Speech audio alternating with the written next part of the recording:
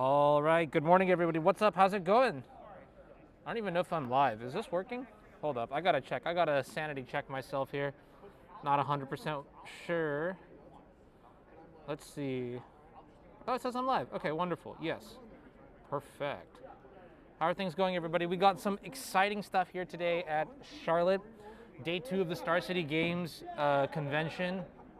And yeah, I don't know. So yesterday we watched a couple players. We watched Nathan Stoyer, the reigning world champion.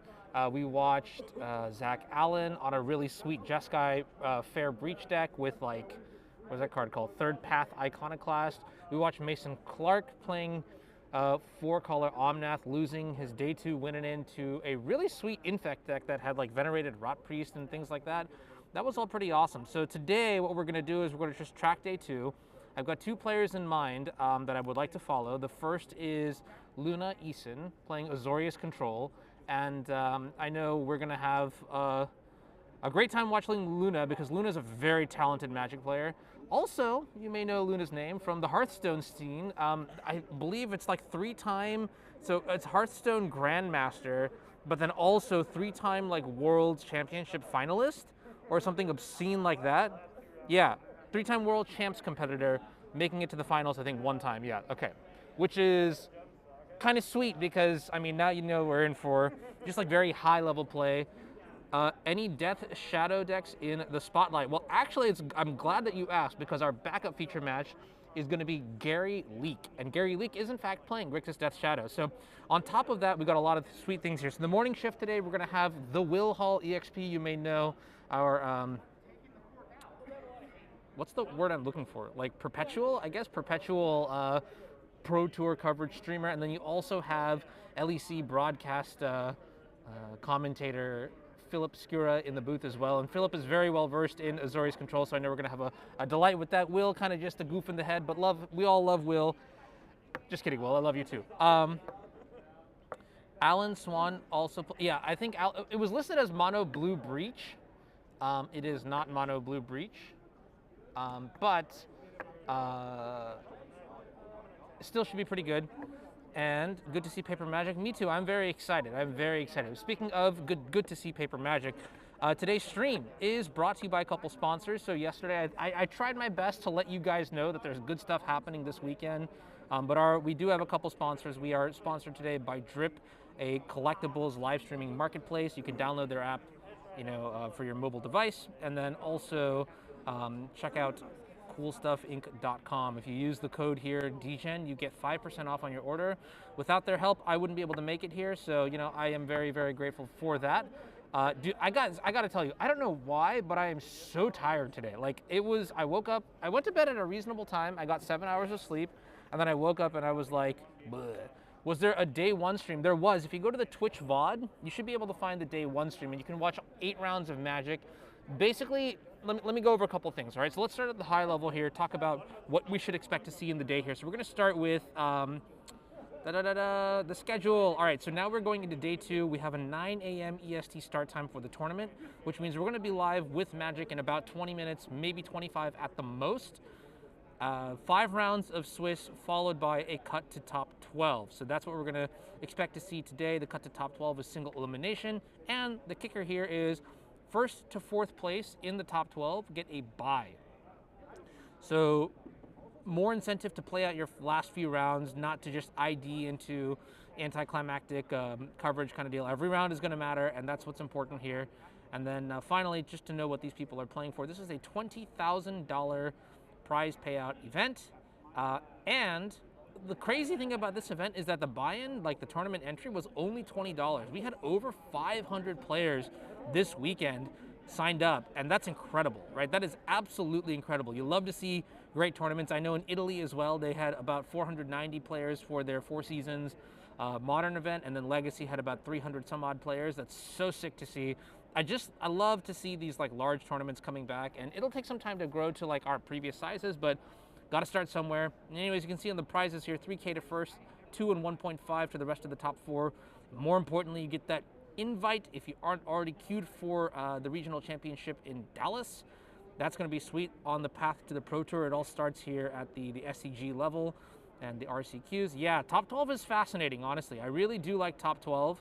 The reason I like top 12 is, honestly, is it? Huh? Huh? All right, whatever. That's gonna bother me all day, isn't it? Yeah, well, let's fix this. The reason I like top 12 is because, like, I don't know, it is a little bit different, but one of the most anticlimactic things is like you go into the last round of coverage, and then all the players ID, and none of your matches matter, and it's just like, well, a very anticlimactic ending to what was a great story. And yeah, so that is that. I'm gonna have to some point get my other laptop because it is over there, and I'm here. But where is Will actually? Is Will here yet? At the Will Hall. Where you at? Cool. All right. So, how crowded has the hall been? Honestly, yesterday it was bustling. It was like there was a lot of people. There's the command zone right here behind me. All the way in the back, you can see this blue gathering point right here. Like, okay, this is really hard, but hold up. There we go. Right here, yes. Oh wow, I'm doing it. Circular motion. Okay, that blue gathering point is where the actual players are the actual seating area, and then over here is just we've got a couple tables for feature match designations and things like that. Does the IDing not happen with top 12? It's a little bit harder, right? Because okay, so like it's a game. You can technically still ID into the top 12, but some players, you know, like once they're locked for top 12, they have like a round or two left. Like, so notably, we don't have the 8-0 player in today for our feature match. They're playing pretty cool deck. But if, let's say, like, you know, they run the tables, they win their first 3 or 4 rounds or something like that, they could choose to ID the last one. They could choose to play just to, like, you know, get that first seed, get the bye, you know, get some lunch, relax, see what everybody else is playing, that kind of deal, right? Like, make note of specific cards and things like that. And, you know, the point is just, like, to play Magic when the tension is like high, because that's when most people dial in. That's when we're all excited to see like the crazy top decks and things like that. And it's funny because at the Pro Tour, what they ended up doing was once you got 12 wins, like 36 points in the event, they took you out of the event. You literally could not play Magic if you wanted to. 12 wins, you were locked for the Pro Tour. And I think that is genius structure because then everybody has to play. There's no like, oh, I hope I get paired against the 36 pointer so that I can do stuff. And then, yeah, let me move that. Let me move that. One sec. No, don't worry about it. Yeah, I got it. Yeah. Oops. Just pick it up and throw it to him. Oh yeah, I'm a great athletic. No, I'm not. Oh God. Hey, we've seen you play cornhole. Anybody who has any It's with the that, Corey B. Let's see it in chat, but otherwise, yeah. So we're gonna be doing Corey B things, and Wait, what does that mean? I don't know. You're gonna find out. He knows what it means. Provocative. Go. Oh man. So what time? So we start at 9. Okay. All right. Let me give you. You want to chat? Nice. I got the depressed shirt out of Ross. Hold up. Let's see if I can get this to work. It's just the shirt. It's all it's the. I'm not doing anything else. Yes, perfect. All right, I'm gonna actually sit down. Here, you take this chair. I'm gonna get another chair. Whatever. Fuck it. We're gonna just do this. Ross, I have a question for you. What is that? What was your story yesterday? I only saw you as you started. I thought you started 2-1. I did. I lost round 2 and I lost round 5. 2 and 5. Okay. Yeah, 2 and 5 I lost. Lost round 2 to Burn. I saw that. I didn't actually put that match on camera. That's good. Got your back. He just, had a good burn draws, won the die roll. Game 2 was really close. Actually hit Helix off of Rogovan, but he had the Skullcrack for it. Wow. And then just basically for like 5 turns didn't brick, and I think if he had 1 brick I would have been fine. Yeah. Because I ripped Shadow Spear at one point, but I had to trade away my only creature, a Rogovan, for a Goblin Guide, otherwise I was in 1 bolt range. Okay. So I just never got to equip the Shadow Spear. Okay. Did you know that like your opponent had probably like flush with cards? Yeah, clear they didn't have another land, and they had 1 more card in hand, so I was like, I'm pretty sure that's a bolt, and it was a Lava Spike. Okay. And so, so if I just have a couple more life at the end, like if they don't have if they brick once, or if they don't have the Skullcrack for the Lightning Helix, then I think I'm in good shape that game. And then I lost a scam where game 3, my opponent just ripped off 2 perfects while I drew 2 lands. They were ahead early because they had Leyline of the Void plus turn 1 Grief Scam. It's like a very good start, but I managed to recover, find a Shadow Spear off Saga, equip it to a 4/6 Ledger Shredder, and so, like stabilize in the air with that, start racing back. But they ripped specific on 4 lands, empty hand. They ripped Seasoned Pyromancer, draw a 5th land plus Rogavan dash. Oh God. Which forced a trade for one of my constructs before I found the Shadow Spear. Then I drew land. Then once I'm stabilized, they drew Fury. I had a 2/2 construct that equipped Ledger Shredder and a Teferi that I just ticked up to 3. And they ripped Fury, now empty-handed on exactly 5 lands. And dealt 2 to my construct, 2 to my Teferi, so the Teferi was useless. And then I drew a land and was dead. Because they put me to 3, they had 8 power on board because of the Fury, and if I just leave my creature back, they have a Grief that they can just attack with the 1 Grief. So tough beats at the end to get scammed, but otherwise just pretty smooth sailing. Okay. Yeah. What was your winning in for? What was that? What was that I played against a Glimpse of Tomorrow Cascade deck, but not the good version. Wait. Okay, because it's funny that you say that, because I remember there was like an Elementals list or things like that with like Omnath. Is that what you played against? That's the good version. Because they can play like a fair game. This version was just a Cascade, try to high roll kind of deck. Oh, okay. All right, my kind of deck, yeah. Trying to hit like Atraxa, Emrakul, Omniscience kind of nonsense. Dude, actually, now that I think about it, Corey and I actually did, so we were doing the Mana Traders thing last weekend, and it was so funny. We're like, oh, look at this Glimpse of Tomorrow deck, right? So turn 1, the guy's got like Emrakuls in his deck. He's got, what is it, like the one with the multiverse, like an Omniscience variant? Yeah, it's like the Omniscience Future Sight baby. And his opponent goes, turn 1, Polluted Delta, Watery Grave, Hedron Crab, whatever the crab is, like, and Corey and I just like lose it because this guy's got 4 main deck Emrakuls, and we're just like, I don't think I've ever seen it. What's the out? Like Tasha's Hideous Laughter is like flipped like 2 cards. Yeah, and we just no, they cut their surgicals from the main deck to make space for Jace, which was fun. It was so.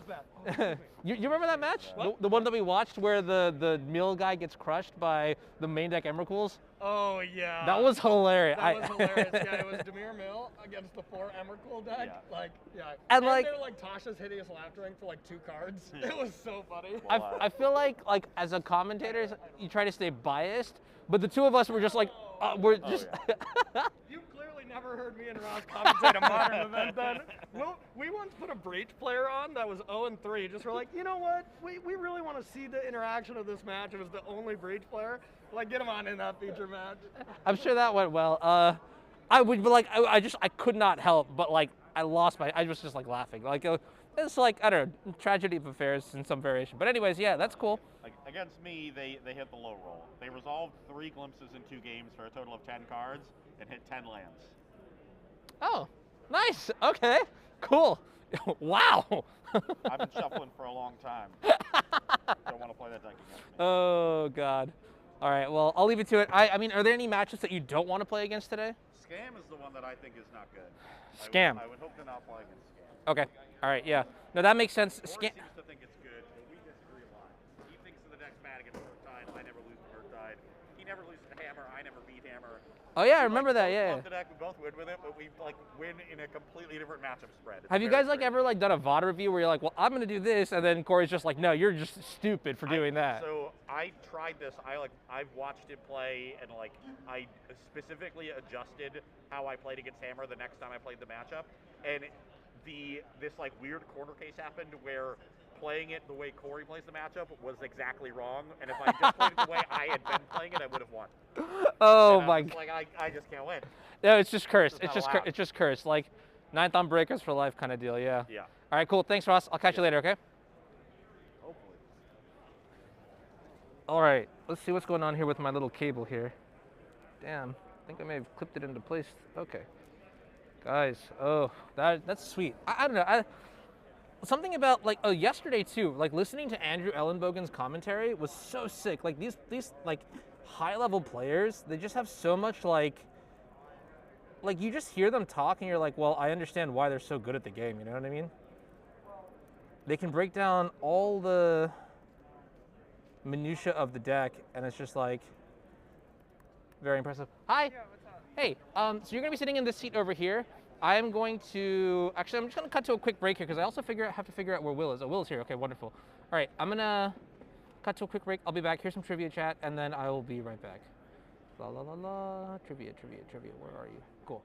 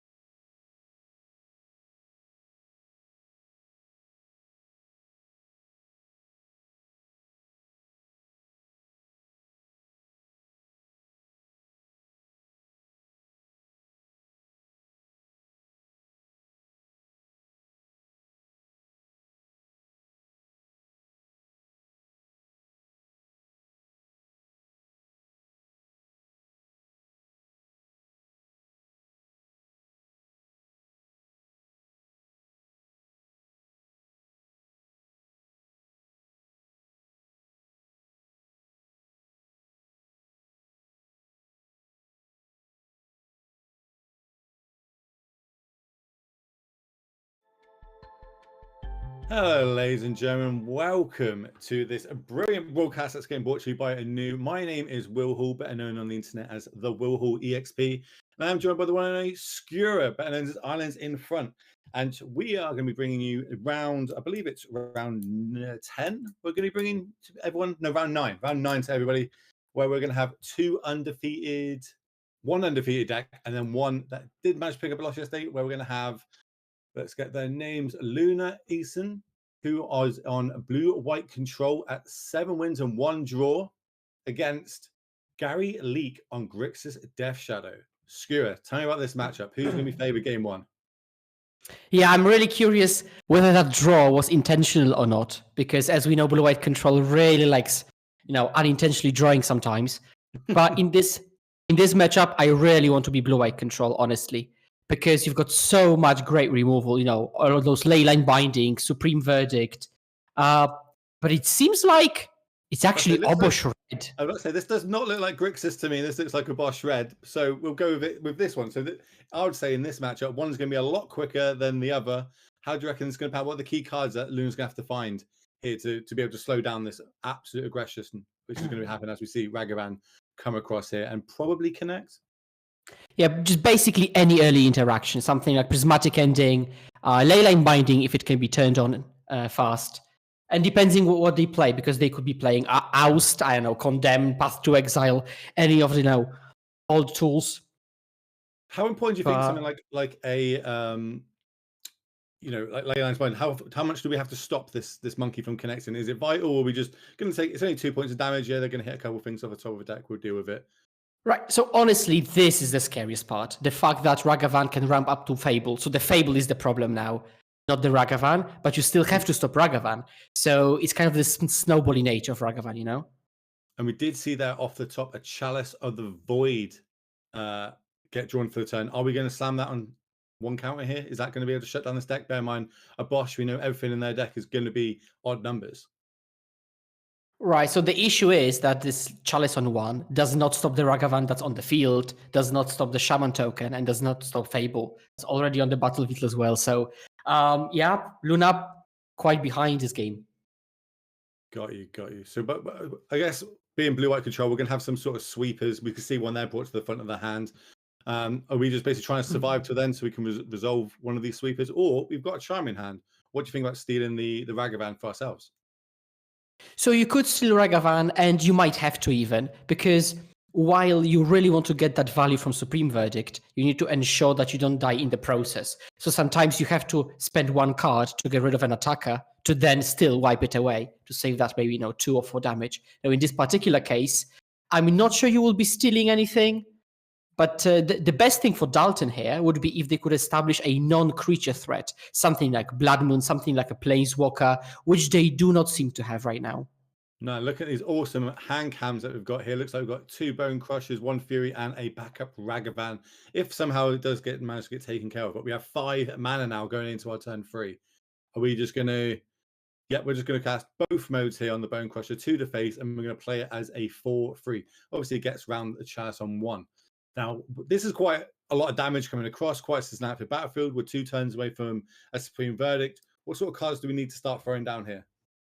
Yeah, so the thing is that I think if Dalton was... if it was turn 4 already, I don't think they would have played that many creatures, because it could get Supreme Verdicted. Now, it cannot. And I do not think that Dalton will be committing any more creatures right now. They'll just keep bashing in, making Luna have to Verdict, and once she does, then Dalton will replay everything else that he has. So I think now Luna is in a real squeeze. She will get hit for how much? 2, 2, 4. Oh my god, that's 8 already, down to 3. 8, plus we know there's a Bone Crusher in hand for another 2 points. So yeah, so we're going to move to combat. She might have to charm Ragavan to then just charm Bone Crusher or something like that. We're going to get a token instead here by the looks of it. I don't think it matters because the intention is to block anyway, so... Basically, we've got to survive to our turn 4. Hope there's not too much to come down after this. What I do like this. Are we blocking the Ragavan here? So potentially, if we have 2 maybe endings or solitudes, we can just clean up the battlefield, or are we literally playing towards a Supreme Verdict? Yeah, literally Verdict. Stop the Bone Crusher. Honestly, I would have taken Ragavan because now when Bone Crusher kills the blocker, the Ragavan is alive and connects, while otherwise it wouldn't have. And we see that. So I think I would have taken Ragavan. Okay, another land, yep. Beautiful land to add to that. Original old fetch land. Also signed. Love to see it. So how else would we follow this up? Now there has to be Supreme Verdict. So I think what Dalton could do is just, if they have that, they could have another Bone Crusher 2 to you. But other than that, just no rush. Just see the verdict and then continue from there.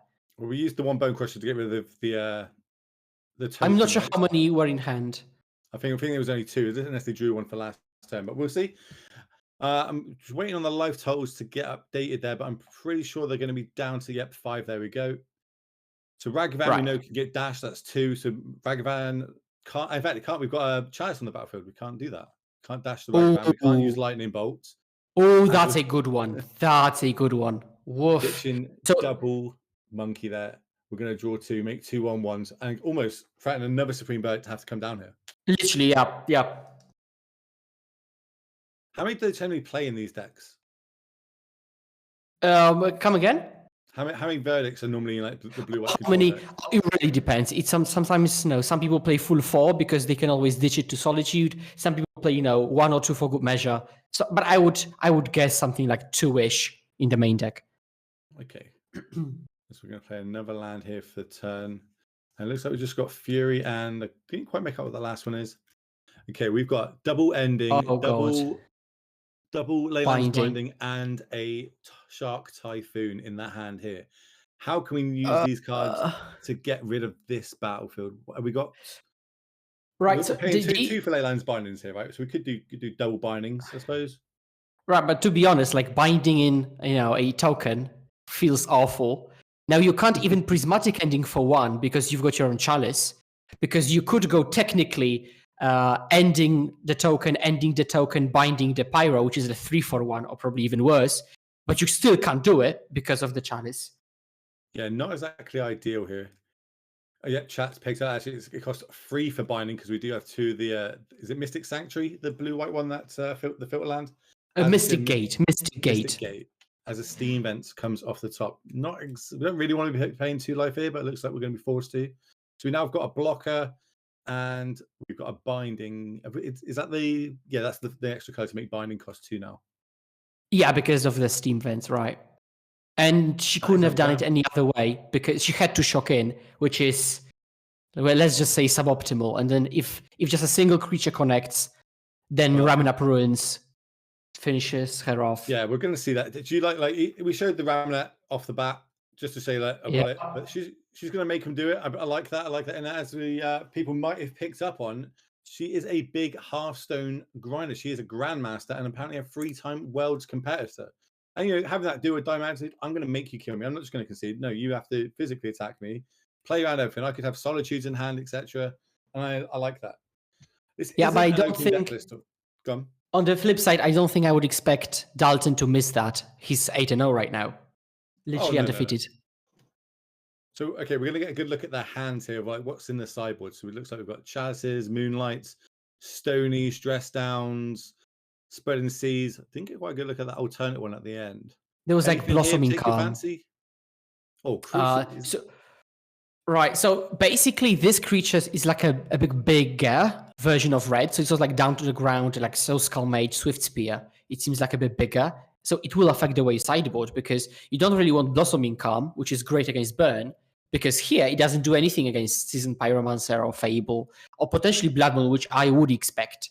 Now, interestingly, Blood Moon works profitably against Leyland Binding because the lands immediately become mountains and they lose the types. So you can't do the trick of maybe float mana, play Binding after the Blood Moon resolves, because that literally doesn't work.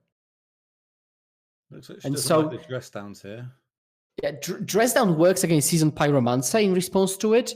But to be fair, we haven't seen that much of the deck. We saw literally like Bone Crusher, Ragavan, Pyro, and Fable. So there could be so much more coming from Dalton. We did see a Fury in hand, but this isn't really the matchup for Fury. It could probably tidy up something like a Teferi 3 or something. But this isn't like a small creature deck. So maybe on the other side, we'll be cutting a few of these Furies. She's going through the deck now.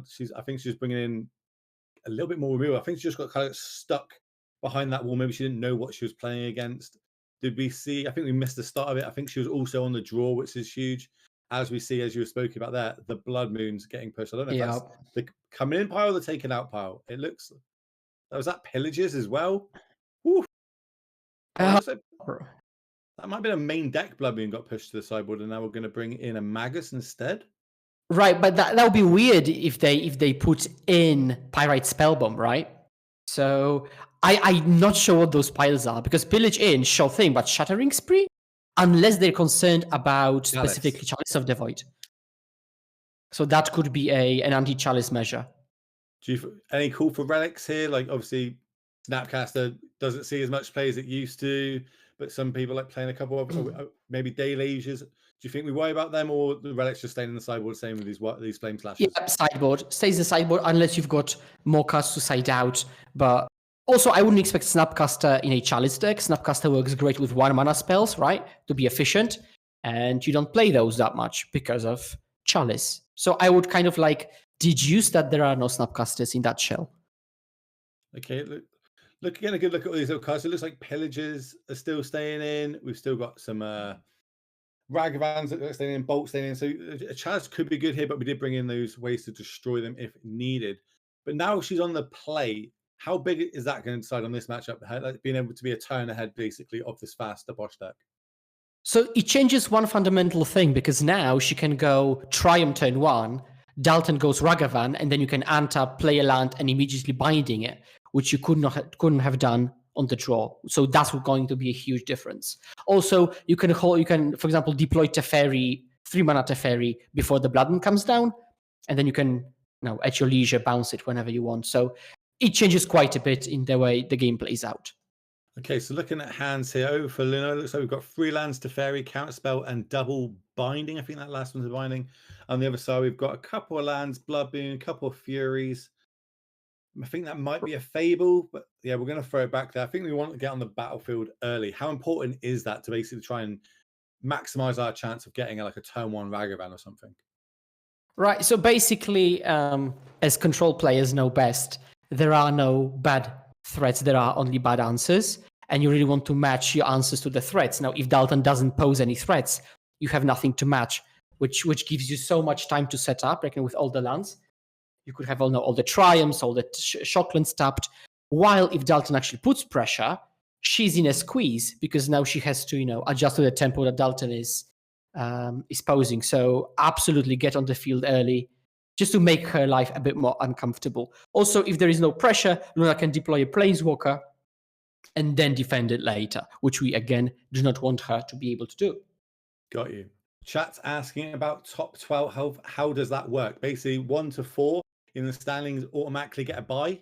So they'll move on to basically the top 8, and then the next down from 5 to 12 will play out, and the winners will then advance to play everyone that was 1 to 4.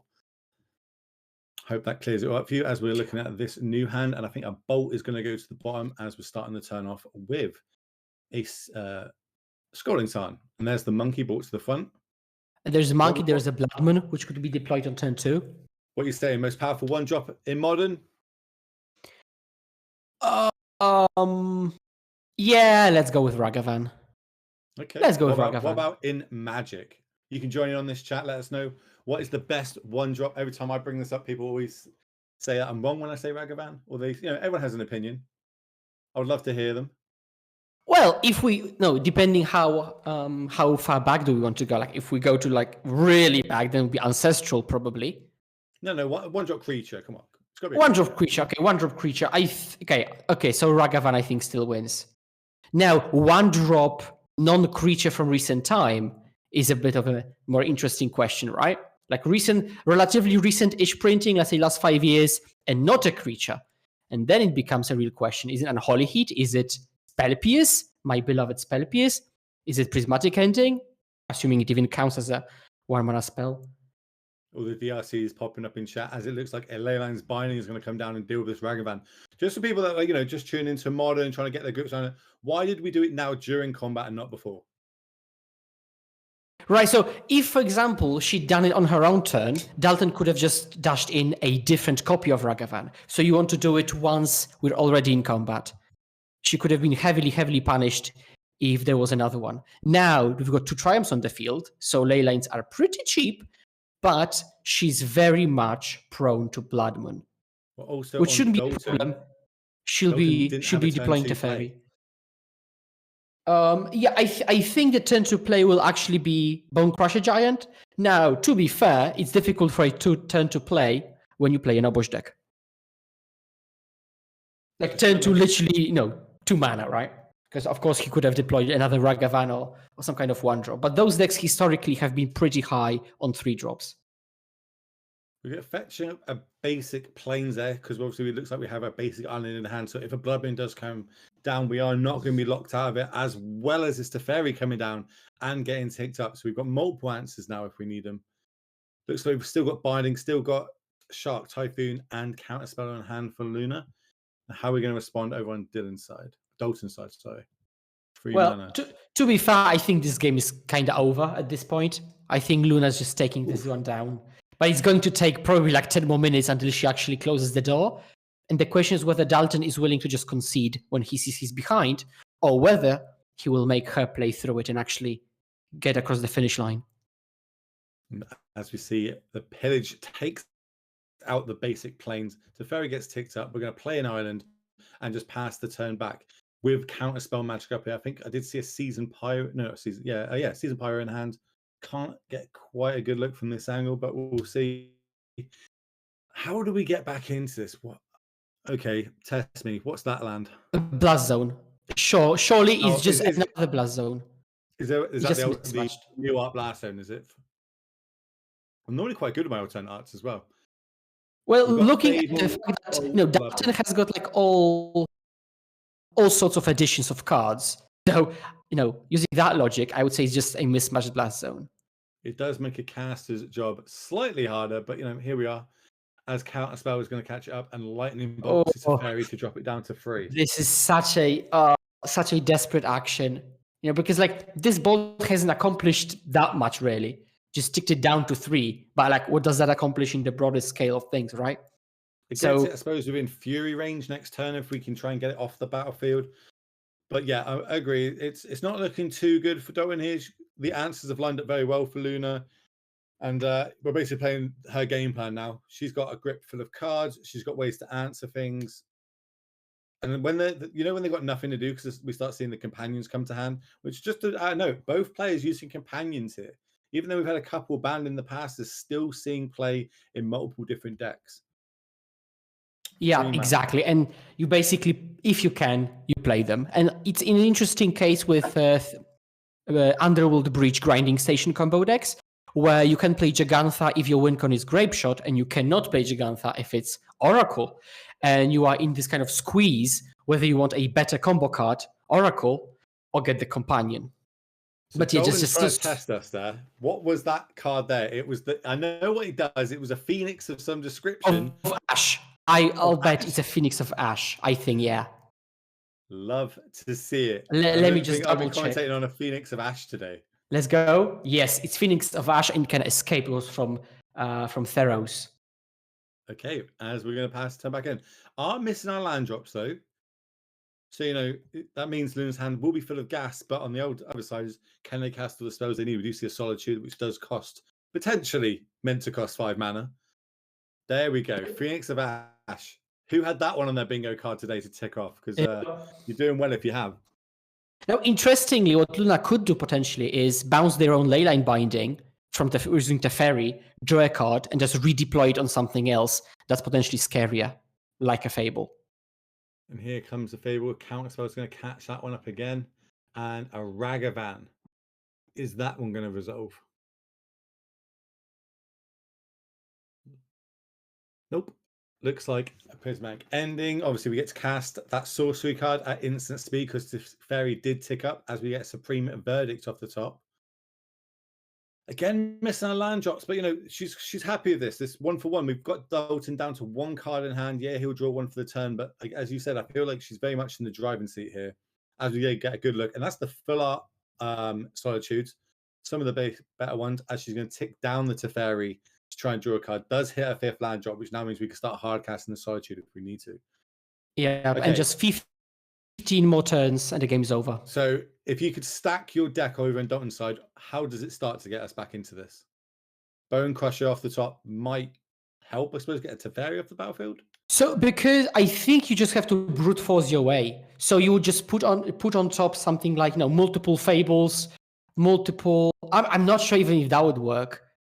Because the issue is that what you would like to do is keep posing threats that have to be countered. But I'm not sure there are that many right now available. So what she will do is play Solitude in response, and Blood Moon will indeed resolve. So I guess that's one way of doing it.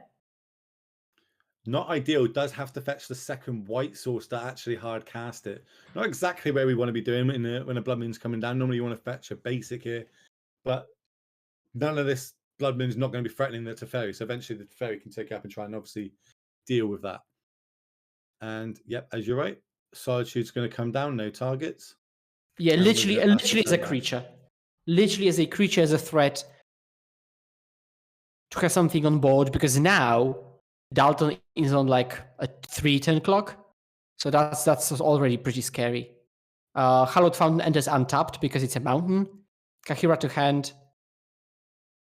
Laughing. So we're going to pass back. We need, what have we got? Didn't get a good look at the draw. Looks like it was just a land. So are we going to shoot the Solitude, play a 4-3? You could, and that alleviates pressure. You could also shoot Teferi. Yep. Because like this Blood Moon is your way to win. Like if anything, that's your way to win. Oh, and that's Leyline binding off the top. Like if she had a Plains, she could actually be thinking about hard casting it. Like literally now for full cost. But no white available. What do you think about that trade there? Yeah, that's interesting because I would have kept it to attack Teferi down. But I guess he's really afraid of just dying, so he's banking on a good top deck here. What could that be? Seasoned Pyromancer. Oh, that's the card. Oh, Seasoned Pyromancer, we're back in the game. Easy. I wouldn't mind another Bone Crusher here. I can deal with the Teferi and then play another 4-3. Yeah. Bone Crusher, Seasoned Pyromancer, those are the cards we really want to see. Orbush to hand. Well, it's okay because the pressure is just a single shark, which is a 1/1. And Teferi still can't bounce. So I guess Dalton is in an okay position, honestly. It's not that bad. But you really need to ping Teferi now. Oof. Oh, Chalice on 3. Okay. Oh my god. Oof. So okay, that's strong. We need to deal with this Teferi because over the next turn, Teferi just bounces the Blood Moon and unlocks some mana, and then we're back to taking over this game. Big top deck here. What are we going to get? We know there's a Dash in hand. Dash Ragavan. Right. Attack Teferi down. Again, we really need to preserve that Blood Moon. Especially as if that Blood Moon gets bounced, it cannot be replayed due to that Chalice of the Void. Yeah, but obviously a lot is tying on this Blood Moon staying on the battlefield. That's why he's kind of put all his eggs into one basket here. And while she's not hitting any basics and able to cast any spells, it is a legit way for him to get back in this game. She leaves the Shark back as a blocker so it can stop that Ragavan if needed. And here's the Abosh. Now, Abosh does double damage for cards that are odd in your deck, and all cards in your deck have to be odd. I think it's both actually. But the point is that if you meet the condition, everything will deal double. That's the shortcut. Because technically you could play Obosh as a part of your 60, and then that clause would matter. But if it's your companion, then no worries. It will work as intended. Another big top deck. What we're going to see. So we're Dash and a Ragavan.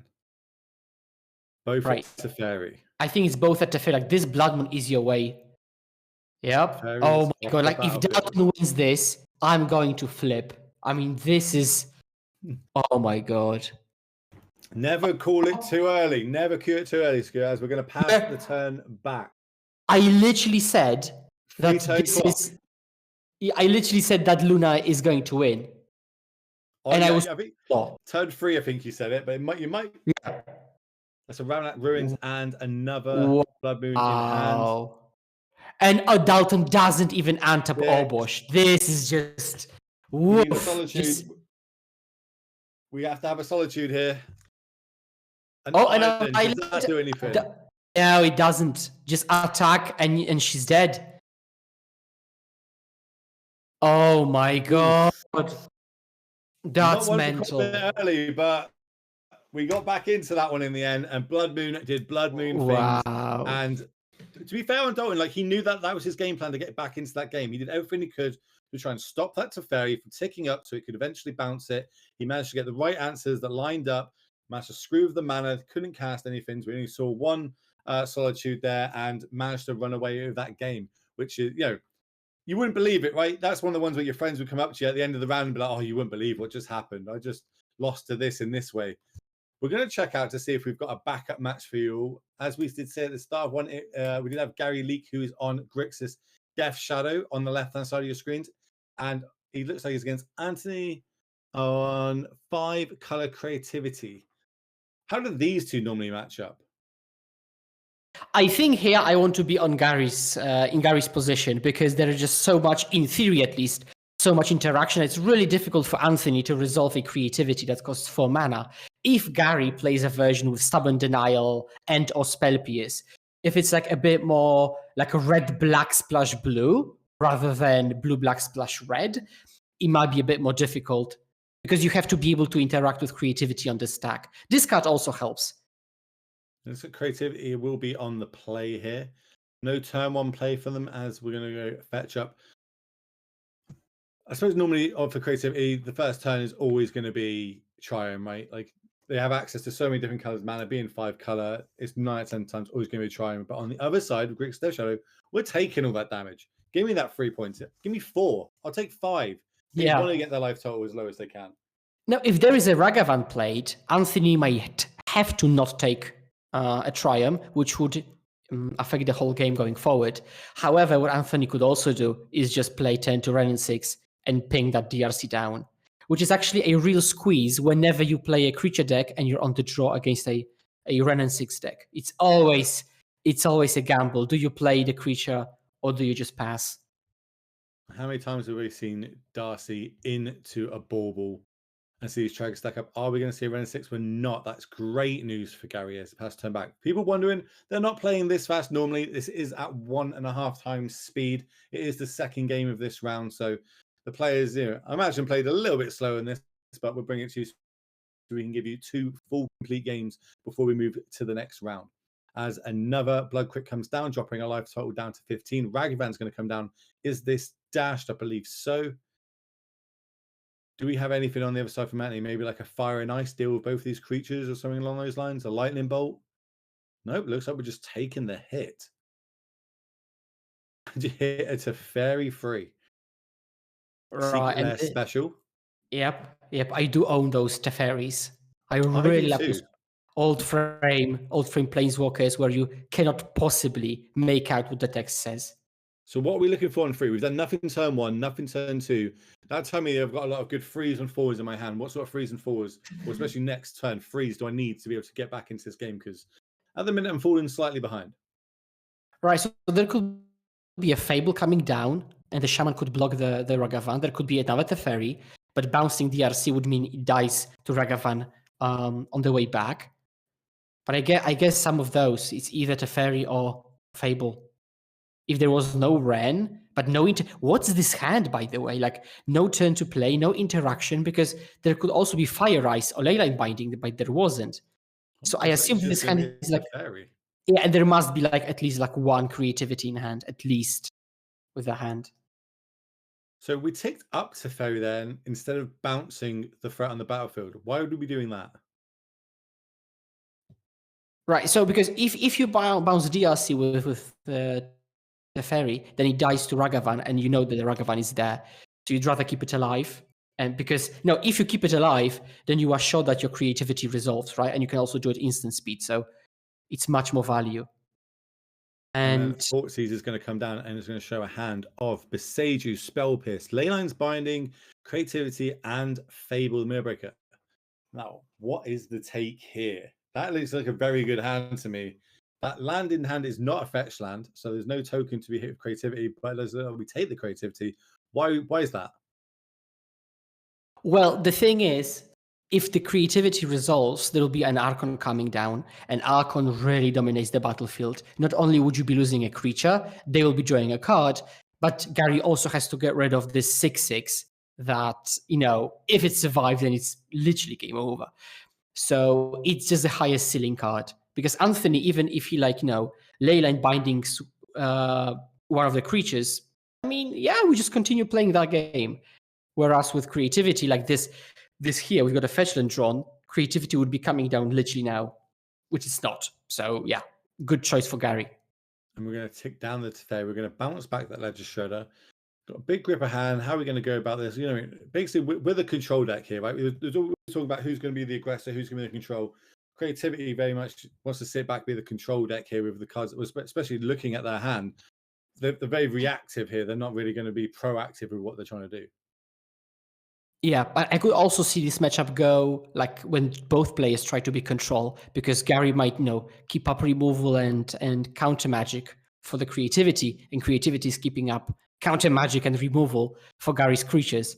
So I could really see games where it's like, a cat and mouse game.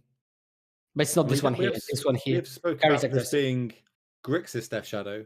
There is one color of mana completely missing over on Gary's side, which is stopping him from being full Grixis here, and he doesn't seem to have a blue mana source at the minute. He did use that treasure token off the Ragavan to cast the Ledger Shredder. Is he going to be able to cast down? So we're just going to ice to tap this down, because it is a 3/3. Delirium is on, and there's the fetch down that we needed for that blue source of mana that we need, and also enough to drop us down below 13 points alive, so we can start getting Death Shadows on board if we need to. In the past, those Death Shadow decks were like blue-black splash red for like K command. Now they are very much red-black splash blue, because they play DRC, they play Ragavan, which they didn't used to. So the mana base has changed a little bit. Previously, your first land of choice would be Watery Grave. Now it's Blood Crypt. So it has changed the build just ever so slightly.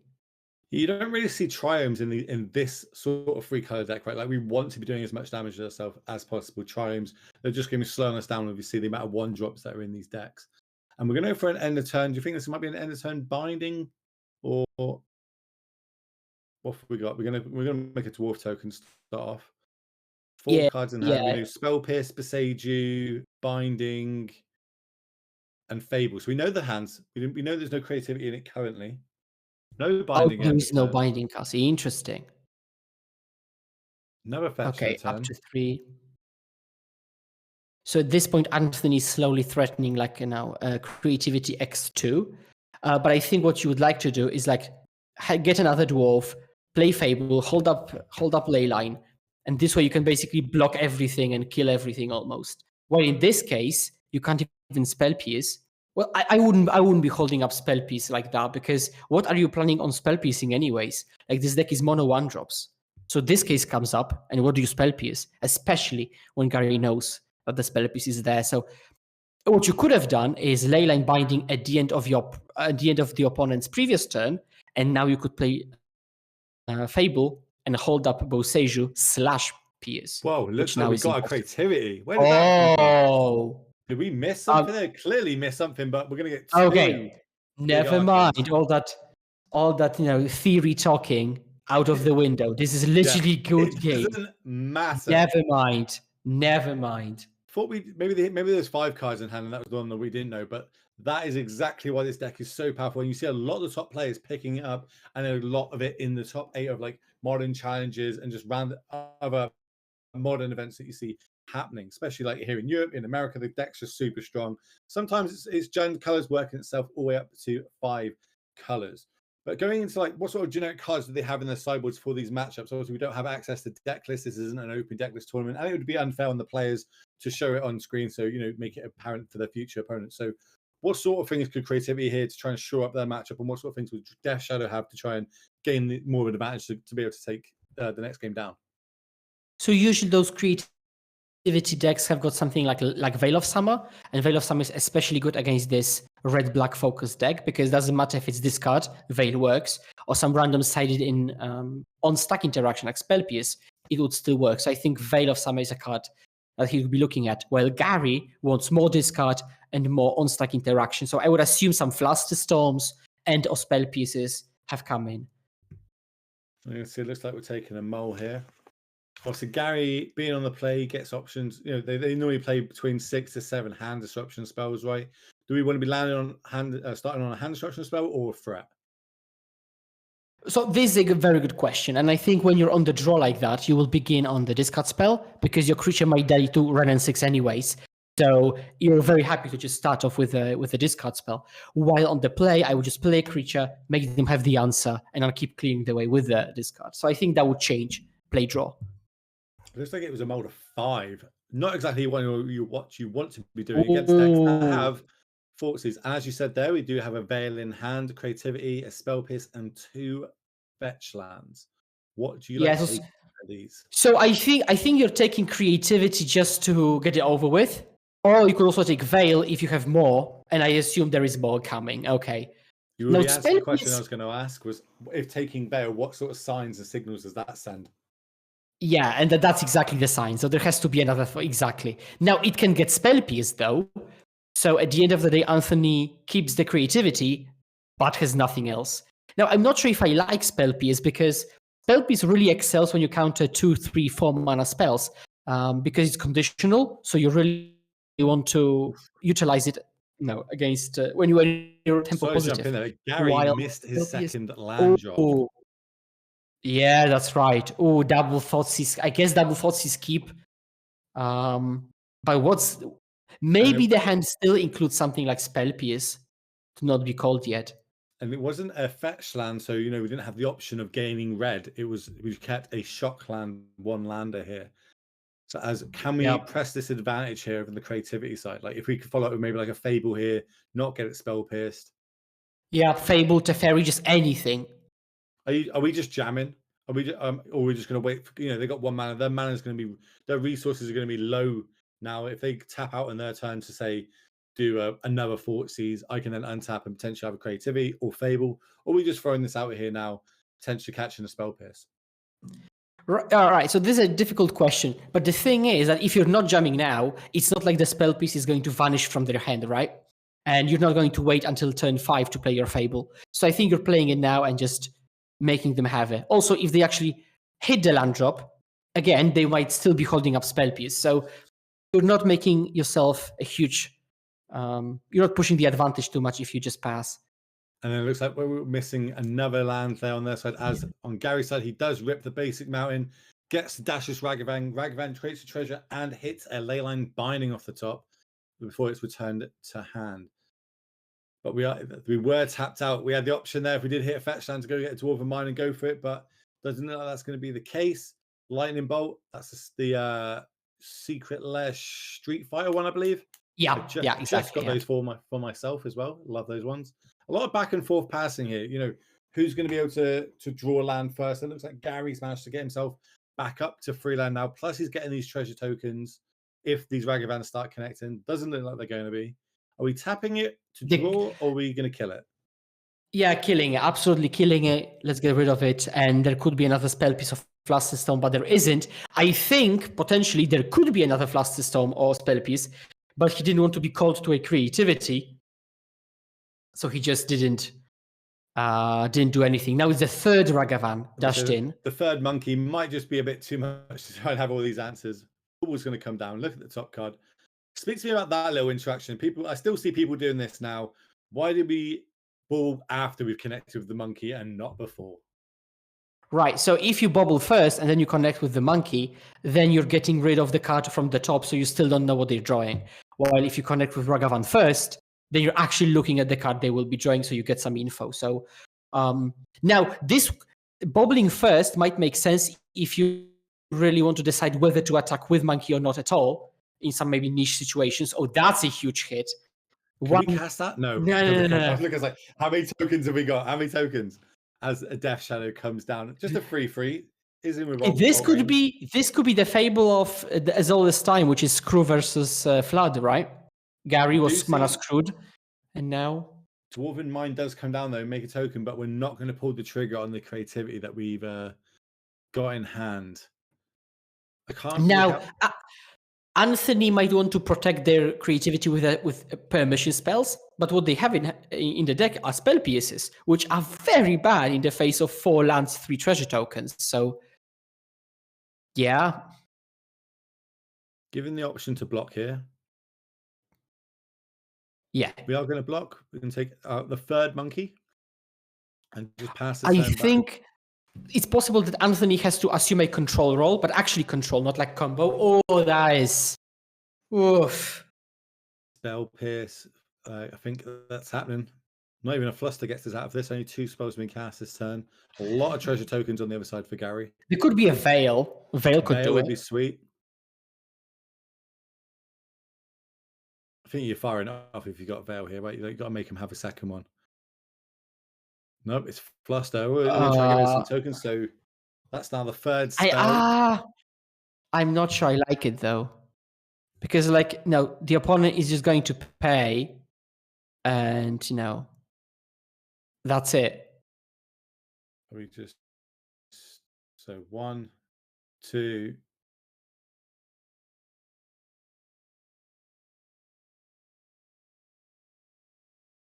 And then we're just gonna we let it resolve, and then we're just gonna use Drown the Locks to actually counter it again. And then so we had multiple counter spells. Then Fetch Shock just to get that shadow across the finish line. And as I said, there was a lot of counter magic, a lot of anti-counter magic in that one. Yes, it came down to basically, who managed to hit their land drops first. And we did see a mulligan to 5 for a double Fortsies.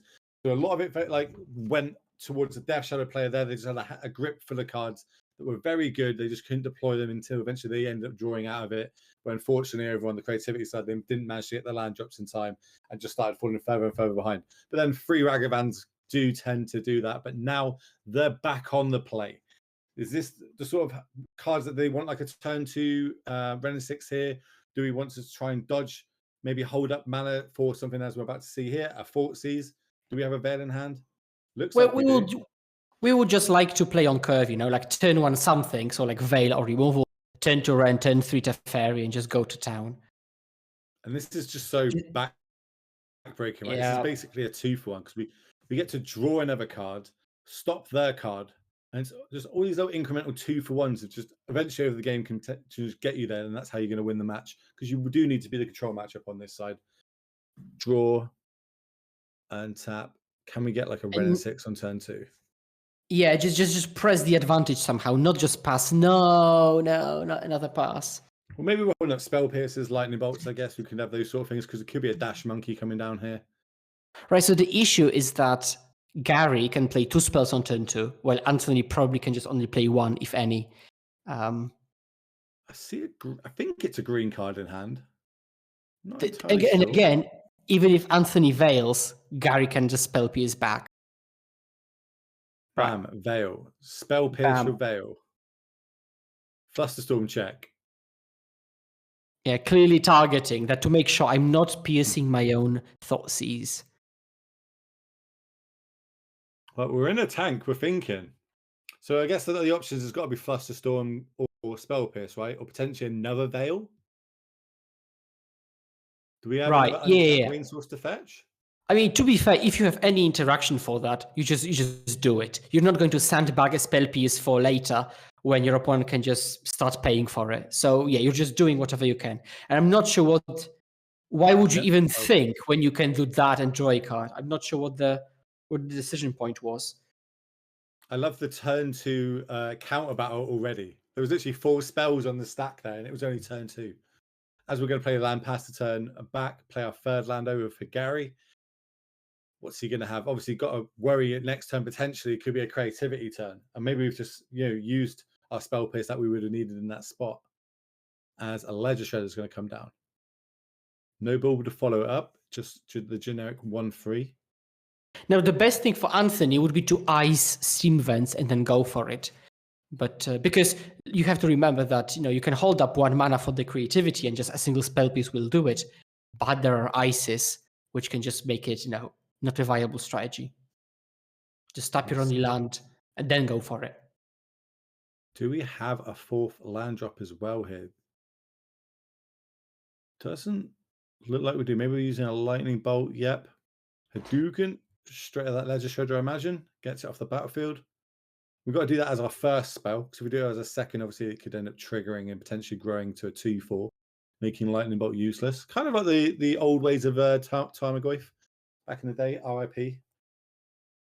I did get a little look there. I think there was definitely a creativity in here. Maybe we are missing a few land drops over on Anthony's side. And he does pass the turn back. He is missing his land drops. Gary isn't, as he plays his probably only basic in his deck. 3 mana. Oh, Gigantuan. Okay. This is a weird game. This isn't how these game plans are or how they usually write them up. This might be the try and we're going to go fetch here. Now, what do you think about when you need land drops, fetching and filling your deck of land, but that potentially you need to draw? So, by and large, the rule of thumb is that thinning doesn't matter, because those are like minuscule percents that they don't change much overall, and it's much more meaningful to lose or not lose a point of life, or to have or not have certain mana. So if you need proper mana fixing, you go for it. You're not concerned about thinning. Thinning makes much more sense in a deck like maybe Breach, where you actually literally go through half or a third of your deck. I mean, 2/3 of your deck with like Emrys and stuff. So then you do. But like if you're just naturally drawing and the game concludes on turn 5 or 6, doesn't change much. So we do see Gary, obviously last turn, like he's still got a load of cards in his hand, but chose to just add to that. What sort of cards could he potentially have in his hand now that he's managed to actually draw a fetch land and potentially get his life total past below 13? Right. So now, I think the first thing is that he's really not happy to have 5 lands, generally speaking. Like he could operate on 3 easily. 5 is way too many. And even though there is a Gigantha in hand, you could deploy it, but he's clearly telegraphing a counterspell. So he doesn't want to deploy Gigantha unless he's got another land, which is number 6. So that's an awkward position altogether. But now for Gary, we haven't seen really any I'm blanking. Expressive iteration, that one. Yeah, we haven't really seen iteration. Oh, bolt myself. Oh, here my we go. God. The classic bolt myself to counter your bolt. Oh, that's beautiful. Ball myself. So that basically, for people watching, will grow the Death Shadow to a 6/6. Lightning Bolt targeting it when it was a 3/3. In response, we do 3 damage to ourselves, which grows it. It's a 13/13, but it gets -X depending on what Gary's life total is. As it looks like he's going to use Ice at end of turn to draw a card, tap down another one of those blue sources. He's having a little nod to himself. He's trying to work it out. How do I get back from this? I'm pretty far behind on the old land situation. There's a threat on the battlefield. Yep. They've got a grip of cards on the other side, which are probably counter spells, or at least they've been repping them. Oh, there's only 2, and we know one of them's a 5/5, so potentially 1 counter spell. Does draw the Dwarven Mine. The lightning bolt that could have countered this has been used. Is there a second one? We're going to find out. Oh, that was such a desperation move. The last card we didn't know about was Spell Pierce.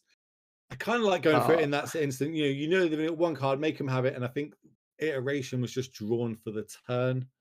That's a great it better has like finally. Oof. Okay. And I could see the Anthony's bodily reaction. He just kind of sunk a bit in his shoulders. He was like, "Oh, come on." Now, what Anthony would like to see, my God, taking a land. What Anthony would like to see is Leyline Binding to actually get rid of the shadow cleanly, but there isn't even the. Oh no, there is Rockgreen Triumph. Okay, because we've got alternate arts. This is Rockgreen Triumph, the Jeskai one. So you think he drew a fetch land, but actually he drew a pump spell there. That's what that land is. It's a pump spell. Are we going to block with the token? Obviously, back in the day, we used to see Team of Battle Rage, and that used to be just win games off the spot. Now we kind of have things like these dress downs to try and get these up to 13/13s. Only 1 card we don't know of. And it's deciding, do I block? How important is my life total here? That is a 6/6. It could potentially have been a 9/9. As a second Death Shadow comes down, that's huge. Okay, now Dwarven Mine plus Creativity does the job. Shields are down. Dwarven Mine, okay, Yep. we are. We've got one. We've got one here. Yep. Yeah. Creativity. Yep. Okay. Now this isn't over yet because Archon still can be killed. What do you think about creativity one of the Death Shadows as well? Oh my. Ooh. Okay. What are they going to do? Hit a Ragavan or a Dragon Age channel or something? That's already probably the best creature in their deck. Oh, I like that actually. So right off the top of my head, I cannot think of a reason why you wouldn't do it. So yeah, I really like that. I really like the suggestion. Okay, well, we see obviously a swing here. Unfortunately, it does make the Death Shadow on the other side slightly bigger, as I believe that puts Gary down to 4 life. So the Death Shadow is a 9/9. Untap. We're looking for something like a Terminate here. Nope. It was a fetch land, and Anthony manages to get back after having 2 games of mana issues, manages to get back into it. But managed to take down. Congratulations to them. Obviously, that is going to be the end of round 9, I believe. But do you know what's coming up later on, Skewer? Do you know what card is getting given away on this stream? What's given away? Guy's Cradle, courtesy of Drip, who are sponsoring the stream, ladies and gentlemen. So if you haven't gone and made yourself a Drip account, make sure you go and make a Drip account, because it'll make it a lot easier and smoother once a new goes live with that, because who wouldn't want an $800 card? Yesterday they gave away an alternative Elash Norn. Today it is a Guy's Cradle. I don't even play Elves. I don't even play Legacy. I still want that card though. I wonder if we're allowed to enter. But that's going to be it for me and Skewer for this round. We'll be back with round 10. We're going to pass it back over to Anu. So we'll speak to you all soon.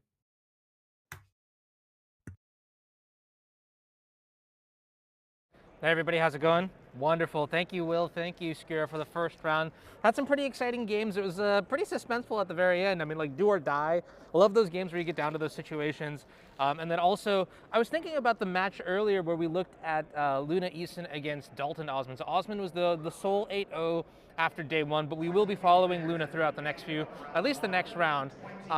Luna at 7-1-1 now, but Dalton did something really fascinating that I didn't pick up until chat had actually mentioned it, and that is pillaging one of the planes, like the basic planes that Luna had fetched for or put into play very early on. And I thought that was really fascinating, really sort of giving you like a good look into, I mean, the type of like pawns up plan that was going to happen, and then the fact that the Blood Moon actually carried throughout the entire game. Teferi never quite made it to 3 loyalty to move the Blood Moon out of play was kind of exciting. But anyways, yeah, I don't know. The stakes are high. We got some great games today, as we are now left with the best players in the room.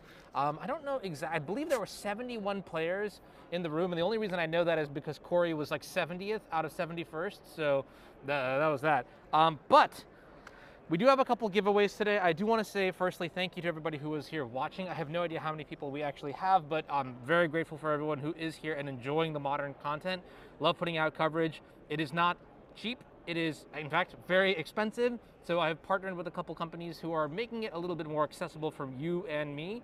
So first, obviously, coolstuffing.com. If you haven't already, check out their website, coolstuffing.com/MTG. You can use the code DGEN to get 5% off. And then Drip.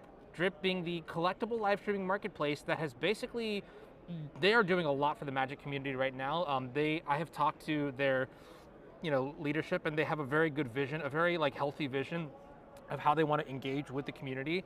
And they're going to start off by just like giving away some pretty free stuff just to get the community together, get the community on Drip, things like that. So later today, all right, later today, we are going to be raffling off, like Will mentioned, a Gaia's Cradle. Yesterday, we raffled off an Elash Norn.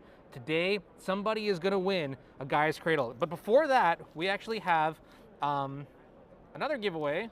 This is going to be after round 11, okay? So not right now. Don't type anything right now. Yeah, I see you typing it. No, stop.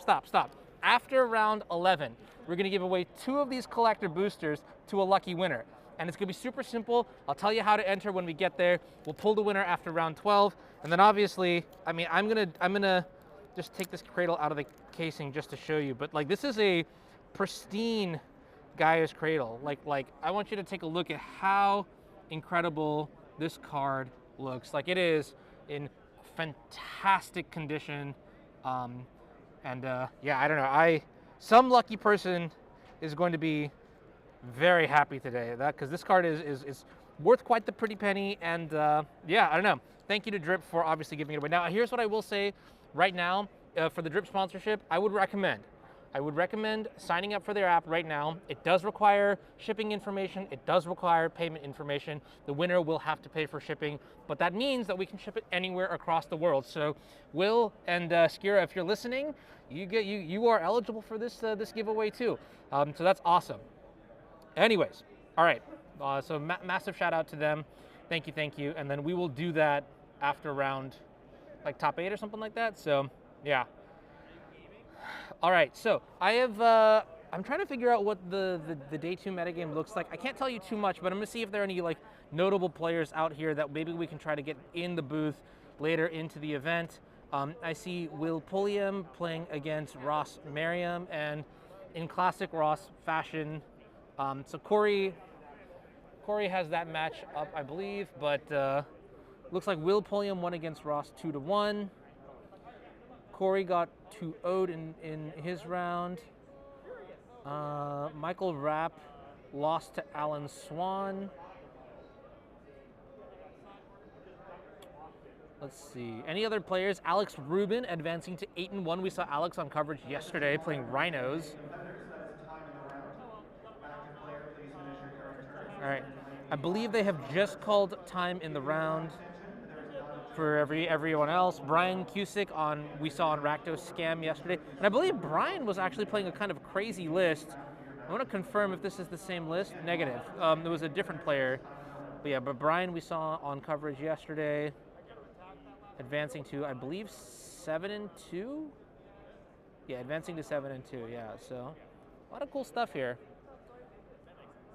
Corey just lost to Murktide. Okay, yeah, Mark Stanton also was doing very good. I believe Mark Stanton finished the day at 7-1, and Mark Stanton's match against Mason we saw in round number 7 yesterday. Mark played fantastically. Like, I think just the right amount of like balancing aggression versus tempo versus patience versus just like deliberate stuff. You know, it's that was a great match. If you didn't get to watch it, it's in fact, I'm going to go ahead and see what Mark's result was this round. Looks like, looks like unfortunately Mark did lose 2-0 this round, but that's okay. 7-2 still very live for top 12. I believe X3 is still a lock for top 12, and historically X3-1 is where maybe you have to start worrying about your breakers. So players still very live for top 12 and doing pretty well. You can check out the standings too yourself if you'd like to get all the extra information at !SCG standings. It'll pull up an MTG Melee link, and go check it out. I don't know if all the results for this match will be in, but you can at least see what the results were going into today's match. And I'm trying to see if there's anything like crazy, special. Not much. I think this metagame looks pretty stock. I don't see any decks that are like really standing out, so yeah, cool. Any questions for me in the meantime? Anything that I can do to answer, or any feedback you may have? I've already reached out to about the round timer. That is something that I would like to get added to the stream, and I have an idea. Now that I know that I can, put players on an individual timer, so the way the feature match timers work is that you have like the entire tournament, and then you have the feature match tables. And the feature match tables, they run their clocks asynchronously from the rest of the event. So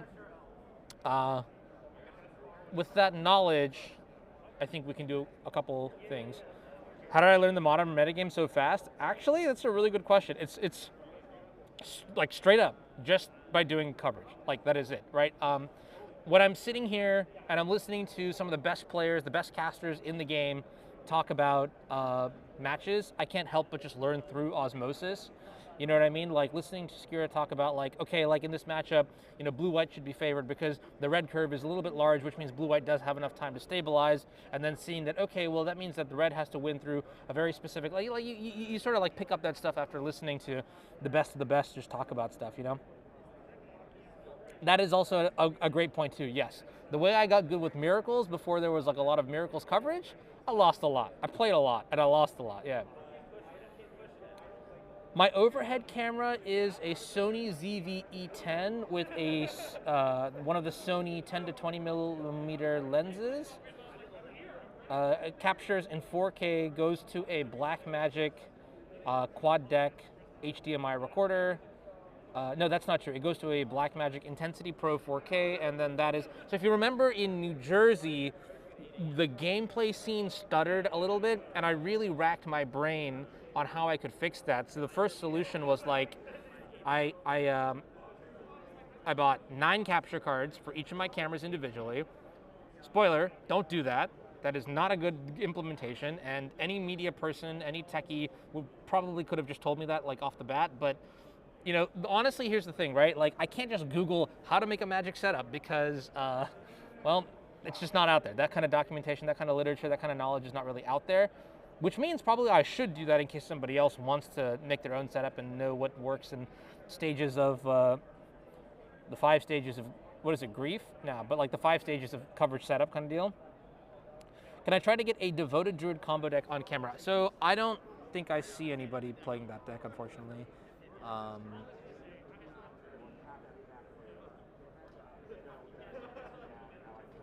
Wait.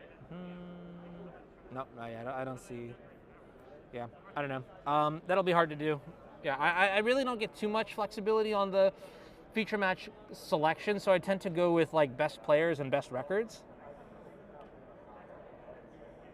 How's the food in Charlotte been? Well, I typically hang out with Roland Chang a lot, and Roland eats really well. And it's great because every dining experience I have with Roland is fantastic. Like, that guy helped me out so much in getting, like, here's the other thing too, is like, there's not been like a solo operation setting up all this stuff. I've had a lot of questions asked to people about like marketing and like how to spend money and how to allocate time and do this and that, because it's a big endeavor. Roland has been very helpful. But yes, we went out to a couple of nice places and had a decent bit of good food. And it's been, the Queen City treats you well, you know?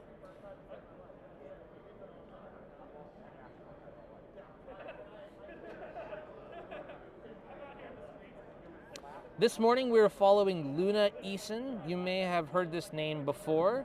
She is a Hearthstone Grandmaster Pro. I don't think they have the Grandmaster system anymore, or whatever that might be, but additionally she showed up in, I think, Hearthstone Worlds, like 3 times. And fun fact, actually, fun story, Luna and I went to college together, and it's just remarkable because, like, small world, so I graduated from college like, 8 years ago or something like that. When I was getting into Magic, she was clearly just like above and beyond, better than everybody, and honestly one of the people that I kind of looked up to just because, like, wow, like, you're really good at this game, how do I get to be as good as you kind of deal. And cool to see that, like 8 years later, or 9, 10 years, whatever, 8 years later, yeah, like, full circle. Full circle. Have I met the professor? Yeah. Actually, I said hi, hello. We passed by each other, and then we did like an awkward, like I went for a fist bump, he went for a handshake, and then we swapped, and I was like, yeah, whatever, it's cool, and walked off. And how's it going? Do you know if the pairings for the next round are up? Not yet. Cool. So is there like someone commentating the match, or?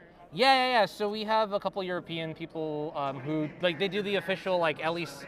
Oh, cool. Okay, looks like pairings are up. Okay, cool. In that case, I'm gonna take a quick break, everybody. Enjoy some trivia.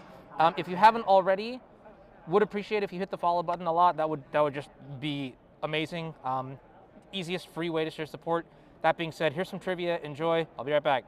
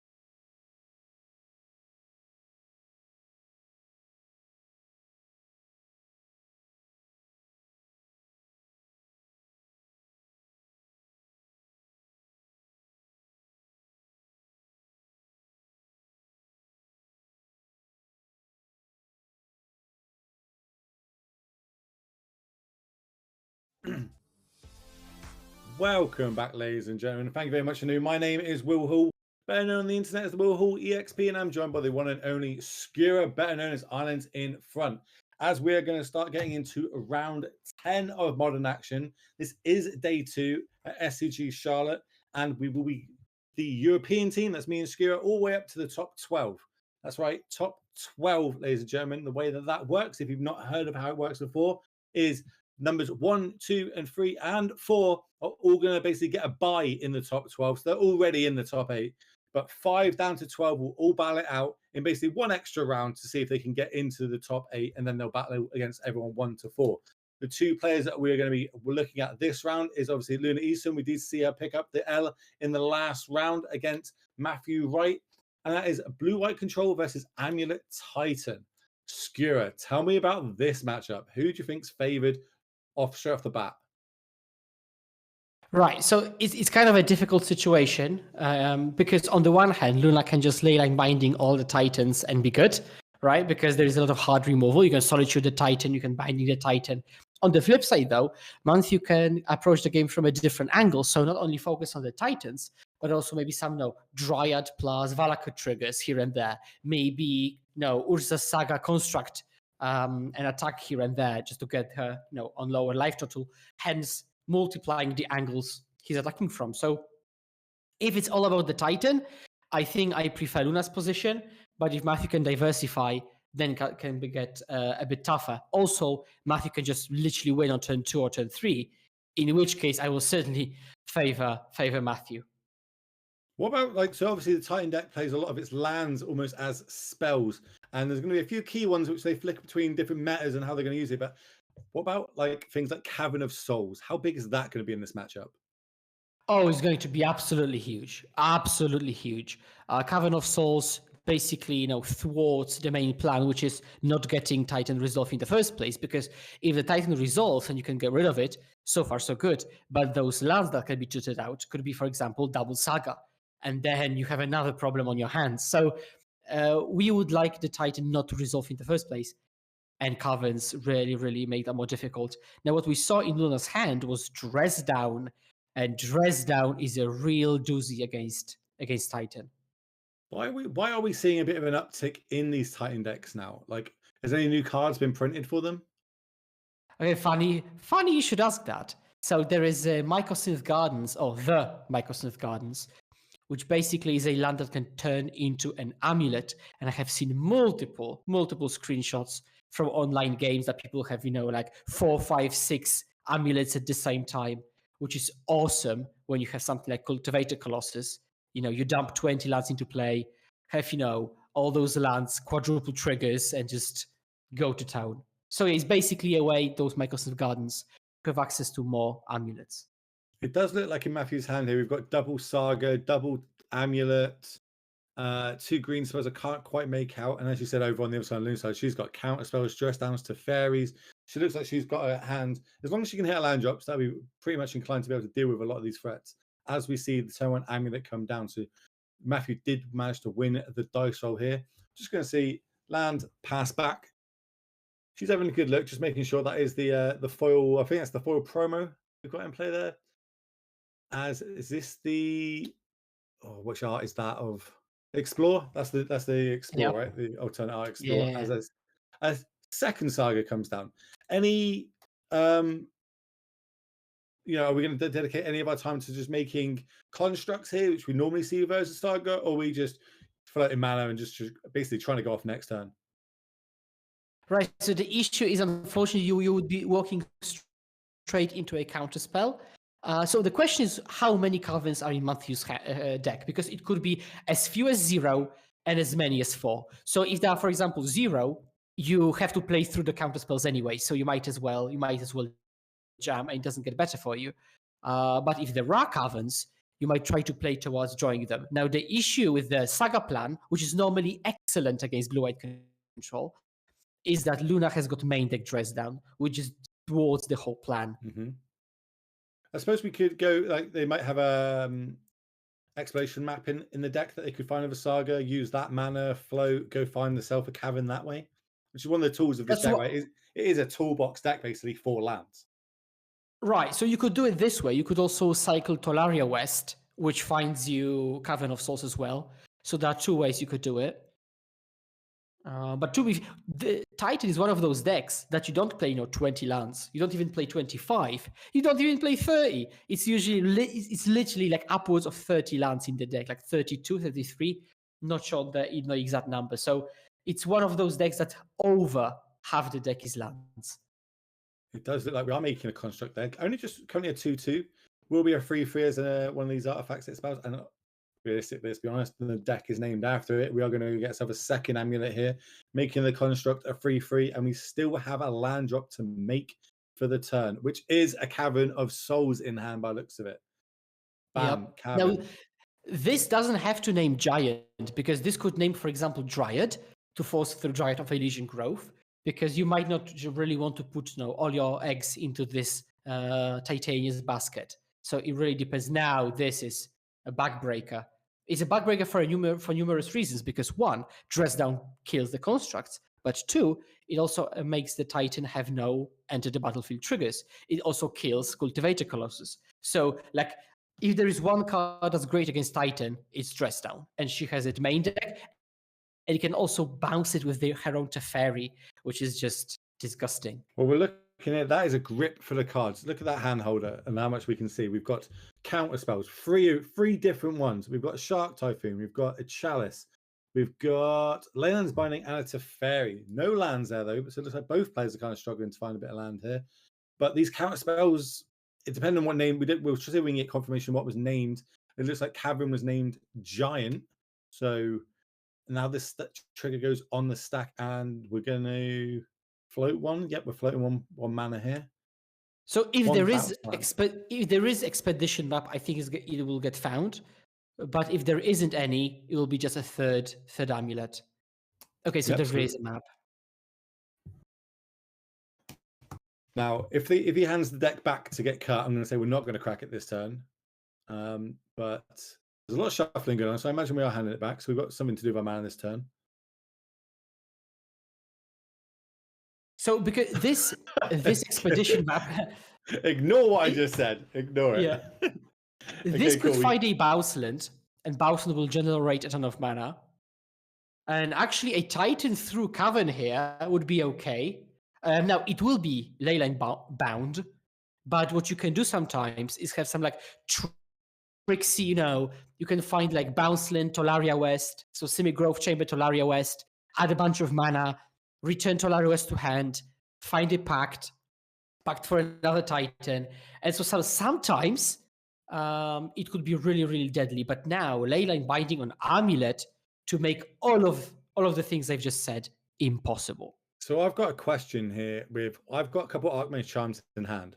They're not really doing much in the face of this Cavern besides drawing me 2 cards.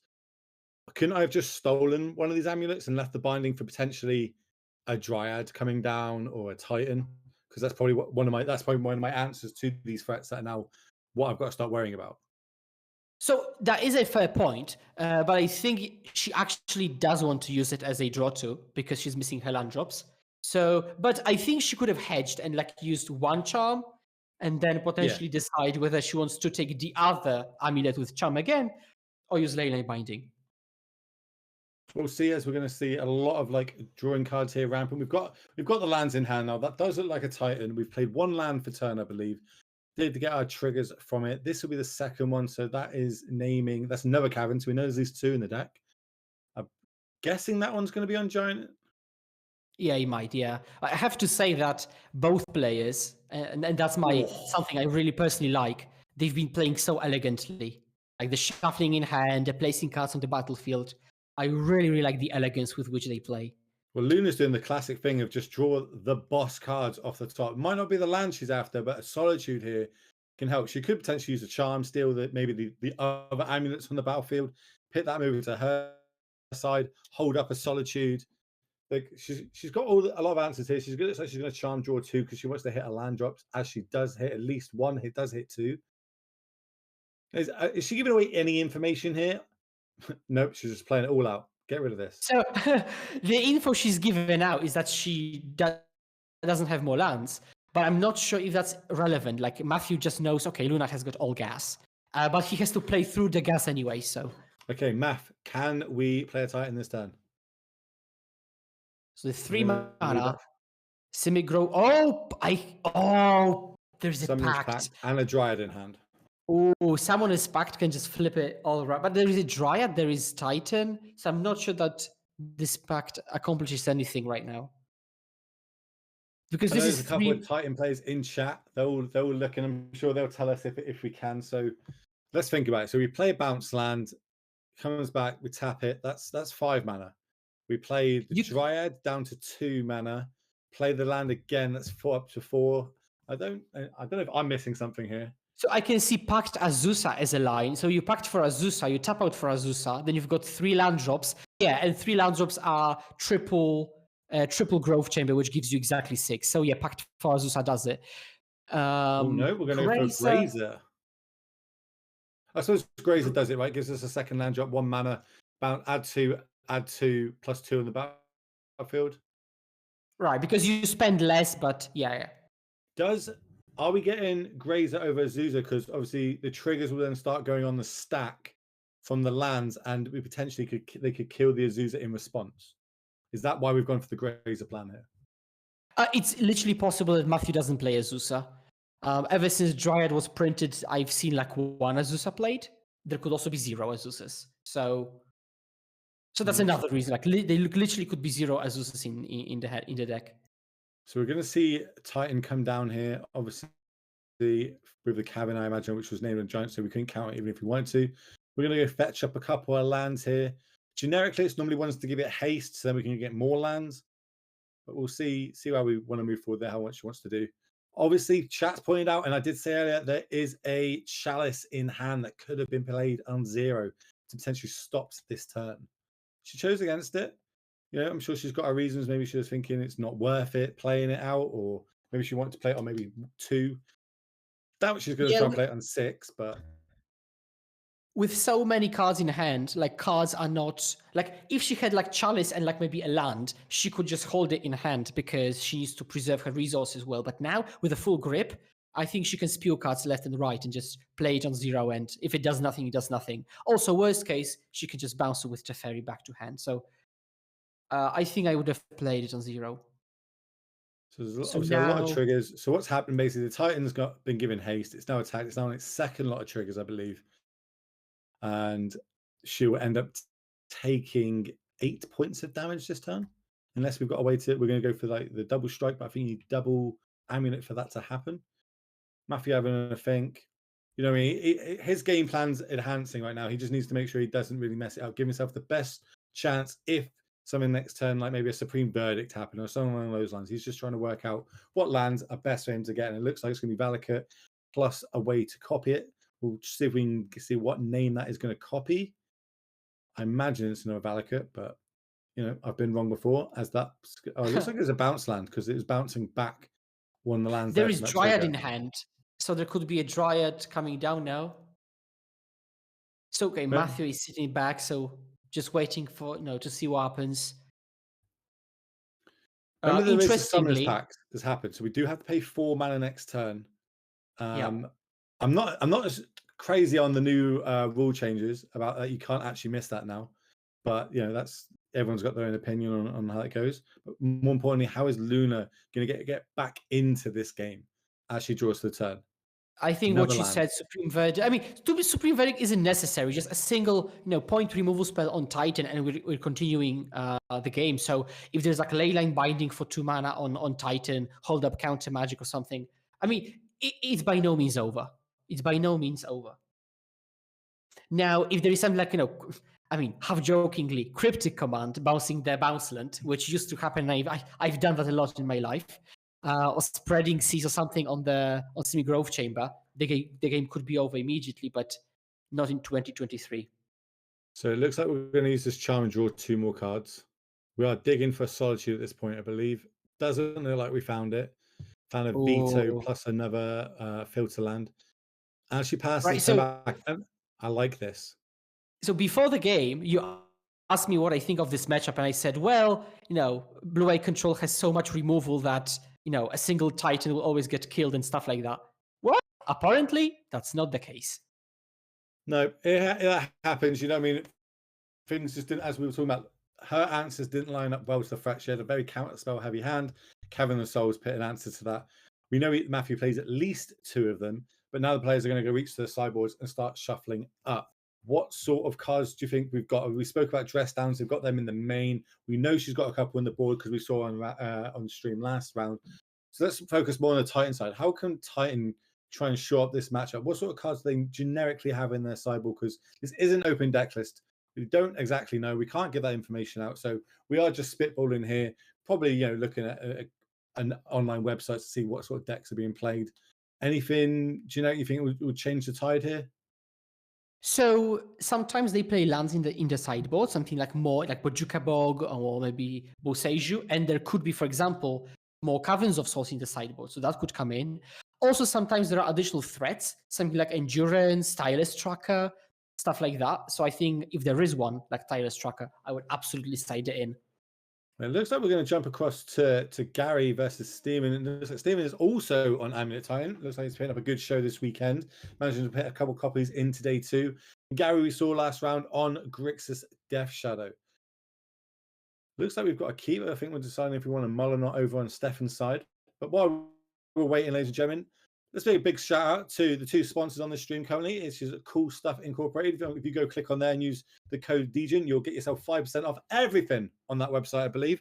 And then on the other side, Drip, who will be giving away a Guy's Cradle to one of you lucky people that sign up. And when Anu does that giveaway, you get to be in for a chance, but you've got to be in it to win it. You can't just watch the stream and hope for the best. You actually have to sign up. So you've got a couple of rounds to do that, to sign up until we get to there. So, I'm doing it. I'm signing up. I want a Guy's Cradle. I don't know about you, Screw, but I think I haven't owned one since I was a kid. But I would love to own one. It might even encourage me to start making Legacy Elves or something. As now we see both players starting off with a Burial Grazer. And we're going to hit our second land drop, which is going to be Double Forest. Sure, it's a Double Forest opener. No biggie. Stained Glass Forests. Love to see it. I'm a big fan of all the basics that Wizards have been printing more recently. What sort of basics do you use, Skura? Oh my! Like you couldn't ask me better questions. So for the people who know me, better islands, just better lands in general. That's my shtick. Like I love better, specifically one better island. I'll translate for everybody. That's Beta Islands. Beta Islands. What was I saying? It comes across better, like better islands. It's all good. Oh no, yeah, exactly. This kind of like purplish, orangish hue. Oh, I love that land. So yeah, Okay, it looks like we're going to start moving back across to our main feature match, which is Luna Easton versus Matthew Wright. Obviously, they're going into sideboarding. We're going to try and shore this up on Luna's side. She needs to start bringing in cards that will help over this matchup. We see Supreme Verdicts push to the front. Even Supreme Verdict seems like it would be a good card, but could just be too slow. How quick can these Titan decks go off? So technically, it's possible to go on turn 2. Which, oh my god, Spreading Seas. Wow, okay. I haven't seen that in like half a decade in control decks. But yeah, it could go off as soon as turn 2, which is unlikely, admittedly, but is possible with like multiple amulets and bounce land. It is possible. But usually I would say turn 3, turn 4 is more realistic, especially if Matthew wants to go off with Cavern backup, then it has to be like turn 3, turn 4. Interesting. Obviously, that got quite greatly improved by the card that you were talking about. That just going printed the gardens. That now means that you can potentially make more amulets a lot quicker to go off. That is a nice looking Shark Typhoon. I believe that was like the Christmas calendar special secret lair or something. I think that it was double dress down plus prismatic ending, and maybe that was the other Verdict. Oh no, maybe she's taken out a Verdict. We'll see. What are those top cards? Spreading Seas. Is that not Crucible Crumble to dust. It's crumble to dust. Let's go. Hello. Okay, remind everybody at home what that card does. Obviously, being a my feelings towards Tron are very well known, and that card there absolutely destroys Tron. How good is that card going to be if she can time it right in this matchup? Well, average to be fair. Because the thing is, like, you can crumble to dust like a Cavern of Souls, but then you're literally tapped out, right? And they have a free reign of doing anything. Because with Tron, you cut down them from 7 mana to literally 2 or 3, or from 10 to 4. Well, with Titan, you get rid of Cavern, which is just a drop in the mana ocean. You could get rid of a bounce land, but then again, their deck just has so many bounces and other lands that well, it could be against Saga, but yeah, it's okay. It's probably better than some other cards she has. It's probably much better with Teferi Plus when you can play it instant speed. So we did see she brought in the Spreading Seas, the Crumble. Like, what are the key lands that she's going to want to hit? Because obviously, like Spreading Seas, there's a lot of bounce lands on the other side of the battlefield. Maybe we could just potentially just bounce the land back to Spreading Seas is on. So, like, what sort of cards are we targeting, or why is she bringing these in with the knowing that potentially that they could just get bounced and end up falling off? So the first thing is that sometimes they really don't. They will have a single bounce land. I know it contradicts what I said with the dust, but sometimes they do have a single bounce land, so they couldn't bounce it back to hand. But it's usually for Saga, because the way the rules work, it literally it's 2 mana, destroy Saga, draw a card, which is a huge tempo swing. Also, Amulet Titan is this one of just a single deck probably that plays Amulet, plays the Saga on turn 1. Like no other deck plays it on turn 1. And Luna is on the play. So technically, Luna could go land pass, Matthew, Saga pass, and then Luna could immediately Stone Rain and draw a card, which woof could be devastating. So let's talk. So Luna obviously only had a 1-lander, so she's definitely throwing that back, redrawing opening 7 to see if she can get a better 6. But over on Matt right side, looks like he's kept with an O Stone in hand. Is this common knowledge now? I know a couple of online players are playing O Stones in the main, or at least in the sideboard. Why are we keeping that in against Luna? Yeah, so I think it's a very recent development, because I've seen it on Twitter like in the last, I don't know, maybe like 2-ish weeks. Yeah, it's very recent. Yeah, it's very recent. So it's much better against Control, which has Leyline Binding, right? Because you can unlock your stuff. So you play O-Stone, and now it's a must counter, because otherwise you blow up, let's say, 2 Leyline Bindings and a Planeswalker, and you unlock your own, Primeval Titan, get another trigger. So yeah, I think it's for those situations. Also deals with Spreading Seas if they happen to be on a couple of land. As it looks like we're playing into Luna's turn here. We just want to be playing land go. But she doesn't want to see on the other side of the battlefield is a Cavern that comes down. We'll get confirmation of what that is naming. As she just plays a third land and passes the turn back. That's a bounce land off the top. For Matthew, he's going to play the Urza's Saga. It's going to come in with its 1 counter, 3 mana. I'm going to go out and say that it's on Dryad. Yeah. I would say the same thing, yeah. That's the expert opinion of both myself and Skewer, ladies and gentlemen. That is why you're all tuning in to hear top-rate plays like that. Technically, it would have to be on Nymph, because I think Dryad doesn't have the type Dryad. It has Nymph. So technically saying that it's on Dryad would be wrong, because it's a Nymph. Unless it was errated. I'm not sure. Chat is telling that it is Dryad, and has it been errated? Yeah, apparently. Okay. It has. Okay, chat. Yeah. Okay. Everybody knows it's been errated. Okay. And then Binding is going to come down main phase here to get that Dryad off the battlefield. Saga's going to take it up to 2, or is it? We have a little think. There you go. Got to draw a card first. Doesn't happen in the upkeep, where normally these sort of effects happen in an upkeep. Saga's slightly different. It happens in our main phase. That's how we're able to float the mana before the fate when it's got 3 counters on it. But we'll see how Matthew can kind of navigate his way through now. He's got access to 4 mana plus his land drop for the turn. So I think we can just switch into this Saga plan a bit, just to put pressure and make Luna have to expend resources on a single Saga.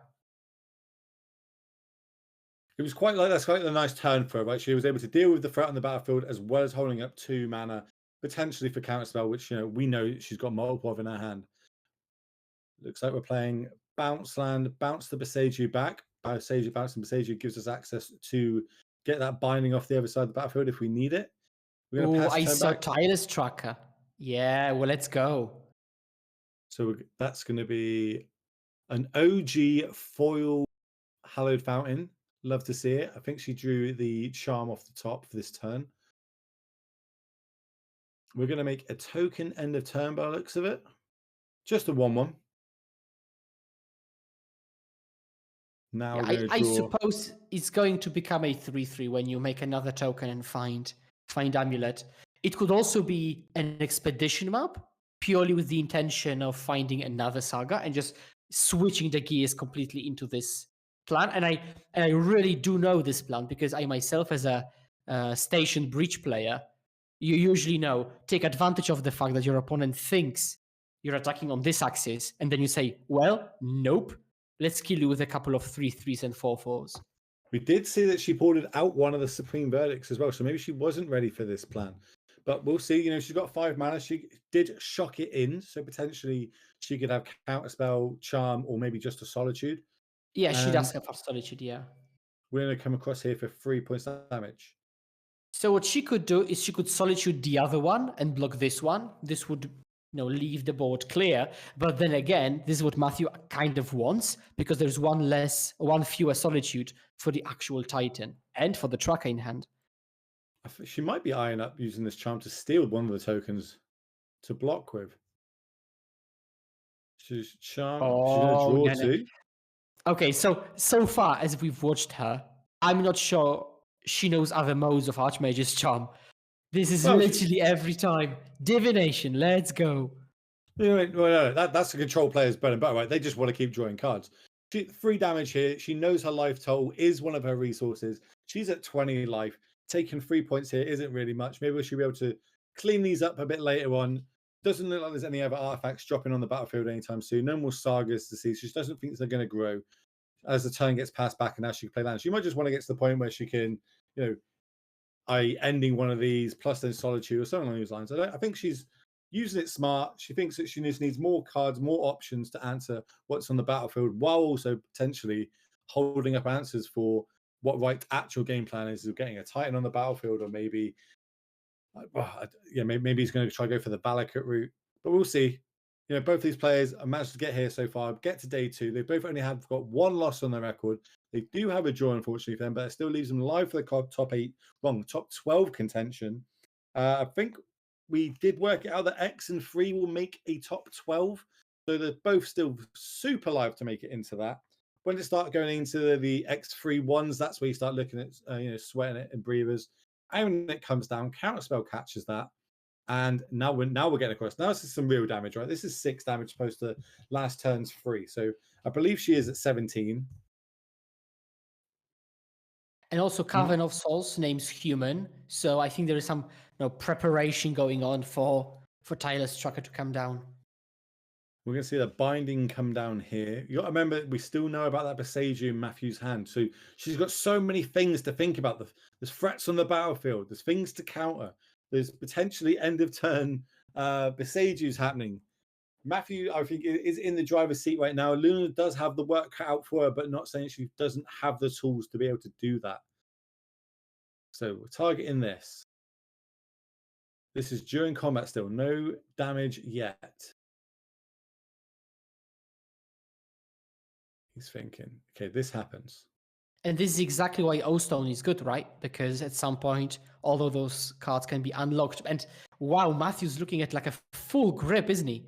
It's like 7 cards. So I think that would knock her down to 11, I believe. I believe she took 3 last turn. She takes 4 this turn plus 1 shock. So she'll be around 11 to right 20. But we'll see if we can get that updated. Obviously, people don't know this is a 1-man band. This is a new running around doing all the stuff behind the scenes for everybody.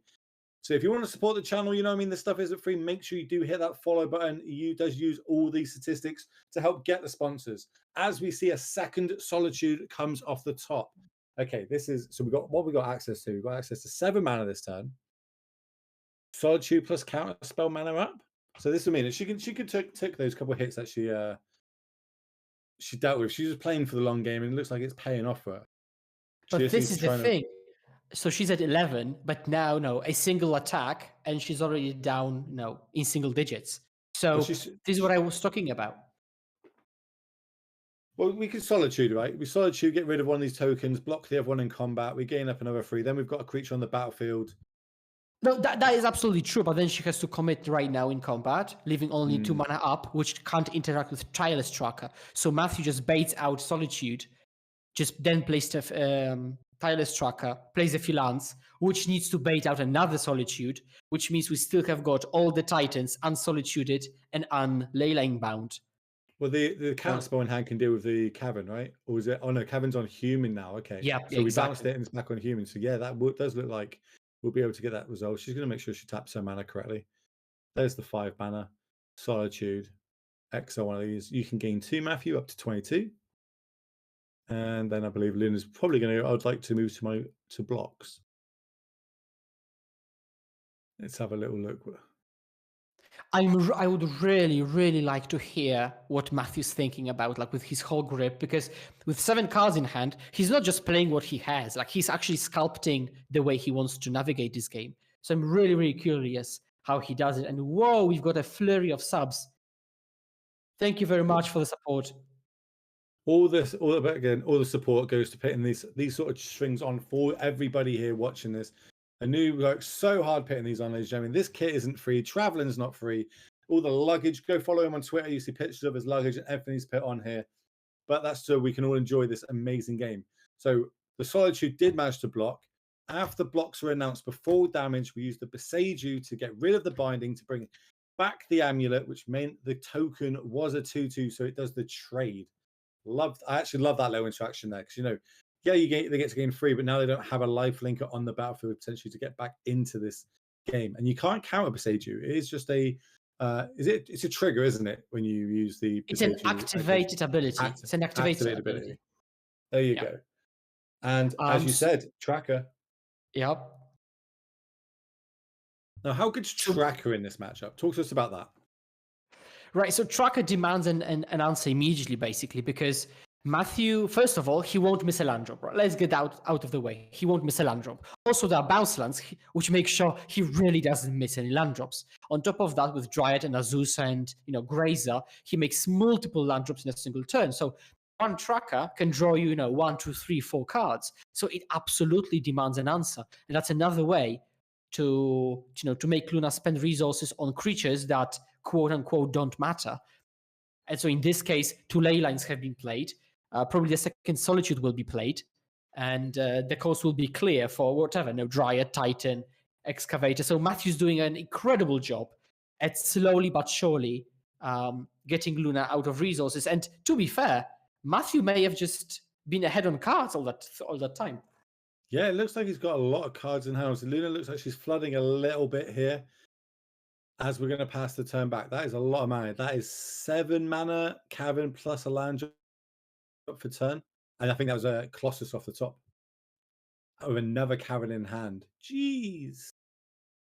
So get ready for it. If he goes for the Connovator here, there could be a lot of triggers happening. I'm going to let you talk through them on what that card does and when it lands on the battlefield. He's going for it. He might not go for that line. Well, there's a lot of other options I'm sure he's got in hand. He does look like he's got 7 or 8 cards in hand. So the thing is that even if there is a Cavern that allows you to play Cultivator Colossus, Luna could have Dress Down, which means that it will die immediately. Now you still get the trigger, so you can still draw, let's say, 12 cards. So which is probably good enough. But the creature shall die immediately. And so I think Cultivator will be coming down. Well, this is 6 mana, right? Not 7. Oh, 6, right. Down. Yeah, so had the option to do it, chose not to, but we're going to go for the plan A, we'll call it, which is playing the Titan with an amulet on the battlefield. Now as well, the math from Matthew has to work out. Do I need to do this? Can I bounce that? Do we start going to Teleria West and bouncing that back to my hand so I got potential future cards to going on? Or are we just going to try and get as many lands on the battlefield as possible? Maybe like double Saga or something. We saw that had good early game effect here. You could also hedge it a bit and get like 1 Saga, 1 something else. So you could also find maybe another Boseiju and a Boseiju bounce land. Could be Boseiju Saga, and that Boseiju will just be bounced the following turn with a bounce land. So that just a lot of lines could be all in on Boseijus. Okay, you can't find 2 Boseijus because they will be sacrificed, of course. But okay, so get Boseiju here, get back our Dryad for the second lot of triggers or something. Jeez. Yep, that's another line. These decks are so powerful, but I've said this for so long. I think it takes a really, really long time to master this Amulet Titan deck. But when you do, boy, are the rewards huge. Like, look at this. It's coming at you from so many different axes, and she's struggling to be able to keep up with this. Flooding doesn't help, but there's so much going on in this battlefield that she has to try and now deal with. As we're going to see, so we chose not to go for the haste plan there, just generically put our 6/6 on the battlefield, go find 2 lands, get Besage in hand, setting up for next turn. We can Besage you, get rid of the binding, have our Dryad, have our Titan, have our Amulet, have a bucket load of mana, and a grip for the cards. What does she need to help her get back in this? We don't have access to things like Ephemerate. We saw at least some of the Supreme Verdicts got trimmed, but do those cards even do anything? Like, yeah, it's going to kill a creature here. Brilliant. I think the idea of cutting the verdict is that you can still play Dress Down and, for example, for Saga tokens, so you're good. But now in this case, I think she has to like main phase Deluge, and try to find maybe like another Solitude, just hard cast it, and keep fingers crossed. This could be a strategy. How's Double Shark Typhoon for you? She managed to find Double Shark Typhoon there. Not exactly the card she wants. It could be a redraw, but she still doesn't have a white card if she does hit a Solitude or something here. Hasn't hit a land for the turn.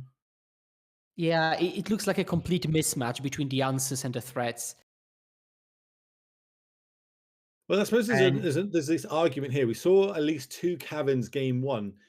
Where'd you stand on keeping Counterspell in your deck and maybe trimming on them and just keeping potentially just Charms in? Because at least you've got an extra mode if you do have some sort of Cavern nonsense going on the other side, as we do see a Shark Typhoon get cycled.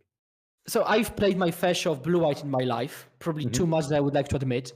And it used to be one of the things to do, which is to trim on counterspells because of what you've just said.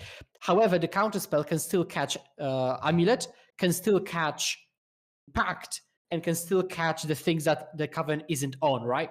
Now, they of course can shuffle the Caverns, play it on Dryad, play Dryad, bounce it, and again on Titan. But also, you just wouldn't have enough cards to bring in. So, unless you do, of course. But yeah, you wouldn't have enough cards to bring in when you cut the actual chaff, and then you want to get into cutting counterspell. So it looks like we're going to copy the Cavern here. So maybe that's naming whatever type the Colossus is. Chat, help us out. What type of creature is that? Colossus. I think Colossus is a beast. A beast, okay. It is. It's also a plant. So if I were a Titan player, I would say plant. Yeah, I would just for the just say the plant. cool factor. 1 mana floating. And here it is. So it does come down. We're going to get a read of this, and I'm going to pass over to you while all these triggers start happening and let you talk through exactly what's happening. Yeah, exactly. So basically what happens with Cultivator Colossus is that you can put a land into play and then draw another land, right? Now, as I've said already, this deck has upwards of 30 lands in the deck. So as you can see, land, draw, and a lot of the time, whatever you draw off the top is another land. So right now, there will be probably, I don't know, probably 10 lands to draw. Oh, actually, no. Oh, okay, it's been let's say just 6. So now the ability has resolved. So now all the triggers of the lands go on the stack. So all the untaps go on the stack, Boseiju, Exile goes on the stack, Saga trigger goes on the stack.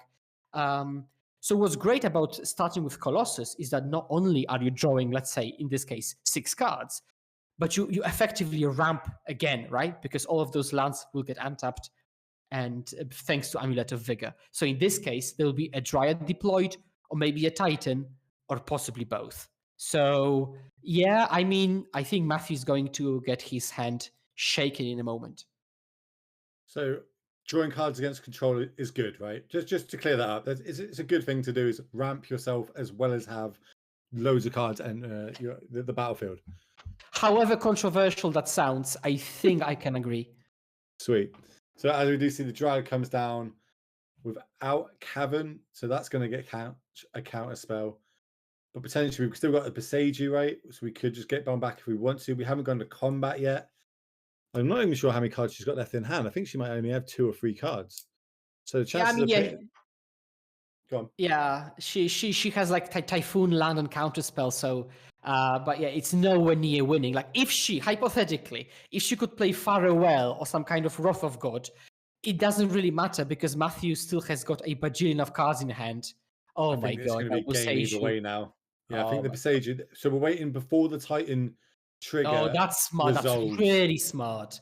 So basically what happened is that first of all, he wanted to make sure that the trigger goes on the stack because Luna could technically, for example, leyline binding the Titan. So he goes, attacks. She says yes. So with the trigger on the stack, when he knows the trigger will resolve, then he opts to get the Dryad and kill with Valakut. Excellent timing. Excellent. Absolutely That was masterful. That was play. masterful. And I say, like, it rewards you. It's very just modern in general will reward you for being an expert at your deck. You know what I mean? There's so many decks, there's so high variety of them and cards that have been printed that can be played.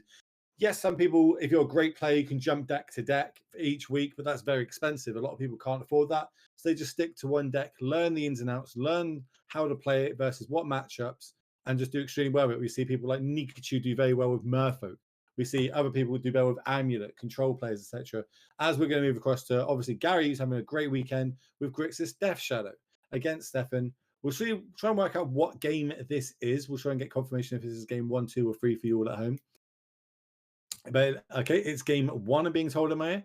So game 1, we're starting off quite slow over on both sides. There wasn't a turn 1 Amulet, it's just a Grazer, as it looks like we're playing Amulet on turn 2. Are we going to follow this up with some sort of bounce land to get this back on the battlefield? Obviously, it will be the second spell if we cast another one. Okay, that's the promo one that gives us a land, right? So we've currently got 3 mana floating, basically, because we get the also untap it with the Amulet. Nice little combo there. Are we going to play a Dryad?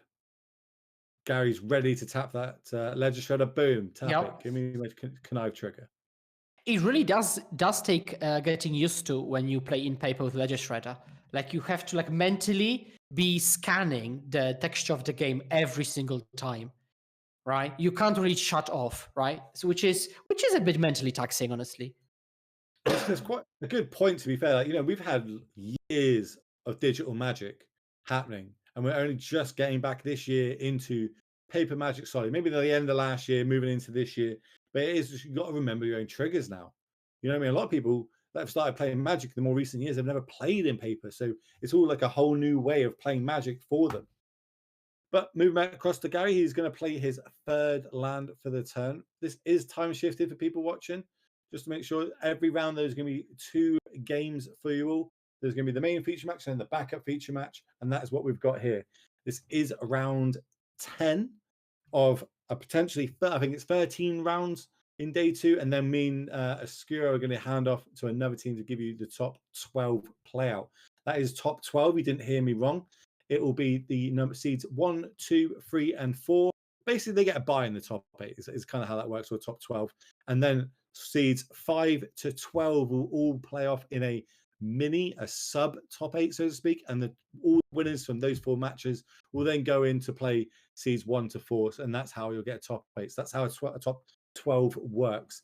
As we do see, all these cards start turning and burning over on Gary's side. He's deploying threats. He's killing creatures. He's attacking for 4 points of damage.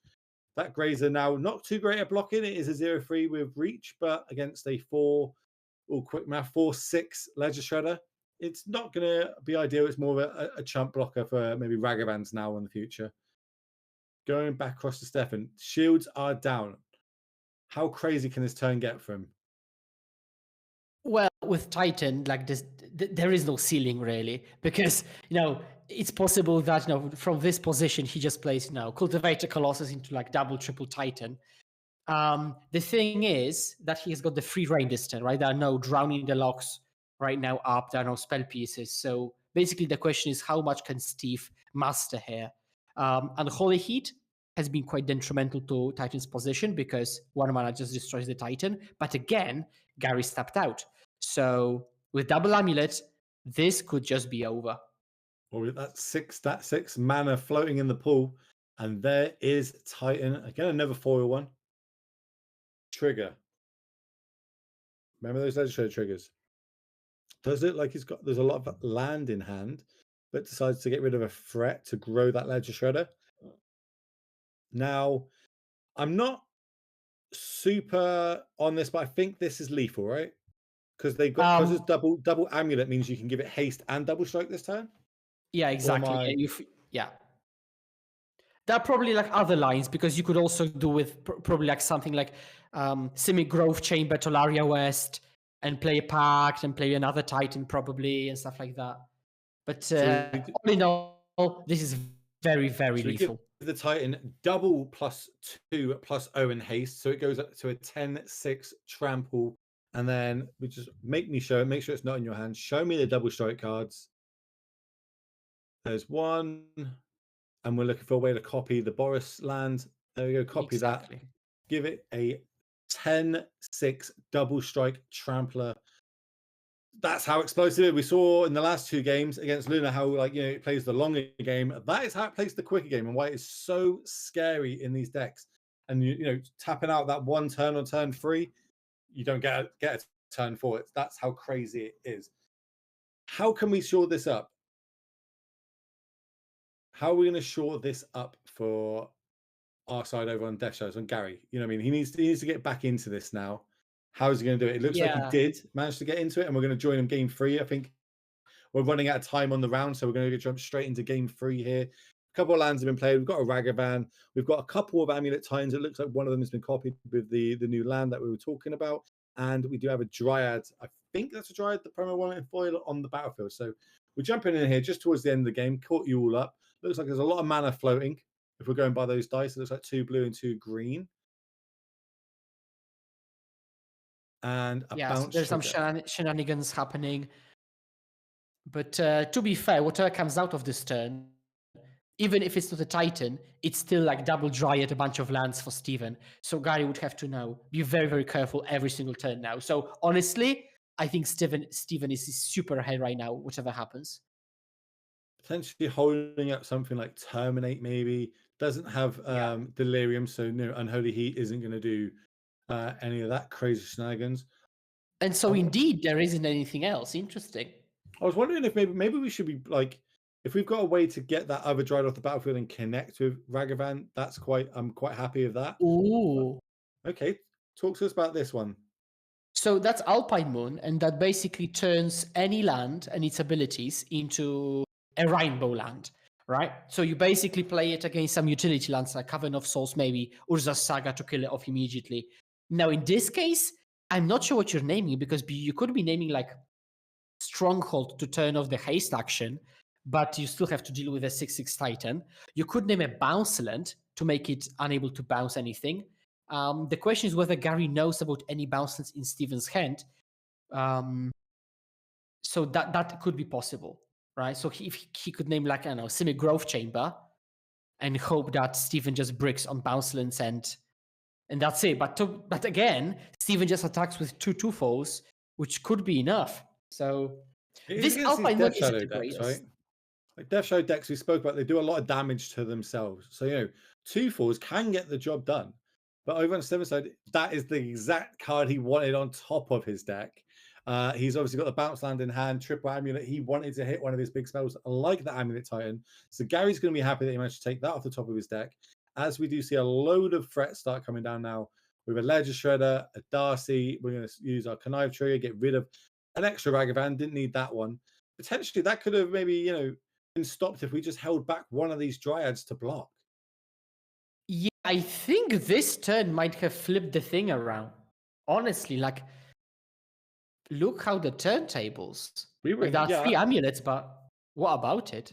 I feel like we were in quite a strong position, and maybe that attack might end up biting us in the butt and costing us. That Titan is exiled. For people wondering, this is time shifted, so we can't, you know, get a message down to the players to get them to move it. It looks like that is a land. Second land for turn. We're going to copy. What are we copying? Watery Grave. 2 mana, 3 mana. Did we draw another Titan? Back-to-back Titans? Oh. Dress down. That's huge. Now, importantly, Primeval Titan does nothing this turn, but it stays on the battlefield. So if Gary doesn't do anything meaningful, Steven will just untap and then attack on the next turn with Titan. So, yeah, a lot can happen from this position. What like that, and that is why we love paper magic so much, right? Off the top, 2 Titans in a row, exactly what Stefan needs to happen. So if you enjoy watching this sort of coverage, live paper magic show, make sure you hit that follow button. Make sure you use those primes if you've got them. All that helps support this channel with travel, setting up, buying kit, etc. Getting the casters in, remoting it all the time and effort, and that's basically the payoff. So make sure you go and do all that. As we see the Terminate manages to deal with the big 6/6 that we're talking about. So now we can get across with these flyers. That's another 6 points of damage. And we're going to add another 3/3. That's it. Tap the top of our deck. What have we got? Third Titan. I don't even know what the odds of that is. Someone else can work the odds out. It is a Saga. Foil Saga, though. So, bonus points. Looks like this whole deck is in foil. But dropping to 12, we've got 9 in the air. 10 in the air, sorry. 7. Yeah, it's 10 in the air. So technically, Steven's alive, which is like Lightning every bolt. draw step is key. So let's go Lightning Bolt. Lightning Bolt off the top. let's go for some style points and go like K command for lethal. Okay, cool. I'm going Lightning Bolt. You're going K command. Let's go. What we got? Didn't get a good look. Organize our lands. It looks like we're going straight to combat here. Interesting. Okay, right. So that's 9. Okay, so it's clearly not lethal. So Darcy's have come back. Have to attack because Delirium's on. Yeah. 3 mana pit. The big guy in hand. I thought there was going to be the K command then. I thought you called it. I was like, oh my God. But I guess not. Okay, big rip. Saga goes up to 2. Yeah. He might concede with the trigger on the stack. But what was it? Looking through every option here. I think it might, that turn where he decided to attack with both of these Dryads might have cost him this game. Not saying it would have, you'd have to go back and work out how everything laid out, but I really think that was the turning point in this matchup. But he's looking at his lands, he's got something. He's thinking. Yeah, he has to have something. Like a... an engine of explosives. Is this going on 1 or 2? Obviously, 1 is going to get rid of his own amulets. It looks like he's going to have to get these flyers out of there. But he's dead to Ledger Shredder. He's dead to Ledger Shredder in the air anyways. Because he has 3. Anything, right? Unless the life totals are... Yeah. No, that's it.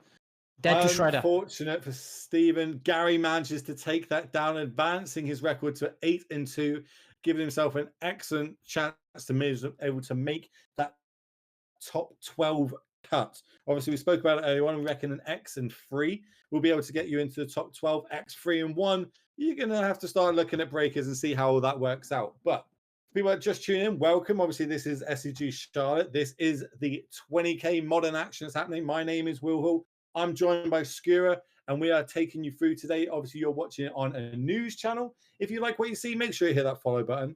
Make sure you give the sponsors a little look-see. If maybe you need to go buy something, or more importantly for me, because I'm selfish, I want that Guy's Cradle. There will be a Guy's Cradle given out later on in this stream.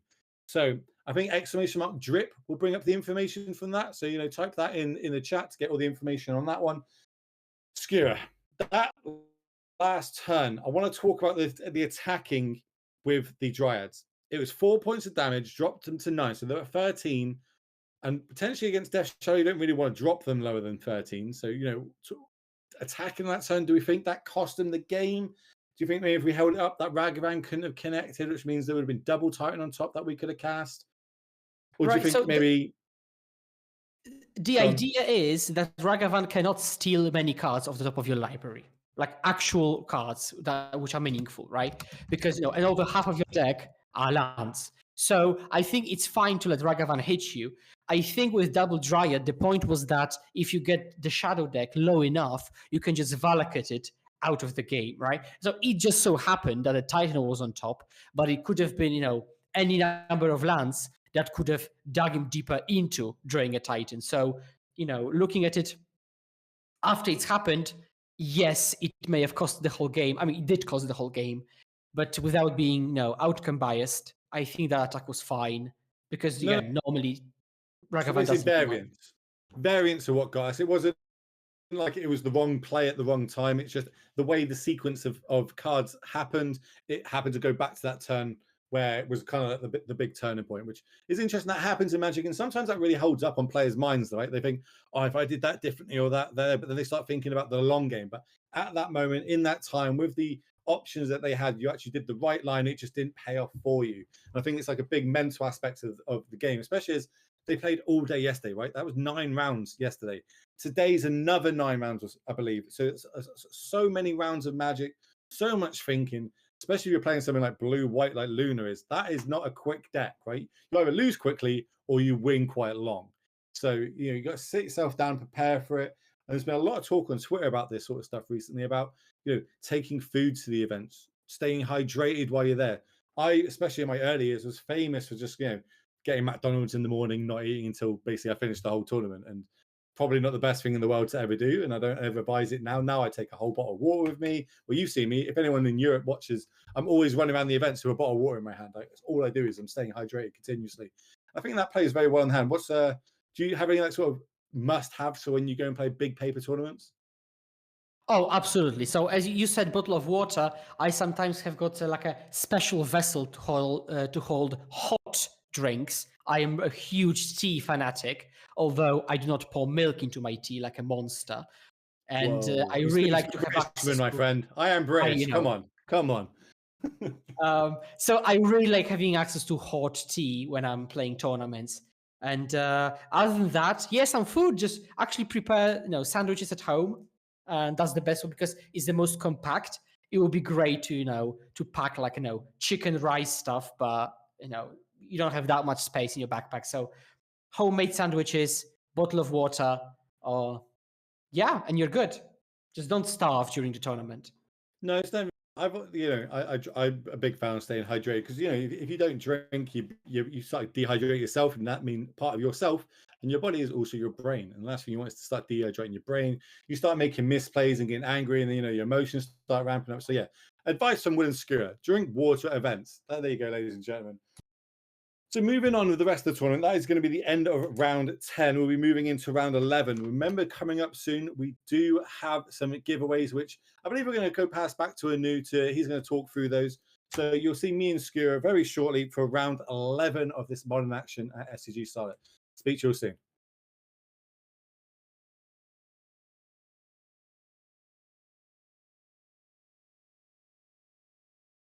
Hello?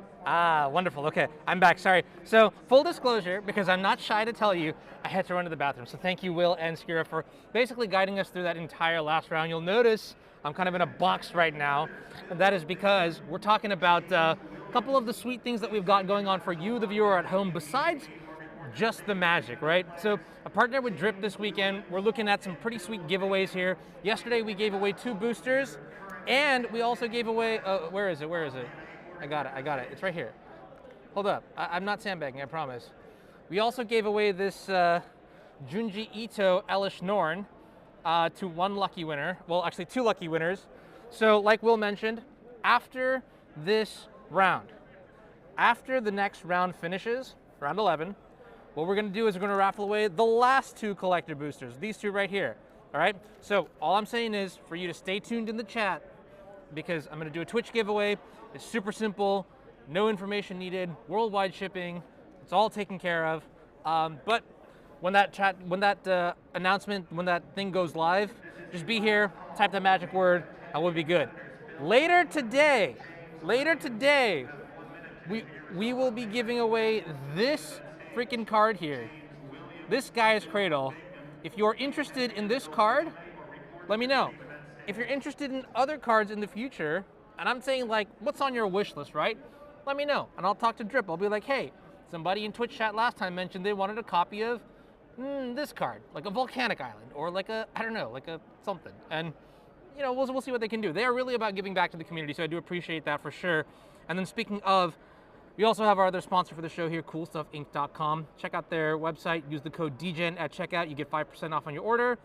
Some pretty sweet stuff. So it does look like we have 1 feature match left. And it is, looks like blue-white against Rakdos. So they may have had an extension, they may have had something, but they're going on. A damaged Mox Papa. What is a Mox Papa? Clarify. Also, they were mentioning hydrated, right? And this is a pretty sweet water bottle that I actually got at MagicCon Philly.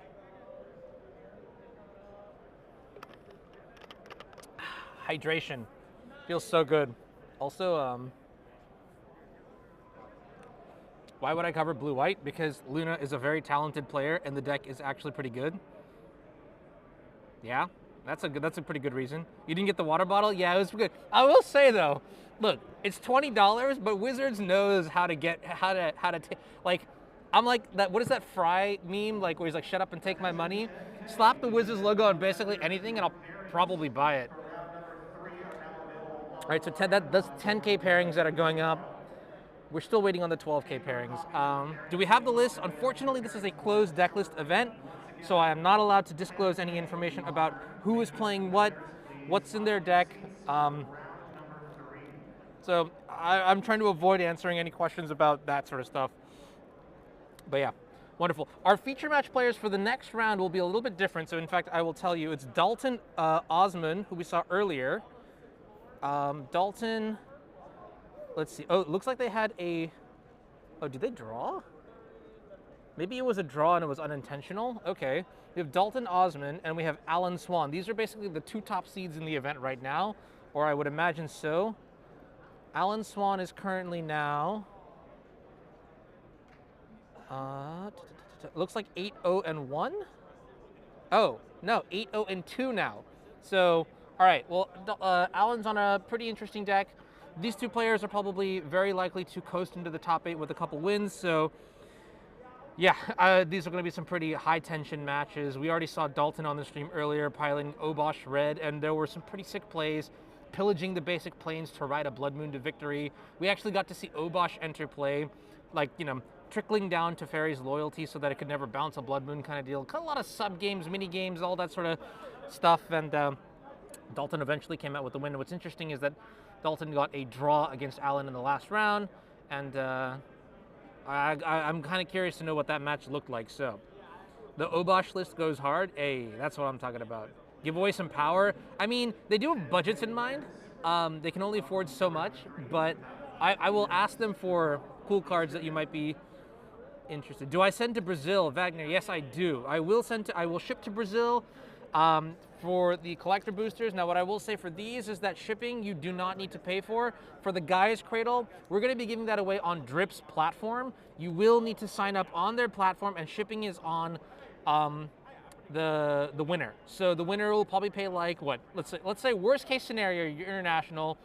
It's like, I don't know, 20, 25 bucks, but you get a Gaia's Cradle, an $800 card. So pretty fair exchange, I would say, for one person. And then, you know, maybe not so much for Drip, but they don't mind. They don't mind showing a little love to the Magic the Gathering community, and that is awesome. Where's the Asmo? I don't even know.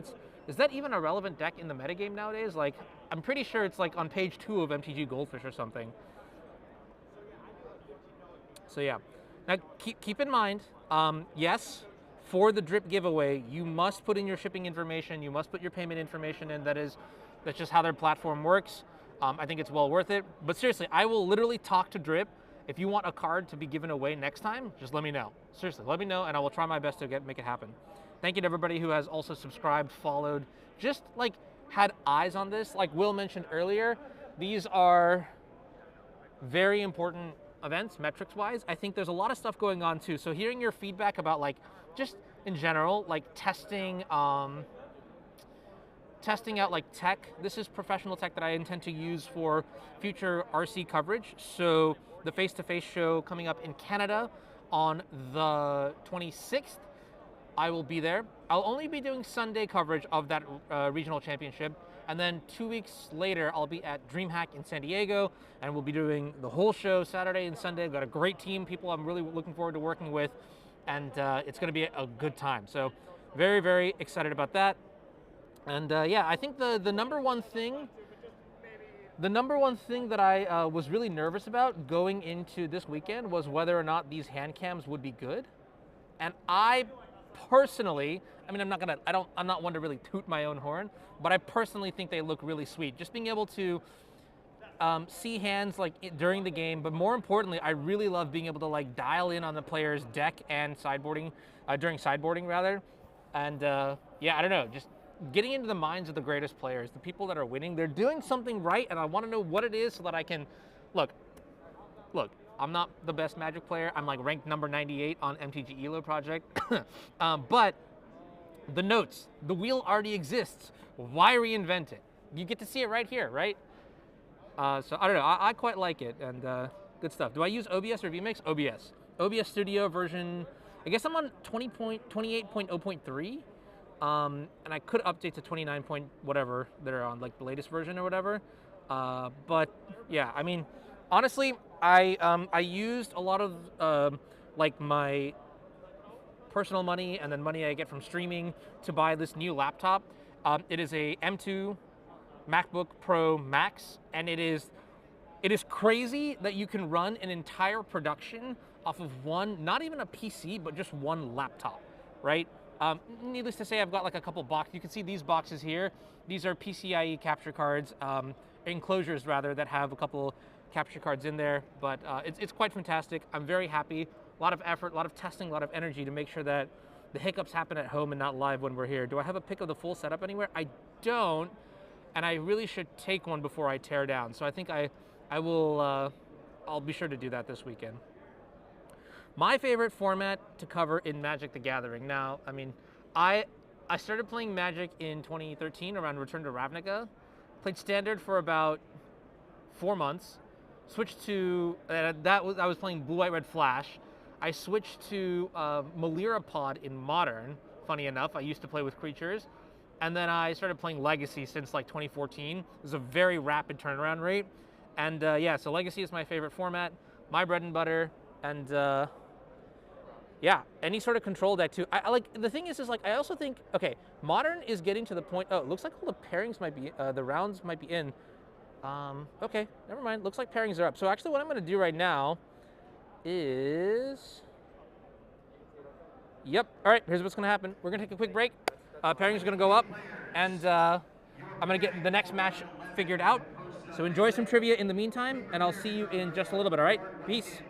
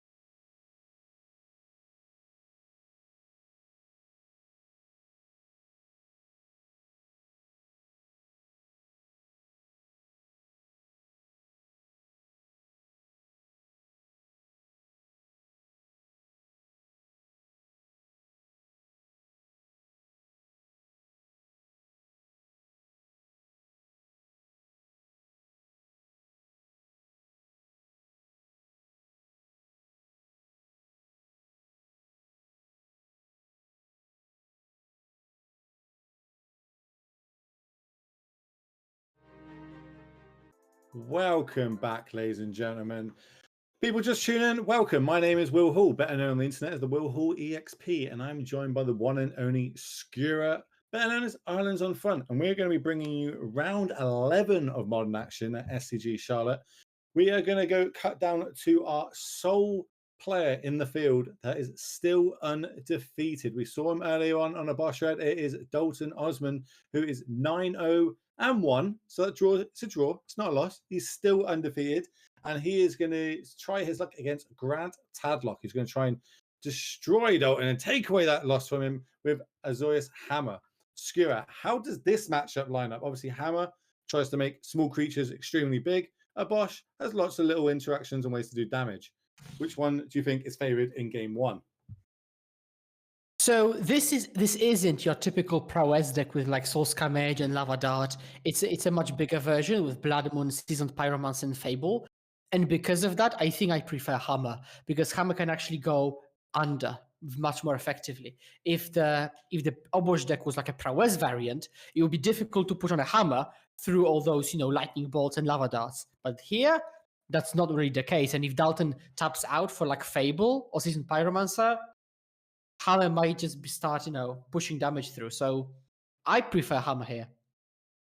Sure, I think that's why you see Hammer doing very well. Obviously, it's got quite meant to have a favoured Murktide matchup because their only real interaction is damage-based removal, right? And with Hammers, making a creature 11 power or so tends to not have too much damage done.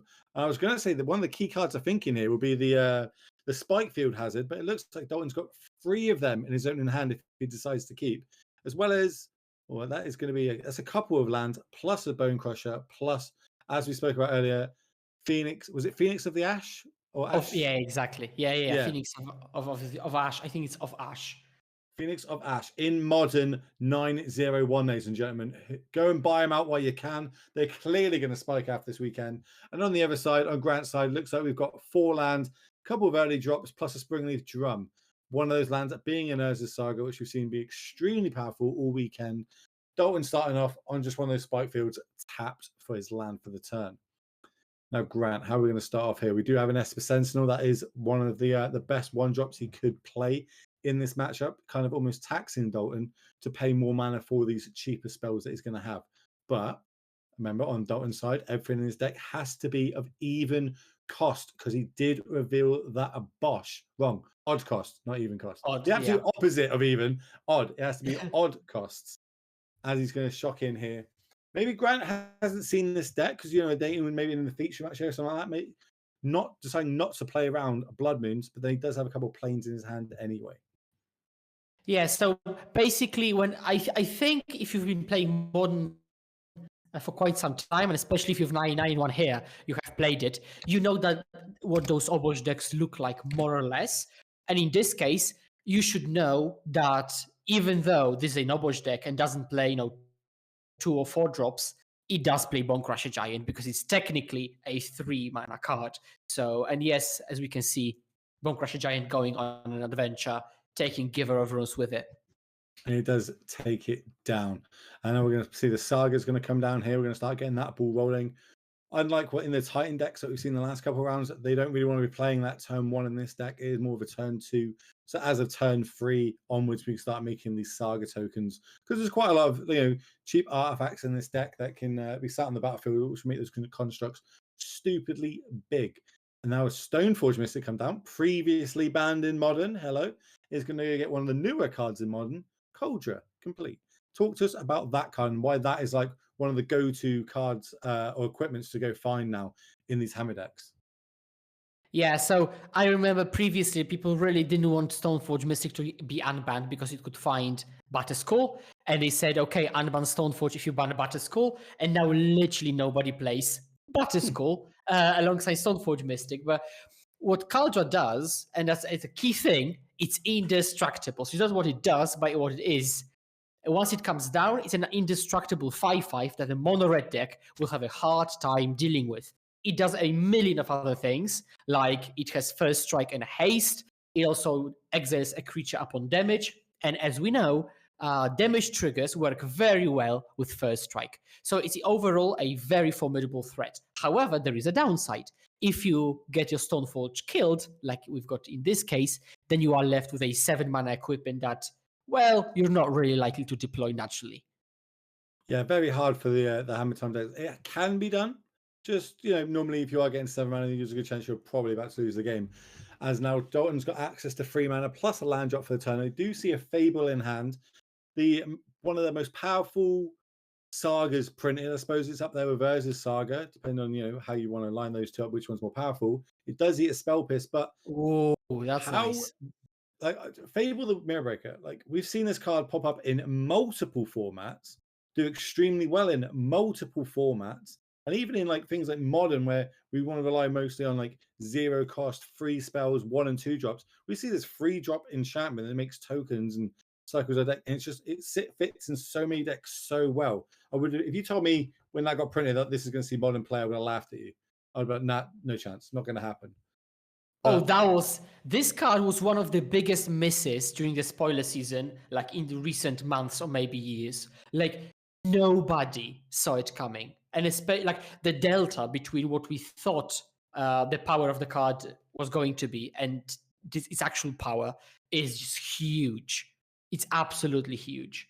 So yeah, everybody missed it, and lucky are those people who actually bought their copies when we still underestimated it, because now it commands a pretty hefty price. So this is a nice turn. So yes, we got our Fable countered with a Spell Pierce. Sucks for us. But then on the flip side, Grant's now used most of his turn and his mana to make a construct, which was only a 1/1. But while it was a 1/1, we managed to get it out of the battlefield with a Spike Field Hazard before we had the option to go and find and 2-up another artifact here. So kind of big hits on both sides here. You know what I mean? Grant answers Dalton's big threat. Dalton now manages to just kind of almost hard stop his turn. Going to go get the Might here. Any reason why you'd be going to go get a Might? We haven't seen any green mana, so it generically is just a 1/1 currently. Yeah, usually you get green from a single Temple Garden and Springleaf Drums. So this is great against Blood Moon and against Fable, but you would have to have access to green mana anyways.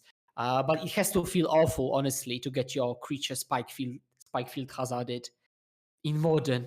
So, okay, so we've got the Springleaf Drum, but tapping down, so no access to green immediately, and that's Sentinel. So I think we've got Slash. We got the Phoenix we knew about. Looks like we've got Flame Slash, and I didn't get a good look at what was just drawn then. Obviously, with these new beautiful hand cams, we do. It looks like double. Is that double Flame Slash? Double Flame Slash Phoenix. I think. Yeah, I think it's the new art Flame Slash is the one in the middle there. Yeah, it's like is that like a promo one? Looks like it is. Looks very nice either way. A fun fact about Haywire Might is that Haywire Might is an insect, while Skrelv is a Might.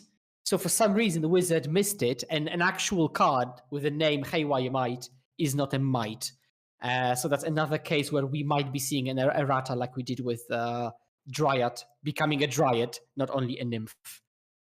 And we're going to see both of them do get deployed here, clean up the other side of the battlefield, which is obviously quite key for a deck that's trying to attach hammers and equipments to creatures. If you don't leave them with any creatures, they're unable to do that.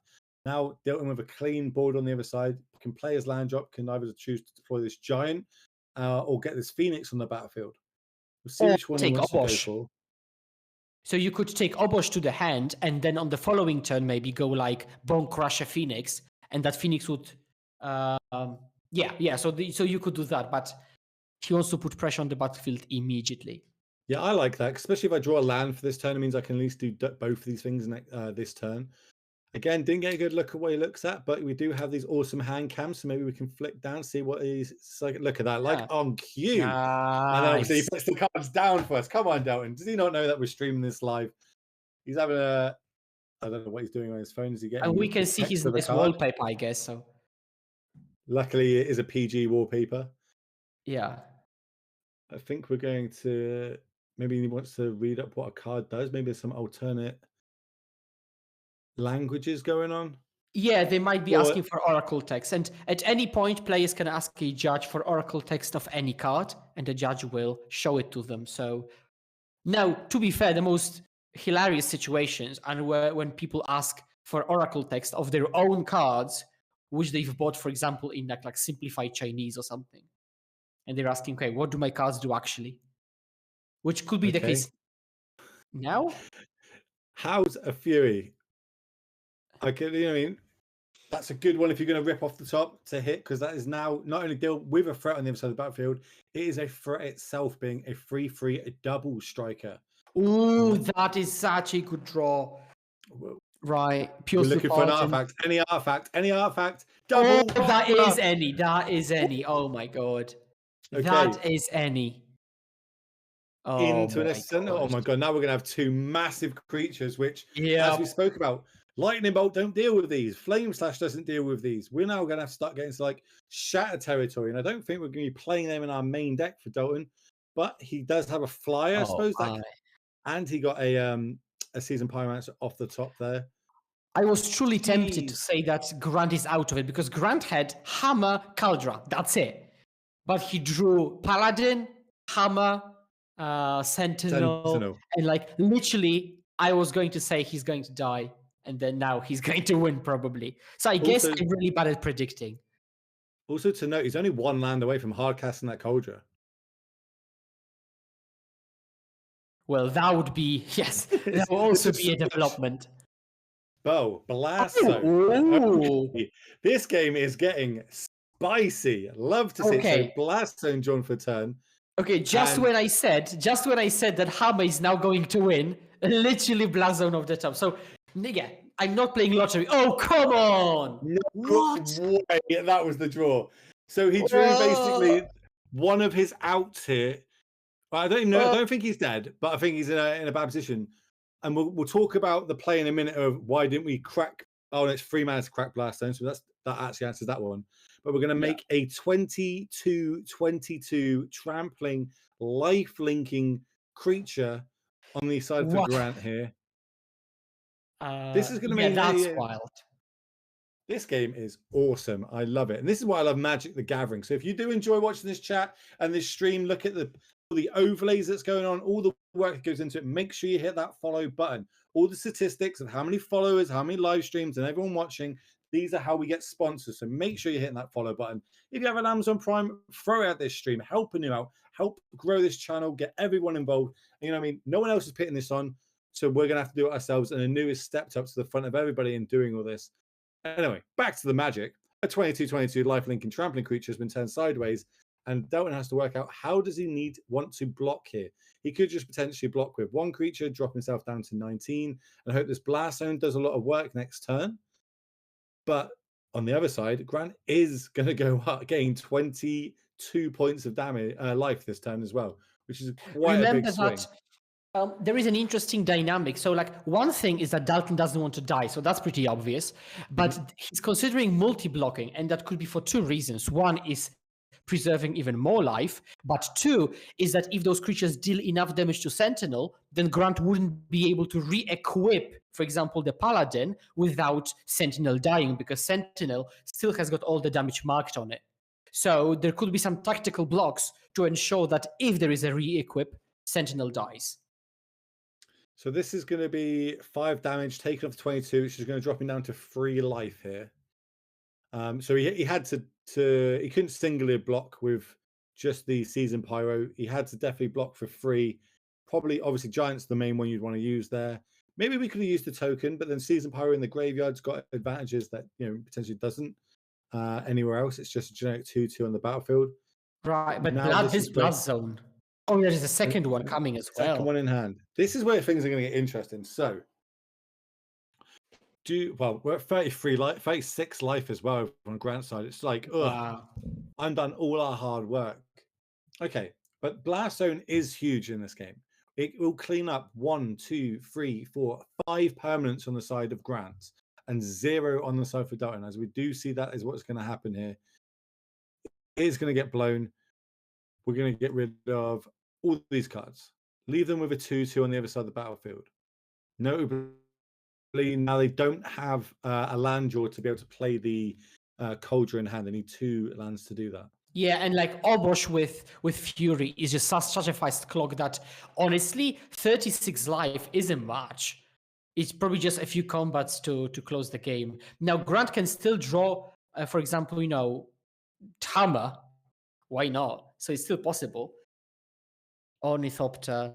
Oh, and now Giver can give Pure Steel protection from red so that he can attack in. So now the Blast Zone could be popped for 1 to kill Giver of Runes. I mean, on the next turn. Or could be ticked up to 2 to get rid of Paladin. No, that's are we leaving it at 1 or are we going to go up to 2? It's like, hit or miss. I think he's going about the right way. We've got Relic. That's just going to get cycled. Well, if it does, we've got Phoenix in the graveyard. We've got to sort of speak.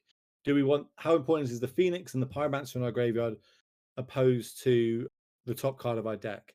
We could play a Bosch here, so that's 5 mana, 2 mana left up. Jeez, this is crazy. But then if we want to blow Blast Zone, we can play land for a turn, get back Phoenix, and blow Blast Zone on 1. I mean, I have to say that this game is fantastic. And many games that we've covered today have been great. Like the Blue-Eyed Titan match was awesome. Excellent Magic today.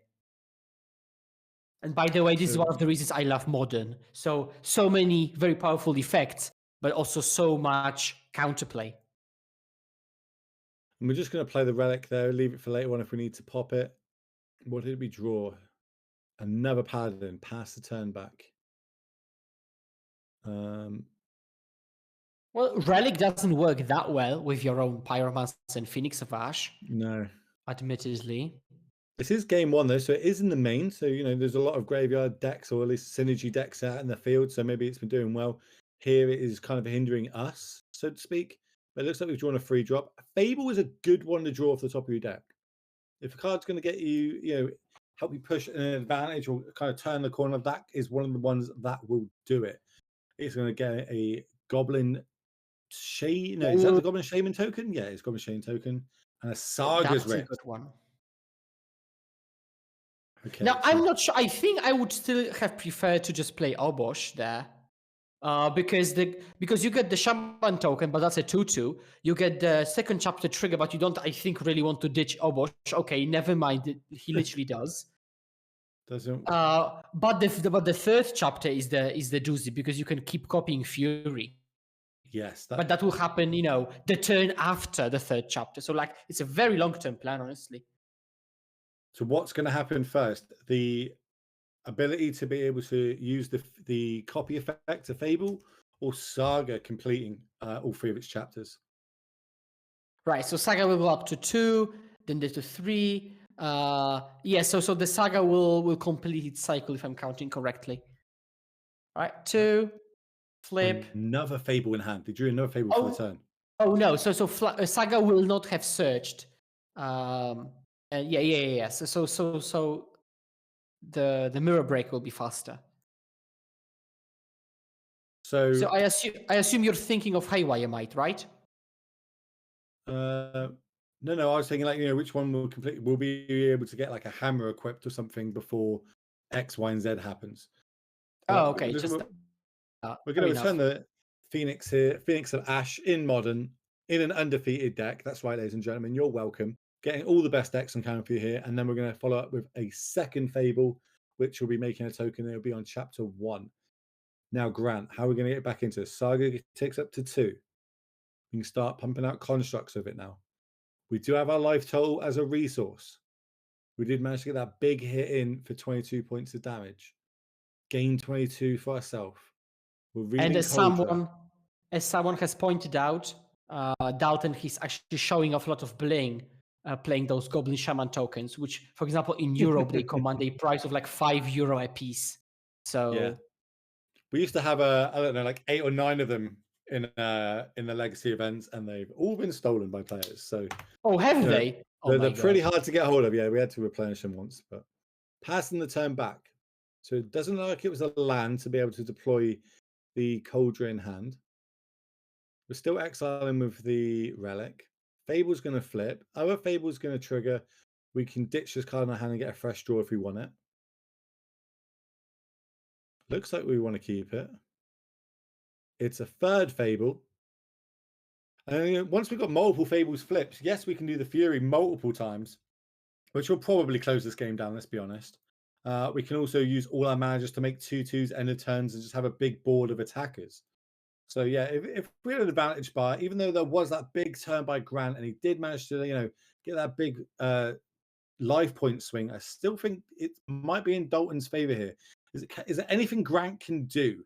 Can he go make construct? Well, he could also just tap Saga for mana, find like Springleaf Drum, and play Kaldra, and then draw 2 of Pure Still, and then see what happens. He needs to somehow get an equipment on this flyer, right? There's no flying blockers on the other side of the battlefield. So if we can somehow equip and leave it with flying, we can potentially get across. Well, you can just re-equip Kaldra to Ornithopter because it's still an equipment, and you've got Pure Still, right?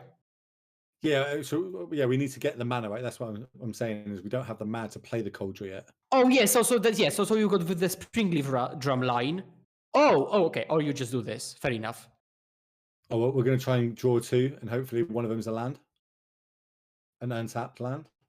Right, and now, okay, Dalton checks probably if the equipment, the draw trigger is off cast or enter the battlefield, and thankfully for Grant, it is upon the entry. So Grant draws 2 now, and has a full grip. Checks the graveyard. Why would he?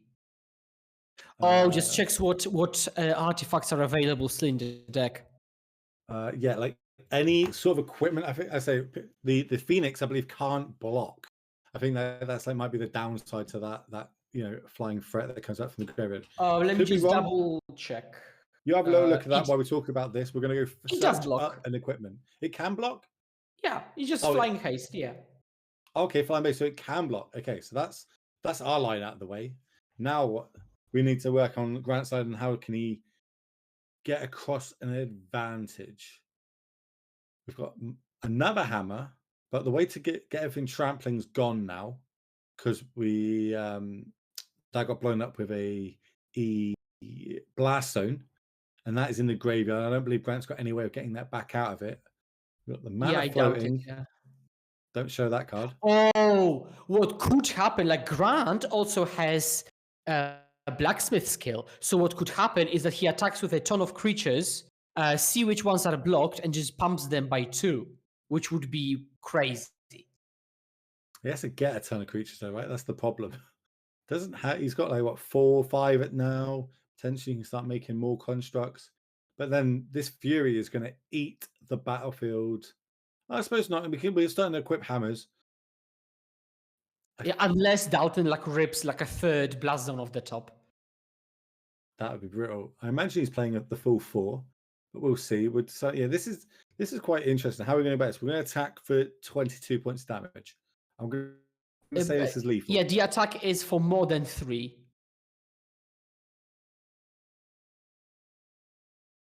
We're going to chump. Right. Yeah, Dalton agrees with our expert opinion on this being lethal and just says, okay, block. Again, now he could have blocked with a 2/2 Shaman to make it impossible to re-equip double hammer. So that's something probably I would have done, just because you don't need those Goblin Shamans, really. What's the difference between a 2/2 and a 1/1? And this would have made that play impossible with double re-equip. Okay, let's see what we're going to do. So again, exile another card from your graveyard. Doesn't he really? He remembers about that basically irrelevant thing, which is okay, relic you. But he does it at the beginning of the turn, so he doesn't have to remember later. So yeah. Yeah, he knows it's irrelevant, but now we've only got Season Pyro, which we've just exiled in the graveyard. So technically we can pop that now, draw cards. So we've got no more of our relevant cards in the graveyard. That's a Spike Field Hazard. I have to, to be fair, if you exile your own graveyard, it's going to be more difficult for you to escape the Phoenix again, right? Because you need to exile other cards as well. Yeah, maybe he's relying quite heavy on that. Maybe he's putting a lot of, stock into that Phoenix being able to block if needed. He did get a redraw. This game is so difficult. And also, Dalton has to keep track of so many things, like all those saga triggers, which Kiki-Jiki doesn't have summoning sickness, what to copy, when. So, yeah, very difficult game to play for both people, for both players. It is like, obviously, Dalton's got to remember on his side that there's a Cauldron potentially could come down at some point. On Grant's side, he's got to think the sagas are triggering on the other side, so potentially there's going to be like 2, 3, maybe even 4 Furies come down in a single turn.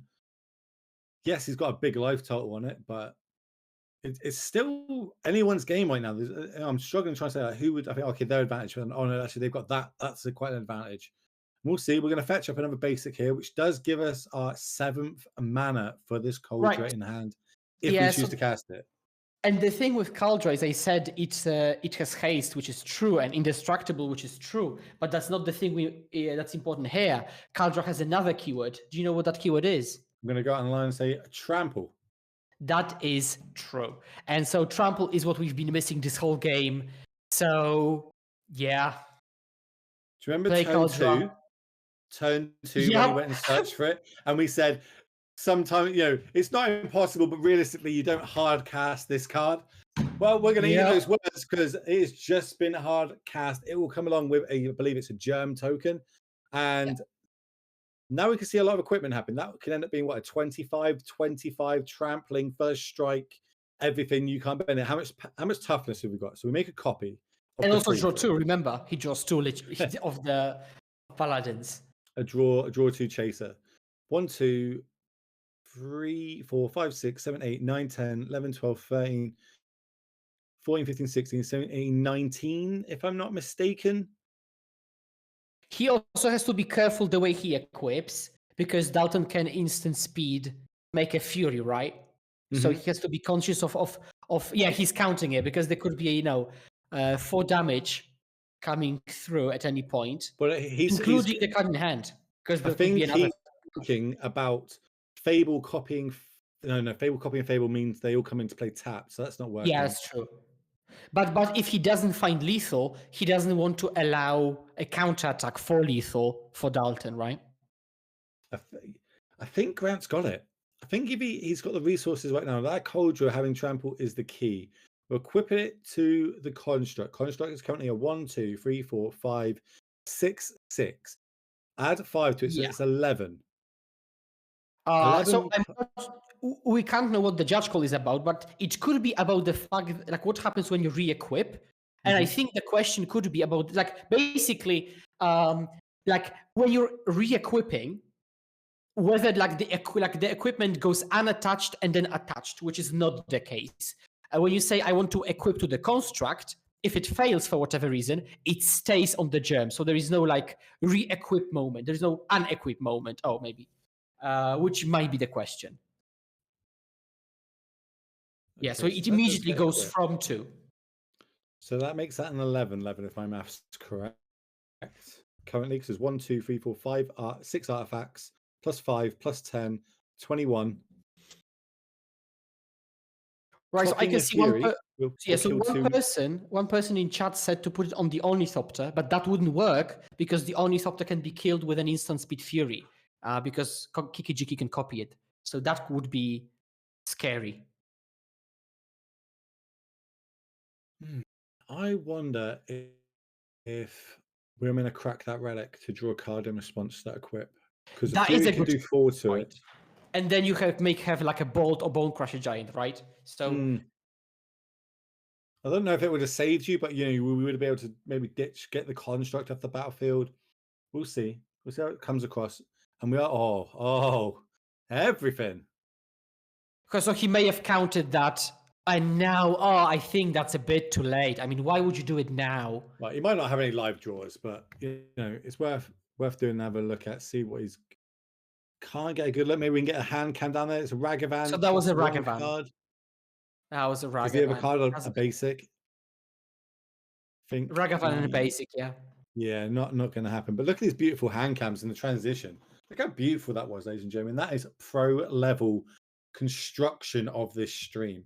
And they decide that that's going to be enough. We're going to take the hit. What a swingy back and forth, great game of Magic the gatherings that was, ladies and gentlemen.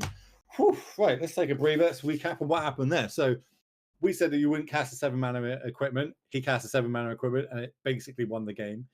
That one turn where we managed to rip sequence after card to gain those 22 points of life, which were needed to survive to get to the point where we had 7 life. Dalton looked like he was on the front foot, in control for a long time. Then Grant swung back, very back and forth between both players, both very disciplined there. But Grant does manage to take down Dame once. Now we're going to start moving to the sideboards. Dalton, what are you going to bring in to try and secure this matchup? Shatterstorm, I'm going to go effects are quite good. But it's like half the sideboard. Honestly, it's like half the sideboard comes in. How limiting is it having a Bosch as your companion? Obviously, it means you can only have half the cards in your sideboard, right? You can't have anything that's got an even casting cost. So, interestingly, this player plays Mindstone in the sideboard, which costs 2 mana. And so that is not really an issue, because basically when you really need those effects, you just don't reveal Obosh, right? So it's not impossible. And I have myself played like Jegantha decks, and then when I sided in Fury, I would just not reveal Jegantha. So, apparently it's not that limiting for Dalton, but we're siding in only the cost that we need. Shattering Spree, just a ton of removal. Like all those cards are removal, and Magus as an additional moon effect for those sagas. And of course, over on Hammer's quite generic. We see a lot of Hammer floating around, especially on top tables. It is a very good deck, and it's good against arguably the best deck, or the tier 1 deck of Merkside. But Sanctifier, talk to me how good that card will be in this matchup. I very much imagine that they're in the sideboard for Grant. So Sanctifier is a great card. Okay, there's like a question about the phone call, I guess. Sanctifier just doesn't die to anything. That's the thing. I mean, that's what you would think like level 1, because Dalton is going a step further and sides in Pyrite Spellbomb, which does get rid of Sanctifier. So it's an interesting dynamic where Grant wants Sanctifier, but Dalton knows that Grant wants Sanctifier, and so he sides in Pyrite Spellbomb. But still, when Sanctifier is equipped with anything, very difficult to get rid of. But this is again where Blast Zone might come in. So honestly, I mean, there is so much interaction between both players. I wouldn't be surprised if the second game also took a long time. No, I can see it. Normally, sideboard games tend to go a bit quicker, but like we saw that there's multiple black scales in the main, so that's fine. I'm just looking at what generic cards we could send him. Maybe do you think like things like Path to Exile in this matchup, if he's got access to them or not? Well, I'm not sure I'm concerned really with Dalton's threats, because I think Grant should either be the aggressor or hold the ground using his own creatures like construct tokens. I'm not sure he wants to path anything, because pathing Goblin Shaman token, not a winning strategy. Pathing Fury, I mean, well, it's done its job already. So, I mean, yeah, I wouldn't like path here.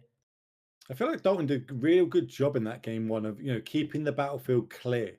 He managed to keep it clear for like the first 4 or 5 turns, then started deploying his threats, and just that one turn where we managed to chain a couple of cheap equipment, draw multiple cards, get that one big hit in. That's Magic the Gathering. But now again, he gets to be on the play this time, going forward, and hopefully he can take us to a game 3, because I want to see these two go out all day long. If we can repeat that game 1 multiple times, give me it every round. That was such a joy to watch as we're drawing our opening 7 for both of these. So while they draw the opening 7, let's just give a little shout out to the you can see there, Cool Stuff Incorporated. Go use that, get 5% off using code DGen, and then Drip. People just tune in. Remember, a Guy's Cradle is going to get given away in this stream later on. ! Drip in chat if you want to know more information about that. Dalton's going to just start off with a basic mountain, both going to keep here, and then Grant starting off with the Sentinel. Great card to start off for him. That's a Shattering Spree off the top there for Dalton. Seeing Horizon Canopy deployed first tells me that Grant either kept a 1-lander or kept a hand that has more Canopy lands or Saga. Because you would usually not lead on Canopy, right? Because you were losing life from the very first turn. We had see Stomp and a draw, so Grant draws a card. Happy about it, I assume. Yeah, I mean, it's kind of like half a card there, because we, Bone Crusher, we still can cast it. We just use the Stomp ability of it. And off that, Grant did manage to draw the extra land he needed. So he now can deploy, as we spoke about, the Sanctifier, Pro Red. It might come up in this matchup, so we're going to talk about it. Talk to me about the Bone Crusher Stomp interaction with the Sanctifier if a block is made, and how that whole interaction works. Because it can get quite complicated for some people that has never seen that interaction before. Yeah, so thank you very much for this very oddly specific cue. It might happen. But I do know what you're talking about. So basically the thing is that Stomp deals 2 damage, but also says that damage cannot be prevented. Now, protection says is that damage is prevented. So technically what you could do is you could turn off that prevention clause and kill Sanctifier. However, you cannot stomp Sanctifier itself because it has protection. So what could happen is that you block Sanctifier with, let's say, I don't know, a 2/2 blue creature. Or no, wait, Red. what creature? No, but you can't block. Creature. But you can't block with a red creature. So it has to block, right? So Sanctifier has to be the one blocking. That's where I was lost. So Sanctifier is blocking a red creature, and then you stomp the face, turning off the prevention clause, and then Sanctifier dies. Okay, that's the whole thing. Okay, we got there. We got there. I will not set you up for complicated gameplays like that, but I really hope that plays out and happens now. But I do want to talk about please do. Last turn, Shadow Spear was played with 2 mana after combat with 2 mana up. We could have played it and equipped last turn. We decided against that. Why did we not do that? And then when it was targeted, we didn't have like a blacksmith scale to protect it. So I'm trying to work out why would we have not equipped it last turn and just got an attack in for a 3/3. That is a very good question. And because I was focused on talking, I'm not sure if there was white mana available under the Blood Moon. Yeah, there was just the one. There was obviously we've only got 1 white mana, but they held it up. Okay, so that is weird then. That is weird then. Maybe he was trying to represent blacksmith skill as a kind of like a threatening strategy. Let's see what's going to happen here. So, there it is. That's purposely for this. And there is. Now we've got the scale. Okay, so basically blacksmith skill was held up, but with the intention of protecting specifically Sanctify on Vec. Ooh, and there is some stomp action. Okay, no, okay. Yeah, that's not going to do. But attack and block. Come on, let's go. Let's go. No. One chance, Dalton. Come on. I was this close to being big brain. Let's go. Yes. Got there. So 2 minutes of me talking will go to waste. I'm kind of happy that interaction happened, chat. I'm not going to lie to you. Kind of happy about it. But unfortunately, it didn't pay off for Dalton. Grant still had another Smith, so he's putting a lot of real estate into this. Obviously, stretching his mana with only having 1 planes available. Dalton managed to get 4 damage across, dropping Grant down to 11. Grant's going to untap. He's looking for these basic planes. They do play a lot more basics than the generic modern decks that you see. And we're going to see the Stoneforge is going to come down here. To be fair, this Stoneforge could be finding Kaldra with both the intention of putting it from... Yeah, exactly, because he's got 5 mana already, right? So, yeah. Now, Dalton, what are we going to do on your side of the battlefield? Let's see. We're going to attack. Oh, I love it. Now, technically, Pyromancer should be exiled because of Sanctifier's ability. Ooh, oh, God. Back-breaking. Oh. So not only did it come up once, it came up twice in this matchup. I'm so happy about it. But obviously, Grant would not be happy about that interaction and how that turned out for him. He has currently got an empty battlefield versus a Blood Moon and 6 power on the other side. Plus, Dalton's still got a couple of cards in hand. And that's just going to be too much. You know what I mean? We put a lot of real estate into that Sanctifier, and unfortunately, didn't get there. Stomp managed to take that game down, I'd say. That was pretty sick. But we're going to go to a game 3. We've seen bits of each player's sideboard. We've seen how they're going to go. We know that the spell bombs have come in for Dalton. We know that Sanctifiers have come in for Grant. Didn't really see too much else besides the obviously some sort of shatter effects for Dalton, but we thought they'd come in. And I think they might still end up being big in this matchup. but Grant is on the play, and that's where this gets scary, right? Yeah, so Hammer, when it's on the play, can flip the script around, because on the draw, you could play Esper Sentinel, and the Esper Sentinel can be killed, for example, with a bolt, or like Spikefield has it, and the tax can be paid for. While on the play, when you play Sentinel, if Sentinel is to be removed, you will always get to draw a card. So that's the first big thing. On top of that, well, if you go off like on turn 3, you will go under, for example, Blood Moon. So there are a lot of small things happening with the timing. Just do us a favor and clarify for chat, 'cause I think some people might still be a bit confused about the stomp interaction with the protection from red interaction. So scenario, Bone Crusher's attacked. We've blocked with our pro-red creature. Go from that point. Yeah, so protection says a million of different things, but one of the things it says is prevent the damage that would be dealt, right? So technically, Sanctifier would not die because it would prevent that red damage and then deal its own 2 damage to Bone Crusher. However, Stomp says damage cannot be prevented, and in Magic, the no effects supersede the yes effects. And so if a Stomp is cast, targeting whatever, could be the player, then suddenly Sanctifier, with protection still, is not able to prevent damage. And so it's just a 4-3 versus a 2-2, and the damage is dealt normally, as it would in combat, with no prevention happening. I hope that clears everything up for everybody in chat. Leading off, both players are just playing their land and going. Grant's going to go fetch up a Jewel. Obviously not going to try and play around Blood Moon here. Did kind of get caught out of it. He had a basic in the last match, but realistically you went double white in the hammer deck, so you start getting down things like your Paladins and Sanctifiers, etc. But now he's on the play, he's got a chance to play under it. I say as a Saga comes down, Saga's going to get followed up by anything, maybe a Stoneforge. There we go, on cue. This is kind of the plan that normally you want to turn one, Sentinel or something, but you'll take this as playing as a Saga plus getting a Coldra. And Coldra. So, yeah, and we've got the same situation. Okay, this is literally a replay of game 1. Are we going to see another cast by tapping 7 mana sources? Another complete, sorry. We'll find out. Saga's going to have to tick up to 2. Right, and this is not missable. Yep.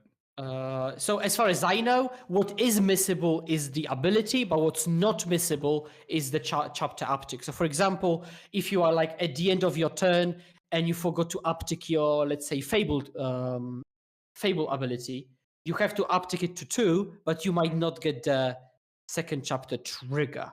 But it might also depend on the ruling. No, I think you're correct. Again, you can't miss the uptick of the chapter. I think that's what they're just clarifying with a judge. Maybe a warning is going to happen for Grant here. Judge is kind of talking through any card seen, yada, yada, yada. Go through the generics that they have to go through to make sure that the judge understands the battlefield, understands what led up to the interaction, and then how it got moved on to where the point at them calling the judge.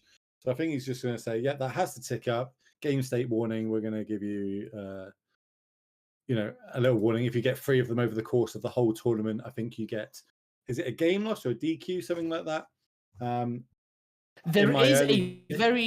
There is one very harsh potential ruling, which is that because Grant passed the turn, right? So in the harshest universe, the judge can say you passed the turn, so that still stands, but the Saga doesn't uptick. Hence, basically Grant time walking himself. I doubt it's going to be the case because judges have become, I think, more lenient, or the rules rather have because it's not about the judges. The rules have become more lenient and a bit more welcoming and friendly. So I doubt that's going to be the case because now they take into consideration whatever the intention was.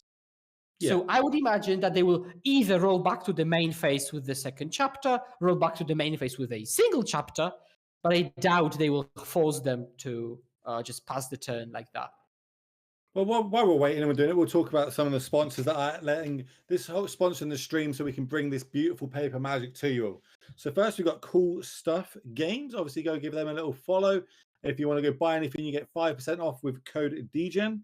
And then, of course, !drip in chat to get the details on how you can win yourself a Guy's Cradle. That is happening in this stream. So before this stream ends, a Guy's Cradle will be given away courtesy of Drip through a new. So you need to go set that up beforehand, because you could do it when the giveaway's on, but you know, I don't know how long that setup's going to take for you to do your bank details, etc. You actually have to sign into it. So better do it now while you're watching the game, while you've got this in the background.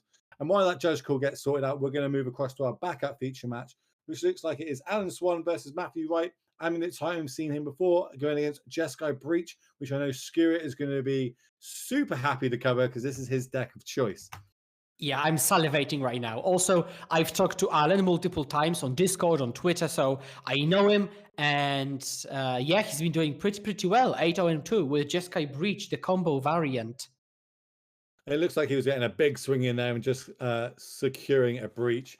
Moving back to our main match, looks like that counter did happen. End of turn, we're going to make the 1-1. We're going to shoot it with the Bone Crusher Stomp and then pass back, draw, and remember our triggering, or I think it goes up to 3. We're going to make a token in response. We're going to go search up. And I think 0 or 1. I think Dalton may have missed his 3rd land drop. Yes. Which is absolutely devastating for a deck that's literally mono 3 drops. So well, that's where the power of this deck comes from, right? Is its 3 drops. It's got like things like Ragavan on 1, but we haven't seen that. But like on 3, we've got access to Pyromancers, Fables, Blood Moons, and a Blood Moon there on turn 3. After that first Saga trigger was like kind of not missed, however you want to go about it, we potentially could have stopped this Shadow Spear coming down, this second token being made. And I think this game, it looks like Grant is just saying, okay, let's play a normal God Honest game. No hammers, no shenanigans, just a token with a bit of lifelink. Let's play that type of game. You also might not have a way to equip, right? Shadow Spear, normally if you don't have a cheat way to equip, you paying 2 mana to give something lifelink can just work out for you. That's got Summoning Sickness, and it's going to be a 3/3 as we're going to pass the turn back. And there is a land. Oh my god! Oh my god! Oh, what a crazy sequence! So let's break that one down. That was a Shattering Spree. Targets 2 artifacts. That was the construct and the equipment. We were able to save one of them with the Blacksmith Scale, and then we've gone back to Grant's turn where he's drawn for the turn and he played an Inkmoth Nexus and is going to get in there for 2 points of damage. But also, Dalton did manage to find his 3rd land drop, but it was a tapped land. Going back to him now, as he finds another land. So normally, I would feel tempted to animate Inkmoth Nexus, turn it into an artifact to push more damage through, but he has got March of Otherworldly Light. And so, because Dalton's deck is mono 3 drops, he wants to be able to hold up March to exile a 3 drop, right? And in order to do it, he has to keep all the mana untapped. But I think what he would rather exile is like a Bloodman and not necessarily Bone Crusher Giant. There's a giver. Winsop Heath played for the turn. Turn passed back. Didn't get a good look at those. I definitely see a Fury in their hand, a Blood Moon, a Fable, and I think a Lightning Bolt. Yep, thank you. Look at that. Get the hand cams going. So that's a Flame Slash, Lightning Bolt, Fable, Seasoned Pyromancer, a Fury, and the Blood Moon. Now, how would you go about deploying these cards in your hand to almost take control back of this game? Well, you could do the absolutely least battlefield affecting play, which is taking Obosh, right? Clearly. But I think I would rather have affected the battlefield a bit more. So, okay, we've got the Fury, and I think Flame Slash. So Fury is going to like maybe kill 2 creatures, and then Flame Slash will get rid of the 3rd one.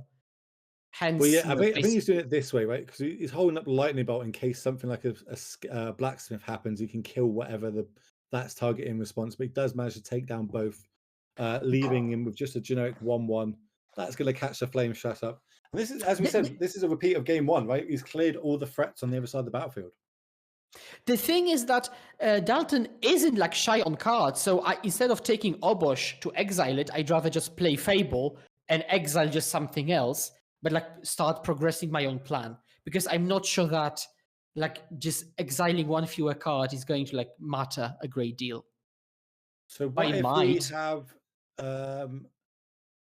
So if we get rid of like Sagada's aid off the top here, Oh, and we that's have a literally hammer in good game. hand, That's but we literally good don't. game.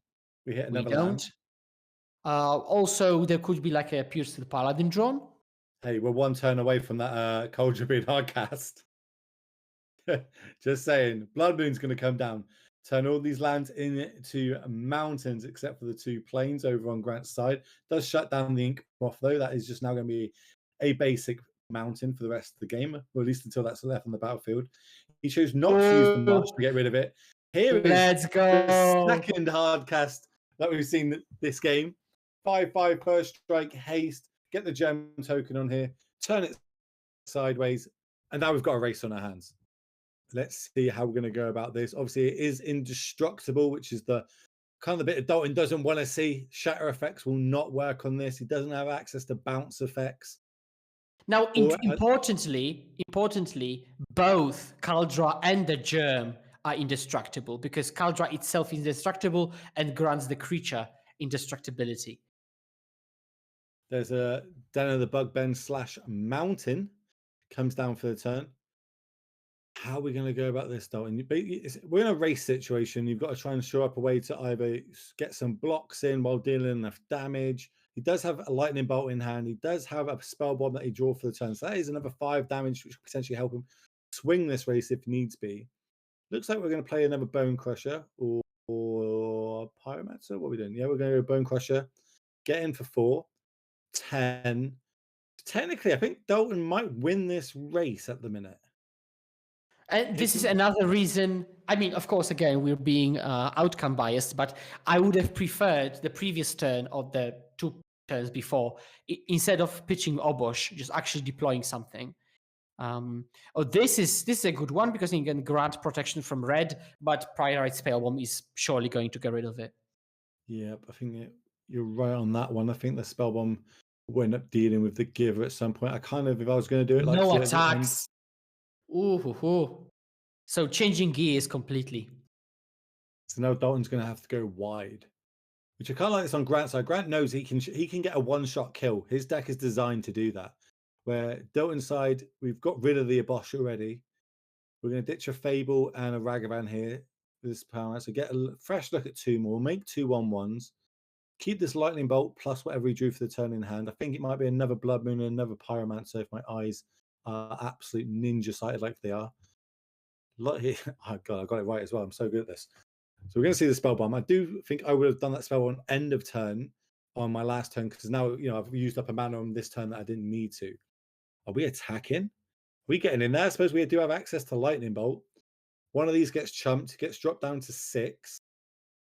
So I have to say there is one line which is absolutely super cheeky. So Grant has got Hammer in hand. So what he could have done, technically, is play Hammer to prepare for an actual manual equip, which costs 8 mana, but he's, slowly but surely getting there. So if he plays 1 more land, which is he's gonna 7, right? If he top decks a land now, which he does, means he missed a potential Hammer equip now, which is huge. Would have been 15 with 3 blocks. It wouldn't have been lethal that turn. But it would have been good. He's still got this March of Underworldly Light in his hand. So he does have an instant speed way to kill stuff if he needs to.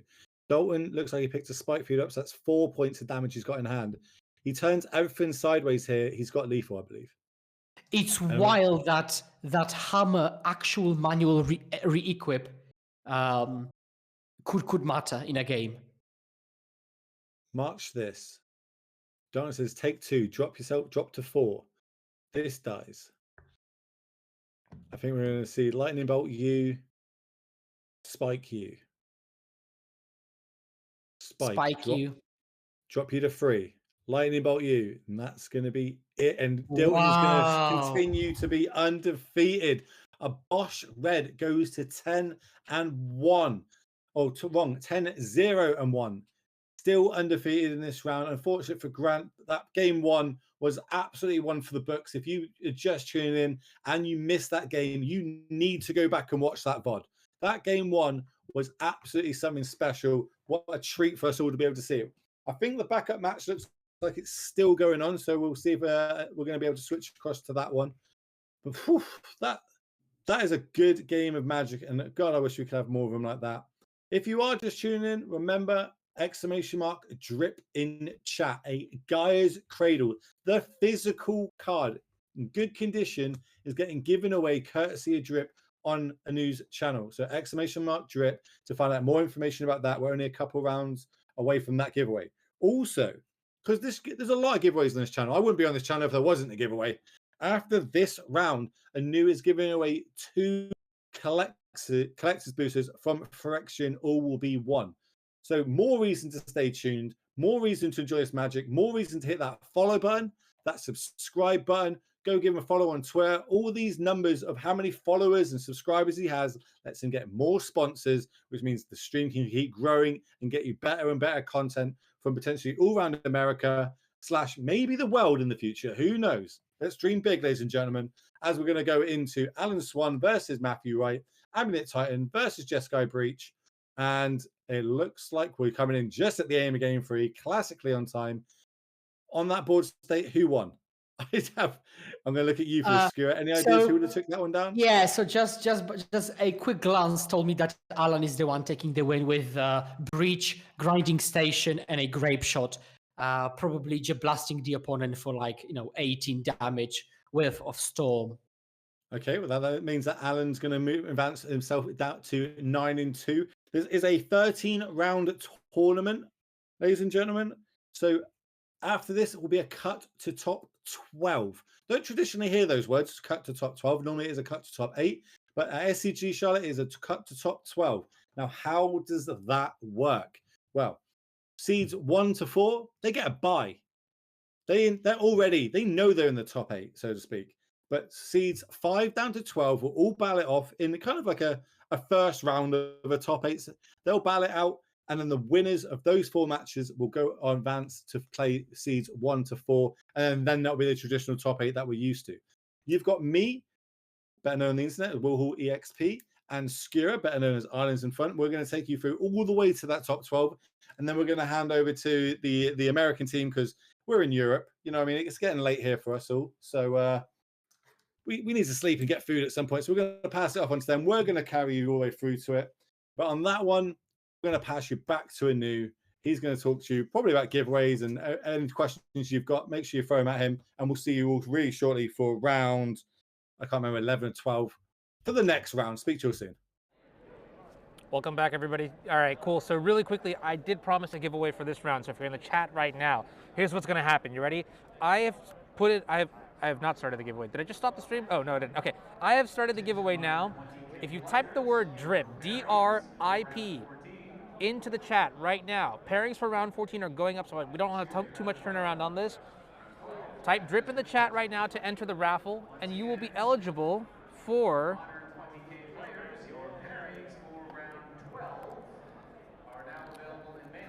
these 2 collected boosters sponsored by DRIP. So thank you, Drip, for providing the viewers, the audience at home, with something to do here. We will pull the winner at the end of round 14. So we'll cut back to me, and we'll pull the winner then, and stay tuned throughout the day because we have a Gaia's Cradle to give away. We're going to switch to a quick break. I'm going to put some information in, take care of the players coming in. I'll talk to you soon, all right?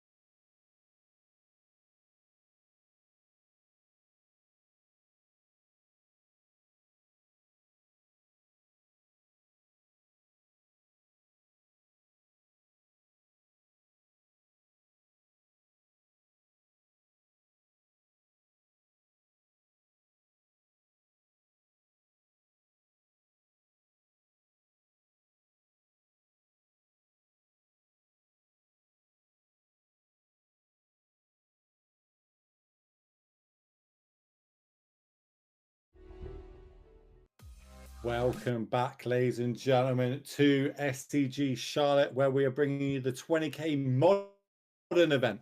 My name is Will Hall, better known on the internet as the Will Hall EXP, and I'm joined by the one and only Skura, better known on the internet as Islands in Front. And we're going to bring you round 12 of this weekend's action. There's only 2 more rounds left before the cut to top 12. That's right, cut to top 12.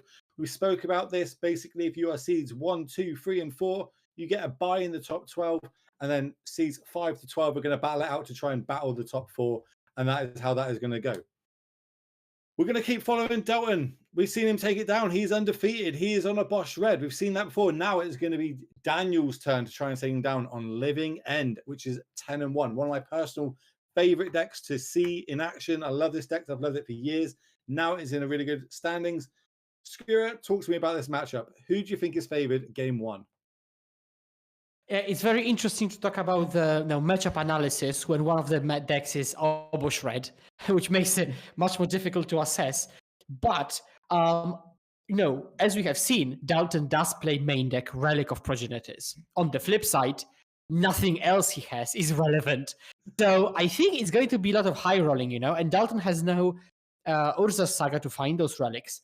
There is also Blood Moon, and Blood Moon is surprisingly good against a mono blue deck because all the Cascaders require, blue and or green and or blue, and they just have to have the time to fetch out the island, fetch out the forest. And some people don't even play the forest. So Blood Moon and Relic, those are going to be huge. So I wonder if Dalton knows what he's against and knows what sort of hands he has to keep. But then Daniel's hand, Daniel has got the Force Negations. He's got the Subtleties. And Dalton has a hand that's bad, has Relic. It's an excellent hand against a fair deck. So if Dalton doesn't know the opponent, this is a snap keep. You've got Relic, you've got Removal, you've got 3 drops. Looks awesome. But if you know it's Living End, you've got Relic that can be taken with Grief or Fond, and then nothing else really. Where do we sit on the game plan of maybe we just cast our Furies into nothing just so we've got basically Furies in our graveyard in case something like a Living End does happen to resolve.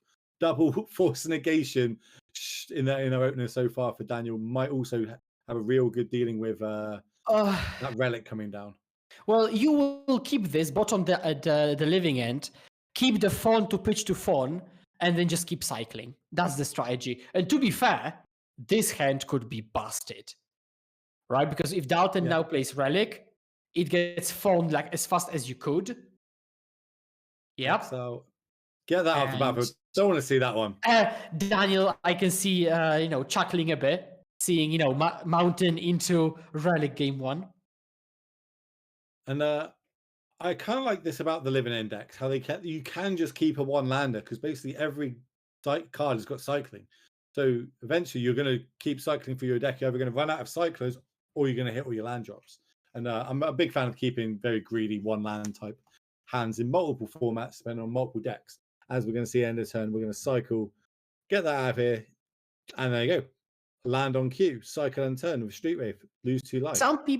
Some people may not realize, but the cycling sequence actually does matter. For example, here you want to cycle the blue card first, keeping the black ones in case you draw Grief, right? So for example, now you might cycle into Grief. So this is exactly what's happening, right? So we've got black card with Living End, so you can cycle Street Wraith because you've got the black card to cycle again into Grief. So the order you cycle in is not irrelevant. It's not like a willy-nilly, just go through your deck. And I think we've kind of run out of gas at this point. We are looking for our 3rd land drop over on Daniel's side. Dalton's just going to pass the turn back after playing a land, holding up his things. Got Flame Slash, Lightning Bolt. Okay, this is good game. I mean, I know I've called it today multiple times and I've been wrong. But if Dalton comes back from this, he has to get the Gaia's Cradle. There's no other way. I'm inclined to agree with you, but we've seen crazier things happen just on this short stream that we've been doing. So we are going to cast Living End here. We are going to get back, believe it's going to be 10 power worth of cards. But we do have Flame Slash, which can deal with one of them. We've got Lightning Bolt that can deal with another one.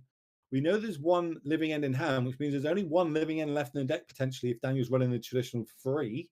So Dalton's not out of it. I'm not counting him out yet, especially if he's trying something like a Blood Moon and has like a Fury or about. It's not looking great, especially as the opponent's going to go look at my top 3 cards and stack them in any order they want to. I also like that little interaction there. Daniel actually tapped it to kind of announce that that's the trigger that he's going to, so he doesn't forget it. Puts him back in the order he likes, passes it back across, goes on top of Dalton's deck, and quick count. I mean, so that is how much damage is that? I don't see it. I don't see it. It is definitely a 2-turn clock. We drew a relic for a turn. Relic. That was good. That is such a BM from Daniel. Daniel just says, "Yep, put relic on top, your draw." I mean, that's just the disrespect is wild here. That is quite funny. I do love to see it. Daniel also put that on top just to really rub it in. But he looks unfazed, right? He's like, he did that biggest BM you could see, and he's just like, yeah, like nothing happened. And this is what I spoke about. Like, he had a couple of answers in here. He's now managed to turn that 2-turn clock into a 4-turn clock. And lucky for him, Daniel does have another way to living end if he needs to. Grief ditching living end. Let's see what's in that hand. And it's going to find a Seasoned Pyromancer, unfortunately for him. So if he does decide to cast living end again, which he's not inclined to right now, but he probably won't get another chance to because of relics on the battlefield. To be fair, this relic might have been a bit too cheeky. Like, yeah, I mean, unless the other 2 cards are really good, like maybe Blood Moon and another relic or something, or double Blood Moon. So maybe it wasn't cheeky after all. Maybe he actually has got like a very stacked top 3. We'll be able to see, because obviously on the living end count, this will be the 3rd one cast or used in some description in this game. We're going to look through quite a lot of the deck, I imagine, because it's only going to be one place. Yeah, so there is a basic forest. That's important. There is a basic forest. And those living end decks, sometimes they play 3, sometimes they play 4 living ends. It does depend. And it depends on the metagame usually, because they play 4 copies when there are a lot of like Murktide decks. So you can just aggressively living end in the face of counter magic to get it countered and then go again. So depends what the Daniel's read on the metagame was. Okay, question. Whose triggers go on the stack first and resolve first? Good question. Oh, you've asked so many good questions today. So another advanced one. So basically the triggers go on the stack. Like if you're the active player, so if you're the active player, your triggers go on the stack first and then the opponents. But because the stack resolves top to bottom, it means that actually the opponents resolve first when it's your turn. Which really does matter when you have living end, you've got violent outburst. And so you decide if you want to living end on your turn or their turn, depending on how the triggers stack. That is good knowledge for everybody watching, because obviously that's something that can get confused. It can confuse me once in a while when I used to do it, and I'd probably still call a judge now just to make sure that I know how that interaction happens. We're having a quick look in here from Alex versus Alan. Obviously your favorite deck, Breach, going up against Rhinos here. It looks like Rhinos being cast. We've got an answer to one of them on the battlefield by the looks of it. Both players both players got 9 wins, but one's got 2 draws and the other has 2 losses. And it does make a huge difference, right? Because it means that Alex can't really lose while Alan can, right? Because that's the 2 points of difference. So here we go with all the triggers. So Daniel's choosing to look at his own deck to stack the top 3. I'm not entirely sure what was drawn. I think he had that land in hand, but maybe there's one in the graveyard, so maybe that's what he ditched.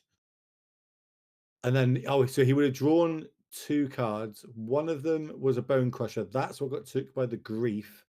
Got you. Right, now we're caught up. So we're looking at Seasoned Pyro now. It can chump if it needs to. I believe Dalton is down to 14, took an attack for 6 last turn. We're going to play another Bone Crusher, probably on defense here. And we're going to pass the turn back. Daniel did look at his top 3 cards, put them back in any order you wanted to. Has the 4/4 flyer, has the Creature of Grief, and has just a generic couple of 2/2s and a 3/3. He's working out, does he want to get across with everything here? 3/3s, everything that can trade with that Bone Crusher, I think, is coming across and leaving back the 2/2/2s. I like this. Unless he maybe drew something like a Violent Outburst. Maybe that could change the math. But it looks like we're getting to blocks.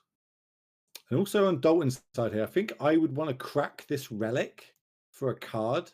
I know there's three have happened, but I don't want to be cracking it after my Pyromancer goes to the graveyard, if that's how damage is chosen in this blocker stack.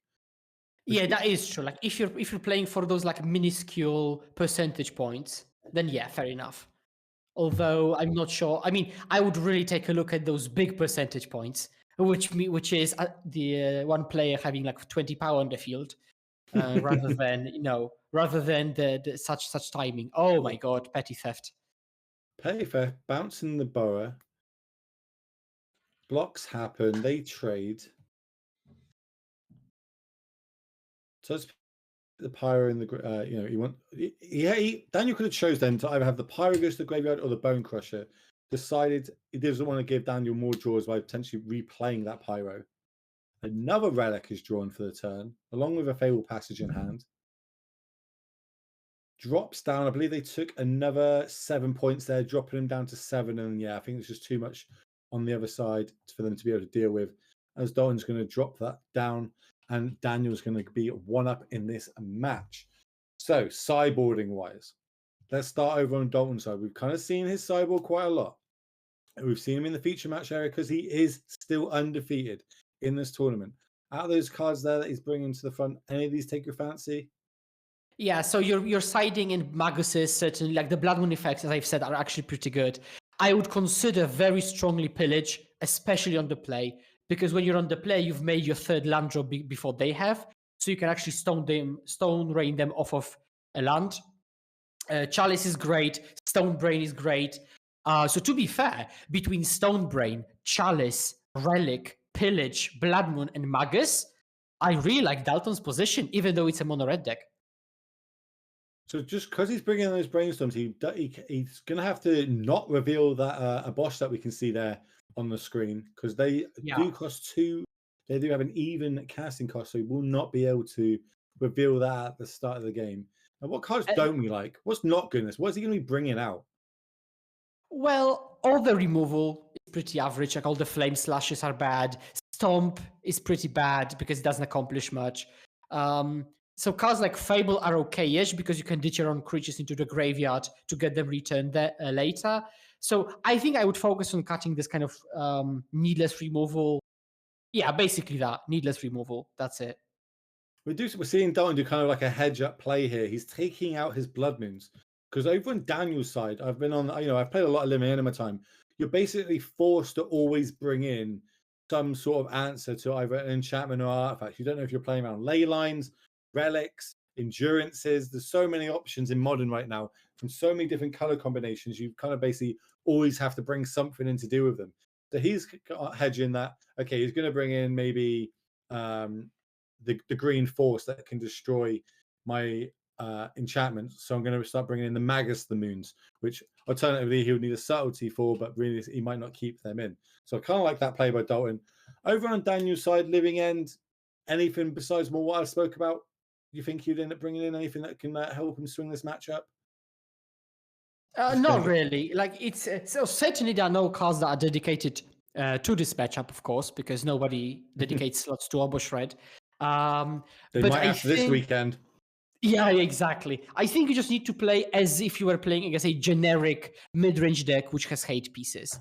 And so you certainly want Forces of Vigor because of those random relics, chalices, blood moons. Like Force of Vigor is a snap side in. And other than that, you're just hoping that you do your thing. Exactly. So chat kind of all over it, but I'm going to repeat for people, anyone just jumping in, make sure you type the words drip in the stream, because after this round, we will be giving away 2 Frection, all will be 1 collector's boosters courtesy of Drip. So make sure you type Drip in the chat for a chance to win that. That giveaway is happening after this round. And then also type !Drip and check the details out for how to win a Guy's Cradle, which will be happening in this stream, ladies and gentlemen. I am going to do my damnedest to try and be part of that as well. As we do see Daniel, I think he took a mulligan there. He's shuffling up and is going to go down to 6 cards. Dalton on the plate. How big is this? He got Ragavan. I was about to say Ragavan, I feel, is quite big, but then so is 2 Stone Brains in the opening hand for Dalton. Could this game be over before it even starts? Or we've got a Grief. Yeah, so Grief is one of the ways you can catch your opponent like off guard. You can also play like something like Petty Theft maybe. So you can Petty Theft Brainstone, but you can only do that on the play. You couldn't do it on the draw. So yeah, I really like Dalton's position right now. Now, again, we're cycling main phase because he might hit a second Grief. Or you could draw like a Dead Living End to pitch it. Mm-hmm. So in those, oh my God. Okay. What's the pick? So yes, the question is what that third card down is. And I'm not sure there is a human that knows the answer. No way. Chat's gonna get it. Chat, what's that third? That black on black card. Come on, chat. Someone's gonna get it. This is literally like a foggy blob that's black and red, black and white. Lantern of the Lost, chat are saying. Oh my God. I wonder if we can get that up on stream. Let's test a new. Can we get Lantern of the Lost up on stream? I think the chat might be bluffing. Jeez, we're all over it. Look at this. Lantern of the Lost. When enters the battlefield, exile type card from a graveyard, exile Lantern, exile all cards, all graveyards, and then we even got the black on black to draw. Okay. Oh my goodness. Chat know everything. Like chat are the biggest brain Magic players there are. There is just no one bigger than them. And we're gonna see.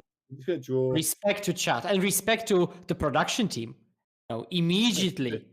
That production team is a one-man band called Anu who puts in so much work, ladies and gentlemen. So please hit that follow button if you haven't. It all helps in the long run to bring you this beautiful Magic that we're seeing. As the Ragavan comes across, does connect, does make a token. That token gets sacked. We do get a Fable on the battlefield. Now, what we're going to do on Daniel's side, he knows those Brainstones are imminent. We're going to shock in this breeding pool. Out of all the card treatments, I have to say that the black and white treatment, deserves hell. Whoever came up with that idea. Because borderless makes sense. Like the center is the same as it would be, but black and white one. Oh God! And the basics. What do you think about the new oil basics that have just come out this last week? I'm not sure I've seen them. You haven't seen the oil basics? Oh, they're beautiful. If they are beautiful, then I may have. If they are beautiful, I may have. I am a Phyrexian fanboy at the end of the day, so I do love these oil slick basics, which we did see the Infect player yesterday was playing with them, but we haven't seen them so far today.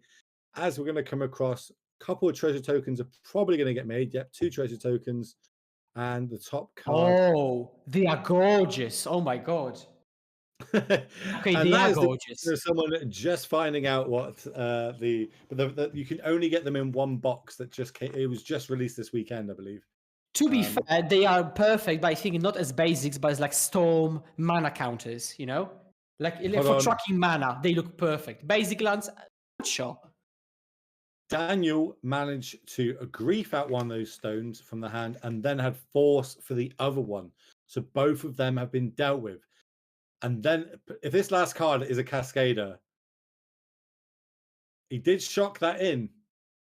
Oh, but it can't be. Yeah, it's got to be red for it to be an instant speed. Maybe he's got like hard cast, endurance, or force. Maybe didn't get a good look at his last card. If Daniel wins from this position, again, we've had so many very difficult positions and so many comebacks from those that. I guess nothing will surprise me today anymore. But he did shock it in, so it's probably just hard cast Fawn. Which might be... Okay, so he's not pulling the trigger on it. Well, I would have pulled the trigger there, I think. I'm So the falling thing so far is- behind. But he might identify that the only thing he's actually losing to are actual hate pieces, like Relic. That's a fetch. Pass and turn back. This is 2, 3, 4, 5, 6, 7, 8 damage on the battlefield. 2 new looks. Bone Crusher, and well, there's 2 ways to finish it off. Go to combat. I imagine the words that are coming out of Dalton's mouth.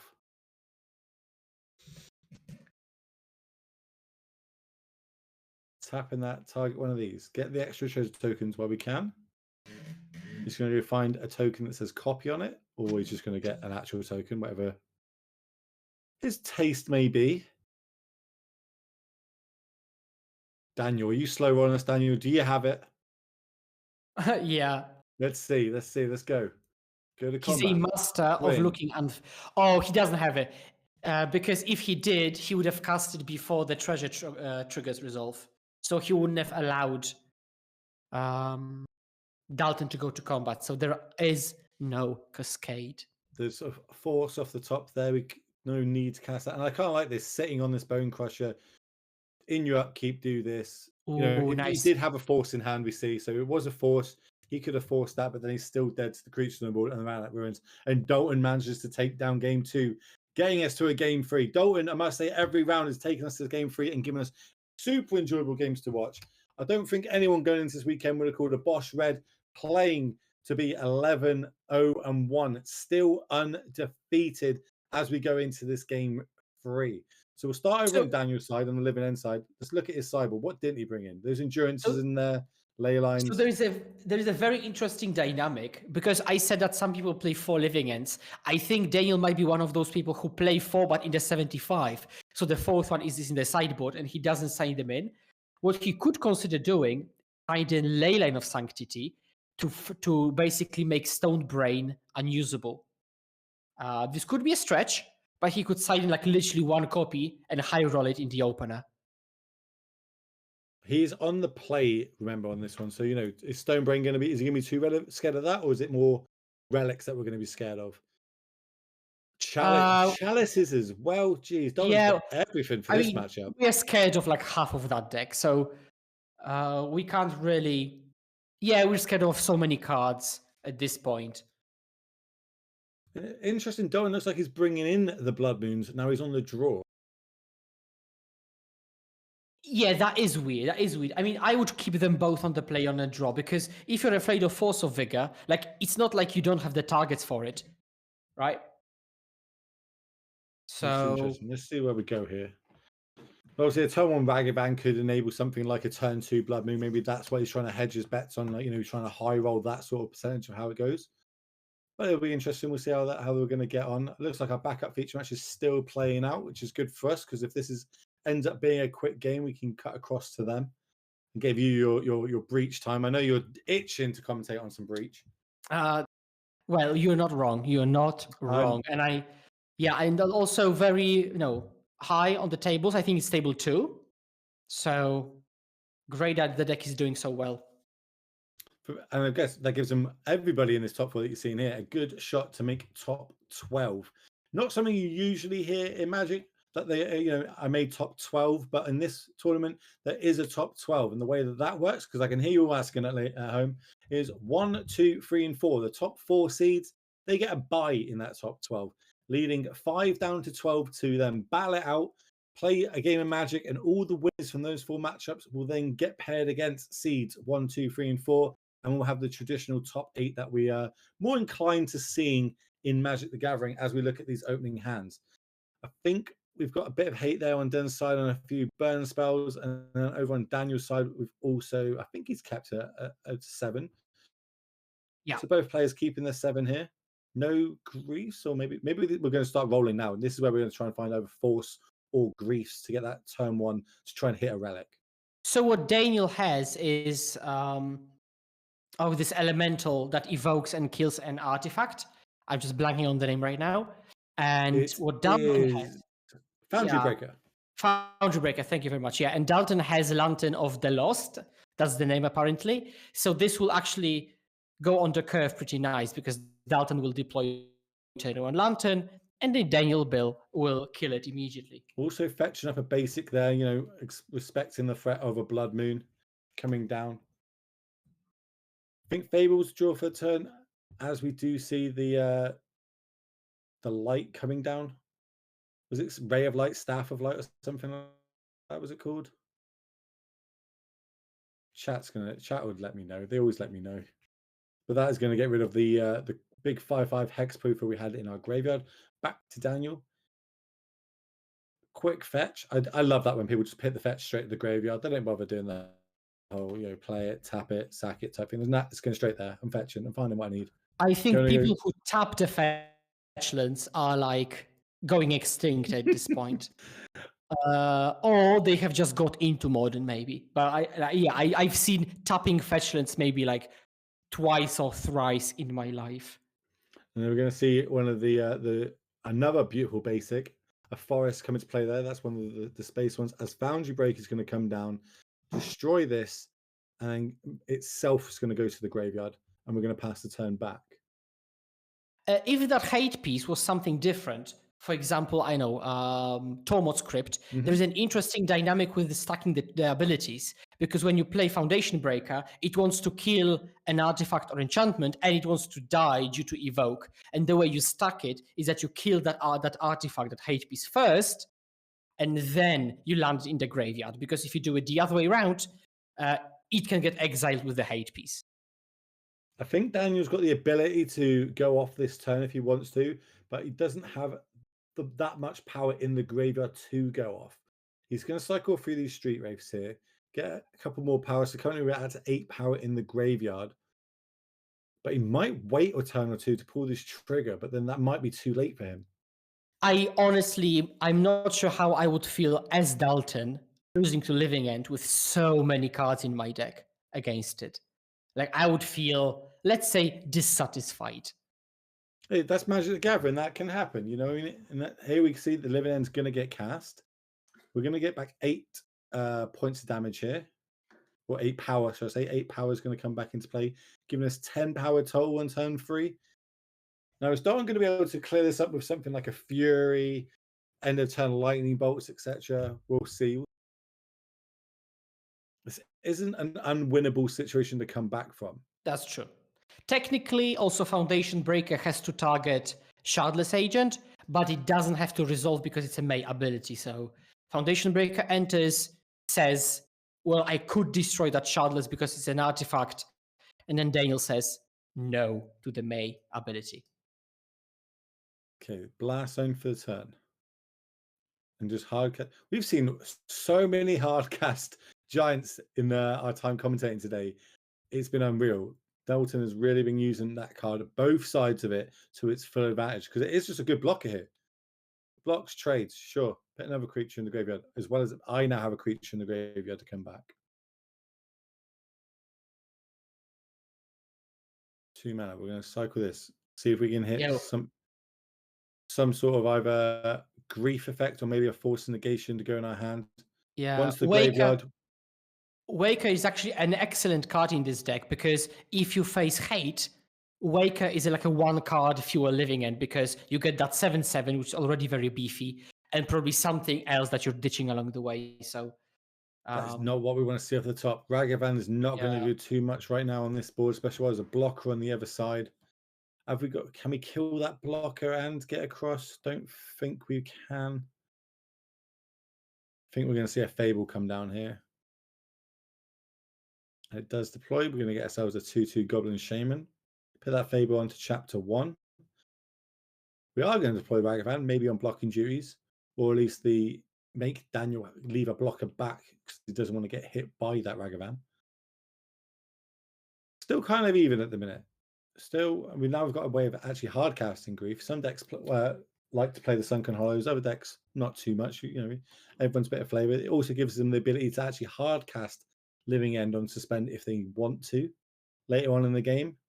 Can't see I've seen one of them in a long time hardcast, but here we are. So you've got a very kind of modest attack for 5. Yeah, especially if Dalton's at 17. You can just take this. Like, maybe that's not what's going to happen. We're going to double block here.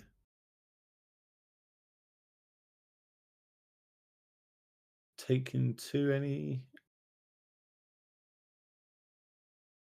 Now, to be fair, like even if they trade, but there is another living end, Daniel's board will be much more formidable. So we got a question here, which I imagine they're about to ask the judge, and it's going to be: can I assign all my combat damage to one creature? Oh, that's a spicy question. That's a very spicy question. Especially as Daniel is asking it post blocks, while actually Dalton should have asked it before blocks, right? Yeah. So he knows what he actually ought to do. But this is a very big brain question. Because realistically, obviously Daniel's doing this because he doesn't want to fill up Dalton's graveyard with creatures. And it looks like the answer is he can. So it shows you why Daniel is 10-1. Well, that was heads up. Yes, very good play for him there, as we're now going to see. Oof. Well, let me cash in my my bold prediction of this game is approaching an end. Yeah, this is going to be very hard to come back, may I say. So we're going to get back all these creatures, and you can get back your giant. Any triggers happen? Yeah, one trigger is going to happen here. Well, if that's not a GG, I'm not sure what is. Yeah, I'm trying to think of any sort of way to come back from this. That is a lot of power on the back for that. Is 10, 14. That's 21, 22 power on the other side of the battlefield versus just a lonely giant, a Fable going to 2. I think Fury might have to have something to do with this. Maybe multiple Furies are going to have to do. Blast Zone and lands are not going to do it. And unfortunately, Dalton is going to pick up his first loss of the tournament, advancing to 10-1-1. And Daniel going to 11-1. And potentially, I believe, maybe becoming our king of the hill. So congratulations to him. Looking at that backup match, it looks like it still might be going on. We'll see if we can move across to that for you all. Let's have a little look, see. I haven't got anything to me yet. So we're just going to talk about that game and how that one went to start off with. So a Bosch Red matches living end, Bosch Red, living end. Kind of who was on the play made a big factor of that, who had the right answers. Obviously, it almost came back and punished him then by, when he stacked the deck and left the relic on top, but luckily for him, it didn't. Oh, okay, we do happen to have the game 2. So we are going back to our backup feature match, but it looks like we're playing it at 1.5 times speed because there's only going to be so much left on the round. Welcome all the new raiders from Doomwake's stream. I hope you have a good time. If you just tune in, make sure you type the words drip in chat because drip, we are doing a giveaway for 2 Bruxian all-be-one collector's boosters after this game. So make sure you type drip to be in with a chance of that. And if you do want to be in with a chance of winning a Guy's Cradle, you didn't hear me wrong, a Guy's Cradle, physical Guy's Cradle. Again, type exclamation mark drip in chat to get all the details for that one as we move into this game where we've got Alan Swan versus Alex Rubin, Team of Rhinos versus Jesco Breach. And it looks like Rhinos are just entering the battlefield. We're all caught up here. Skura, talk to me about Alan's side. He looks like he's got an E on 0, ready to blow. He knew these Rhinos were coming down. Does he want to blow it now, or is he waiting until next turn when potentially that other crushing filters is coming down? Oh, if he can afford to wait, he absolutely wants to wait because he has no way of recurring it right now. And Rhinos do hit very, very hard. So now, because they don't have haste when they come offline, so you can comfortably just do your thing this turn, pass, and just pop E on upkeep, or even hold it even longer, but you don't want to tie up your own 2 mana for too long. So this E is going to come in very, very clutch. Is there anything Alex could have to maybe, prevent this upkeep explosion? Maybe like, I don't know, a Brazen Borrower end of turn, something along those lines? Well, so Brazen Borrower's Petty Theft is 1, Force of Vigor is 2, Prismari Command is 3, which is plenty of options. But as we can see, we've got neither, and Emery will start looping those E's, which, well, sounds very difficult to beat for Alex if there is no Dead Gone or something. Yeah, I was about to say that seems pretty backbreaking, really, to loop a card which costs 0 mana against basically the namesake of your deck, which is making generic tokens, which are 4/4s. As we see the play that you spoke about here, Alan was just returning this E back to the battlefield again after Alex then spent so much time trying to get those big 4/4s on the battlefield. Looks like we're gonna equip the Ledger Shredder here with the spear, make it was it a flying bird with a spear? You've seen crazier things in Magic the Gathering, I'm sure. And that's going to be game 2. We're going to go to a game 3 and then for people just tuning in, welcome. My name is Will Hall, better known on the internet as the Will Hall EXP. And I'm joined by Skura, better known on the internet as Ireland's in Front. And we are bringing you round 12 of the SCG Charlotte Modern 20K. After this round, there is one more round to go before a cut to top 12, where they'll all be battling out to see who will take away the more prize money and the trophies, and just the generic tweet saying, I won SCG Charlotte and I won the 20K. Alan taking a nice little mulligan here. How does this deck mulligan? Well or pretty bad? It does mulligan well, but one of the reasons is that all the cards are really good. Like, if I told you there could be a deck with Urza's Saga, Underworld Breach, Ragavan, Ledger Shredder, and Holy Heat, Expressive Iteration, you would think, well, yeah, those are the best cards in Modern. What about them? And this is the deck that plays all of them in beautiful harmony. So it does mulligan pretty well. And we're going to see now as he's going to set that dice up for us, letting us all know that he is going to go down to 6. That is right for people in chat, just asking about the top 12. It is top 12, not the traditional top 8 that you normally see. What will happen is seeds 1 to 4 will all be getting a bye in that top 12, and seeds 5 to 12 will battle it out 4 games. They'll see who wins those games will advance to then battle seeds 1 to 4, and then we'll have a traditional kind of top 8 that you normally see in Magic the Gathering. Alex is going to start off with a Wood of Fiddles there. Alan looking at his hand. With all these cheap interactions, potentially could just split the whole hand out straight away. And yes, this interaction comes up. It always comes up in Modern. Talk to me about it, Skura. Why are we baubles before playing our first land drop? Skura is not there. He's managed to mute himself. Yes. Mute myself, I did, yes. So what you do is you bubble yourself to see what is on the top, because you can fetch that, fetch, shuffle your library, and then not keep that top card, which potentially you didn't want. Now, this trick only works if you have a fetch land and a non-fetch land, because if you only have fetch lands, it doesn't really make sense to look. At which case, you would just play bubble, pass, let Alex resolve his fetch, and then look at his top to see what they will be drawing.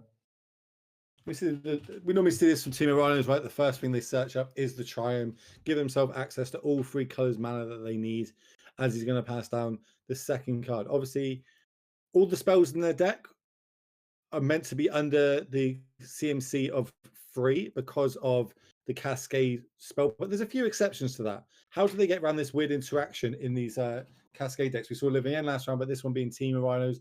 Very similar, but a few different cards, and especially how they play out. How do we get around this interaction of having to make sure our cards cost 3 MC or more as one of them gets cast? Yeah, so normally we actually play cards. So we play cards that do not break this rule. So they technically cost 3 or more, but we don't play them for 3 or more. So for example, Fire Ice is a split card that has a mana cost of 4, but the rules on that have kept changing. And you can cast either half for 2 mana. So you're casting a 2 mana spell, but it's technically a 4 mana spell, hence fulfilling the condition. You've got Pitch Elementals, which cost, for example, 3 or 4.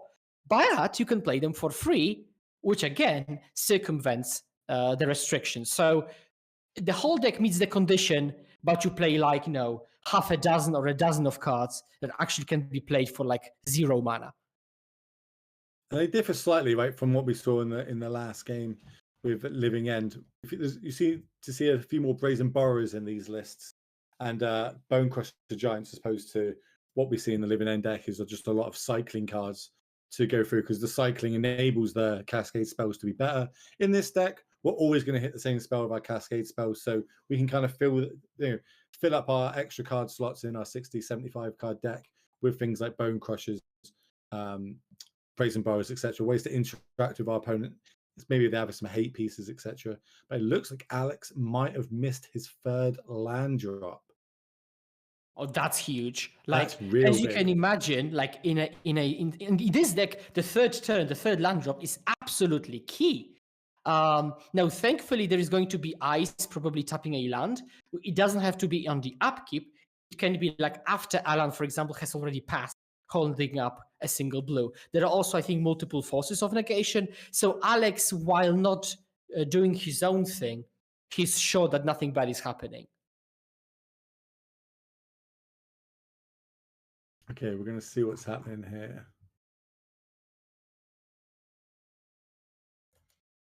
We're going to start just playing one of the generics. So this tells me it's the combo version, right? Because it's playing this card? Yes, yeah. Grinding Station is a combo card, and Alan is also missing his land drop. Now, he could still win on the next turn. I mean, technically, of course he won't because Alex has got Force of Negation, but Alex is, I think, again missing his land drop. So we've got both players missing land drops. We'll see who comes out of it first. I wonder who this favors. Like, who's more inclined? At least Alan can start casting spells. When I'm having to start ditching my Crouching Foothills, I don't feel too great on Alex's side here. Yeah, and also Alex's interaction is a self 2-for-1 because of those forces. So while yes, 2-for-1ing yourself prevents you from cleaning up, it's still a 2-for-1, right? So and Alan's deck, yeah. So explosive iteration. Do you fawn it? If you do, it was just a pure 2-for-1, right? And we still don't know if Alan has drawn a land because he may have, which would be even more devastating for Alex. So there is a fawn pitching Shardless. Okay, interesting. I was going to talk about, like, you can sit on this Force Negation or like to the end of time if you want to, but while your opponent's casting things like Iteration, that it just doesn't feel good. Do we fire it off? And obviously we did, and then we hit our 3rd land drop that we've been dying to try and hit off the top of our deck. Didn't get a good look at the hand. I don't know if we've got another force in there. I don't know if this is worth, if we've got a safe turn to tap out now and try and get some pressure on the battlefield with the 8-power 4/4 rhinos. I think I would, because you're getting under potential Fluster or Spell Pierce, which those decks play. And if you're afraid of engineered explosives, you've got Force of Negation, right? So I think you can very safely tap out. You've got Fawn for whatever could go wrong. And honestly, I really like Alex's position here. Is there Fawn? That's what I said. I didn't know if they had Fawn left in their hand or not. We're going to have a little look at this, and I like this. We're tapping out in our main phase. Yeah, we're casting an instant at sorcery speed, but we're trying to play around with potential things like Flusterstorm, Spell Pierce, etc. I like that. Yeah, and it's a literal turn to clock whilst having Force of Negation. So this is a big strength of this deck. So so in theory, the shields are down, but in practice, they are absolutely not. So we did both players seeing their 3rd land drops. Maybe it's a couple of turns too late than they would want, but both managed to find them nonetheless. Alan is going to fetch up. How many basics do we generally play in these decks? In those Jeskai decks, we play Island and a Mountain, and it's usually it. I really, really, really doubt you would ever see more than 2 basics. We're going to fetch, we're going to shock, so we are going to drop ourselves down to 13. See if the players update that. They do. Thank you very much, Alan. And an E is coming down. So this is that force check. We don't think we've got a blue card to ditch for it. It looks like it resolves. And this is what I mean. Like, were we safe to tap out then or not? Oh, so because I knew there was a Force of Negation, but I didn't know there was no blue card. Okay, that's huge. Yeah, that's absolutely huge, because now there is EE and Emery going. I mean, this is... Okay, now I'm not surprised why Alex was considering keeping the mana up. And well, I said, okay, as we can see the pattern. I said Alex might be winning here, and now he's not. So I guess I should just keep my mouth shut or something. And more importantly for Alex there, he did manage to take care of that Emery, so we can't just keep looping these E's from the graveyard, because we saw that in game 2, and Alex was not able to get back from underneath that. Now going back to Alan. Still got one half of this combo in play. He might be thinking maybe he can resolve a breach or something like that now. Obviously, we know on the other side there is a force negation that could be hard cast. But Alan, he checked last turn with that EE and it didn't get counted by a force. So, the odds of Alex having a force without blue card, he's got to consider that. Maybe that's good, maybe that's bad. We'll see. And I'm trying to see what he's got in his hand. Well, maybe a new can first there was hand an cam option. here and have a little look. Oh my god, that's huge. That's just safety there, right? And Alex let it resolve. I think he may have like Force of Vigor.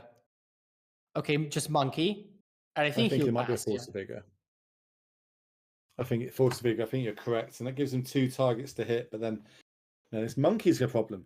Alan just doing everything. That's kind of with this Jeskai deck how it's so powerful, right? I'm just going to play things on the battlefield, and they're going to do things, but nothing crazy. And when you answer them, I'm then that's my opportunity while you've got the shields down to combo off and get the combo win, which you said he's we're endurance end of turn. That's good. Also, the Force of Vigor is good, it's not great because first of all, grinding station could easily be in the graveyard. That's not an issue. Second of all, you can always grinding station sack EE to mill 3 to replenish your graveyard. And third, Alex would have to spend his entire turn on killing EE plus station while there are no rhinos anyway. So it's an okay situation, but it's by no means great. Okay, Alan. There is a breach in hand. There is a breach in hand. I think he might have drawn an iteration for the turn there as well.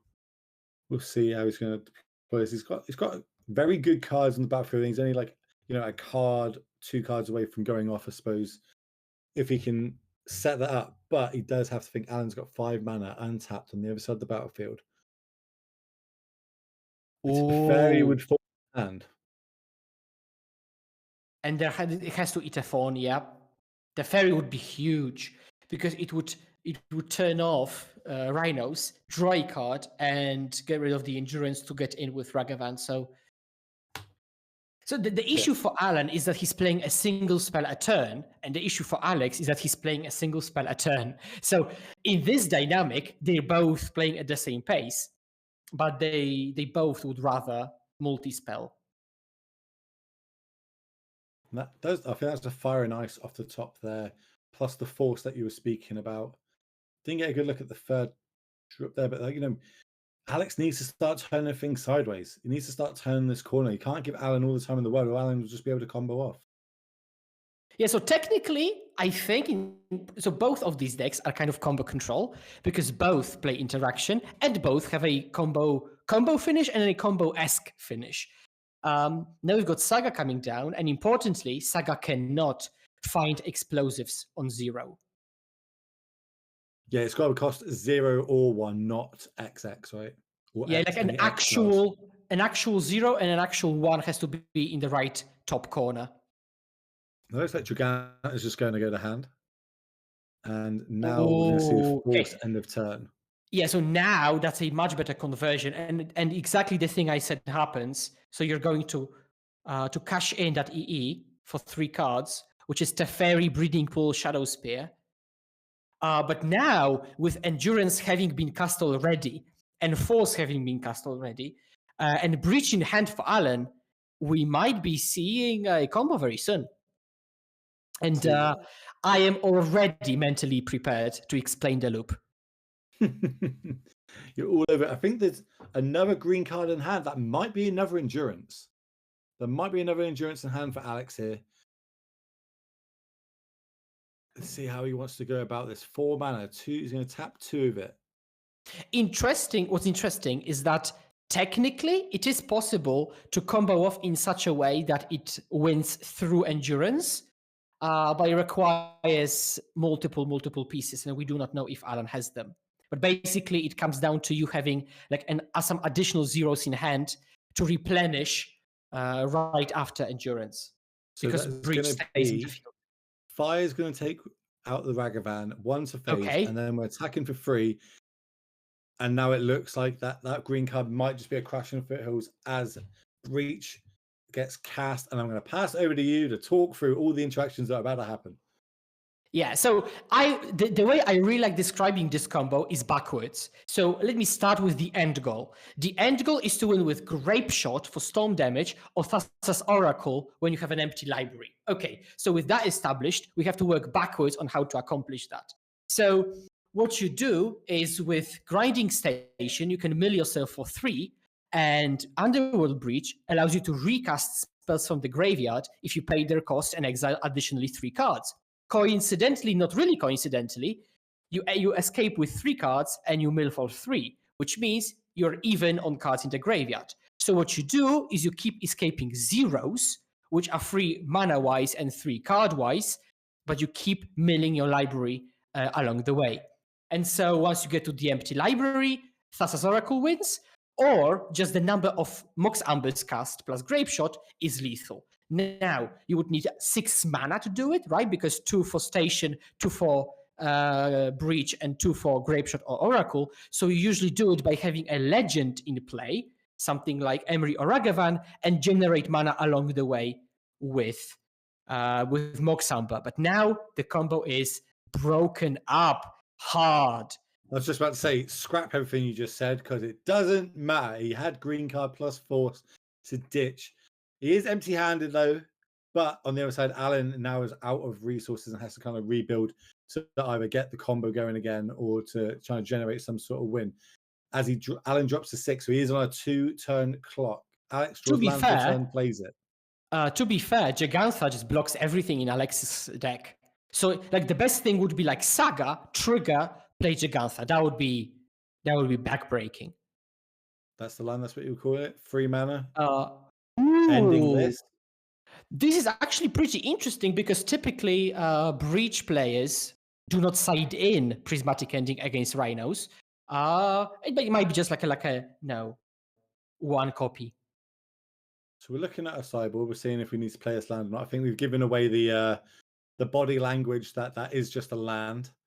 Unfortunately, if Alan managed to get that read or not, maybe he was looking at his hand. We'll see. I think Alex may have drawn a shock, and he's considering if he can afford shocking. But this game has been excellent. I mean, keeps you on your toes. Yes, let's go. We're going to big 5-5. Oh, no, we're going to breach. Oh, so he just says, well, instead of having a Jeggy, I win. So and is that a 10-0-2 for Alan? Now, it's not obvious because when you have the Thassa's Oracle finish, you usually just win when you just win. But with Grape Shot, you have to actually count the number of cards you play because you might not get enough to actually Grape Shot your opponent to death. So I think Alan just kind of presumes he can, which is possible, but it might be also not the case. I think he's counting the amount of cards and just working out how many he's actually played or not. So yeah, this is Storm Count 2 currently. And needs to be able to get 10 more spells cast, which looking at the size of his deck and stuff, I think he'll be able to get there. But how is he going to generate enough mana to do it? Talk people through that. Right, so basically what you'll do is going to have to deploy a legend like Ragavan or Emery and then generate mana of Mox Amber that you're going to keep looping. Now, you do not have Mox Amber. That's not an issue because you will keep looping a different 0, for example, EE or Mishra's Bubble, at which point you will have milled at some point Mox Amber, and then you will switch from looping EE to looping Mox Amber, and you accomplish the same thing. Now there is only 1 mana left. Well, I'm not.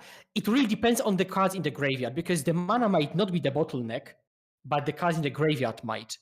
But now he's looking for Mox Amber because he wants to deploy Mox Amber first and then play the legend, so you can immediately add mana. Well, you say this. I've seen 3 Ragavans have been exiled so far. I'm not entirely sure if there's a 4th one or not, but he keeps putting Ragavan straight into in his exile spot. He's put 2 in there. I think 1 went in there earlier. And this is another thing. When I play against Breach and I play against a Thassa's Oracle version, I usually scoop. But playing against Grape Shot, I usually make people play through it because there's so many moments you can choke, like the Ragavans. Sometimes you cannot generate red to play double Grape Shot, so you have to have Springleaf Drum in addition. It can get sticky sometimes. So I'm not faulting Alex for just trying to see the whole thing. Also gives everybody at home and us, more interaction to actually watch Paper Magic, see how this goes, because maybe you're going to play against this in your next tournament. Maybe you need to know how to play against this, know what key point to cash your endurance, to cash your force of vigors, etc. So it's good for everybody here. We're going to see Alan try and master his way through it. He's going to cast. Yeah. Okay. So that's why one of the reasons that the Oracle version is better, let's say better, is that did he whiff? Alex, he whiffed and he accomplished like barely anything. So, but Alex has got only lands. So Alan has got EE plus Ragavan and Jegantha. So honestly, this might be enough despite that big blunder. Another land on top, not going to want that. So that's going to go. Are we hard casting a 5/5? I think we're elking. So there is no Oko in the format, but we're elking. Let's go. Let's go. Come on. Got a hype train going in chat. Welcome, everybody. Appreciate it. Make sure you hit the follow button. Throw those primes at the stream if you enjoy this sort of content. i.e. Magic paper coverage from all around America. Let's go. Big 5/5 coming down now. There it is. 5/5 elk. Any answers, Alex? No. And actually, there is a lot of conversation in the community of Breach players, and yes, there is such a community of whether to play Jegantha at all, because when you play Jegantha, you cannot play Oracle, and people keep debating whether Jegantha is worth it. Like, when do you actually cast the 5/5? And from my experience, you cast it more often than you would expect, but not that often, which makes this whole conundrum quite difficult. I think the live totals have not updated. I think Alex is at 9 after that fetch. I think he was at 12, took 2 from the Ragavan, took a fetch down to 9, which means there is a 2-turn clock over on Alan's side. Yeah. Alex needs a big draw here. Didn't get a good look. Passes the turn back. So Alan had to shock in case Alex had like end step violent outburst, which he didn't. I think there may have been a spell drawn for Alex, but nope, that's a land for Alex. I mean for Alan, yeah. Alan's drawn Alex for a turn. Alex has got caverns and gemstone caverns and something. He's working out the math here. He's like, okay, if I attack with this, leave that back to block, do this, that, and the other. He's trying to work out a line of how he can win this game without losing this game, I believe. And sometimes people emphasize more on the not losing the game than actually being able to win the game aspect. Like if there's an outburst here. Oh, it was a mystical dispute that drawn for a turn, I think. Yep. Another big draw. And we continue playing. 3 mana. Oh no, was it an agent? It was an agent. Oh, but it doesn't do anything in the face of EE. But what it does do is it blocks Ragavan or Jegantha. Because if Alex is at 7, and I think he's at 7, then Jegantha plus Ragavan is lethal. So you wipe out the rhinos, but you can't still attack for lethal because there is a blocker in Shardless Agent. So technically, Alex could go like runner cascade, which should be good enough. Sometimes in this matchup, you actually manually go through all of those rhinos. You actually grind through all 4 copies. I think he's actually at 4. I think Alex is at 4 life because he did take 5 last turn as well. I think just the life totals haven't been updated on Alex's side. I think he is at 4. So we blow EE. Chump block, Ragavan connects, drops Alex down to 2. Let's see how he wants to go about it. Obviously, I'd probably use my treasure token to blow that EE, though, if I was going to do it. Okay, Saga's never bad. There's worse draws in this deck he could have got, correct? Let's see how we're going to go about this. Keep that hype train going, chat. We've got 2 minutes. Let's get to level 3. Let's go. Support this channel. If you like Paper Magic and coverage, make sure you use those primes if you've got them. Support this channel best you can. Tap in 2. I mean, if Alex flips this around, is going. I mean, it's still the game is a nail biter. Absolute nail biter. So much interaction. No, the cameras aren't on, but you can't see me. I'm actually sat on the edge of my seat right now. Like, wait, like, what does he need now? I think he needs another way to get those rhinos going. I mean, I literally... Oh. No, it was the rhinos, but not the way to get them on the battlefield. Yeah, but the actual rhinos. And GG, Alan. Big handshake there. Oh my God, 10-0-2. That's a good record, making them live to get into that top 12. That is, ladies and gentlemen, you heard me right. Top 12 is going to be here for this weekend. They're going to battle it out. If you haven't heard of how a top 12 works, basically seeds 1 to 4 are all going to get buys. Then seeds 5 to 12 will battle it out in one round, and the winners of those 4 games will then get to battle against the top 4 seeds. But if you just tune in, welcome. My name is Will Hall, better known on the internet as Will Hall EXP, and I'm joined by the one and only Skura, better known as Islands in Front. And we're bringing you this SCG Charlotte Modern Day 2 20k action, as that is going to be the end of round 12. One more round to go before that cut to top 12, before we hand off to the North America team. But stay around. There is about to be a giveaway for 2 Phyrexian All-is-Ones collector boosters. All you need to do is type in the chat the words drip. You can see people doing it already. Type the word drip to be in a chance of that. That's about to get drawn as we pass back to a new. Also, type exclamation mark drip in chat if you want to be in a chance of winning a Gaia's Cradle, a paper Gaia's Cradle. You start that Elves Legacy deck you've always wanted to start but could never afford that Gaia's Cradle. I'm going to be in that trap. So on that note, I'm going to pass back to a new, and he is going to do the giveaway, I believe, or he's going to go straight to round 14 as he's. All right, as promised, we have a giveaway real quick, guys. Round 14, the players are already seated. I cannot hold up the tournament any longer. So what we're going to do is, like, in 5 seconds, if you haven't typed the word drip in the chat, do it. One person's going to win these 2 boosters. So I'm just going to have 5, 4, 3, 2, 1. Okay, because I'm a nice person. 1 more second. All right, and the winner is somebody. I lost it. Firebird. Okay, welcome. Cool. So I'm going to cut back to casters. We're going to go straight to the match pretty soon. Start the timer. Players are already seated. And that just means Will, Skura, sorry for no break, but take it away. We don't need a break. It's fine. It's modern paper action. Where else would I be than here watching it? So welcome back, ladies and gentlemen, to round 13. This is the last round. We're going to know who gets into the top 12 after this round has happened. My name is Will Hall, better known on the internet as Will Hall EXP, and I'm joined by Skura, better known as Islands in Front. And we're going to go straight down, as you heard from Anu, to the casters, to the players table, where they're going to battle out and see if they can get themselves into this top 12. You heard that right? Top 12. Not usual top 8s that we hear about. This is a top 12 where seeds 1, 2, 3, and 4 are all going to be able to get a bye in that top 12, and they're going to wait for players in 5th to 12th to battle it out. They need one more win to get themselves into what we would call a more traditional top 8. We're going to have Zach Allen versus Gary Leak. We've seen Gary a few times currently in this in our feature match area, but this might be Zach's first time, and it looks like he's on Fair Breach. So Skura, you're going to be happy with this. Grix or Steph Shadow, who do you have favored for game 1, or what are going to be the game plans game 1 for both these decks?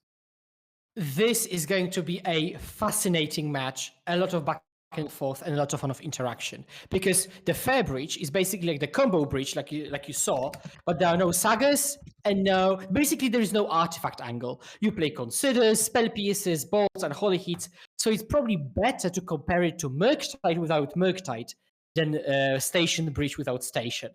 And so both decks basically are the same type of decks, right? So basically blue-red X interactive decks with some tempo threats. So I would expect this game to go for quite some time. Okay, let's see how true that can be. Obviously, Desho, we're going to try and do as much damage to ourselves as we possibly can until our life total drops below 13, so we can start getting the big 1 drops into play. Grix Death Shadow, we see it kind of fall out of favor a little bit, but then it started making more reoccursions because it was picking up the card Breach that, again, on the other side, Zach is trying to play. This card is popping up in a few different places here. Both players managed to pilot it to a 9-3. We think an X-3 record will get you in that top 12. If it somehow goes to a draw, I think both these players will be having a bit of a sweat on, as we see a 4 Cs being cast after the Chandler, just revealing a Chandler and a Consider. What do you like taking here? Well, I think you'll just focus on the threats. Never mind. Or not. We're just going to leave that. Well, I suppose if we've got a removal spell in hand, we want to keep that creature, right? Yeah, exactly. So because Gary might have just like double unholy hit or something, at which point he doesn't want to take the threat. So this makes sense if Gary just draws a removal spell. Exactly. That's Yes. how we drew up. Why wouldn't you? It's such a big brain gamer play, right? Do we have the delirium? We've got sorcery, creature, land. This is enchantment. There's breach that we spoke about. So delirium is on. These are 3/3s, which are bigger than the 3/3s on the other side of the battlefield. 3 damage coming across, Zach drop it. So I think we're kind of in this weird, like, I suppose, top decky kind of war, right? But one of these, I suppose both decks also play iteration, which will be huge if they manage to find it. Yeah, and they're playing on low resources, and in such situations, card Underworld Breach is excellent when you've gone through a lot of cards and you just go, okay, Breach, play a bubble 3 times or something. But Alan has got Iconoclast, which is, I mean, barely relevant, and so takes Gigantha to hand. So then passing the turn back, bunch of 3/3s on the battlefield. Get that off the battlefield. Trigger. I want to leave that card on top. Get in for 6 points damage. I think the last card in the hand is a 4/Cs. And we're casting it. What you got? Honestly, when Lurus was still legal and Yorion was still legal, Thoughtseize was much better because you always had a moment to cash in to take the opposing companion. Right now, that's not really the case, but it used to be. That's why in the Lurus times, if you could, you went Grixis because you could always Inquisition away that Lurus, Thoughtseize away that Lurus. So, it does look like, yep, Consider's going to get cast. Obviously, the Pseudo Pyromancer got taken with the Thoughtseize. Consider, is that in our hand or are we thinking about it? It's a bit hard to tell them what they're going to do. I think it's in their hand. But I wouldn't blame Zach if this was still on the stack of them, considering if they want to put it in the graveyard or try and dig for a better one. I'm going to go on a limb, say it's in the hand. I'm not sure because the range of cards you want to keep is pretty slim. Like, because if there is a removal spell, you could keep it. Of course you could, but it just prolongs the inevitable. So I think what you really want is something like Iteration. But if you see Lightning Bolt, you probably can't really pass this up. Yeah, I think where you cut the clock down from a 2-turn clock to a 4-turn clock. Okay. Right? Iteration. Yeah. Hell of a draw. Land. Oh, come on. Well, I've got this one. I've got this expert roll. I reckon he's going to put a land in exile, play it for a turn, put a land in hand, put a land to the bottom. You're welcome, chat. Thank you very much. I'm here all week. As we're passing it back to Gary Lee. I guess I can retire now. Yeah, I can do this roll. It's fine. Gary, remember, did keep this card on top. So it is something that he wants. Could be something like a Drown the Lock, maybe, especially as he's passing the turn back. Good news for Zach, though, is he can play a 5/5 with Outreach. And it is going to absolutely lose to Gary's quick draw there. Gary's going to take game 1 down in super quick fashion for us all. Sideboarding. What does Breach like to bring in this sort of matchup? So usually you want to cut all the cards that are conditional and just focus on like the stuff. Okay, yeah, exactly. So you want EE for the threats. You might want unlicensed curses, but you haven't seen that much because you're not sure if the Shadow deck plays Breach, which it could, or Croxa, which it could. And so Zach is just hedging and not playing it at all. Just sides in double. Okay, never mind. He literally changes his mind. Well, he did see a Breach get milled over, right? A Breach to get milled over as the 3rd card in that first game. So he knows that there's breaches on the other side of the battle. Oh, there is. Okay, if that's the case, that changes a lot. So, of course, Harris also works against Channeler. So that's another thing. And now here, he plays Blood Moon main deck. Oh my god, that's spicy. That is very spicy for Zach. So he could just try to cheese out the game if he wants to. So tell chat what's the difference between Fair Breach, why we're calling it Fair Breach, opposed to the normal combo Breach, grinding station version. Yeah, so Fair Breach basically means there is no combo in it. So the same way you would say Murktide is a fair deck, it's basically Murktide, but you cut Murktide and add Breach, right? But previously, a much more popular archetype was Combo Breach with Grinding Station. And so that was the first Breach deck that really, started to get noticed. So the Grinding Station Combo Breach, and then this one. And so in order to distinguish between them, This one is called Fair Breach rather than Murktide-less Murktide, which is arguably a bit more elegant. Happy days. So while they're shuffling up, obviously, if you're still watching, congratulations. You're probably subscribed to this channel, so you will not be seeing any of these adverts that have to be played. That's out of our control. You know, it's how it is. But if you don't want to see ads anymore, you know what to do. Hit that subscribe button. Not only is that going to help this channel grow to bring you more paper magic for potentially around America, maybe Canada, maybe South America, maybe Europe. Who knows? How big can we get this channel? But the only way that's going to happen is by you hitting that follow button, hitting that subscribe button. So if you do have the means to be able to do it, please do that. Reminder, there is also a giveaway happening in the stream for a Guy's Cradle, ! Drip, to get all the details on that. You might as well sign up early for when that happens. You don't want to be the one scrabbling to sign up for it when Anu presses the who wins button. You want to be in there nice and early, so make sure you go sign up to that. Make sure you use Anu's code for that. If there was a code for it, I'm sure he'll put it in the chat very shortly for you all. As we have both players drawing out in 7, Zach is going to keep. Gary's going to take a mulligan here. Didn't like what he saw. I didn't get a good look at Zach's hand. Did you have a good look at that then, Skiro, or was he too quick? There was Iconoclast, there was Bloodman. So we could see some kind of weird game where it's like turn to Iconoclast. Gary says, well, I have to kill it. Kills it, and then gets completely smooshed with Bloodman and just cheesed out of the game. And we've seen that happen once already this today. Someone getting cheesed out by Bloodman. I think that was Luna on blue-white control. Yep. Fortunately for her, I think she was on the bad side of that. Oh, there's the land to be a second one. Okay, I think this might be a bit of a keepable hand. Yes, certainly. Certainly, you've got turn 1 Thoughtseize. I think you bottom Drown or Iteration. Okay, because you go turn 1 Thoughtseize into turn 2 Ledger Bobble. So yeah. Zach just leaving the turn of a tap Steam Vents. Gary doesn't care about his life total. He wants to take that damage. He's going to take a full 4 points of it. Oh, that's a banger. Now look at this hand. Talk to me about what is the take here on turn 2. Like, oh, geez, what do we take here? Right. So because the things that are happening here.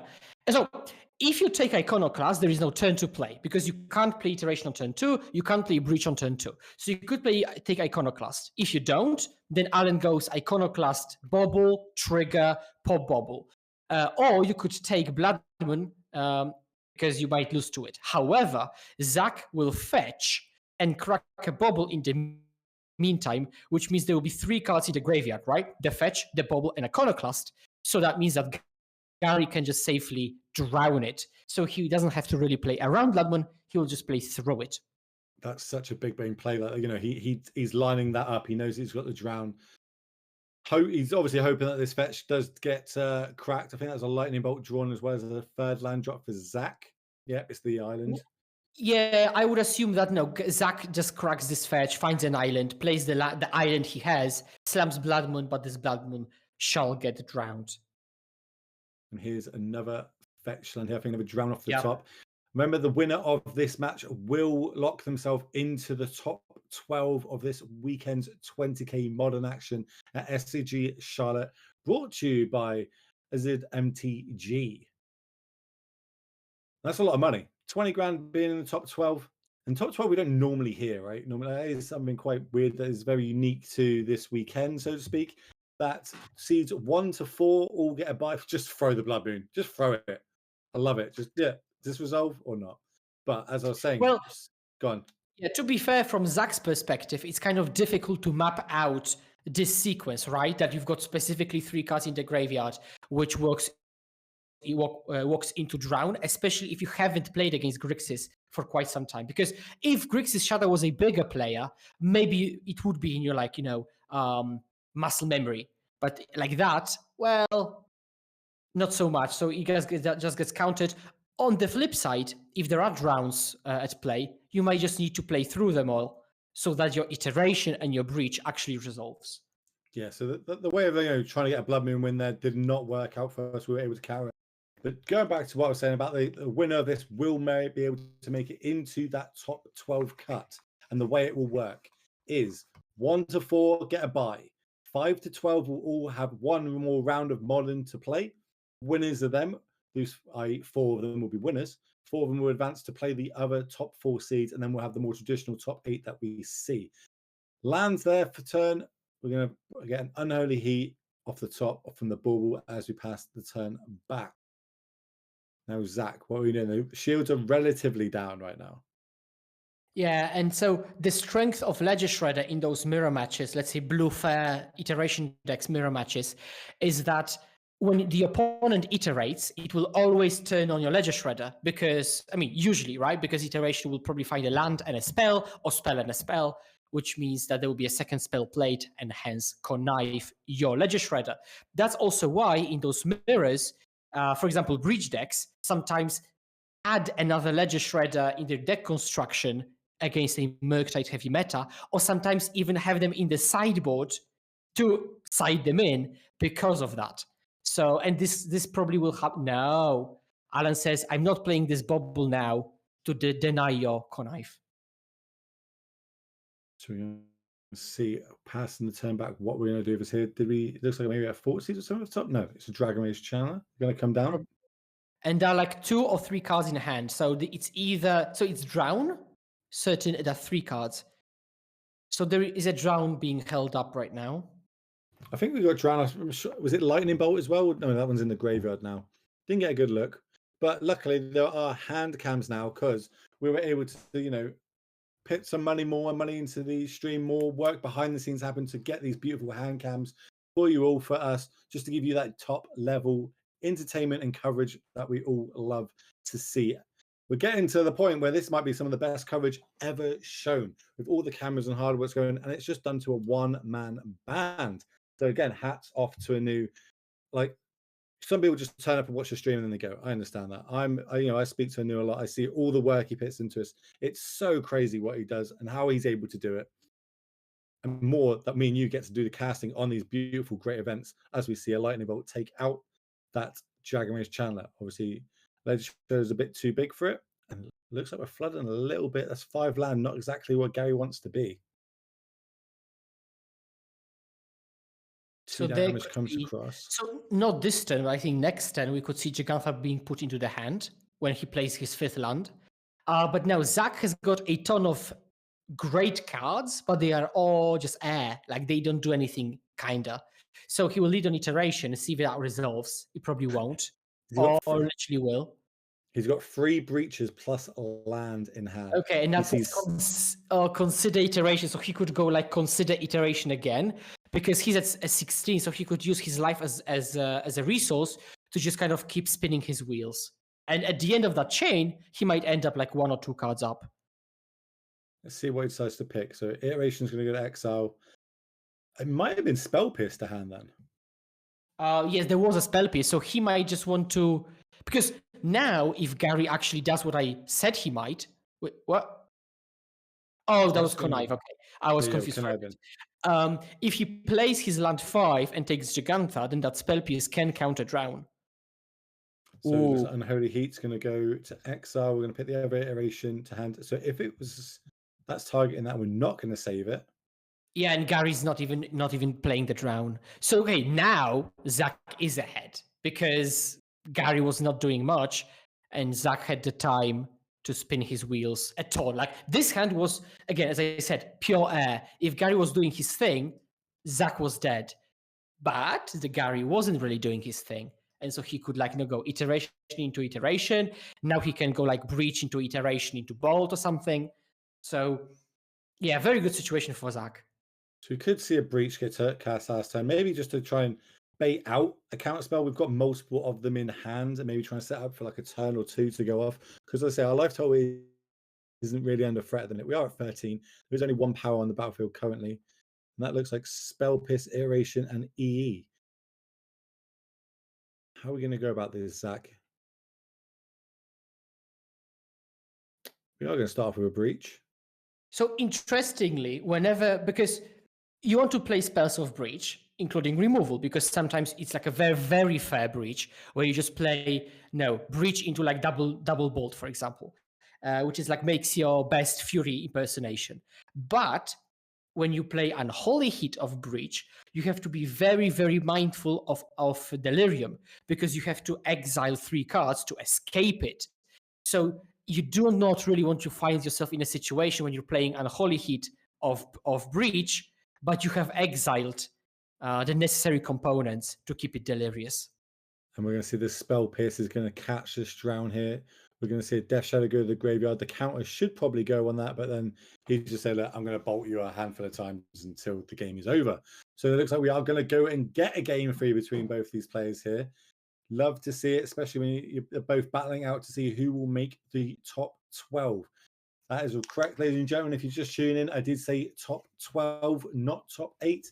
We have got a top 12 of this tournament where they will end up battling it out to see who will be able to make it into top 8, top 4, top 2, and eventually walk away with the title saying that they are the SCG Charlotte Champion 2023. Get that beautiful tweet, get all the clout that comes along with it. Is there anything that doesn't look like any players are going back to their sideboards here? Looks like they're quite happy. I think they're just shuffling up and passing it back.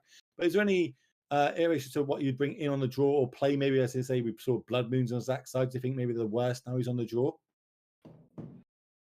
He might, but I'm not sure he wants some other tools changing the dynamic, because his sideboard isn't really well versed against Grixis Death Shadow, as it shouldn't be.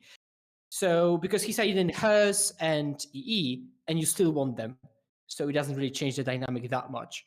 And also, one point about being this being a fair breach, one of the reasons why people pivoted to fair is because they still had this kind of combo-esque finish. And while it wasn't a proper combo, it's a combo of breach triple bolt you, which kind of counts. So you can never really be safe against fair breach. They might draw cards of 5 baubles, or they might triple bolt you. I can say that my record for the Mishra's bauble triggers of breach was 9. I did it last week when I played MTGO League. I had literal 9 baubles cast on the same turn. That is strong, but but that's the reason why both of these decks are playing that super powerful card, right? We're going to need some land over here on Gary's side. Does he find? He finds 1. Is he going to keep a 1 lander? Does have Ragavan on the play if he wants it. Has Thoughtseize, Lightning Bolt, Death Shadow. Looks like he is keeping it. Didn't get a good look at Zach's hand, but it looks like we've got a keep from both players. Opening 7. Let's have a good game 3, gentlemen. Let's give everyone at home what they want to see as we're going to fetch up Blood Crypt. I imagine it's a Ragavan that we're going to see here. I think that'll give us access to more mana next turn if we don't hit a land drop, maybe. But we'll see. Maybe we have to lead off with a Thoughtseize to try and protect the Ragavan. But nope, starting with the Ragavan. Now, interestingly, Zach doesn't have removal. Zach has his own Ragavan. So there are 2 possible scenarios. 1, Gary has removal and just breaks through. 2, allows Zach to block. And now we've got another branch of decisions. Does Zach block or keep it for himself? So, keep his own Ragavan alive. So a few things could be happening here. Well, we know Gary's got a Lightning Bolt, so I imagine we're going to probably see something along the lines of Lightning Bolt, Thoughtseize or something, maybe. That'd be a good turn if we don't hit our next land drop off the top. Zach deciding what he wants to do with this bauble. Talk us through this. Why would he wait to the upkeep to bauble? And it does look like it was a land. Then potentially bauble in his turn, so he gets another land. If you bobble on your own turn, you have a delayed draw and you draw on your opponent's turn, but you're playing against a Thoughtseize deck. So if you did it this way, you would have drawn the cards from bobble and gave your opponent a wider choice of cards to discard. So what you want to do is draw that card when your turn begins, so that if they had Thoughtseized you, they would have looked at 1 fewer cards, if that makes sense. Yep, makes complete sense to me. As we see, a treasure token comes along and Holy Heat gets revealed, and then we're going to use the Thoughtseize again. We're leaving that card on top, so it's definitely something we're going to want. Bring us 3 card types in the graveyard. A banger of an opener for Shadow. And that's one of the advantages of this deck, right? Like, everything basically costs 1 mana. It's so efficient at what it does. Every card's super powerful, and now they synergize really, really well. We're going to take it's literally a legacy deck. It's literally a legacy deck. Now, to be fair, I haven't seen that many Shadows. It has looked like a red, black, splash, blue tempo deck. Yeah. Well, when it does what it needs to do, it does. We're going to see a Consider cast here. Look at our top card. Do we want this, or are we going to put that in the graveyard? Zach thinking, no, he wants it in hand. Drew Island for the turn. It might have been an EE. Yes, it was an EE. He's going to get cast on 1. And that's going to be a good answer to clear up the threats on the other side of the battlefield. Also, making sure Gary can't really advance his board anymore. Like, he's got another Ragavan. He's got another, I think it's a Death Shadow in hand, but no way of dropping his life total down. Finds his own Hearst off the top. Oh, that's a good one to hit. Being a 2-drop, it means the E will not be able to get rid of it. It also means you can start hacking away at Zach's graveyard, which is obviously we spoke about is very good if they have the card Underworld Breach in their deck. And it beautifully just slips under the Spell Snare because Spell Snare doesn't have many targets. And the best one is Iteration. The second best one is Drown in the Lock. But there are, I'm not sure. Okay, there's also Ledger Shredder. So there are a couple, like dozen-ish targets. But now there aren't any. So Spell Snare might just be dead until the game's over. We'll see how it gets on. Obviously, things under just not lining up great for Zach here, but he's going to have to try and find a way to get back out from under it. He can deal with the threats. That's probably step 1. But does he have to deal with them now so he can deploy his own Ragavan, or is he going to have to wait till next turn? Can we go land, blow the E, dash our own Ragavan? A lot of things going through Zach's head here of how he wants to try and sequence these next couple of turns. So yeah, he is going to blow it. Play his own Ragavan. Pass the turn back to Gary, who's going to exile. What are we going to exile? I like taking but the... I would have took probably the artifacts out there, but here we go. Passes it back.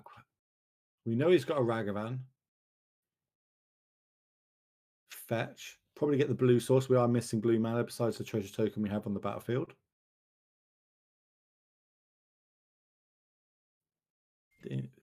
If he starts showing his hand again, maybe we can have a little look. Being Death Shadow, he was most likely shockingly in. He wants to get his life total below that coveted 13 number, and then he can start deploying the 1-drop that just gets bigger and bigger from every hit or point of damage that he takes. 2 mana. Iteration. Oh my god. That's a good one.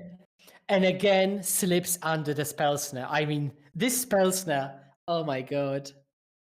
Yeah, hopefully Zach will not watch this game back because he's going to save every time he's just 1 turn off from casting it, as that looks like it's another Shockland going to exile. I think that one of the options was a Death Shadow. We'll find out if that's one of the ones he picked to hand. Has 2 mana. Dash to Ragavan. Dash, block, sure. We've got a treasure token left if we need it for anything. I think that is a Death Shadow in hand. Maybe life totals are not correct and we haven't dropped ourselves below 12 yet. But then I'm going to go out on limb and say that maybe the life totals haven't been updated, because otherwise that Death Shadow would not be on the battlefield right now. I think it should be like maybe a 1-1. If it was 14 after the last shock, we drop ourselves to 12, so it would be a 1-1. But we'll get confirmation. That will sort itself out. It looks like it is 12 apiece as life titles get updated. Now, Zach, how are we going to get back into this? Our graveyard's getting taxed from our own Hearst. There's now a threat on the battlefield which will just get bigger and bigger each turn. As long as we end up drawing, like, fetch lands are bad. Shock lands are good for us because we get to make our Death Shadow bigger. Shock lands are good for us because we get to make our Death Shadow bigger. Spells are good for us because then we get to draw spells.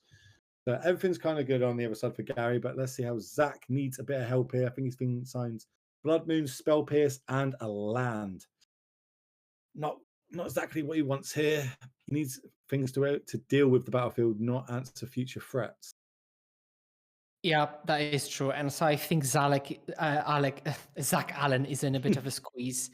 Blood Moon theoretically is great because everything that Gary has would be mountains, but it might just not be fast enough. So there is a monkey, and we've got finally Island up for the Spell Snare. We did have to take 2 points of damage and shock ourselves for that. We're going to exile. Now the Hearst is 4/4. Again, itself is going to start turning into a real threat. Land for turn. What is that last card in hand? Not having a good look at it. Gary, don't play into the Spell Snare. I kind of want him to after, the amount that spell snare has been held up. I think no blocks was said, so now we get to fetch. That fetch land is basically a pump spell, giving the Death Shadow +3/+3 if we choose to shock all the way down, which looks like we do. So the Death Shadow is now going to be a 4/4. That will drop Zach down to 6. Which, as of next turn, that Hearst, if it exiles 2 more cards, will be a 6/6 if it is crewed. And another Death Shadow is our last card. And Jegantha to hand. Oh okay, my god, I mean, Gary to the right. Gary putting on a clinic now. Spell Snap, Blood Moon. So Nope. I said at the beginning of the sideboarding portion that you basically want to get rid of the conditional stuff. And now we can see Zach sitting with both conditional stuff in hand, which is suboptimal, certainly, in this position. Well, that's game, right? Because we can just cast the 5/5 next turn, crew the Hearst, 3 lethal attackers, 1 blocker. Zach, I believe, is at 6 life. What feels even more awful is that even if, hypothetically, Zach played Bloodman, then Jegantha can still be played through that Bloodman. So that's just like a, awful. We're going to see Gary in the top 12. 3 mana. Blood Moon. Sure. Holding up eyelid for Spellsna. Gary has a quick look at his hand and realizes, yep, Giganta still can be cast from red mana. That's good. He's going to try and bluff something here by the looks of it. Tick this up. Exile 2 cards. Draw, big draw for the turn. Lightning Bolt makes it even easier for him. That Lightning Bolt, of course, if he targets himself, is a pump-free spell to both of these. But instead, we're just going to deal with that. And he says, yep. GG's. Congratulations to Gary Leak, as he is going to make it to the top 12.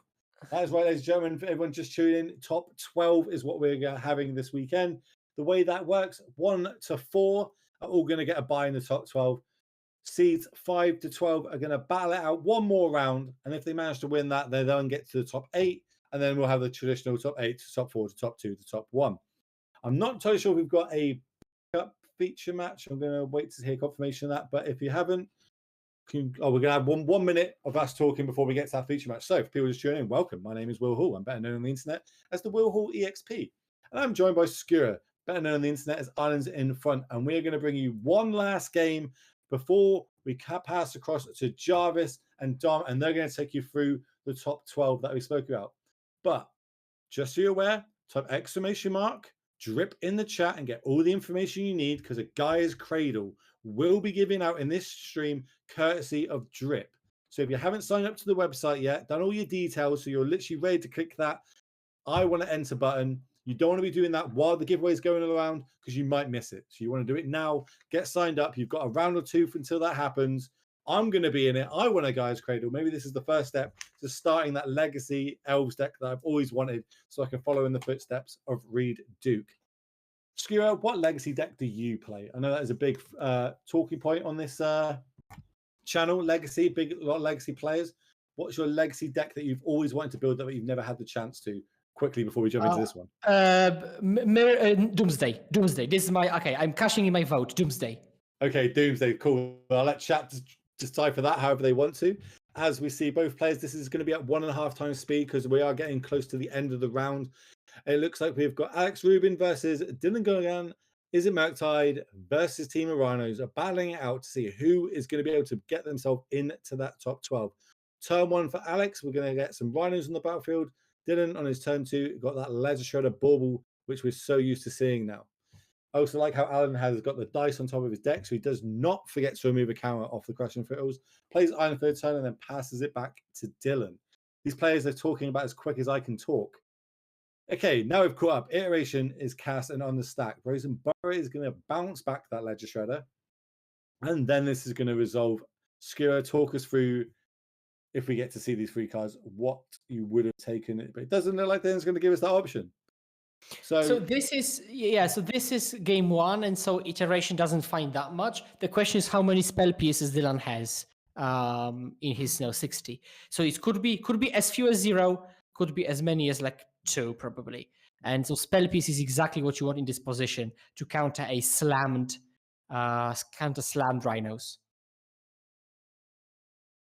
Alex, otherwise tough. Alex might be missing his 3rd land drop, and it looks like he is. We saw this before when he was in his feature match, not able to hit that 3rd land drop, and it kind of cost him the game. But he does have a big grip for the cards here. As end of turn, we are going to consider.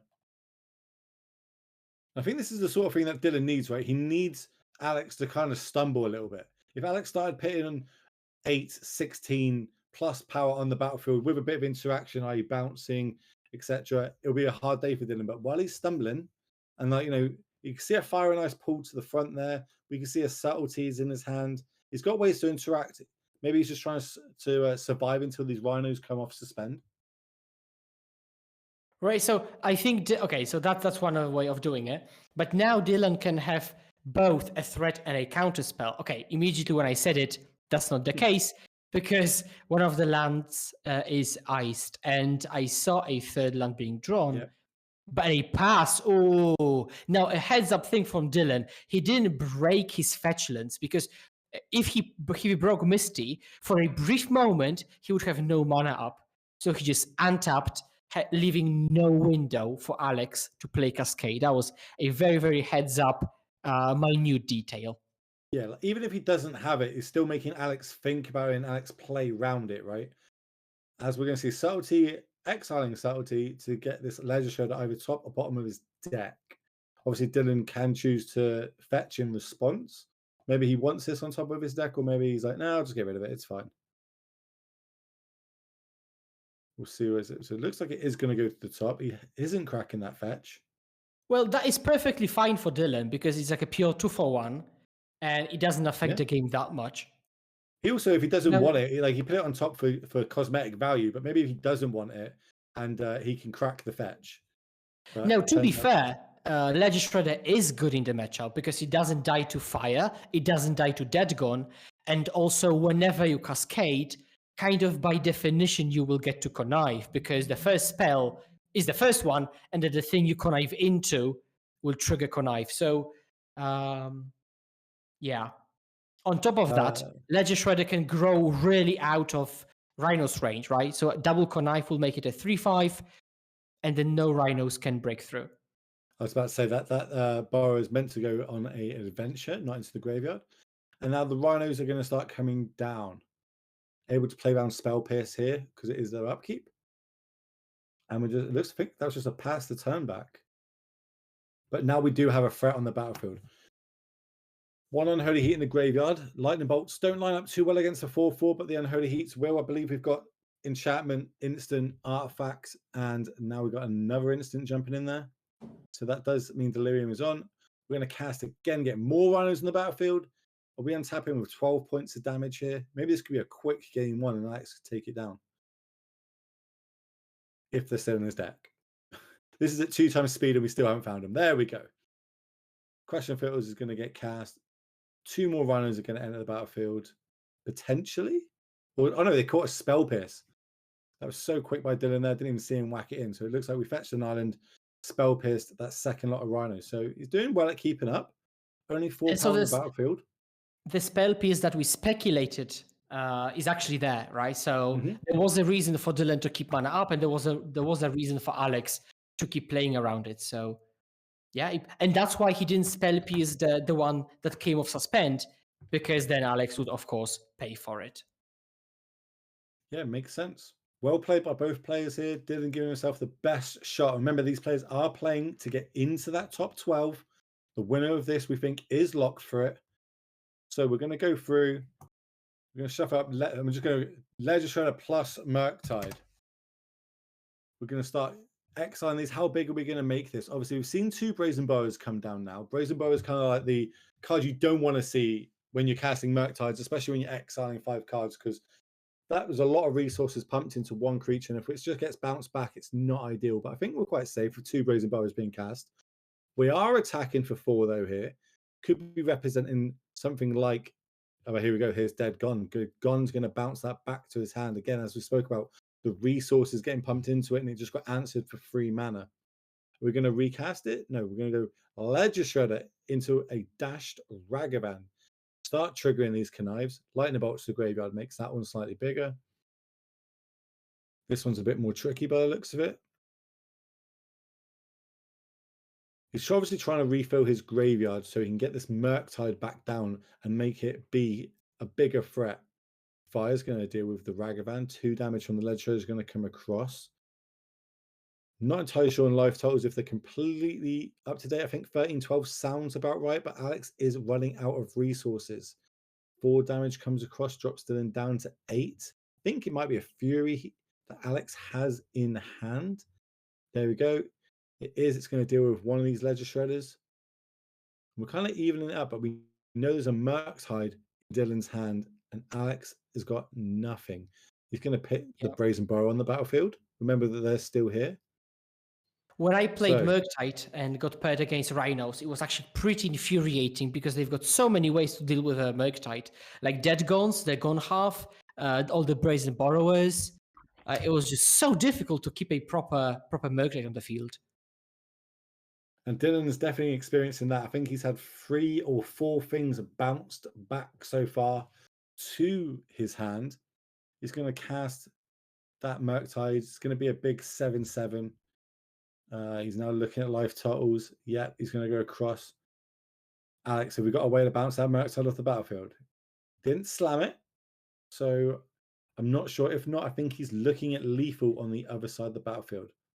Oh no, he can flash in the Brazen Burrow here to have a blocker, right? Give himself one more draw. Am I missing something? Yeah, that was weird. Maybe he decided against it. Well, they may have just skipped past the blockers, and I was a bit too late. Yeah, potentially that could have been what happened. You know, timing is everything on that. Miscommunication. Realistically, are we getting back into the game there? It would be very hard for us to. Our best draw is potentially put 8 power on the battlefield, but that's not enough to deal with flying threats. We need another bounce threat, which could get reemployed the turn after. So yeah, I think that was the inevitable outcome of that game 1. We're just going to set up to bring you game 2. Obviously, we do not know who of these 2 players managed to take it down and advance into the top 12. We'll talk about top 12 real shortly after these matchups are finished, in case for anyone's kind of not aware of what's happening with that. But while these players are playing at 2 times speed, we are going to try and keep up with it. As we see, Crush and Fields is suspended into a turn 1 Darcy plus a Bauble. Yeah, Darcy and Bauble is something that we've seen so many times, both today and yesterday. It's just like a permanent fixture of the format. You can see it in Murktide, you can see it in Breach, Fair Breach, Unfair Breach, Shadow, all those variations. It does look like we're going to have another Darcy. Yeah, we're just going to flood the battlefield with these little 1/1s. Get in for 1. Fire and Ice right now would be quite good. As Delirium, we are currently 2 cards off Delirium. Not saying that we couldn't get there. This might be Fire, because otherwise he would probably find a Tapland, yeah. Or Spell Pierce, Spell Pierce, let's go, one time. Well, Spell Pierce of Luster here is good. It still means that Alex untaps on 3 and can slam Rhino. Oh, he wants to turn on Delirium in response. He turned. Its creature is. Oh, he hit it off the last card. Oh, absolutely. But as you said, he now gets to untap, potentially have 3 mana here. He could start getting these Rhinos on the battlefield if he wants to. He has the 3rd land. He does have a way to get Rhinos on the battlefield. Absolutely great for Dylan, but inevitably it was bad for Dylan, because now this race is on. He's going to have 2 3/3 flies versus 2 4/4 tramplers, and we'll see who can get there first. Yeah, so we've got 6 for Dylan, Alex down to 10. We've got 10 for Alex, down to 10, down to 4, and 0. So if Dylan can squeeze in 4 damage somewhere, then he's winning the race. But otherwise, Alex just closes the game in 2 attacks. And DRCs cannot block because they are forced to attack. And Holy Heat goes to the graveyard. Right. And now, Consider here is the best cantrip in Magic history, because it gets Surveil 1, Surveil 1, Surveil 1, and then draw, which is different from Surveil 3, because you don't get the forward information of what's beneath the top card. Wow. Okay.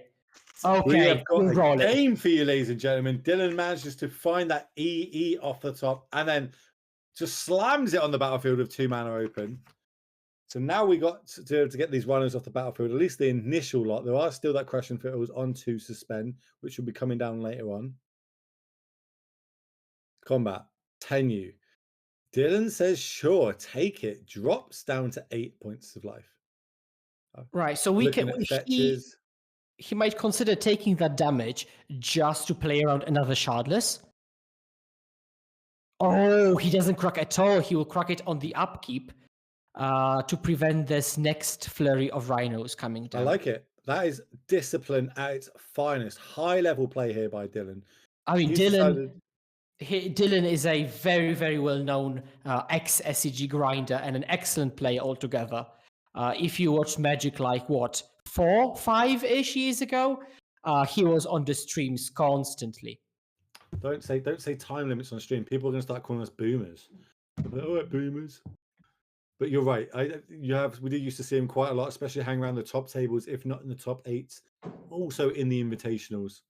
And he's showing why here as he manages to pick up the dub there. The Flyers get it done by the looks of it. Congratulations, Dylan, making it into the top 12. Now let's talk about that top 12 and how that works out for everybody at home. So traditionally, we're used to top 8 in Magic the Gathering, but SCG Charlotte, they've got a top 12. And I believe the reasoning behind it is to stop IDs. We want to see more Magic played, not to have people shake hands and go get lunch. I believe it. You could, maybe I'm wrong on that one, but I believe that's why. But seeds 1, 2, 3, and 4, they don't have to play another round of Magic yet. They can chill out. They can watch seeds 5 to 12 play their matches. 5 to 12 are all going to get paired against each other. And then the winners of those 4 matchups will then get paired against seeds 1, 2, 3, and 4. And we'll have the more traditional top 8 that everyone's kind of aware of and used to. That will be it, though, for me and Skura. We're in Europe, so we need to start having dinner and go to bed and do that sort of stuff. And we're going to pass across to Jarvis, to Dom, and they're going to take you through the top 12 with their expert casting opinion. We need a little bit of a rest here. So if you haven't already, make sure you hit that follow button. Support this stream. The more numbers on this stream, the more sponsors we can get, the better this stream can get. If you have a Prime, use that Prime if you would like to on this stream. Support the stream. Again, best you can. Support a new. Traveling with all this kit is not cheap. Setting it all up behind times, a lot of man hours, a lot of equipment, a lot of traveling has to happen. If you haven't, type !drip in the chat. There will be a Guy's Cradle given away courtesy of Drip. So that's the first sponsor we need to shout out. And plus, you want to set up, give yourself the best chance of winning that Guy's Cradle. You don't want to be doing the setup while it's the giveaway is happening because you might miss out. Secondly, we need to give Cool Scuff a little shout out for the sponsor. If you use code DGEN, you'll get 5% off all the stuff on the website. So again, go and check that one out. Unless you've got anything more to add to that, Skura, I think that might be us. And next time people will see us, will be in some broadcast in Europe, I'm sure. Yeah.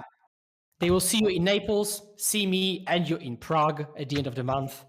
And let's plug out other streams. Appreciate it, everybody. Always been a pleasure. Thank you, Anu, for the opportunity. Dom, Jarvis, hope it goes well. And yeah, we're going to pass back to Anu. See you all soon. Cheers. All right, everybody. Thank you so much, Will, at the Will Hall EXP on Twitter. Thank you so much, Skura, at Islands in Front on Twitter, for a great morning show here on day 2 of SCGCon Charlotte. My name is Anurag Das. We're back again here. Thank you for all the 2,000 plus viewers that we've got watching this stream. That's absolutely incredible. Absolutely cracked out of your mind. You guys are great. We do have the top 12 coming up soon. Now, I want to go over a couple things real quick. We have about, I would say, 3 more minutes left in the round, maybe a little bit less. So we're going to go over a little bit of the tournament structure too, just so you understand what these events look like and what that sort of stuff, how it works, right? So first off, day 2 of Modern has completed. We've got the top 12 left ahead of us. After that, it's single elimination. There's not much else to it, right? Now it's just do or die. I mean, it probably was do or die this round too, but like, it's definitely do or die now, right? The cool thing is that 1st through 4th after Swiss, they receive a bye going into the top 12 playoffs. That means they get to refresh, recharge, get a drink, relax, scout out the top 8. Keep in mind, this is scout out the top 12. Keep in mind, this is a closed decklist event. So in the top 12, decklists are not shared. You don't know what's going on. So actually having that time to scout is very, very, very important. But also a pretty penny too, right? So these are the prizes for the weekend here. By getting that bye, you have guaranteed yourself the top 8 prize of $1,000. And that's pretty fantastic as well. You can see the payout here, 3, 2, 1.5, and 1. And then the rest of the payout to top 32. RC invites for Dallas go out to top 4. So we'll see, you know, the top 8 batches, there's going to be something on the line. And we're going to see, why does my thing keep beeping? It's like beeping, beeping, beeping. Yeah, you can definitely tell this is a casual stream. This is not like a hyper professional. It sounded like a pretty hyper professional for a second, right? A little bit. I had you on the hook, but yeah. Anyways, so the RC in Dallas is going to be in June, and yep, it's going to be pretty good. Pretty excited for it. What's up? Hey, you need results? Result of, Alex and Dylan. Donegan wins 2-0. Cool. Yep. You. No worries.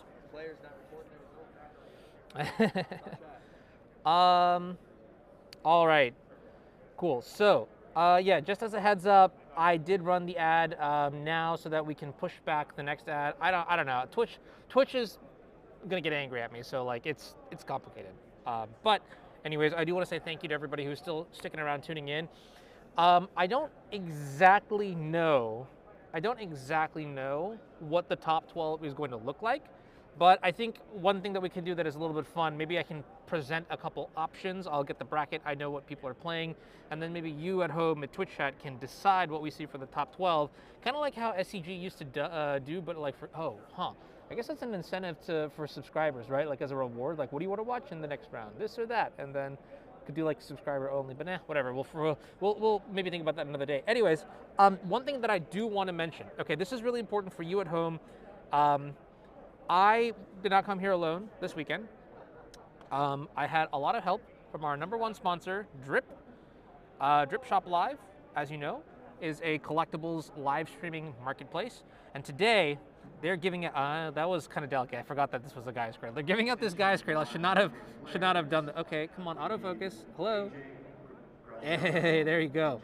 And if you're curious about the condition of this guy's cradle that is being given away today, it is pristine. It is so good. Shout out to Tales of Adventure for providing this card. But we're going to be giving this card away on the Drip platform. So if you type !Drip in the chat, you're going to get a link. You're going to get a link to my like giveaway stream title. It's like SCG Con giveaways or something like that. You must do a couple things to be eligible. You must sign up. You must put your shipping information in. The winner pays for shipping, but you're getting an $800 card for like 20 bucks, so it's like an insane deal. Which means you also need to put your payment information for shipping as well. Duh. And then don't actually type Drip. No, I gotta like get rid of this. The Twitch giveaway is already done. We already did the Twitch giveaway after round 11, and we have a winner for that. So I just want to clarify. No need to type Drip because we actually gave away like $100 in booster product, and it was pretty sick. But then the last thing is when I go live, I will announce it. Like when I go live on Drip, I will announce it to you in this chat. So you can join, you can hit the enter giveaway button. Now it takes a couple minutes to put your information in. So like Will said, don't miss out on it. Have all your info in already. Do the thing, you know. I'm sorry, was it 2-1 or 2-0? 2-0. Yeah. Yeah. So yeah, don't miss out. It's pretty sweet. So I'm probably screwed. Did you win or lose? Huh? One, but you're dropped. Okay, cool. All right, cool. Yeah. Are you thinking about heading out? Okay, I was just gonna see if I end the stream or if we'll like start birding the top 12, but I'll just end it now and we're good to go. Yeah, I think we're gonna be out. Okay, all right. Bye, Yeah. Corey. When do we Love see? you, man. See you in the Arena Champs in a couple weeks, right? Yeah. I'll You're be in part of Virginia. that, right? I'll be in Virginia Beach with Jeff, and so I probably won't talk to you at all because I'm doing like observing for that. Yeah, you're just behind the scenes, right? Yeah, BTS. Yeah, Yeah. we'll be involved. I'm sure we'll chat in some way. I think so too. Yeah. All right. Cool. If I knew how to raid here, I'd raid you, but I'm yeah. just gonna tell people to come here. But Whatever can't it do is. on a phone. Yeah. You're all good. All good. Have a safe drive back. All right. All right. Cool. So. Am I going to stream the 10K finals too if they start after the top 12 of this one? My brother, I will be so tired. I woke up this morning and I could not get out of bed. I got like 7 hours of sleep and I still just could not because like yesterday was so exhausting. So I will probably call it after the finals of the event just so I can, because the other thing I have to do is also teardown. Should I do something dangerous? Should I take my camera down and just like show you what's going on? I'm going to try it. All right, what's up? We've got our cut. Who do you want over here? Oh, can I see who's playing? Yeah, it should be. You should have access on Melee. I'll see you in I will see you at the RC. In San Diego. San Cool. Diego, yes. All right, bye, I Mason. will not see you there, Mason. All right, well, it looks like we have our top 12 coming up pretty soon. So what I'm going to actually do is rather than show you my rig and how much effort it takes to take down, I'm going to just cut to a break. We'll be back. Jarvis and Dom will be joining us. And then after top 8, we'll be doing the giveaway. But first, we got some matches of Magic to watch. So here's some trivia. Enjoy. Also, just as a real quick reminder, because I don't want to take too much of Seth's time up, if you haven't already hit the follow button, what are you doing? Come on. It's so free. This is awesome coverage. I'm about it. We'll take a quick break. We'll be right back.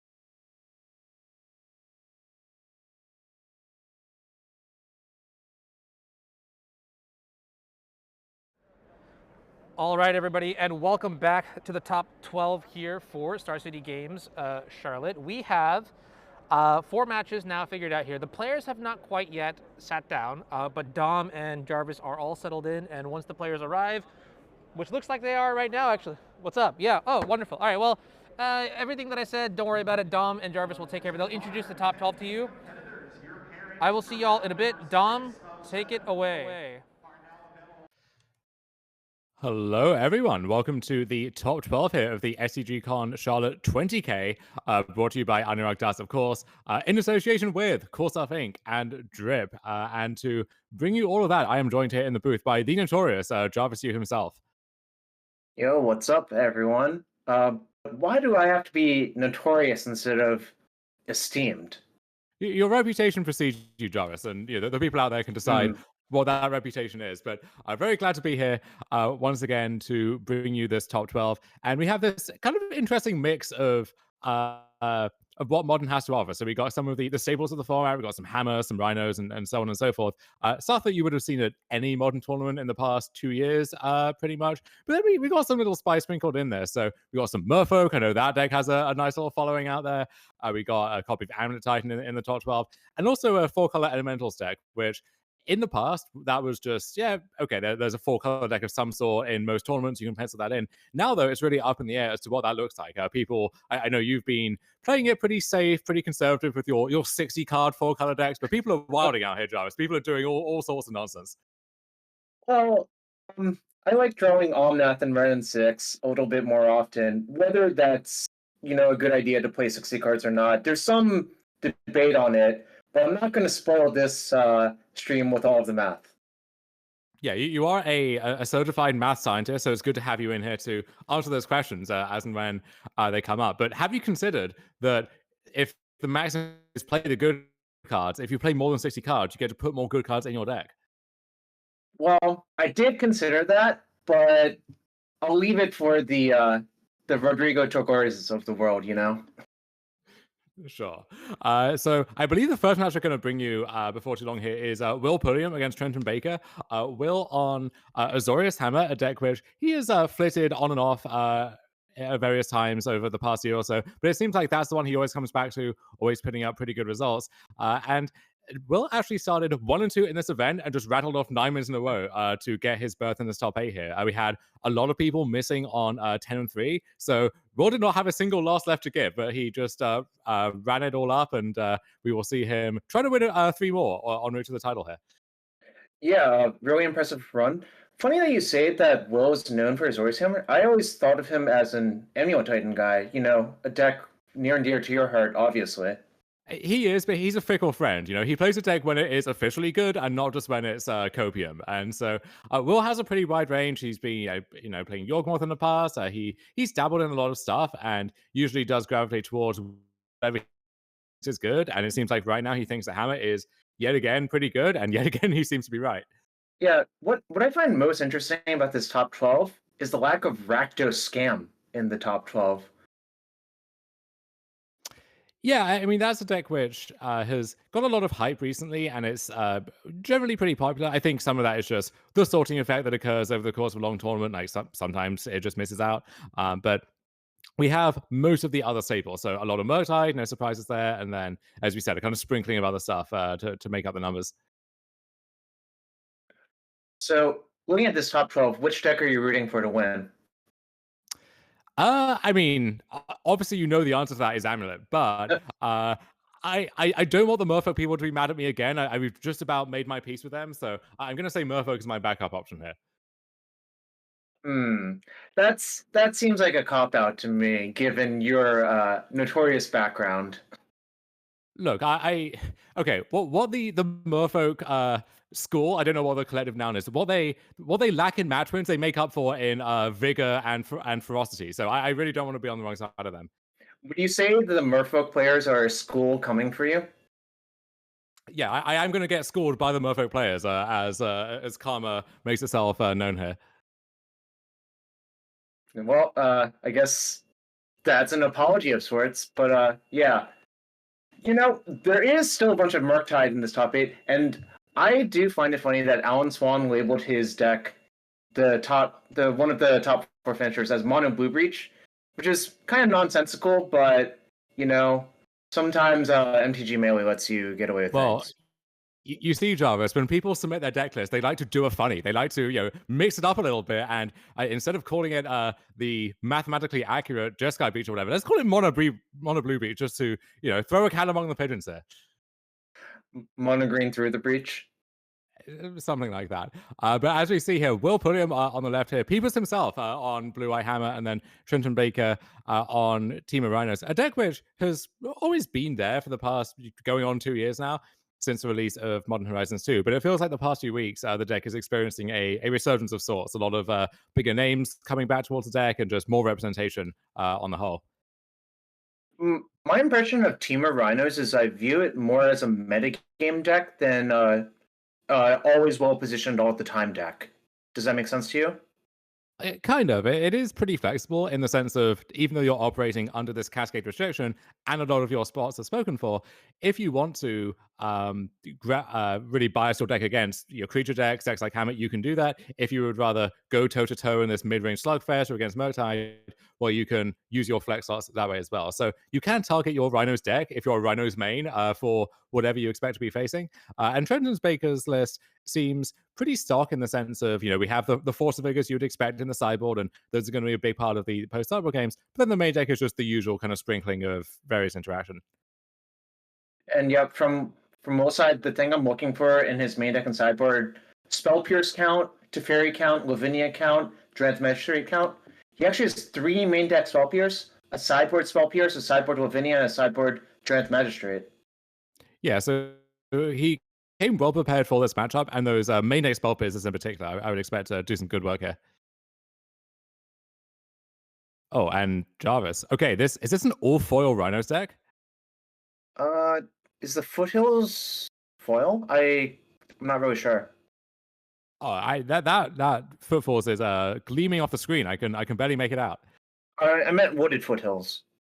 Oh, the Foothills. Okay. I think it is. It's a Khan's foil, which is, we could do better than that, but already Trenton doing better than most participants in the tournament where Drip is concerned. And this is a Drip sponsored stream, so of course Drip is at the forefront of our minds.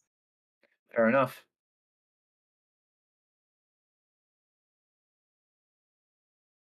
So I always found it pretty interesting that suspending turn 1 Footfalls is actually better than suspending a lot of the other Cascade cards, mostly because the threat of Rhinos, on turn 4, ready to attack on turn 5, and you can invest your mana on other things is actually pretty good.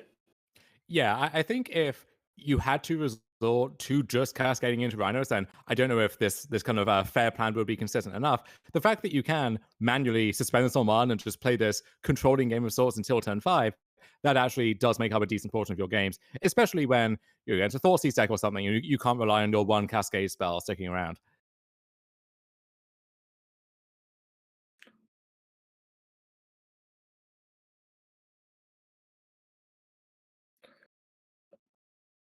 And Shield Sand moment for Will here, deploying Springleaf Drum. And do we have another 0 to leave up? We do. So Memnite pairs with the second Springleaf Drum to leave up that spell pierce that we see in Will's hand. So Trenton's going to use Dead Gone to take down the Stone Forge Mystic. And interestingly, if Trenton had a high impact turn 3 play here, he could dead the Memnite to take blue mana out of the equation and then land the Cascade spell, the Blood Moon, what have you. But just takes down the general high impact target in Stone Forge Mystic instead.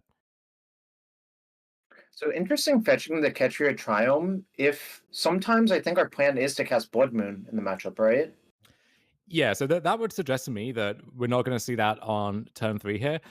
From this position, you take down the Urza Saga, you shut off access to double white for Pure Soul Paladin, stuff like that. I think Blood Moon would be just fine still, but in a matchup where your colored mana requirements are not heavily taxed, you're not trying to cast Endurance over here and Fury and Force Negation all at the same time, I think sometimes you actively want to seek out the basic lands because you can still cast your spells, and then if you do draw Blood Moon later on, then it's going to be strong.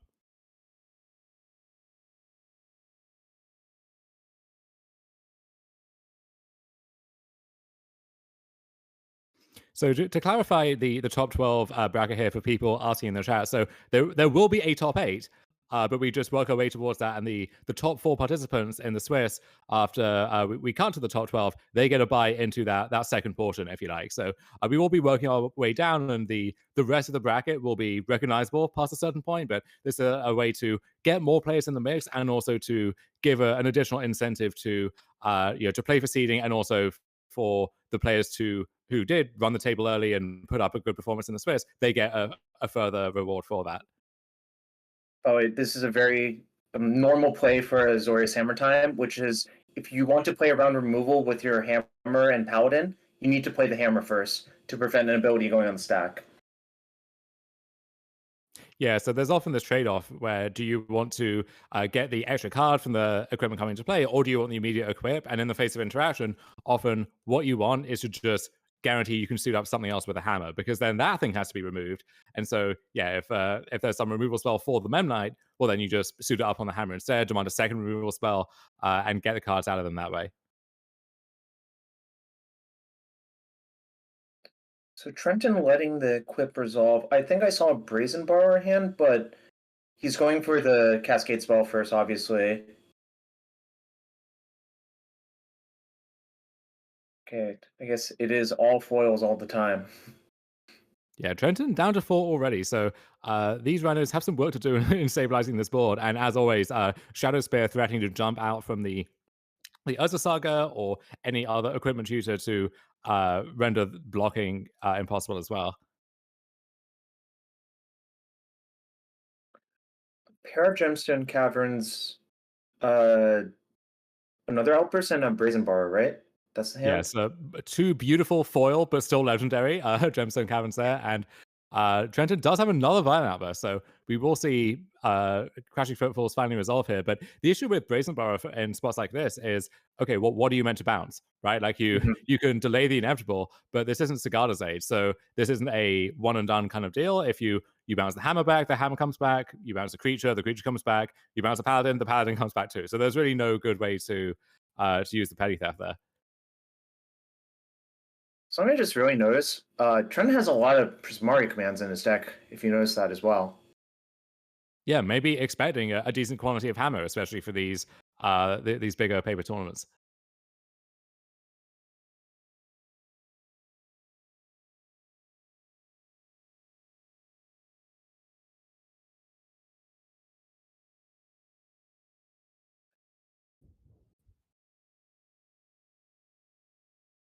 And yeah, with just 1 mana up, I think we'll know the coast is clear here. Shadow Spear going to jump in off the Urza Saga, and then I think we will be heading to Game 2 very shortly. I agree. He even gets to draw a card. How sick is that? I do like drawing cards. As long as I'm working towards winning the game at some point in the future. Wait, you don't just like drawing cards for no reason? I mean, I do. I'm not going to say no. So Trenton just making sure that the Shadow Sphere is somehow in Will's deck. I was told it was open deck list, correct? Yeah, it does look like the players will have access to each other's deck lists here. So I wonder how that changes the dynamics in the matchup, where you see those blue lands from Will. You expect, okay, the blue splash is 4 Spell Pierce, maybe going to have something like Lavinia in the sideboard. And then from Trenton's side, there's not too much that's out of the ordinary. Like the only question is, do they have 3 Force of Vigor or 4? But that's still going to be a card that's on your radar at all times. So they're trading phones, but the phones have the MTG melee deck list, I think, is what's going on there. Okay. This seems like something which, if there were some working companion app, for example, would be a good feature to have in there. But we don't live in the future just yet. So we may do with what we have.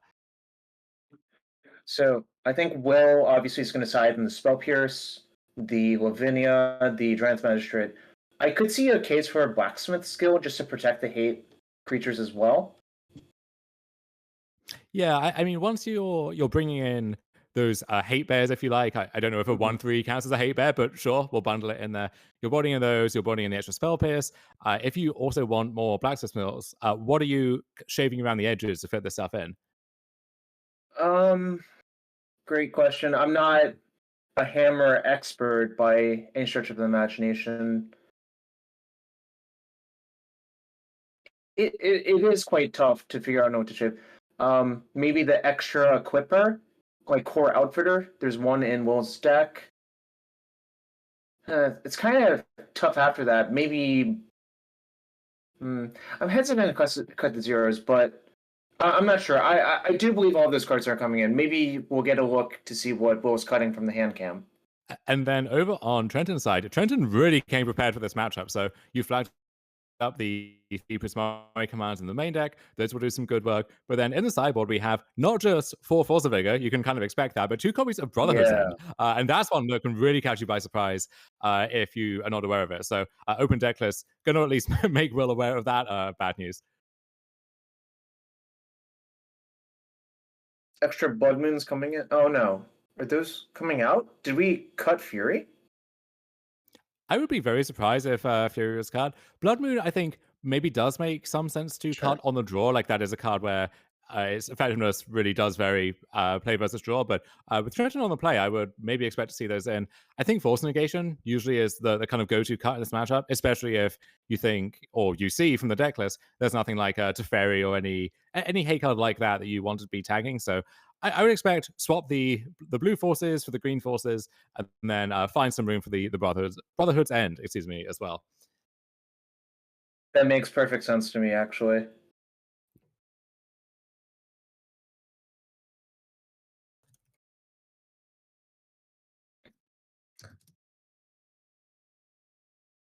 So I would assume that it was play draw based on seeding as well, and Will was able to break serve.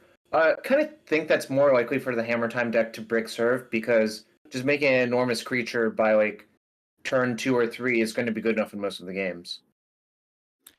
Yeah, and the Rhinos deck can break serve with Gemstone Caverns. Luck counters are finally entering the fray. But yeah, for the most part, I think the virtue of the Hammer deck is you have a very low curve. You can kind of go underneath a lot of opponents with your nut draw, and that is even easier still on the play. This is a very awkward Gemstone Caverns on the play.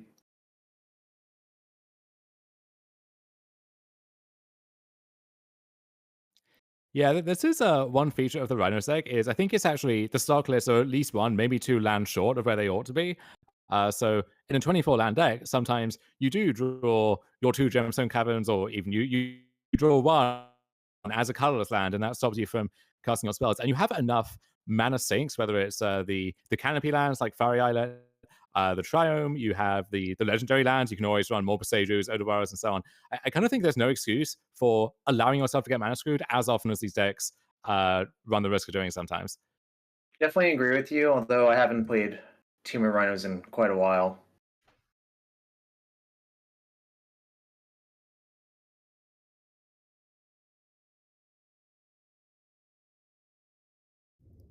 That's interesting. Is that better than casting Dead and paying 1?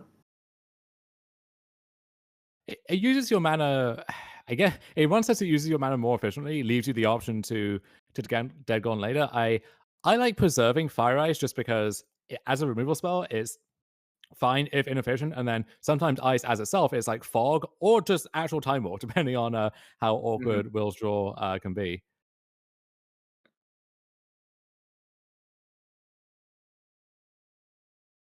And one upside of having so many cheap spells is you have a lot of decision points even in the early turns, and you watch experienced Hammer players versus novice Hammer players. The amount that they think about the sequencing and what that decision entails is really intricate to try and follow. Will definitely taking his time here, figuring out what to do.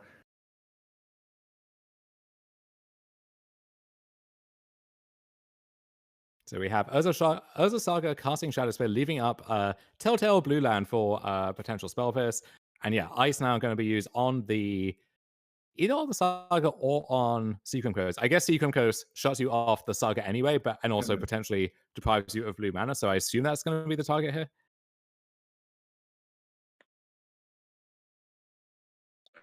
We might see a situation where the Ice resolves, and then Falve happens during draw step after the mana empties from the upkeep. Although apparently that didn't happen. Yeah, I mean, it depends on how much value Will can get from the Saga as a colorless land. So it could let him cast Stoneforge Mystic here, for example, something like that. But I wonder what Trenton would want to save Force of Vigor for. Because Saga itself is a juicy target. What else would you be hoping to get with it necessarily? Yeah, kind of interesting decision. A second Gemstone Caverns was drawn as the third land. And this is what I mean. Your deck doesn't really do much other than play this awkward interactive game before you get to 3 lands. And if you give yourself bad odds of getting to 3, good lands, then this is going to happen sometimes.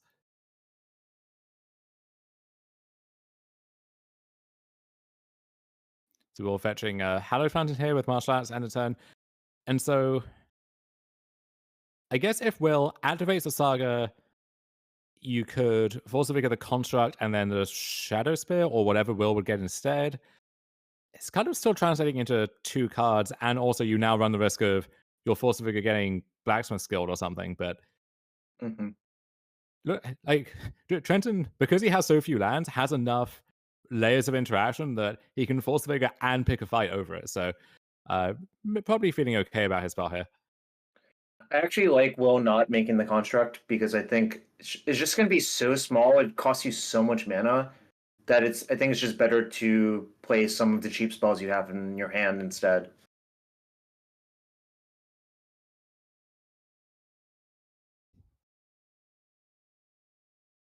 Ooh, the Ginger Brute's in the house. Et tu, Brute. But that one as a 1/1 is not going to do much work, so we'll see if it can pick up a sword or a hammer or something from somewhere. A spear, perhaps? Sure.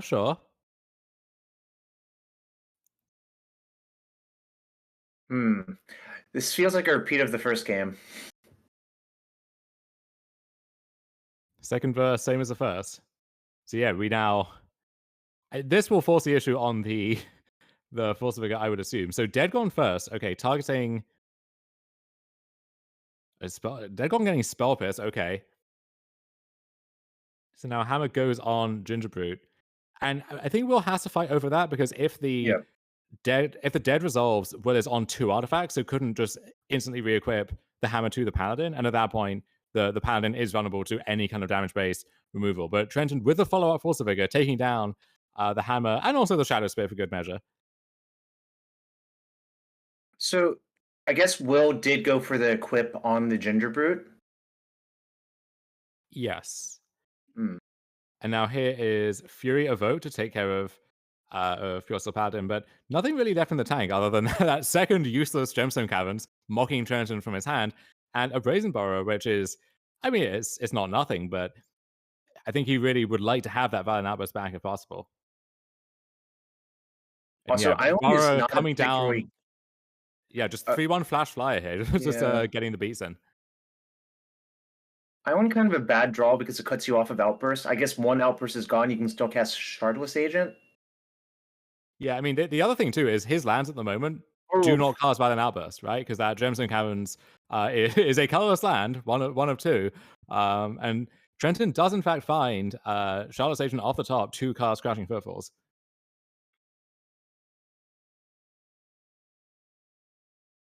Three mana, 10 power. Kind of an obscene rate.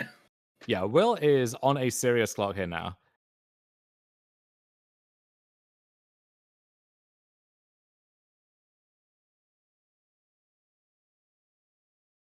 And with no equipment enabler in sight, we can make some constructs, but even if there's no obvious route to choosing this game with some gigantic creature with that hammer. Is this a case where you just have to trade a construct off?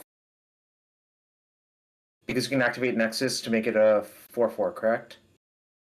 Yeah, well, so this is 8 coming across there, and then leaving the Borrower back. Interesting. I guess not wanting that to trade with the Nexus, but if you attack with that, then Will now has a tough choice between using the Nexus and making the construct. Because it will summoning Sacred, so wouldn't get to do both. I guess there is the drum, but then the construct wouldn't get to block as well. So I think Trenton may be worried about the Nexus picking up the hammer, but then but there's no Sigala in play either, so you would be able to just block with the Charlotte Station anyway. So not sure exactly what the thought process was there.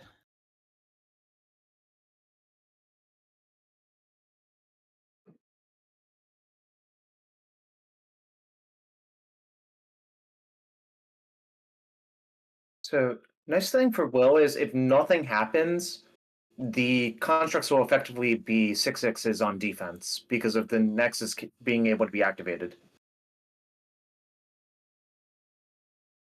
Yeah, but people saying in the chat that Ink 1 Nexus has flying, and I would perhaps I would agree with those people. I think they make a very salient point. However, we've been through one Pure Pattern as it is, and it looks like nothing else is in sight. I don't know how secure Will feels about his position necessarily, because Trenton has so many strong interactive cards from this position, but I don't think he has the leisure to really play around those. So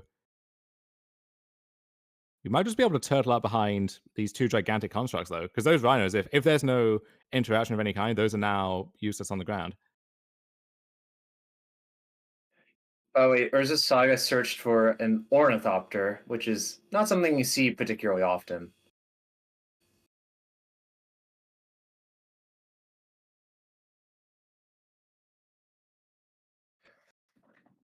Interesting. So I was under the impression that Culture Complete didn't stay in a matchup like this, but maybe Will knows something I don't. So I think the trade-off there is it relies on Stonefall Mystic Living, which is easy said than done against Fury, Dead Gone, everything else.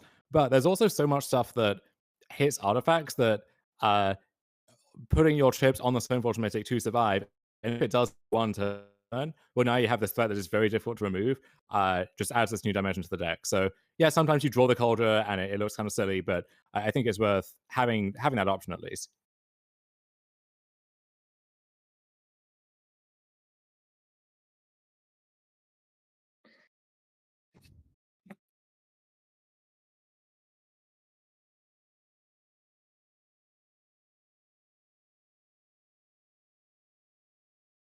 I'm trying to get a good look at Trenton's hand to determine what's in it. It's kind of difficult. Will has a hammer and a Cauldron Complete. Brazen Bar and Force of Vigor for Trenton, so that's okay. One part's live, the other one's might be live later. We're still lacking that second green. We can't even use Gemstone Caverns as Lotus Petal because it's at least Lotus Petal makes colored mana. So just treading here for the time being. Lotus Waste.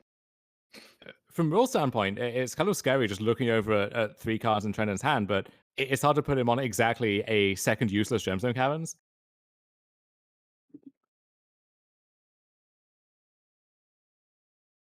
So another Stonefall Mystic here for Will.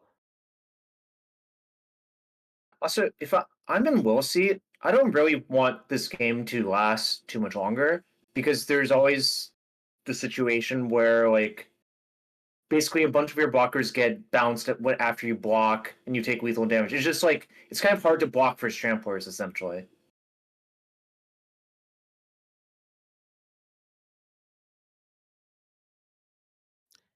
Yeah, and I think that the game changes dramatically if we'll ever find, Sigala's Aid or Pure Steel Paladin. So Trenton definitely feeling a sense of urgency to get the game over with too, but doesn't really have the tools to do that at this point. And this is one issue with the Rhinos deck, I think, is that it doesn't play from behind all that well a lot of the time.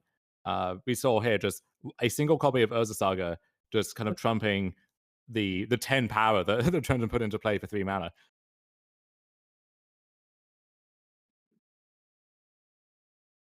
And notably, to make room for all of these various artifact hate cards, Trenton doesn't have the copies of Become Immense that have become somewhat popular in different builds of Rhinos. And that's something which lets you make these otherwise impossible attacks and to steal those wins out of nowhere. So that is one element that's missing here as well.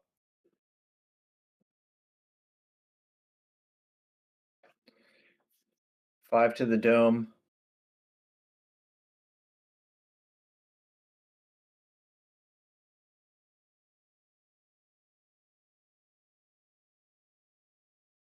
So Will has 2 pairs of blockers for the Brazen Bars. However, if he top decks a green source, it works out. Oh, I guess you would just move to blocks, try to block one, and to avoid Force of Vigor, right? You could, but at that point you're dead to Prismari Command, or which would still mess you up anyway. But you're dead to that. You're dead to Fire Ice. You're dead to any spell that deals direct damage. So there are definitely some trade-offs there for sure. And in fact, Will is just like, I think Will thinks he's ahead enough that he can afford to play around one of the aforementioned burn spells. Yeah, unless he can win the game this turn, then you're kind of back in the same position in a way. But yeah, You I see like that card? And yeah, Will finally finds a Cigala's Aid. So this turn is going to be a bloodbath, I think. I believe a lot of damage will be put onto something. We're just determining if we can beat Brazen Borrower, I think. Yeah, running the numbers on Brazen Borrower, Prismari Command, Dead God. I mean, all the cards that could conceivably mess you up. I guess previous turn Prismari Command would have tagged the Ornithopter and the Inquisitus and came over for lethal. So you know it's not that, but then what else could it be? And that's what Will is trying to figure out here.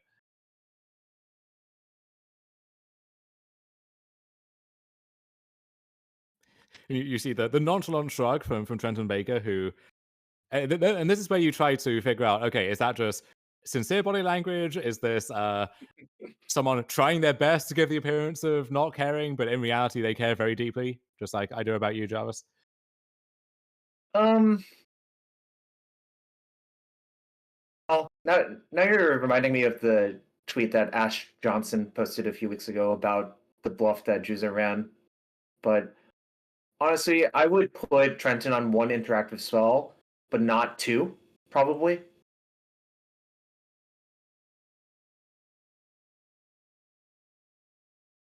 And the other layer to that is, okay, you decide, you have the read on this specific combination of cards. Does the game get better if you decide to play around that? So even if you think it's somewhat likely, do you just have to take the gamble anyway? Do you have to play into it? I think it's pretty common that players identify what they could lose to and then try to avoid losing to that at all costs without realizing that in the process they're making these trade-offs elsewhere.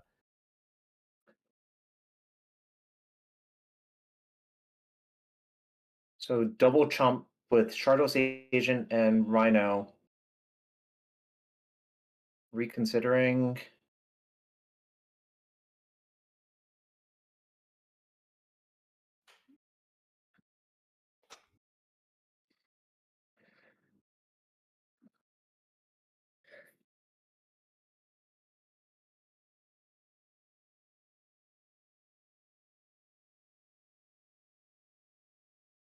Chad seems very fixated on Trenton wearing headphones as well, which lots of theories about, is he listening to us and our dulcet tones right now? Does he have some kind of, secretive handler feeding him lines? I think none of that is the case. He is just wearing headphones, and we don't need to be as fixated on this as we seem to be collectively. But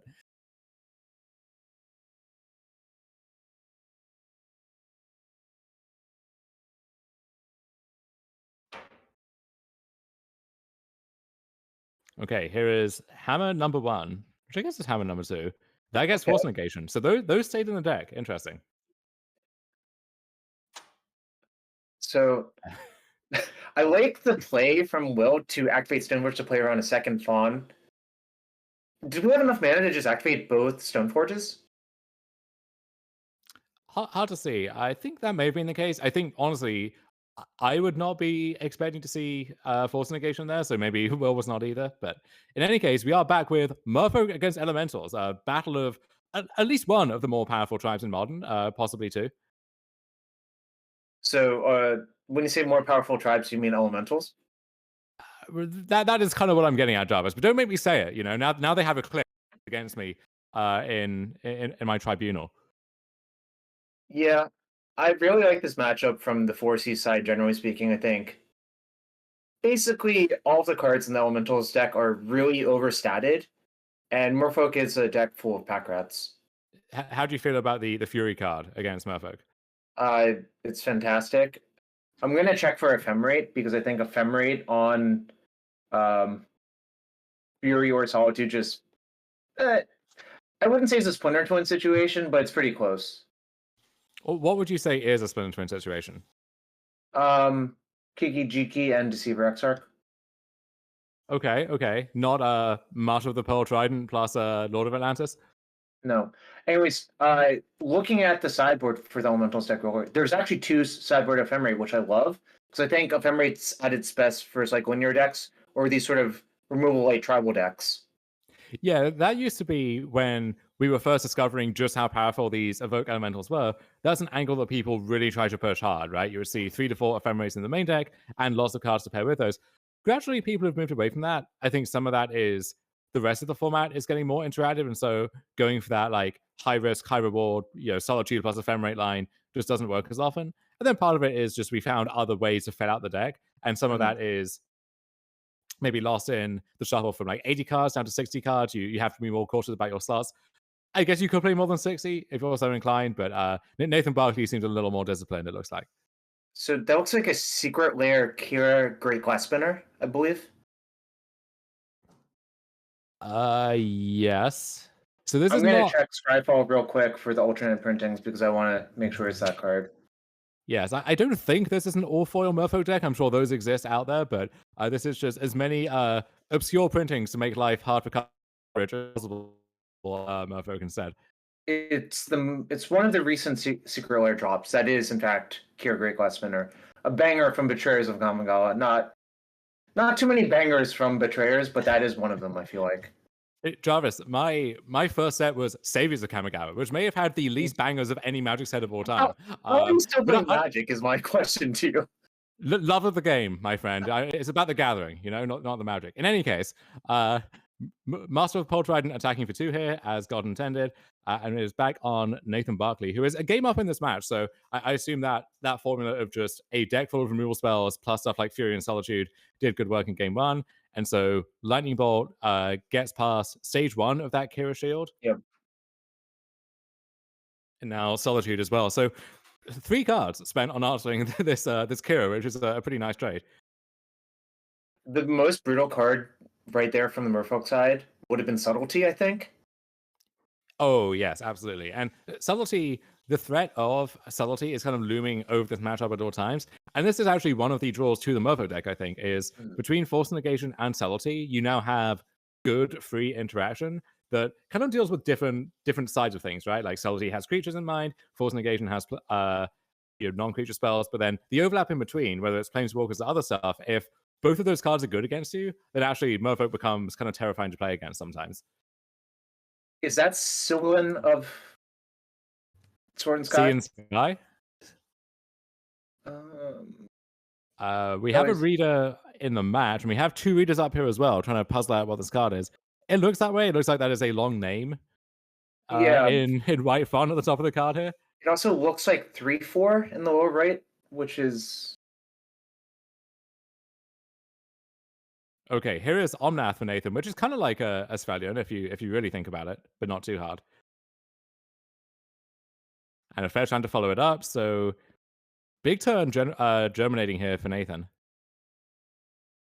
So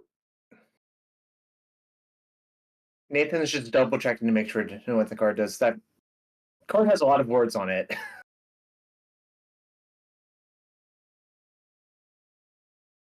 Yeah, you want to make sure. So it kind of gives that ward is involved, and so yeah, before trying to point something at it, you want to make sure that you're not getting your own spell cannon for no reason here. So other Merfolk you control have ward 1, but Svalion itself, it has indestructible if you have at least 2 other Merfolk, but it itself does not have ward. So you got all of that? Perfect. So we can use the Sacred Foundry plus the 4 mana from Omnath to hardcast Fury, targeting the Sililun of Sea and Sky? Svalion, I think. Either way, I will take your word for it that is a Sacred Foundry, because all of these expeditions just kind of blur together. So both players are conspiring to make life difficult for us, but we will persevere. It's either Stomping Ground or Sacred Foundry, so both work, which is fine. It's got a vague red tinge to it, for sure.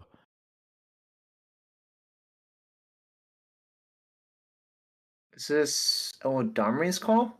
It is. So okay, so 3 mana left in the tank from 2 plus whatever that untapped land represents. Is this better than casting Fury? I would be very happy to cast Fury if that was an option. Yeah. So I'm wondering what the alternative is here. Oh, maybe is this going for Risen Reef, perhaps? So Risen Reef, then pitch another Yeah. card. But that, I feel like, Okay, Force Negation is still in the deck, so Other Damage Call, which should be exiled, there we go. That gets taken care of, and now we saw a Fury in hand. Is there a backup card to pitch? Okay, the Fury doesn't work because that's a 4/5. Right.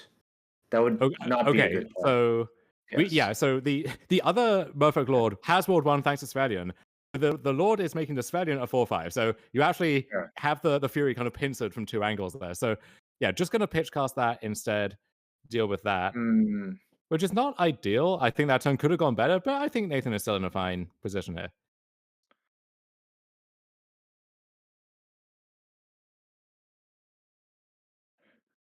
We just can't let the Sylvan connect too many times. Otherwise, then it might get offhand. Although Aether Vial is kind of a useless draw. Yeah, the lonely turn 6 Aether Vial.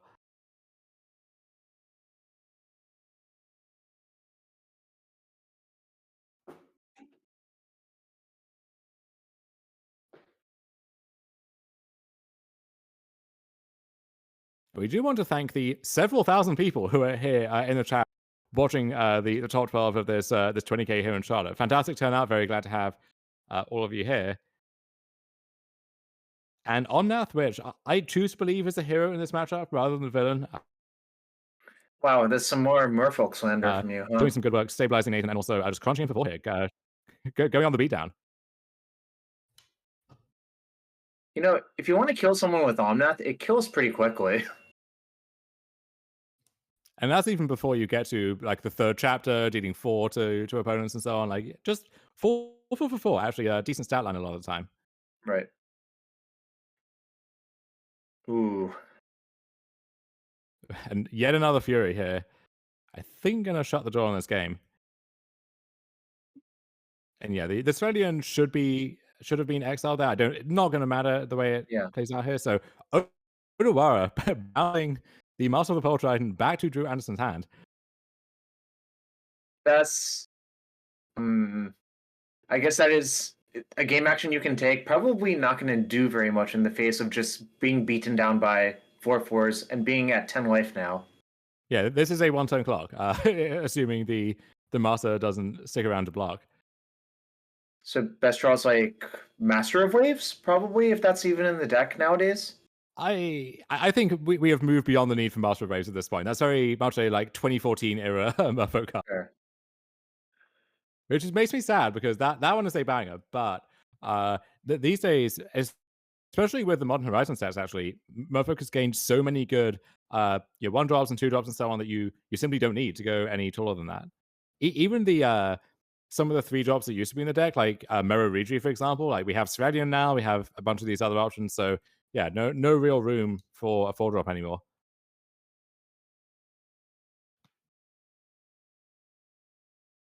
Yeah, Nathan Barkley going to take it down, and what I think both players would agree here, a very good matchup for Elementals, and we'll see if Nathan has a tougher competition to face heading into the rest of the bracket. Kind of intrigued to see quickly what the other matchups were in the top 12. I'll take a quick look and see if I can figure out. All right, it's Creativity versus Is It Murktide at table 62. And table 61 was... Let's take a quick look. Let's see. Amulet Titan versus... Amulet Titan versus... Selesnya Hammer. Fascinating. Okay. Yeah, I mean, that is the ideal matchup for Amulet. I mean, if you could lock in you're going to play against Hammer all day, I think you would. And if I'm reading the bracket right, it looks like Matthew Wright on Amulet is going to have the choice of play or draw as a higher seed as well. So I would expect to see him moving into the next stage of things there. It's interesting you say that because I kind of feel like game one is probably good for Hammer, then the post-war games are just like a function of number of FOVs and dismembers. I think Besage was a pretty big game changer there as well, where just like you have this choosable answer, where even your small Primeval Titans can stabilize the board, and then it's with Mycothon's Gardens now as well. You just turn 3 combo more consistently too, so you're kind of a good combo deck and a good grindy deck, and it's tough to find a way around that unless Hammer has some of the nut draws, which you certainly can have, but not as often, I think. All right, so while we wait for the rest of that bracket to conclude, we have a giveaway to introduce to you all. So we've been hyping up this drip sponsorship and giveaway over the weekend here. We have a, I'm not sure if it's pack fresh exactly, but either way, a very nice condition Gaia's Cradle going to one lucky participant. So we will cut back to Anurag to give you the lowdown on all of that. It is time. It is time for the reckoning. All right, hold up. Let's get to the right scene here. So I'm going to take a quick break from some of the matches because there are still 2 matches in the background that are still playing. There's literally, I mean, we could technically advance to the top 8 and stagger the matches, but as promised to you, Twitch chat, we are giving away this beautiful, beautiful Gaia's Cradle. And so what I'm going to do right now, oh no, this is complicated. Typing doesn't. This is a giveaway where you must go to the actual platform in order to get the card. So if you haven't already, type !drip in the chat. You must be signed up through here, and I'm actually going to go live on Drip right now and pray that my computer doesn't explode. But let's see. I'm going to hit go live. All right, stream is published, and I don't know if I'm actually live. It says go offline, so failed to go live on Twitch. That's fine. But just gonna, oh wow, there's a lot of people joining. Test. Okay. Okay, yeah, Will's in. All right, I see a couple people in. Gristle Bear, Blizznets. I guess my video is not on the other platform. Maybe if I, where's my regular face cam thing? I don't know. This is it worked yesterday. Oh, NDI video. Why are you using NDI video? Oh, there it is. FaceTime. Okay, cool. All right, cool. You can see me on the platform right now. You can see me here on Twitch chat.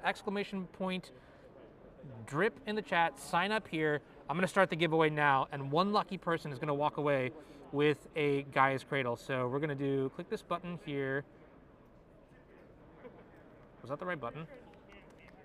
Maybe that wasn't the right button. Oh, yes, add giveaway. Okay, perfect. And then pick a picture because do this, open, product name, Gaia's Cradle, and the value is 800. I don't know if it's going to charge somebody this, so maybe I should just put like 0.50. I'm going to put 0.50 just in case. Or I guess I should put 800. I'll put 800 because that's what it's worth. Whatever, don't worry about it. You don't have to pay $800 for the card. As mentioned, it's a giveaway from Drip. They're sponsoring Magic the Gathering content now, and they're sponsoring me in my endeavors to travel across the country. And so I'm going to start this giveaway right now. We have 1 participant, 10 participants, 24, 26, 30, 35. Okay, this is insane. This is great. So if you haven't already, and I wish I could show you. You know what? We're going to try and take my thing down. This is not wise, but in theory, this should work. Nope, this is a bad idea, Anu. This is not how live streams are supposed to function, but you can sort of see here on the stream right now, autofocus, which used to work, but get into this screen and join the giveaway somehow, and then we're good to go. Otherwise, you know, work in progress, work in progress. I promise I'll do better on this next time. I'll have instructions on how to join visuals and things like that. Keeping in mind, a couple of notes, right? First off, it does require shipping and payment information because the winner pays for shipping. That's how we get this to be a worldwide giveaway, not just to the United States. So the people that want to join the giveaway, you can, absolutely. What is Drip? Great question. Drip is a collectibles live streaming platform. So you can find like rare oddities and ends here, and they've got a large Magic the Gathering category and section that they work towards. They're trying to do more in the Magic the Gathering space. Part of that includes giving out to the community, helping them out, saying thank you for joining their platform with giveaways like these. So I would definitely check them out there. You need a U.S. phone number to enter. Okay, see, when I reached out to them, they said it should be set to international, so I'm not 100% sure, but it's about 12:17 right now. We have 80 or so people in this giveaway, 121 view participants. My bad, my mistake. Okay, cool. And what I'm gonna do is I'm gonna wait till about 12:20 to let people, sort of just get into the stream, and then I'm gonna run the giveaway, and we'll see what we can get. In the meantime, what I will do for the people that need the US number, let's see, hype, okay. Just checking, people are saying, again, that they need a US number, but, okay, can you sign in with Google or something like that? Does that work? Is that possible? Or like Facebook or something like that? That is actually, I created my account on Drip through Google and didn't have to put my phone number in. Thank you, Runko, for letting me know. If that does work, then awesome. If not, then maybe next time, and next time I will. You can sign in with Google? Okay, thank you. Thank you, fanboys, I appreciate that. You're from Brazil and you logged in through Facebook? Okay, awesome, excellent. Yeah, so then if you're international and you don't have a phone number, try using Facebook, Google, or Apple, one of those three, and you should be able to get in. We have 152 participants, which is absolutely stunning. You guys are great. I mean, I'm gonna be honest with you, they were looking for like 40, 50, 60 people, and you guys smashed it out of the park here. So that means next time I'm very confident that we will get like, you know, a much, much better, maybe we can do more giveaways and more cool things and things like that, right? So again, this is when people are like, yo, Anu, you're doing a great job with coverage, you're working so hard. I'm like, no, it's not just me, it's all of us. It's like, you know, I'll travel out, but you guys are the viewers. You guys give sponsors a reason to commit to this sort of stuff. You know, the casters are also great. SCG is also doing a fantastic job here. So a lot of stuff. 12:19. All right, when it hits 12:20, I'm going to start spinning, but first I gotta get my receipt here, make sure that Drip knows how many people have actually shown up, because this is amazing. And yeah, super, super, super awesome. 166 view participants. Is this where I click cancel giveaway and run away with the Gaia's Cradle? Would anyone mind if I did that? No? Because it's really beautiful. Okay, I'm gonna try and show it on this. It is in pristine, like, check it out. All right, I know this is my poopy Mac camera, but like, it is very good. Sourced by Tales of Adventure. And yeah, Caffrey runs a good business. Drip runs a great business. Looking forward to having them show up for more shows. Gonna be pretty sweet. It is not yet 12:20 somehow. All right, it is 12:20, and that is it. Congratulations to everybody who did show up. I'm gonna take a screenshot of that. 180 participants. All right, start spinning. Let's go. Wow, that is a big wheel. All right. There might be 320 viewers, but it's wow, okay. Congratulations, haha toast. Well done. That is actually kind of crazy. I'm gonna go ahead and turn off this Drip Shop stream here. And I'm gonna go back to Twitch. So thank you everybody who did hang out. Thank you everybody who did play. I'll be back again for another stream for sure with more giveaways, because this one was fantastic. Y'all did great. And yeah, okay, looks like the other thing worked as well, signing through Google or Facebook or whatever it is. Let me go ahead and send the receipts over to them real quick so I don't lose it.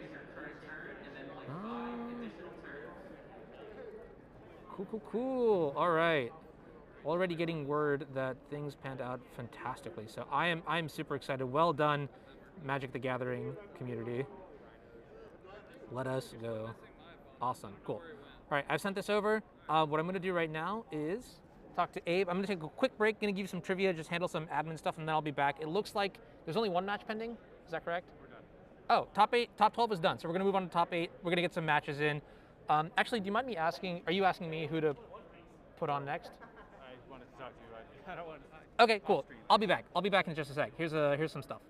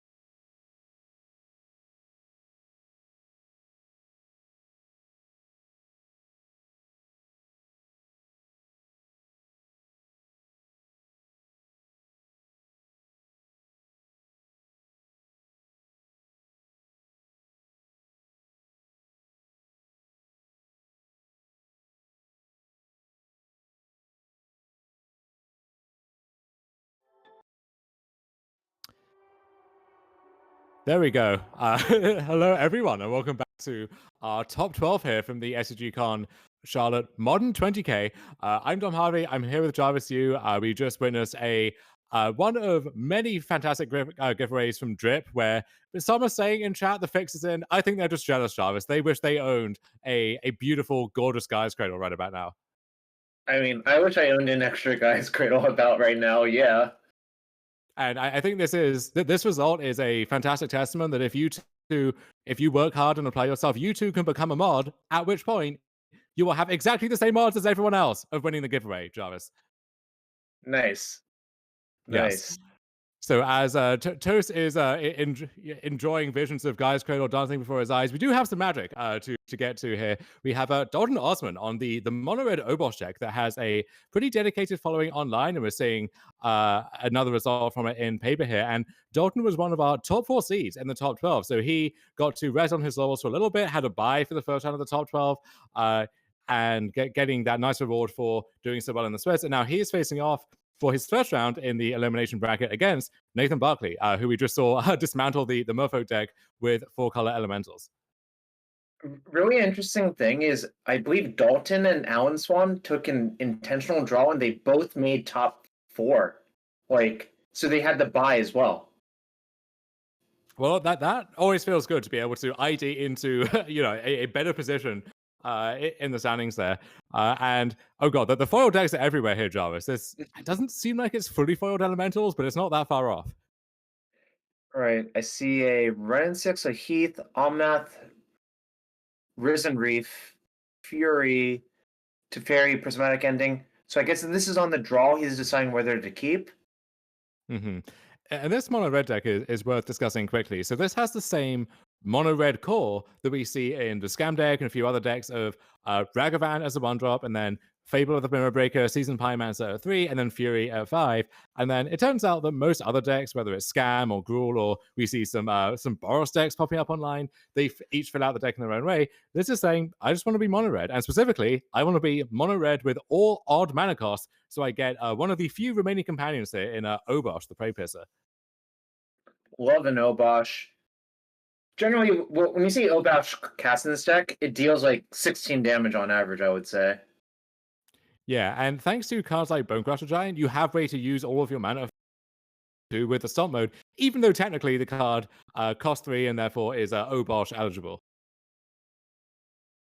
I like the fact that there's 4 sideboard the Stonebrain, because that's a statement to the fact that Obosh does not matter in the very linear matchups. Yeah, and that's almost broadcasting your intentions, right? Like if you're playing some combo deck and your opponent doesn't reveal Obosh anymore, you kind of know what's about to hit you. So I think one big factor that's going to come up in all 3 of these games, but especially when Dalton is on the play, as he is as a higher seed, is going to be the 4 main deck Blood Moons. The 4-color deck, some of them have cards like Abundant Growth, explicitly to kind of hedge against Blood Moon. You have your basics you can fetch, and then maybe kind of like Leyline Binding can get you out of that situation. But try as you might, your 4-color deck with all of these mana requirements still going to have a hard time against a Resolve Blood Moon in most games. I believe this exact version, there are 0 Abundant Growths and 0 Leyline Bindings. It's just the core 4 colors, no touching for Zagoth's Triumph for Leyline Binding, and there are 0 Leyline Bindings. There is a more elaborate way to get out from under Blood Moon here in Oath of Nissa. We have 4 copies of that in the main deck, taking up that Abundant Growth slot, and so that will let you cast one of your 4 Teferi Time Ravelers, even if all your lands for the time being are mountains.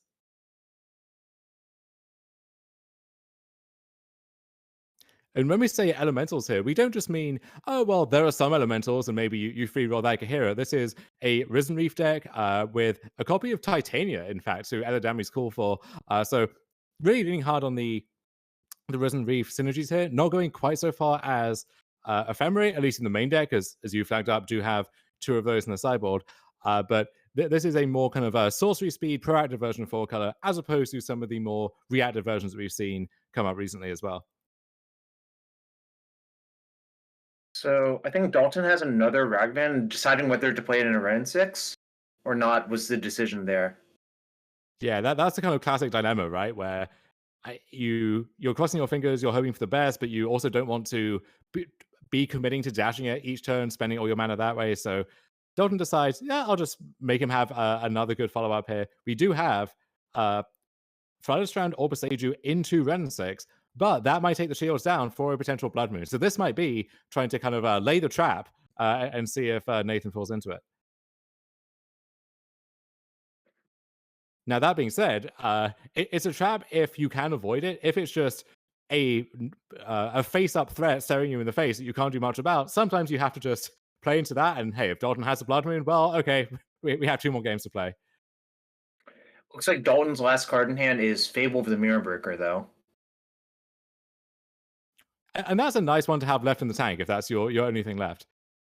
Actually, it was Fable and one other card that I couldn't really see. Even better, we might have a dead card to discard to our Fable. So everything, not everything coming up Dalton here, but a nice way to kick off this game. Wait, very interesting that there's seems to be a lot of Ramunat Ruins in the list of this Obosh red deck. Would you say that's pretty normal for this type of deck? Yeah, you expect to see a few of those, and you usually have, let's say, 22, 23 lands, somewhere in that range, and you have space for a lot of utility lands because you are a mono-red deck, and so you see 2 Sokunsand in this deck, 3 Den of the Bugbear, those Ramunap Ruins, 4 Spyfield Hazard, which kind of counts, and of course, the 1 Shrink of the Bloodsoak Keep to let Ragavan rumble in combat a little easier.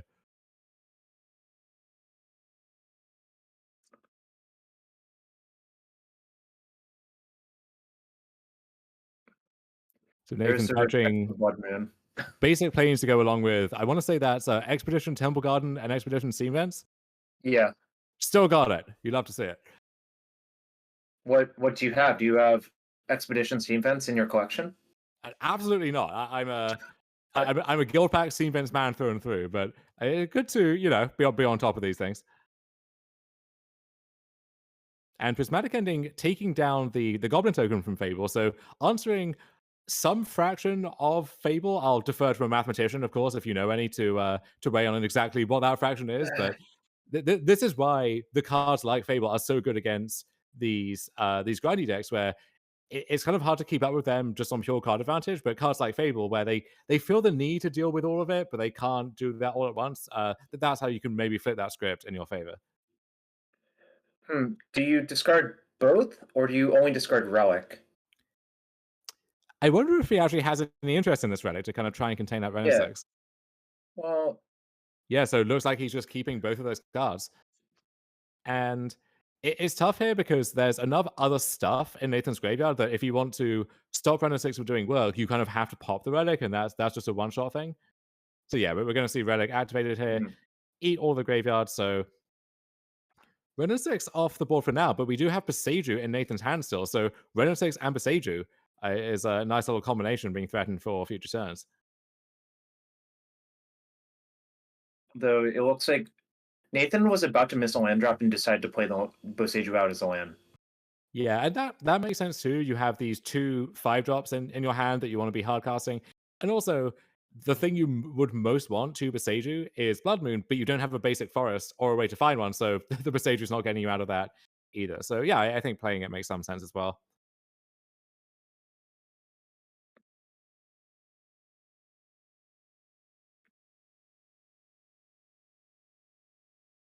So I think Dalton drew a Den of the Bugbear, the dungeon manual version of the card, right?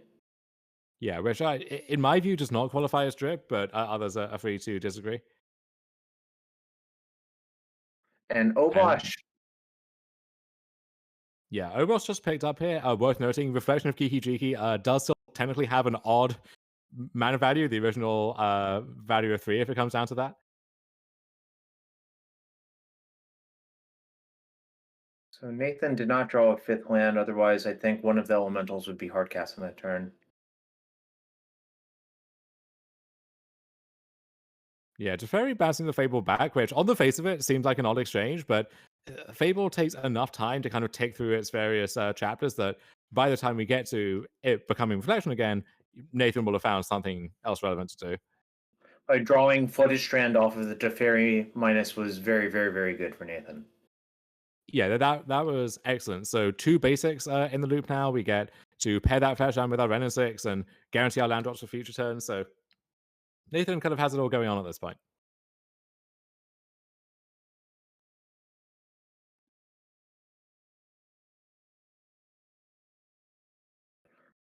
game does not seem to be going fantastic for Dalton. I think the uncontested red might be a huge problem. I guess maybe Den of the Bugbear can do something about that, except we know about the Solitude, right? We do. I don't think Dalton does. So he might think, right. There hasn't really been a good spot to use a Solitude yet. He might decide, okay, I kind of have to take the gamble anyway. Fire up the Den, finish off the Teferi, chip away at the Renaissance. Like maybe that's the best route to actually make inroads on the board here.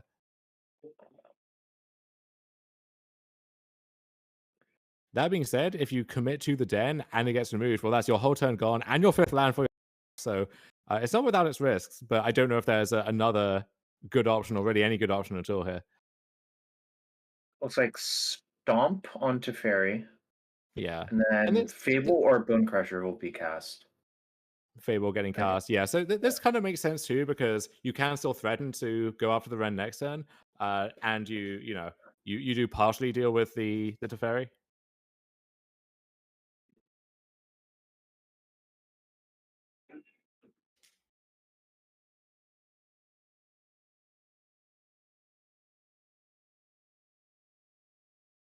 Yeah, if Nathan gets to ult the Ren, actually, how threatening is a Ren ult in Nathan's deck? Let me take a quick look.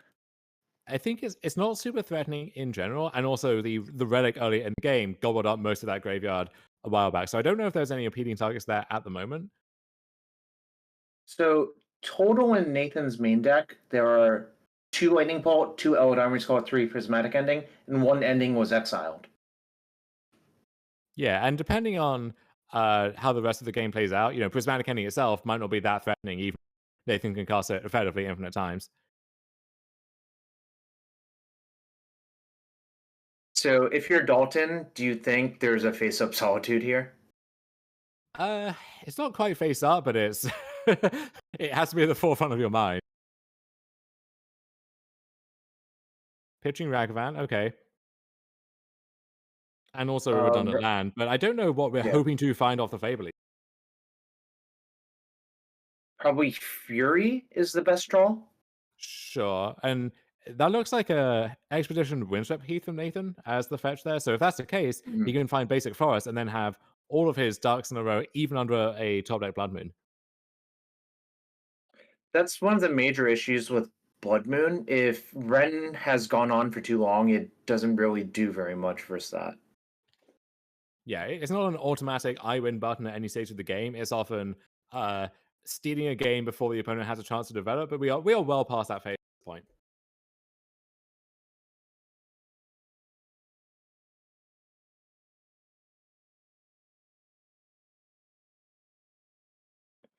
Dalton trying to go to combat. I think Nathan doesn't even care about the Ren Emblem because he knows his deck is not very well set up to use it. Yeah, I think he's almost happy if Dalton feels the need to contest the Ren instead of going after his life total, which is a healthy 15 at this point. Doesn't seem in too much danger.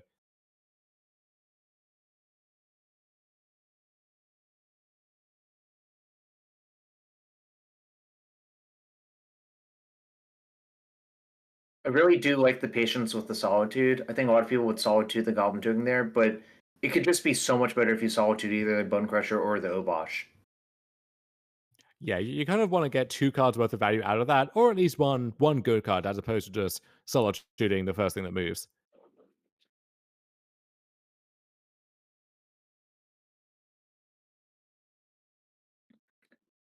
Yeah, this is going to pay off very well for Nathan.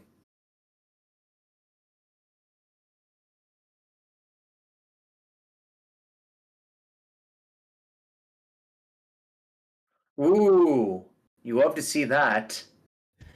Did that got spiked? So that should be exiled, right? Yeah, it should be exiled. Yeah.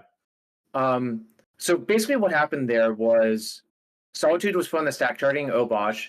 Dalton responded with Spikefield Hazard, which deals extra damage to take out the Solitude.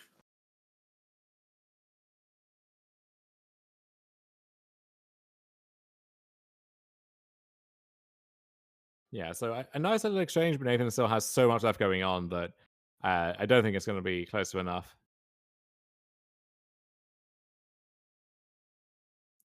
That is an Expedition Stomping Ground.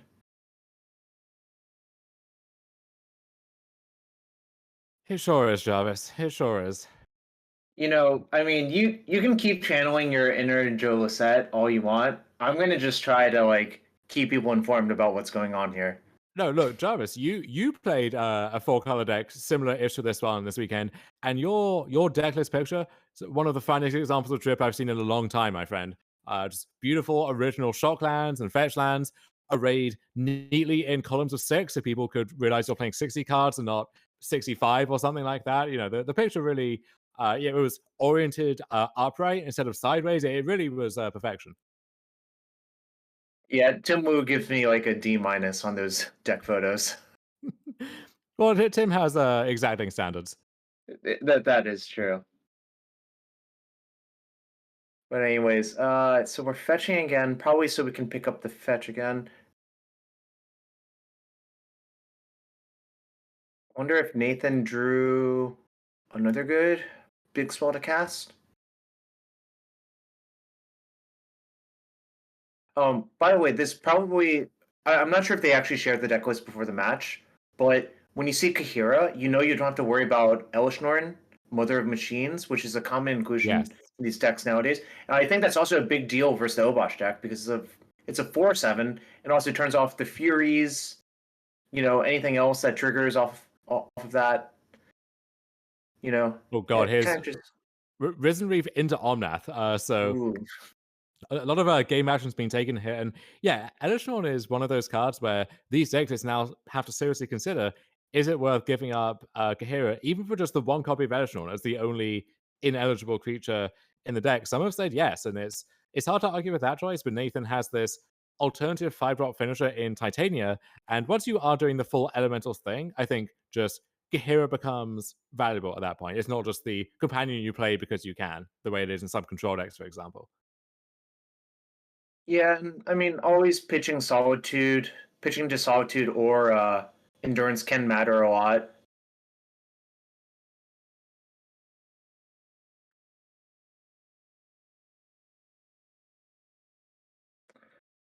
This game's sort of getting out of hand for Dalton.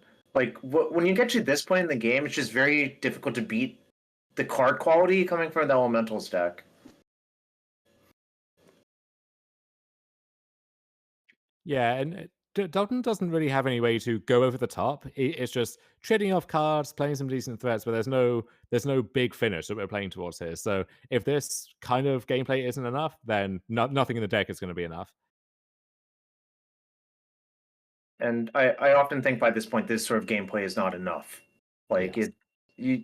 this casting like 4/3s for 3, like that sure is a bigger creature, but ultimately what you're going to need to overwhelm the Elementals deck is like a big card, not small ball cards. Yeah, and Blood Moon earlier on in the game, much earlier, is that big card, right? But other than that, there's nothing that can fill the void this late.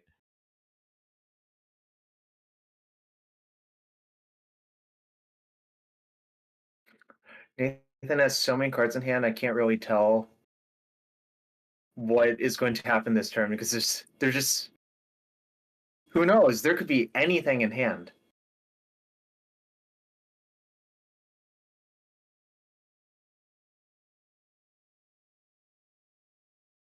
Just double checking something about Bonecrusher Giant.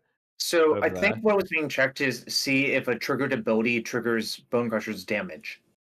Sure, and the answer, luckily, is no. And so, either Fury or Solitude going to do a number on that Bonecrusher Giant here. Looks to be Fury. 2 Furies, First a of 2. Kahira, Prismatic Ending, and a Rogrin Triumph.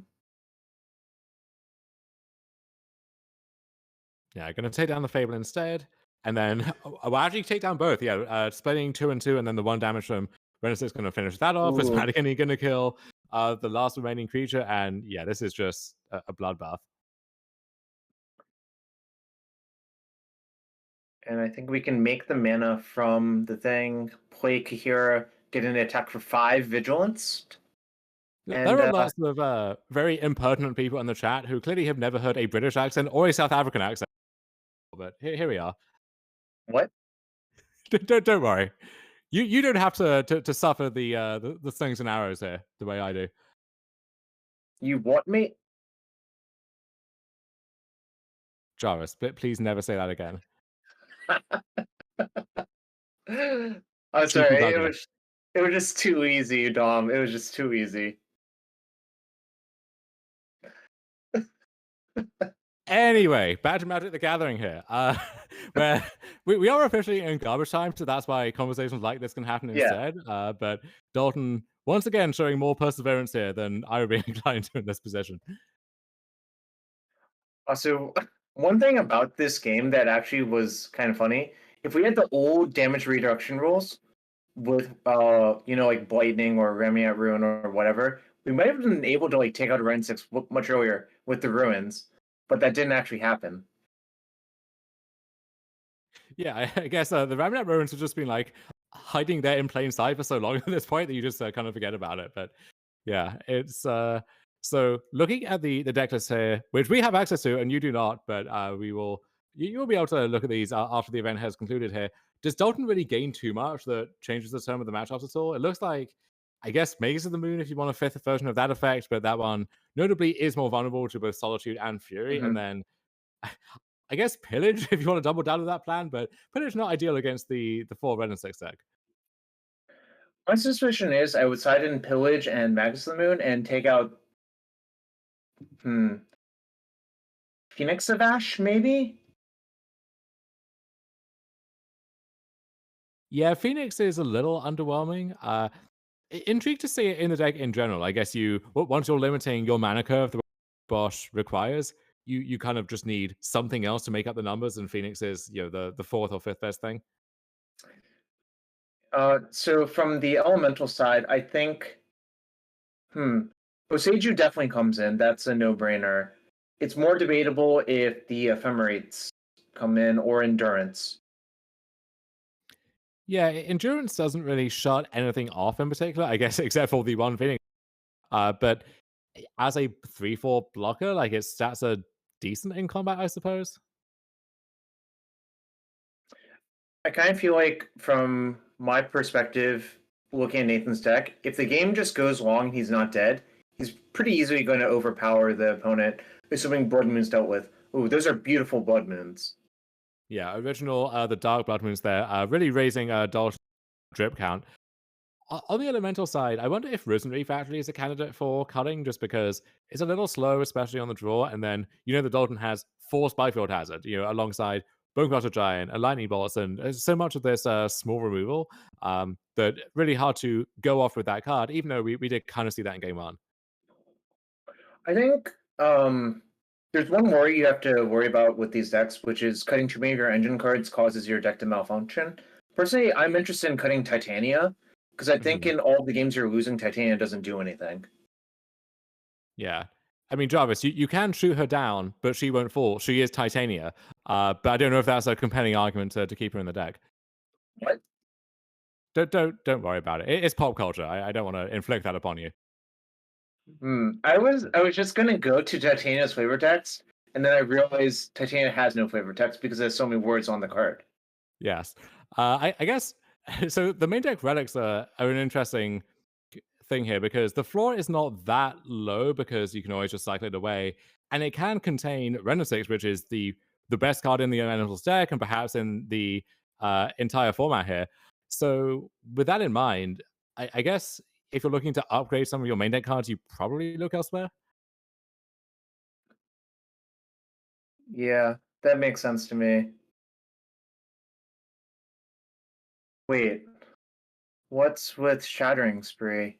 Oh, okay. I think I'm unpacking what's happening here.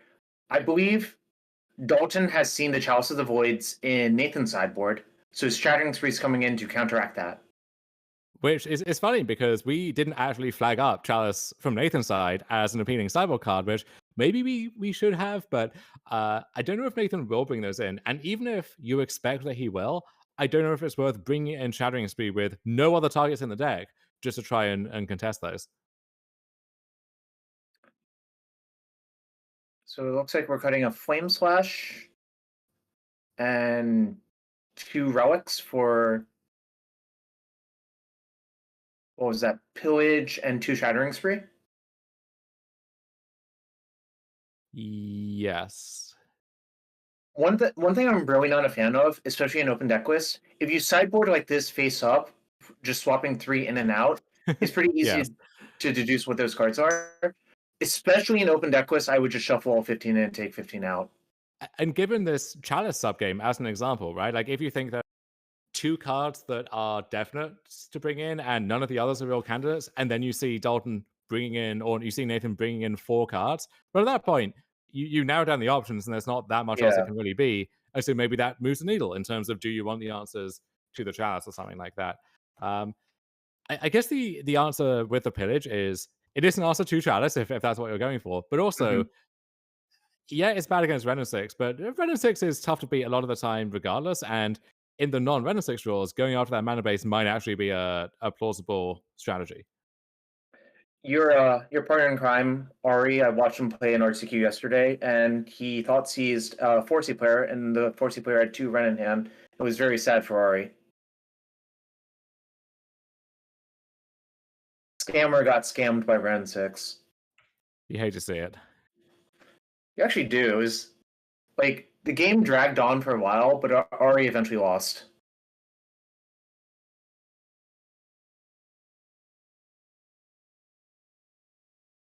Do you know if we have updates on the other matches we see? I think that's TJ Radishak in the background in that top 8 match. But if we do get any updates there, we will let you know as we do. In the meantime, here, back in our match, is Dalton going to 6 already?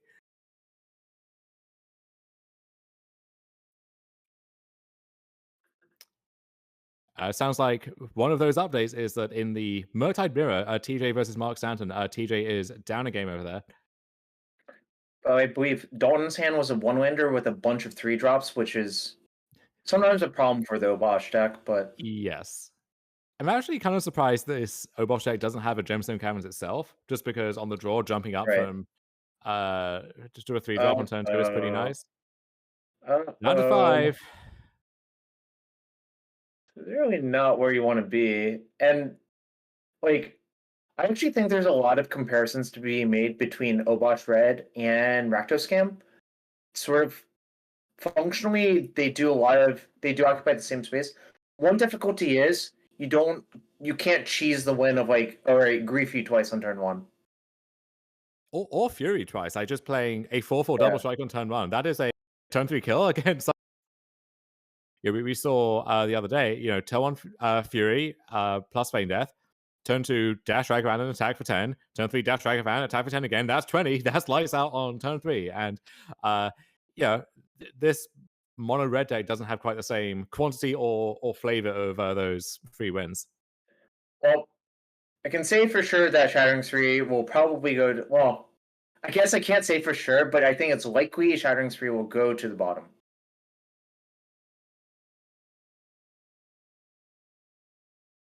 Or not.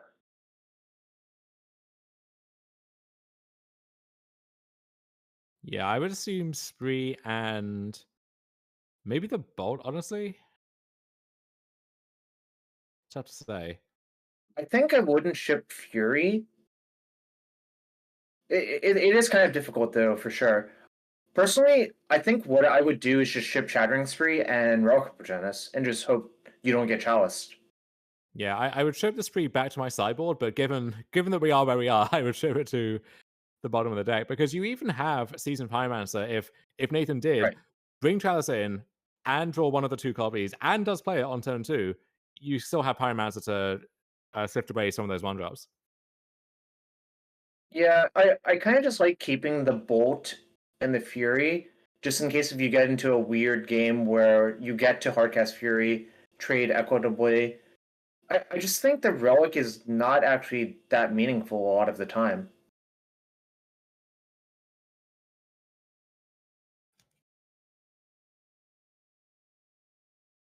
Yeah, I don't think this Relic is something that you sit on in the long term. Is if it can hassle a Ren and 6, great. Otherwise, you cash it in and go from there. Would you have cashed it in right there? I think so. I mean, especially on 5 cards, I think you need a high impact 3-drop, which Fable is. So if Fable was rolled up, then yeah, maybe you keep the Relic for an additional turn. So I think one of the counterpoints is suppose you use all of your cards, and then you want to play Spyro with an empty hand. Then Relic is a relevant card post Spyro, right? Yes, it is. That's fair. Maybe there's an argument too for just cashing in the Relic, hoping to find a turn 3 Blood Moon. And hoping that can get you out of this hole that you're in already. Right. Nathan being very mindful of Blood Moon right here. Yeah, I think Nathan knows as well that this is one way he loses a game, which seems very, very winnable at this stage.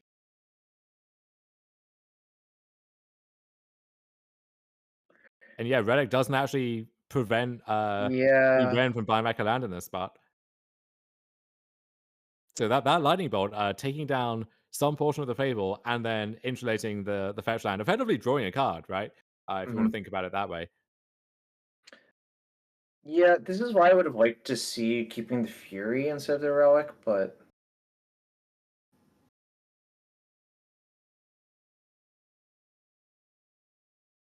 and look at Nathan's hand. It's just it's like 5 real spells. The Shattering Spree is not the best Shattering Spree. But it is a piece of cardboard you can discard to your Fable with a Mirror Breaker. It is a spell that is in the deck. That much I can say. Okay, Dash Dragavan, that was a meaningful draw. Okay, and Bolt now finishes off Ren. Okay. So that's something, and we do have the Season Pyromancer still in reserve there.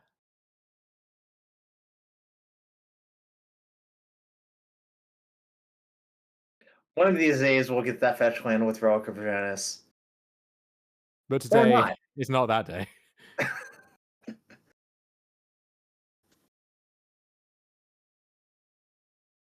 It is just so hard to relic what you actually want to relic, is the best way of putting it.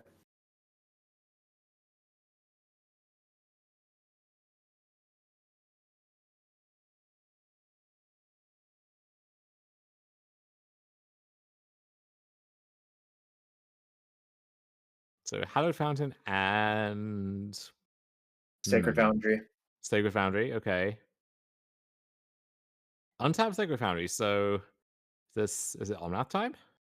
I believe I saw an Omnath. I saw an Omnath, the Teferi, and there was one other card I couldn't quite see.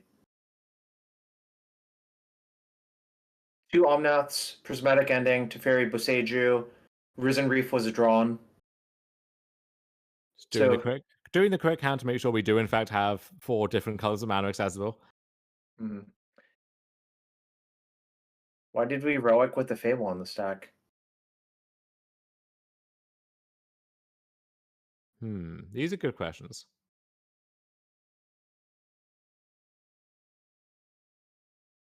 Do you just cast Spyro and hope to draw Mountain Flameslash? Or, Fury, red card. Yeah, I think that's what I would do as well. I think these cards are just not meaningful. You also get 2 elementals. That looks like... Well, there's a mountain. Was that a blast? No, Spike Field Hazard. Okay, I think things are going to go downhill very quickly. Yeah, whenever you get on top of them now. Downhill. Yeah, we are hurtling down the hill, and now it's getting on like an even steeper incline.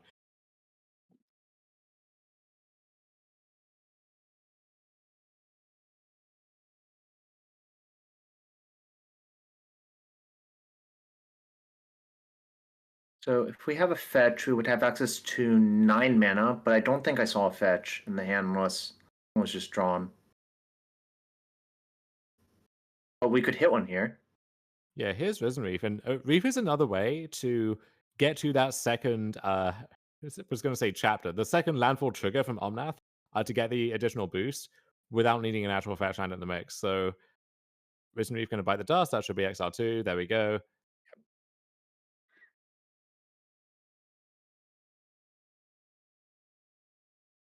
That card is getting drawn, whatever it is.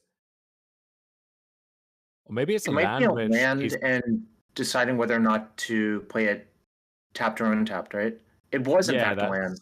Okay, so and a fetch land no less, right? Or is that's the Steam Vents? No, that is a Okay, that is... land. God, dear God. Okay, so the reason I think that was a decision for Nathan was you could have put into play tapped, but then you would have to play Boseiju out as a land to get the mana from Omnath.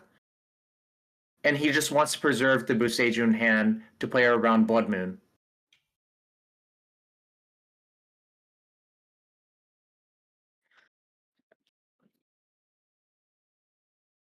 Every time I have to figure out which expedition is which, I have that much more sympathy for anyone who works for a Magic retailer who has to, differentiate between 10 different printings of every new card with every new set. Right. So green was used. We still had mana floating. Then we ending Relic.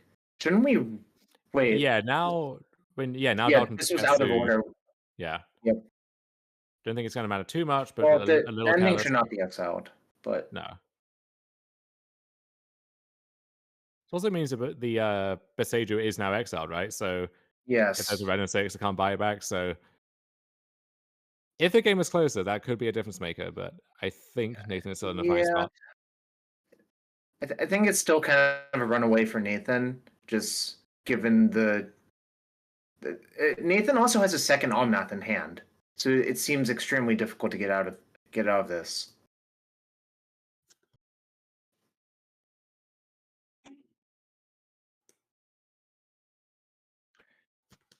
And the fact that Nathan already has 2 basic lands out, Forest and Plains, I think it just makes it very, very difficult to get out of this. Fury is one of the better draws, though. Yeah, Fury will take down Omnath. We'll crunch him for 3. I assume finish off the Teferi and then 2 up at Nathan. Do you respect Solitude, or you just try to take your free damage? I would probably just try to take the free damage. I don't think you can... Because if you respect Solitude now, you're just trying to respect it every turn for the remainder of the game until it's played. Like, I think you just... If the Teferi lives as well, not the end of the world, honestly. So there is the backup Omnath.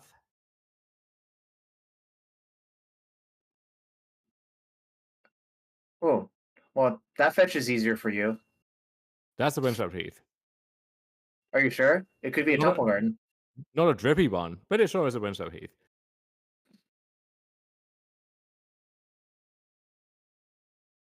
It is funny watching coverage from the mid to late 2000s when there was only one printing of so many of these iconic cards, and so there's this kind of a beautiful uniformity among all of the different decks to play them. That is a Temple Garden, though. Yeah, okay. All I'm saying is, if I was looking for a Temple Garden at my local, realtor's office and showed me that, I would... Oh, shoot. It was a breeding pool. I was wrong. You lied. You liar. Is it actually a lie if I'm just mistaken? I mean, I am a philosophy scientist, but even I am not equipped to answer that one. So we're cycling and then probably picking up the Triome with Ren 6.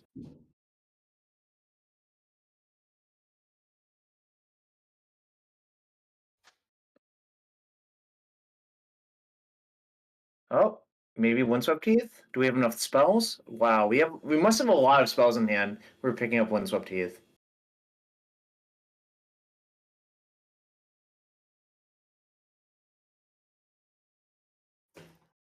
Second Fury? Whoa. Okay. Are we? Oh no. There's an ephemerate from the sideboard! From the top rope, ephemerate. So protecting. I was actually thinking about that because I think if you ephemerate a big creature, it's not that easy for Dalton to kill it. Also, a lot of the removal that Dalton has is sorcery speed, so Fury, right. Flame Slash, and so on. So yeah, sometimes you can actually save it nicely. Yeah, so I really think Nathan didn't side in Chalice of the Void based on how the game played out and the fact that Ephemerate's in his deck. Okay, so in Ooh. response to the Solitude rebound trigger, it looks like we're casting. In response to the Ephemerate rebound trigger, we're casting Solitude, Yep. and then Ephemerate will rebound, declare a target, and can see the Solitude that's now there, and so we will get to eat both of those Furies now. That's pretty brutal for Dalton. So how about Plague Wind for a single white? Almost Plague Wind. Jarvis, if my opponent has one creature and I Source of Plowshares it, is that a Plague Wind? You're the philosophy scientist. And this is really more in the math realm, if you ask me. But I mean, I don't know. Like, if a tree falls on Omnath, the locus of creation, what happens? if the Sage just collapses on top of Omnath, but no one is around to resolve it. All right, chat. What land is that? Is that Temple Garden? It almost looks like a black land, right? Like, if you ask me in the dark, I would say that's Godless Shrine or something. It's Temple Garden! It does look like Godless Shrine, though. Woo. So Dalton has Ragavan and... Is that Blast Zone? The Blast Zones are one of the really interesting features of the mono red Obosh decks because you're kind of behind, I think, starting out against a deck like Hammer, but the sheer presence of Blast Zone is the one thing that can really flip all of that in your favor, and then can also be nice, like in the Death Shadow heydays, it was one of the go-tos there, and just a pretty nice way to fold some extra interaction, which in your mono red deck that can only play half of the mana curve, might be tough to answer otherwise. Oh gosh, someone's asking if Nathan's playing 80 cards or not. I'm going to just run a quick maths. All right, 17, 18, 26, 30, 37.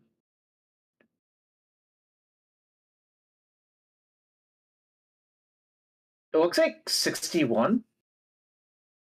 You'd love to see that. You absolutely love to see that. I'm going to check real quick because I actually... All right. I could be off by one, in which case... Nope, it's 60. I miscounted.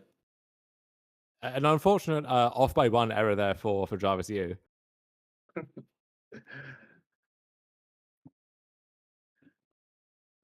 So 60 card elemental is getting it done.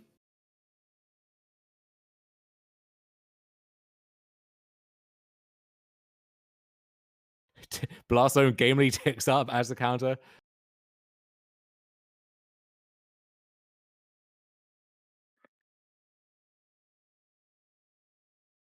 Obosh, I want to say, I think is the most well-designed and most interesting of the companions. It's just a shame about the other 9, you know? Yeah. And Dalton packing it up. A good run for him, obviously. Those games did not look particularly close, is how I would put it. I would agree with how you put it. I think mulliganing to 5 and drawing and keeping a dead shattering spree did not help either. Effectively mulligan to 4, but even if both players keep a good 7, I think that favors the 4-color deck in the end. And here we have an Is It Mirror here, 2 multi decks going off. Mark Stanton, who we saw play against Mason in that winning in, I think, for day 2 yesterday. Other game here over TJ Radishak, also on Is It Mirror side. It looks like Mark is pulling pretty far ahead with uncontested Ragavan, hitting Consider. In your experience, how often does Ragavan go uncontested and then run away with the games in these mirrors? Not very. Like, just between the bolts, the shredders, even something like Counterspell, which doesn't feel great to use on Ragavan, I would say generally not very often.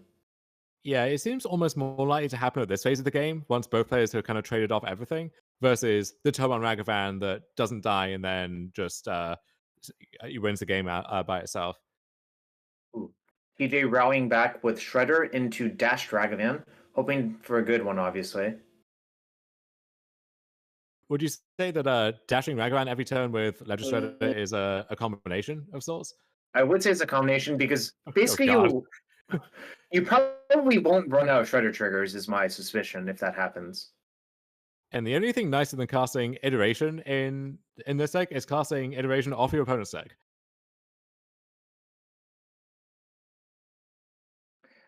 Is Mark thinking about Mystical Dispute? Or is it Spell Pierce? Got it. And TJ has 2 treasures from Ragavan, so he could even pay for this as well.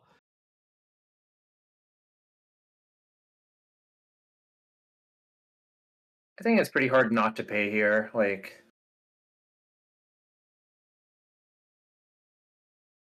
so with that in mind, is it worth firing off the Spell Pierce? I guess at this phase of the game, it's oh, not getting... I get. Oh, well, okay. Okay, well, that was just bait. The iteration was bait. Yes. So we can actually confirm what our top 4 is going to be. We have Living End, who I think Daniel Buchanan, who was either first or second seed coming in. So fantastic performance in the Swiss, and then has continued that in our bracket so far. Hammer, we have the 4-color deck that we just saw, and then one of these 2 Murktide players will be joining them in that 4th position. Yeah, so with regards to Murktide, it's obviously a mirror match. I do think the devil is in the details with regards to deck construction. I think Ledger Shredder is one of the better cards in the mirrors just because of the sizing issues. And also, if both players have Hearse, I think one of the ways that you can actually make meaningful progress is Ledger Shredder instead of having to rely only on Murktides. Yeah. There is this trade-off between usually the other threats also kind of locked in, and then the question is, what is the combined count of Ledger Shredders plus Murktides, and how do you split those up? And so both of those cards, I think, are fantastic in the mirror, but have their own kind of different strengths and weaknesses to them. As for sideboard cards that could come in, you mentioned Unlicensed Hearse, a pretty common one. What about just other forms of interaction? So we see Minor Misstep in some lists, there's Mystical Disputes, there's a lot of the kind of soft or conditional answers to things. Where do you stand on each of those? Not a huge fan of Minor Misstep in these mirrors. I think it's too narrow. Basically, the cards you're catching with that are Consider, Spell Pierce / Spell Snare, Lightning Bolt, Ragavan, DRC, which sounds like a lot, but keep in mind you have to have it in a time-sensitive frame for most of that. And I think it's just not worth paying 1 mana for that sort of card. Mystical Dispute I'm much higher on because it answers Ledger Shredder and Iteration at most points in the game. Mm-hmm. Do you gravitate towards decks like Murktide or the Murktide deck in particular? Because I know there are a lot of people who, depending on what format they're playing, it's okay, Pioneer Phoenix, Modern Murktide, Legacy Delver, just Steam Vents Plus in every format. But I think there are pretty relevant strategic differences between those decks. So even though I know you've played a lot of Delver in the past, do you gravitate towards Murktide in the same way? It's funny you bring that up. I actually tested quite a bit of Murktide, and I'm just I don't think this deck is actually as good as other people think it is. I think the comparison to Is It Delver is actually a very flawed one. For me, it plays sort of like a weakened Psychotog deck, which is kind of funny to say, but I think a lot of the time if you deploy your Murktide and just be like, okay, it's okay if it gets killed, you actually lose a lot doing that. Whereas the reason I bring up Psychotog is I think it's hard to deploy Tog without having counterspell backup. You bring up Psychotog a lot in my experience. I think the running count is 3 for decks that you have described as 2002 Psychotog, although in your defense, one of those is 2002 Psychotog. Carlos Ramal breaking open the mirror, not with deckless advantage, just a gameplay advantage, I think. Mm-hmm. So it sounds like, based on what you're saying, you are not a Merc. I'm not a what? Don't worry about it. I just say things sometimes. Anyway, so we will be getting you game 2 of this mirror here between Mark Stannon and TJ or game 3, excuse me. Mark back on the play for this decider.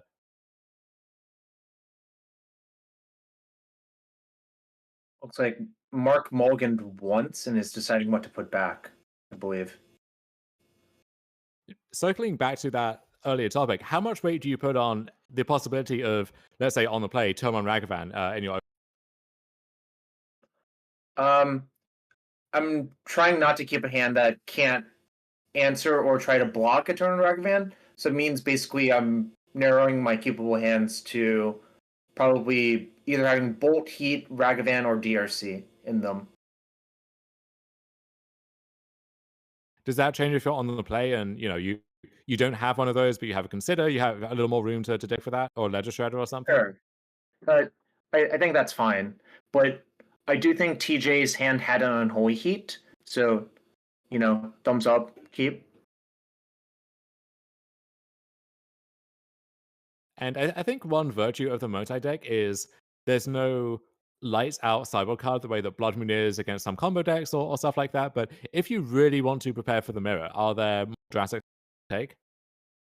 So I think the card we're about to see in Unlicensed Hearse is as close as possible to a true hate card, because it just makes it very difficult to deploy Murktide Region. I think the comparison of Legacy Delver versus is it Murktide in these formats, I actually think Murktide is the prize in these mirrors.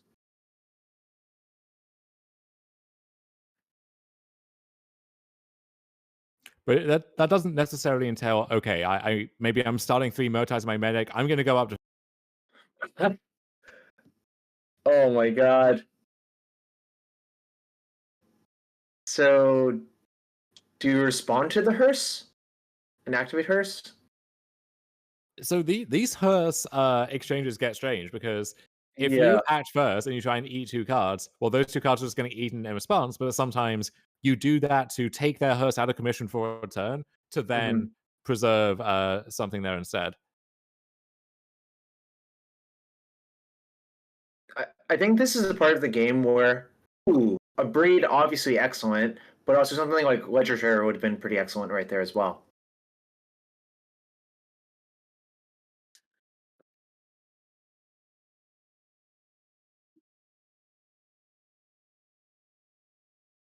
And a Braid, usually not an inspiring card in this matchup, except for the presence of Unlicensed Hearse, which is one of these game-breaking cards, and so you kind of need some amount of answers to that, I think. I'm kind of interested to know what Mark sided out to have both Hearse and a Braid in deck and Counterspell still in. I think it's a point of contention of how many Counterspells, how many Murktides, and other things like that you should leave in your deck in these mirrors. Where do you land on that yourself? It's complicated, which is a cop-out answer, obviously.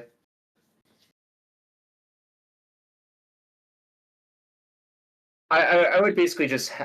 I'm not a huge fan of Counterspell in the mirror, because I think it requires you to be in perfect position a lot of the time to use it well.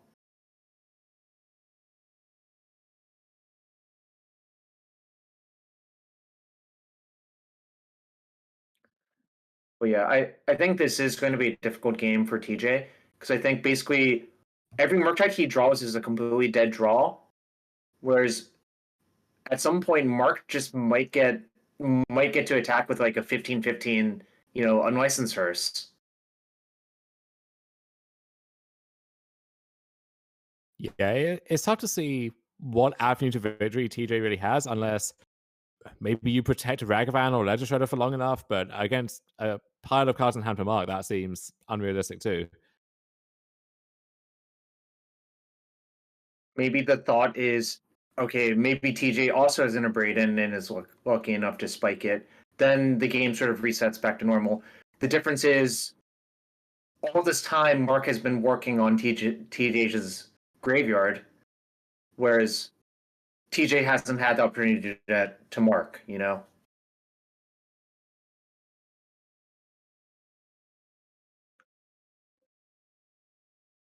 Here's a Shredder. That's one of the few cards that does not give a damn about Unlicensed Hearse.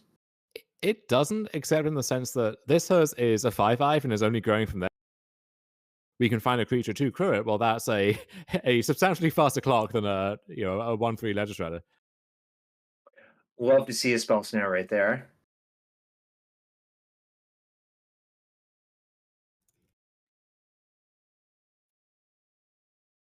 Was that a Ragavan drawn?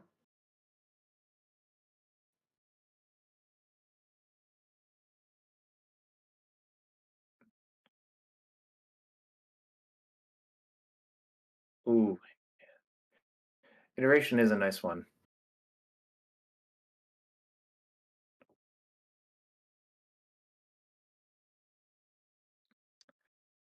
By a lot of information, I think Mark has gathered a lot of information about TJ's hand right here. You can basically write off Mystical Dispute right here because it seems maniacal not to dispute. So if you find a Murktide in those top three, I think you're pretty safe to play it, assuming you have enough cards in the graveyard.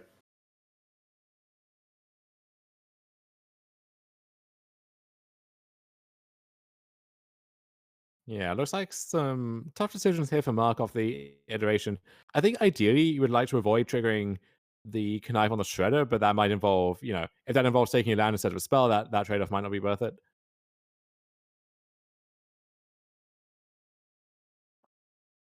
So it looked like Shredder, Bobble were the hits. So you couldn't avoid it. Okay, and at that point, let's just get our own Shredder in there. Yeah, just bite the bullet, let your opponent connive, because I think giving up a card to deny your opponent a loot doesn't really make a lot of sense.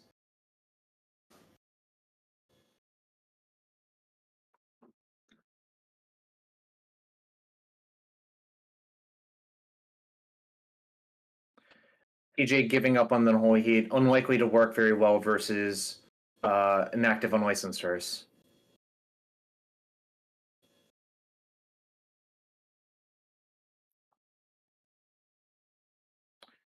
Okay. Lightning Bolt? No, Control Z?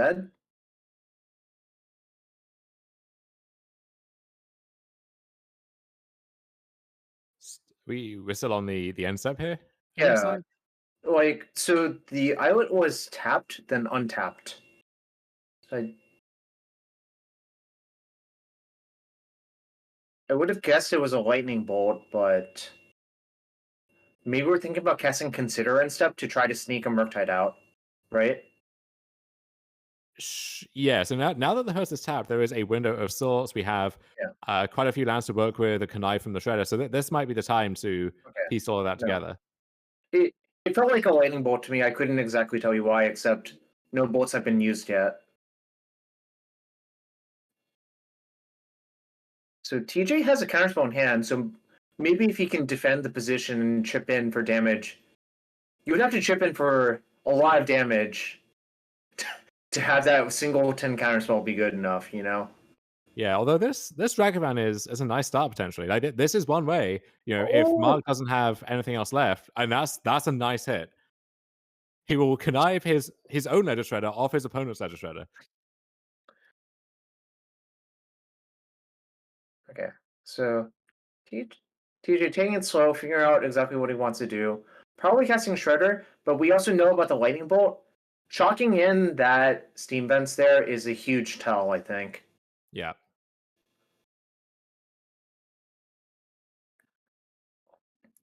Land down. And now, is it too early to say TJ's ahead? Or what? Okay, that's second. I don't think it's too early to say that anymore. I think TJ's firmly in the driver's seat. This game just turned around in a big way. Yes. And while Mark's house is tapped, we're going to use that opportunity to eat some cards from his graveyard. And finally, Ragavan back to the hand after a very eventful and very important turn for TJ. So TJ's last few cards are Ragavan and Counterspell, but he chooses not even to leave it up because, like, okay, what can you even do that's threatening here? Like, I think TJ's logic is you can't really actually threaten me very much, given what has happened the last few turns. Yeah, I guess Iteration might be a little annoying, or I guess if Mark played a Murktide, but by deploying the Hearse, you get to shrink that preemptively anyway, so yeah, so I like just tapping out there, just deploying all these threats on the table.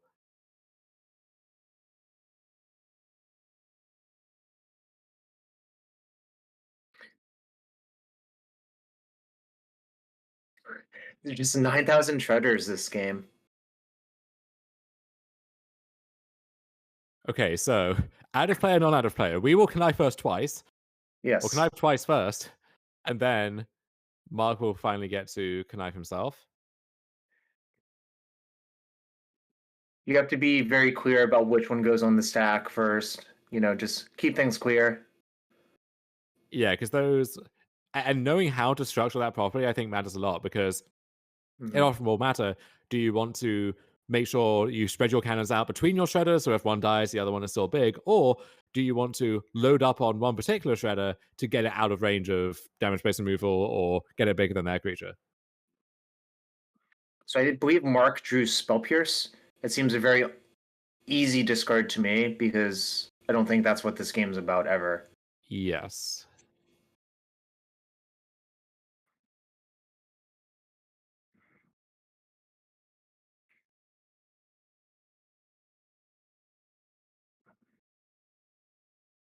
Okay. So I think the interesting question from my perspective is, do you try to get lucky and force through 2 7-point hits with the hearse? That might be the most obvious route to victory at this point, because if you get the first hit in, TJ is kind of in the abyss, right? Where every future hit needs to be blocked by something. But also, like, trying to block... The board state's kind of a mess for Mark, right? Like, your creatures can't actually block.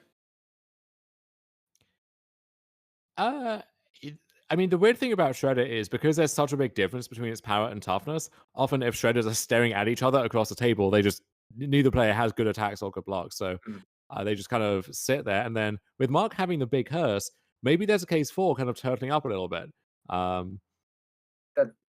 So I think he was like, oh, exile yourself. And he's like, wait a sec. Because I think TJ being exactly 13, I think, moves the needle a lot in terms of that. Then you open up Double Bolt as an out. I think just attacking is good, because I don't see how you rescue this board state otherwise. Yeah, you could sit back on the theory that if you leave up Shredder and Hearth, the Ragavan can't connect, and then you have maybe you can turtle up a bit. I think, though, that TJ has as many good top decks from this position as you do, and you're tapped out this turn, so if TJ just draws an iteration or something, then he moves quite far ahead again. So yeah, I like this. Yes, I would 100% do this. I think playing to win rather than playing to not lose makes so much sense.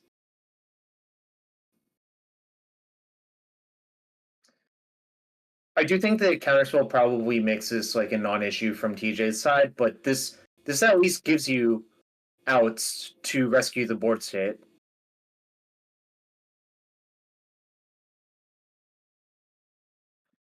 I guess rescue the board state is a very weird way of putting it.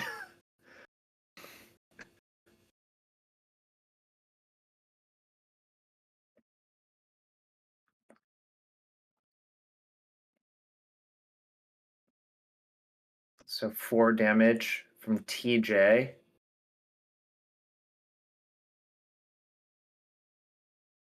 Any snuff outs in chat? Wrong format, right? Hitting an opposing Ragavan. Do you want to cast that to connive? Is the question. And so that is funny.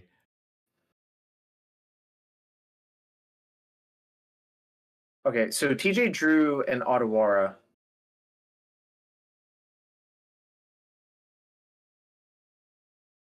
So that might, I mean, yeah, that blunts any attack from a hearse, no matter how large it is. Right. So don't want to say that that locked up the game, but that is a very nice safety blanket. I think the way that it could go south for TJ is if TJ decides to use Otawara and Mark randomly has 2 bolts in hand. But I think maybe you can write off Mark having a bolt, because I think a bolt would have been used on one of the shredders at some point. Maybe not. Maybe there wasn't actually a good timing window. Yeah, if a bolt gets drawn now or one turn either way, then it probably is just chilling for now. Interesting that this bauble is not getting cracked. Yeah, I was thinking that too. I think I would just crack it and just try to get lucky.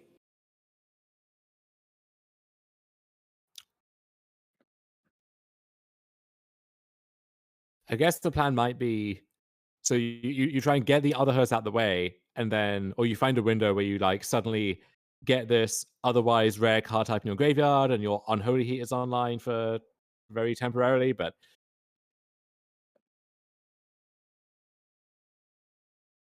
It seems difficult to me, but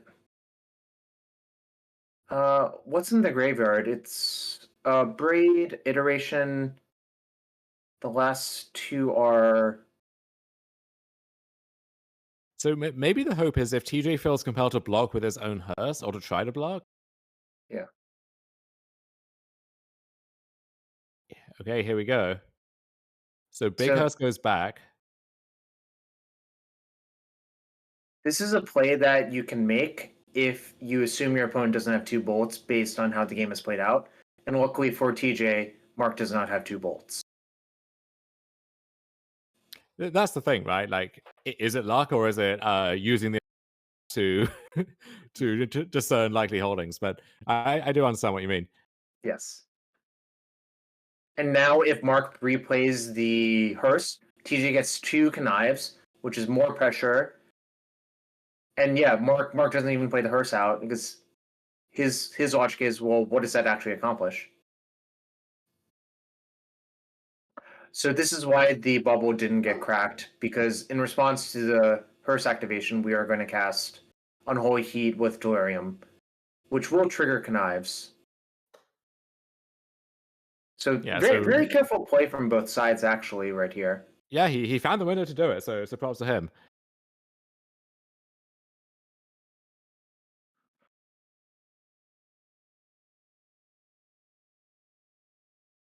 So 3 connives are in the stack. TJ's will resolve first because of AppNap.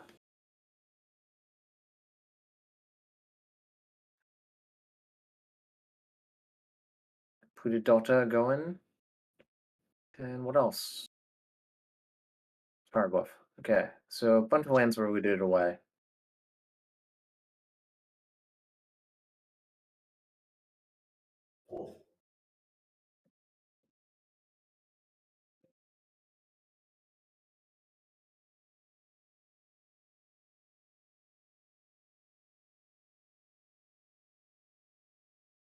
And say what you will about Murktide in general, but you compare this to some of the other matchups that we've seen over the course of the weekend. This is very intricate, very involved.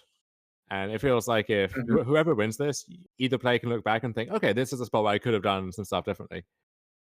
Yeah. For example, if I had been in Mark's seat, I probably would have cracked the bauble in the search of a new card, and if we don't know exactly what that card would have been, but I might have found myself unable to use that Unholy Heat in that crucial window. So no, I think the way Mark played it, it ended up a lot better for him. Yeah, we saw that same kind of cautious setup in his match against Mason yesterday as well. We noted that at the time as well. Probably a sign that this person has played a lot with this deck, understands when to jam, when not to jam. Spell Snare.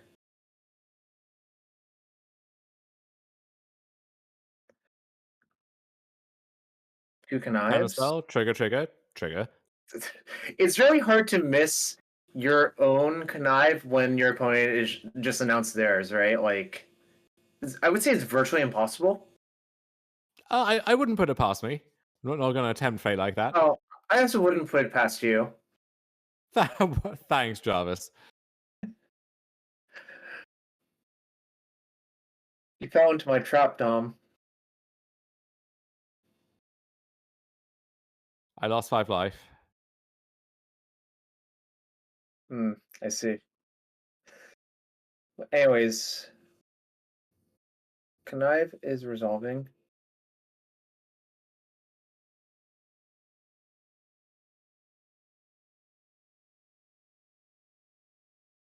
Okay, so this shredder will get bigger. The other one will stay as the 1/3, it looks like. So we have 2. That was on the stack, right? Oh, okay. That one is now resolving. So it will stay at 1/3. And now we have 2 3/5 shredders staring each other down, and then this 1/3, which is still conveniently large enough to hold off the Ragavan for now, if not to crew the hearse just yet.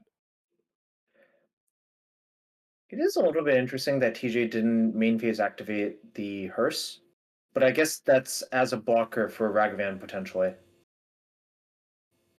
Yeah, if the big Shredder gets dealt with somehow, then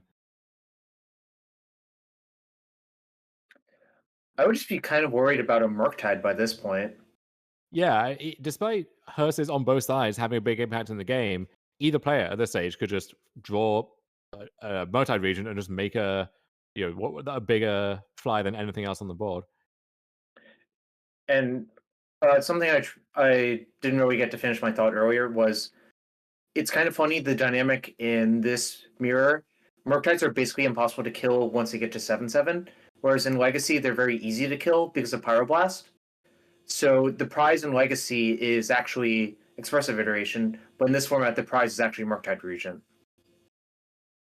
Yeah, in Modern, you have to deal with the Murktide as you find it on the board, and so often that means just Unholy Heat plus something else, or you trade it for a creature plus a burn spell, and it usually gets 2 cards instead of 1.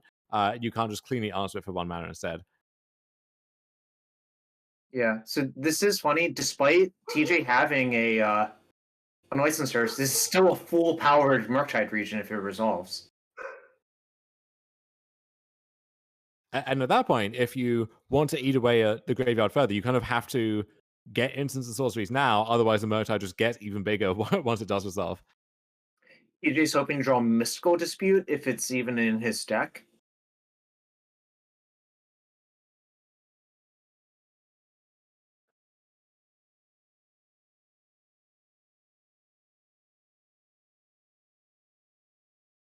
Pat's suggesting that Red Elemental Blast should be in Modern Horizons 3, and I am even just shaking my head. You're SMHing your head? That seems a little bit redundant, but sure, I guess. Sure, I guess. Also seems a little bit redundant, but there we go. Anyway, 8/8 Murktide region is in the building. And yeah, okay, so TJ understands that he has to do this now, otherwise it will grow bigger. We do not want this to be a 10/10 Murktide region. Oh, it would have been a 9/9 because I think it was like land. Okay, no. I'm not sure what got in. In any case, that is a big Dargon, is how I would put it.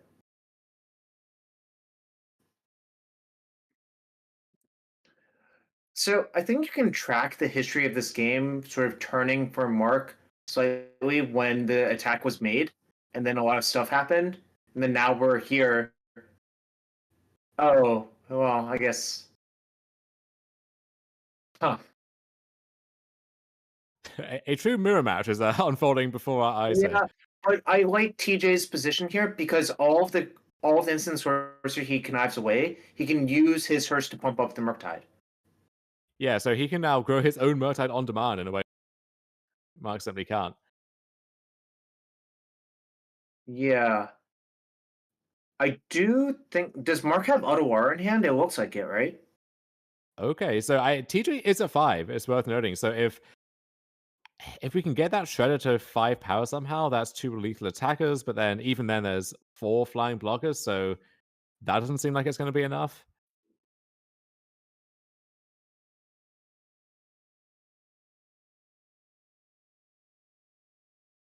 So is TJ Hellbent? Yes. So we're just milling cards to see if we get counters on our thing. Yahtzee! Yahtzee!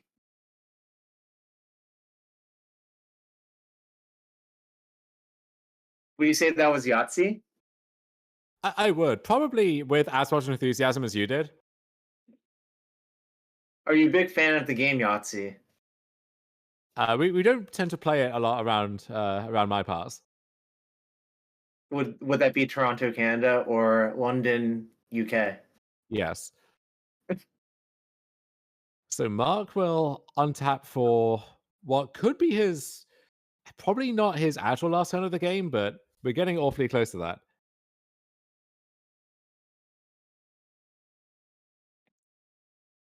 I think there's still a bunch of game left to play, though. It's you're just trying to... The problem is if you use your entire turn to auto-war the Murktide, I think you could just lose too much tempo and die to the shredders on the way back.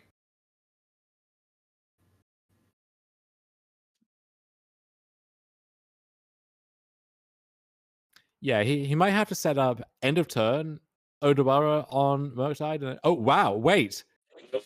Hold up. 2 bolts!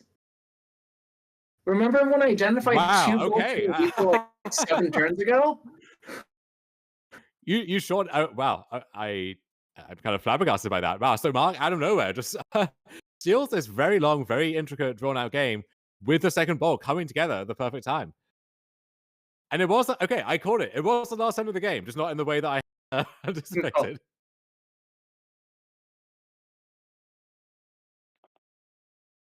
No. Yeah, that was a fun game to watch. I'm Yahtzee! Wow. Okay, so we're back here. Still trying to process what we just saw there. So we knew that one of these two multi decks would be going forward to take the battle to Living End and Four Color in and Hammer in the top 4 bracket, and now we know which multi deck it is, and it's going to be Mark Stanton's.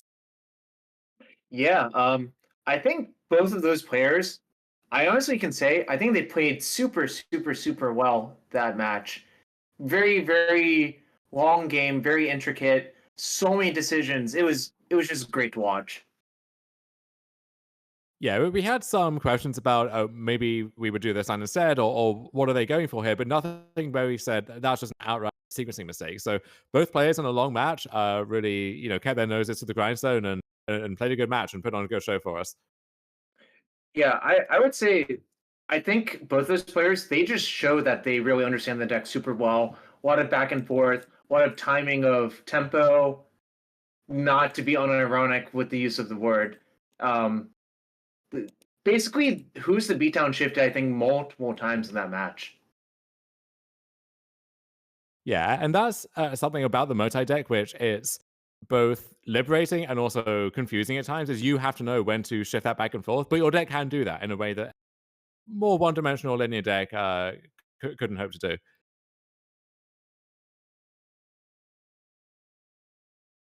So we're going to cut to a break quickly, and we will hand you back to Anurag, and then bring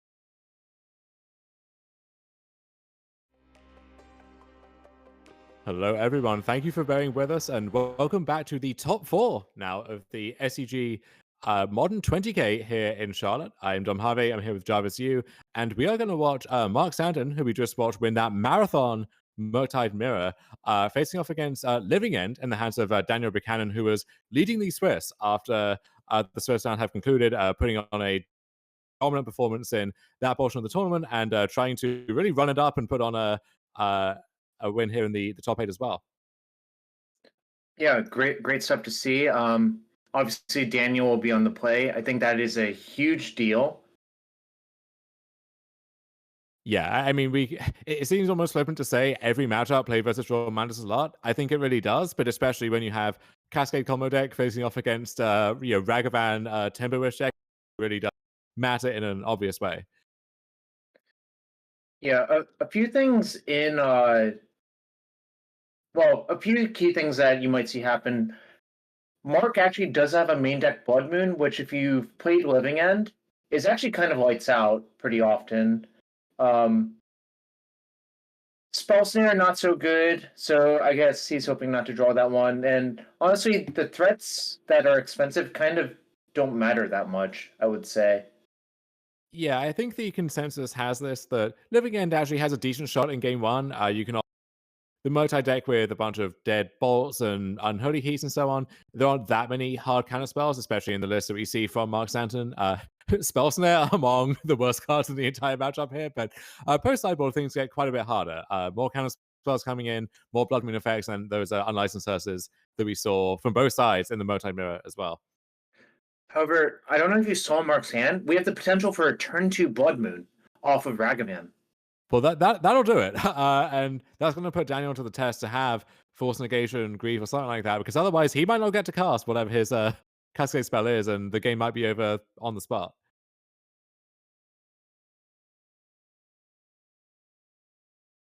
There have been times when main deck Blood Moon was pretty stuck in Murktide. That is not so much the case at the moment, but I do like the value of having one main deck where it really is your most important card in a lot of matchups, a lot of situations, and with some amount of card filtering and Ledger Shredder and so on, like you can find it when you need it and sometimes catch it in when you need it as well.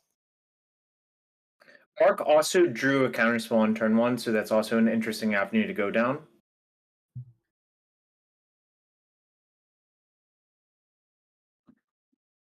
Yeah, I guess there's some debate over, like, do you go for the proactive play, potentially run into a Force Negation or something, or do you just hold up your spell? I think that if you don't go for the Blood Moon here, I guess if Ragavan keeps connecting, you could try it with backup in a turn or two, but I kind of like just putting him to the test, I think. I guess the scenario where you get punished by that play is if Daniel has Force of Negation into Shardless Agent, it backfires real hard. Yes. Yeah, it can get punished, and this is one strength of the Living End deck is, even with something like this, Teferi Time Raveler, they can contest that for free, continue cycling cards in the meantime, and then really punish you for taking a turn off. I think Daniel's probably going to... Oh, Brazen Borrower. So this is a punish. Of sorts. I mean, if Daniel untaps and plays Shardless Agent, we're looking at just that 5/5 Striped River Rider, right? Which is a serious threat. We shouldn't discount that, but it is a small Living End, as small as it gets, really.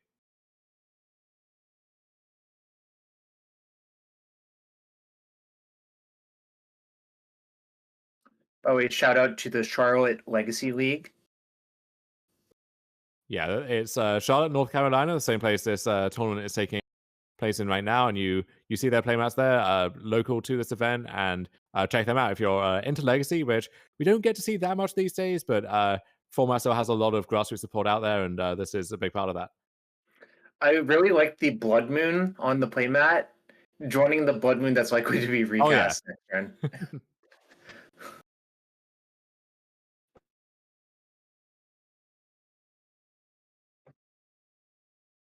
So we're at that crucial 3-mana inflection point for Living End. And he would love to have something like a Grief or a Street Wraith or something to juice out that Living End a little bit, but it looks like we are just going to pull the trigger on it right now. I think this actually makes a lot of sense. if you wait, there's counterspell to worry about. You also want a blocker for the Ragavan. Yeah, the other thing is how does it get better for you, really, right? Yeah, exactly. You know this is happening in the next turn at minimum. Otherwise, if Mark does have a counterspell or something, maybe you can't beat that instead. So yeah, I have a 2/2 and a 5/5. What up? And I guess a 3/1 flash flyer coming down at some point. This actually looks pretty good for Daniel now. And it all revolved around Mark just tapping out for the Blood Moon, right? Yeah, so that is where you can imagine the other fork in the road that we didn't take instead. Maybe just Ragavan protected by counterspell runs away with the game. But this is a beatable ball position, right? If Mark can just work towards a reasonably sized Murktide region and I could just stop the whole thing in its tracks.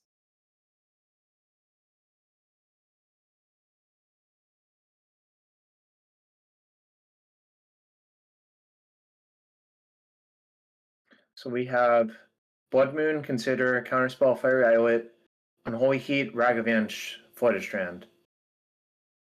I almost wonder if Ragavan's goal at this point is to just trade off the Charlotte's Agent. Yeah.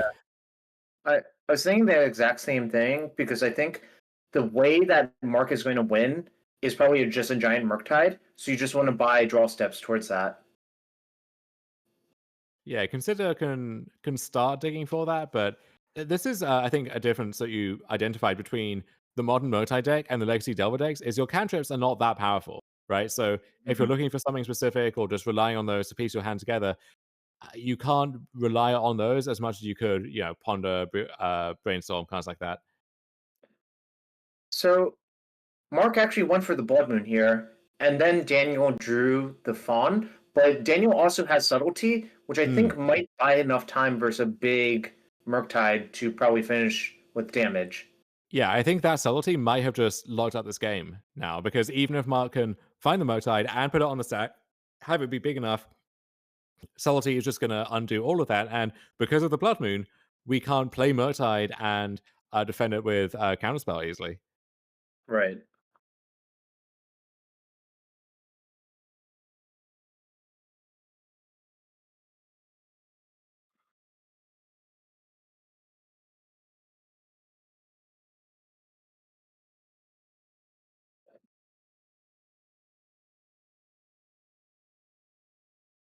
So from this point, it's unclear.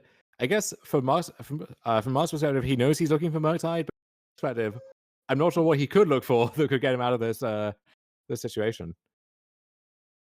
I think he's just going to.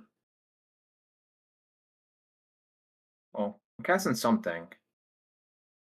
So we're bobbling our opponent first. That's another force of negation on top of the deck.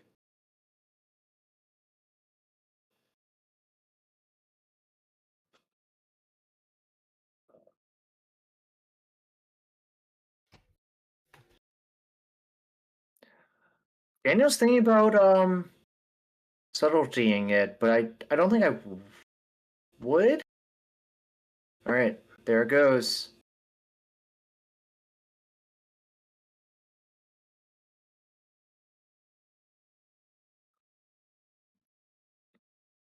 So we're using this on the Ragavan. Interesting. Yeah, so this I'm not sure about this. In one sense, this does shave a turn off the clock, right? Because now you're attacking for 7 and 7 again, as opposed to 5+5+5. On the other hand, the Ragavan seems a little interchangeable in the sense of, what if Mark just has a third one? What if there's a Ledger Shredder that can jump in the way? It seems easier to present random blocker. So I think, yeah, I probably would have let it go because I think the only card that matters is Murktide Regent, right? Yeah, and he knows that. This is a public deck list here in the top 8, and we have them on. Both players know what the situation is there.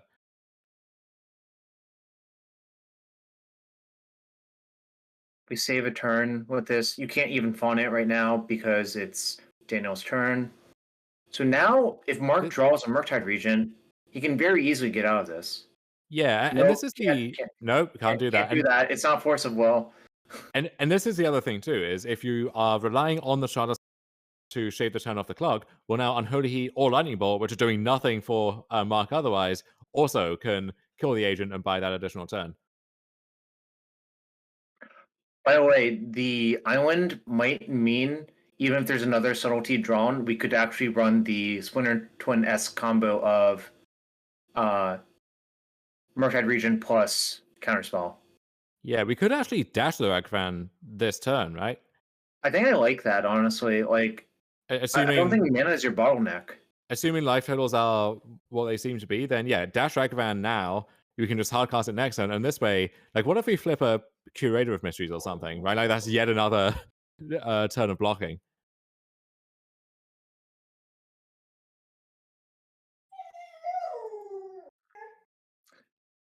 Hit Scalding Tarn, obviously no hope. I think one of the secret advantages of Living End in a matchup like this is your cards are generally not very good to cast off of Ragavan.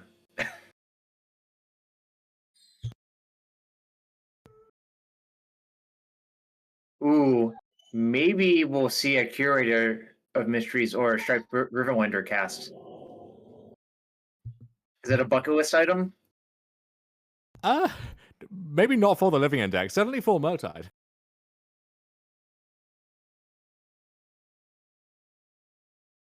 Marks at 1.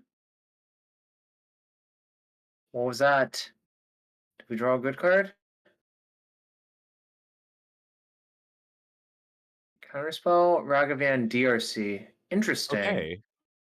So yeah, we can dash Ragavan again, right? And then we have DRC post-combat as a blocker if it comes to that. Or so actually... is that, well, what if you just play both and not dash?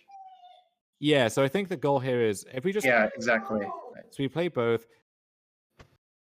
And now Daniel can't attack this turn. I think the issue is, so if Daniel just doesn't attack now, next turn the DRC, if it's Delirious, has to attack, and holding it back only makes sense if it is Delirious in the first place. So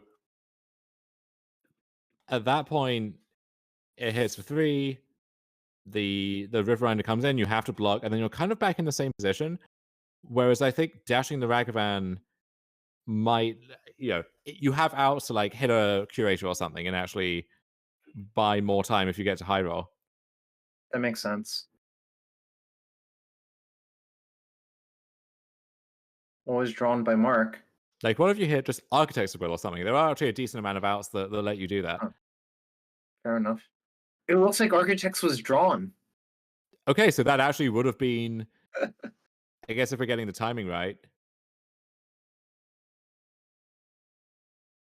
Forced block. All right. So now Mark needs a creature every turn for the rest of this game, unless it's exactly Murktide. I guess, so that's one Lightning Bolt, right? Do we have a second in the mix somewhere? It is one turn off the clock, I suppose, but... Looks like we're dead. Yeah. He's just making sure Daniel will actually attack.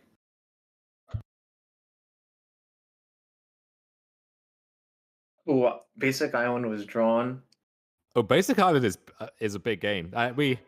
We hadn't really considered that because it's, okay, a one-off in a... That also, if somehow that Riverwinder was contained, that would be another way for Daniel to just like do his thing regardless. Yeah, and I think the real story of this game was what was Mark's play on turn 2. I'm not saying that his play was necessarily incorrect, but I do think his play defined the game. Yes. Yeah, every turn for the rest of that game stems from that path that we took on turn 2. And you can imagine the game looking very different otherwise. And again, for chat, they're both bringing up their lists and swapping phones instead of having an actual deck list, I think, like printed deck lists. So from the sideboard, Mystical Disputes from Daniel. There's Mystical Dispute, there's Endurance if you want to try and play that kind of flash ambush game. to There's hit Dead Gone. DRC, hit Ragavan, stuff like that. Mhm. There's also Dead Gone, which I assume is more for stuff like Lavinia and cards like that, but you could hypothetically turn towards that if you want to, answer a Ragavan or answer a big Murktide Regent later on. So the issue I think I have with that is it results in your. Okay, what's the best way of putting this? I think a lot of games with Living In are lost because you dead end on cyclers, and you just hit a point where you can't turn through your deck anymore. You can't find the real cards you actually need. Yeah, it's easy to assume, well, I'll just tear through my deck, it's fine, and the cyclers will find more cyclers. By the time you start cutting into that cycler count, that's not as true anymore. And you need your living end, if you can find a way to resolve it eventually, you need it to actually close the game out. So that does come with a real cost. And then on the Murktide side, 2 Hearses definitely coming in, Flusterstorm, Spell Pierce. I would assume the second Blood Moon as well. And then I think the cards you might have to base about would be the 2 Subtleties and the 2 Dress Downs. Yeah, I don't think I'm a fan of the Dress Downs or the Subtleties personally. I don't think that's a kind of fight Mark wants to fight. I think personally I would shave on red removal for sure. That's just not what the game's about. I would also cut the Spell Snare from the main deck. Whoa, I don't know about cutting this iteration though.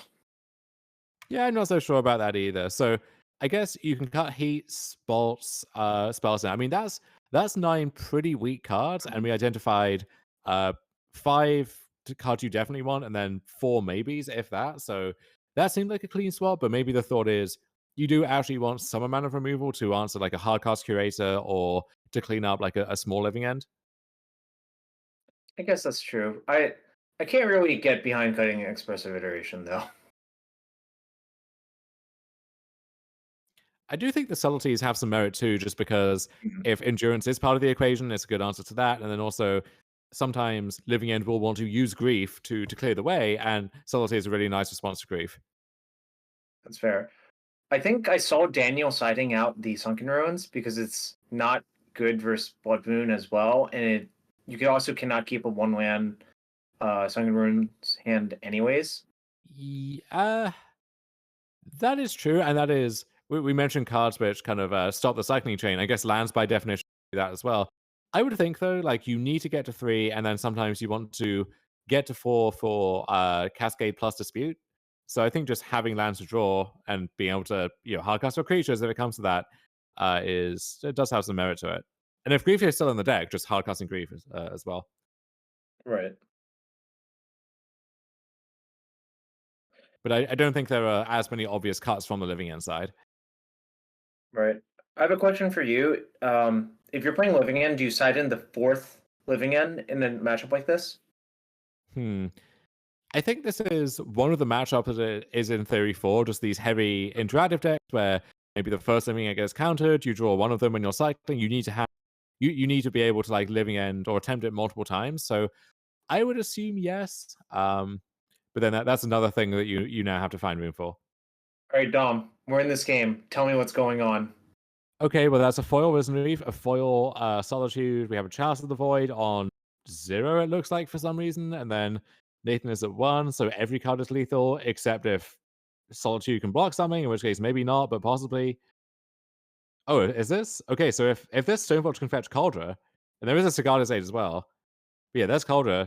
That Stoneforge can put it in. And that's game? Unless there's another Solitude? So do you attach it to Stoneforge? So 6 minus 3 going to 4. No, it's not lethal no matter what, right? So you probably don't attach it? Well, it has it's First Strike and Trample, right? And many other abilities. Right, but it's not lethal because it has to assign lethal damage to all the things, right? Sure, so it does 2 to Solitude, 1 to Risen Reef, and then Nathan's at 1. Yeah, but you gain 3 from Solitude. No, because it has First Strike. Right. No, guess it's lethal. Well, it has First Strike, and it also has Trample, Indestructible, Haste, whenever this creature, so on and so forth. I don't know, it's just... It's Sword of Cauldron plus Shield of Cauldron plus Helm of Cauldron, right? Yeah, there we go. Wow. So Will Pulliam, in the time it took for one game of this match to conclude, has already booked his slot in the finals. I think that's his 11th or 12th match win in a row at this point, certainly in the double digits. So a really impressive run from staring elimination in the face early yesterday. I also believe that I feel good about that matchup from the 4C side, so I kind of wonder what happened. Of course, Hammer, as a baseline, its top end draws feel unstoppable, right? So maybe that's what happened in game one. Yeah, we saw some interesting stuff there, like the Chalice, which I think was on 0, which I don't know if that's where you want it to be, or if Chalice actually makes sense at all to have in your deck against Hammer. I mean, there's a lot of stuff that it shuts off, but then play versus draw is pretty big there as well. So I'm difficult to pass that entire board state in one go, but Stoneforge Calder is really, really good, and Will is a very good Hammer player. So not too surprising. Agree with all the things you just said right there. All right. Question in the chat is, what do the two of us think of Legacy Hammer? Which it did win the most recent Legacy Challenge, and that player, Crusherbot BG, who one of the best modern Hammer players, already crushing with the deck in Legacy too. No one else seems to be doing that, which makes me a little skeptical. But I don't know if you have further thoughts on that. I think it's a hard sell for me to recommend that deck when people will actually play Meltdown right now. Yeah, Meltdown does describe the mental experience I have and all of my artifacts. Right. So Mark is keeping hand with no permission, but I think that's okay when you have a Consider and a Shredder.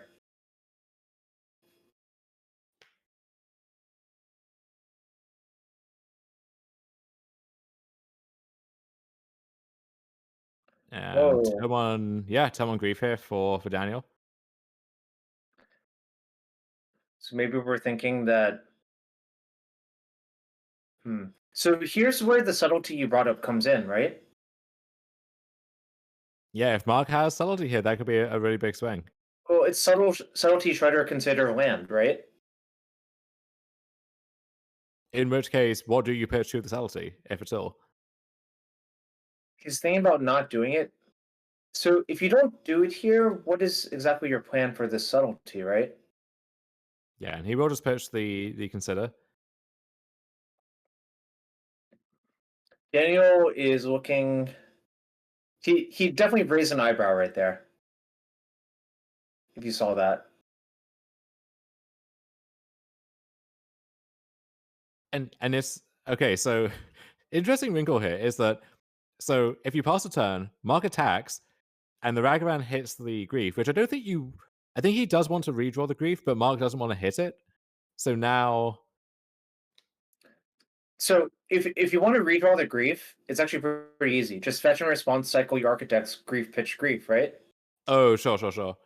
Well, does he have a second Architect? On Daniel's hand correctly. Yeah, the Architects would need to be that additional black card. So okay, there was the River Run. So we could have redrawn the Grief if we wanted to, which I kind of assume we did. I'm also fine just leaving it there and daring Mark to be like, all right, do you want an attack flipping Grief? A different Grief. Yeah, it's one of those weird spots, right? Where like, if Daniel lets you do it, then it suggests he doesn't want the Grief, in which case you kind of want to have him draw the Grief, but then there's this weird leveling. Yeah, it is very weird. Yeah, I don't know. Probably have to ask Paulo about that one, what you're supposed to do. I could just ask a professional mathematician, Jarvis. Yeah, but professional mathematician doesn't imply professional strategist.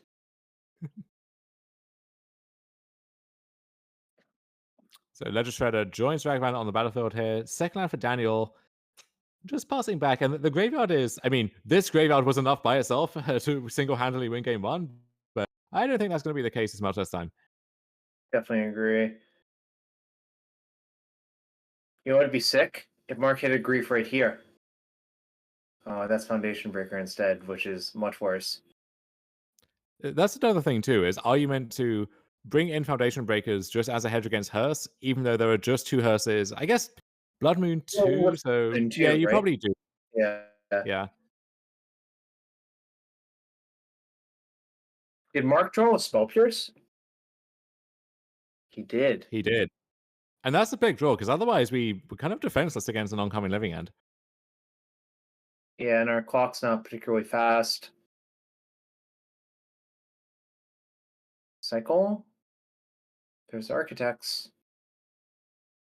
Fawn, Endurance, Outburst, but no Red Source as of right now, right? Just another Botanical Sanctum. That is correct. Yeah. But green, 1. We all know what that means.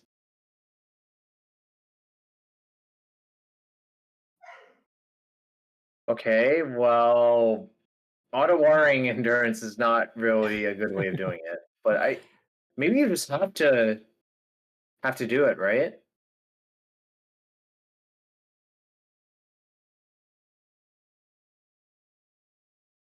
I think you kind of have to, yeah. Yeah.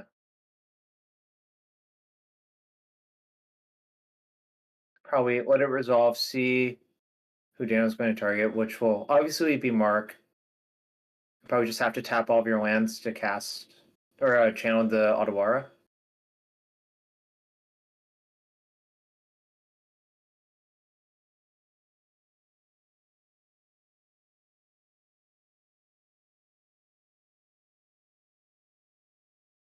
Yep.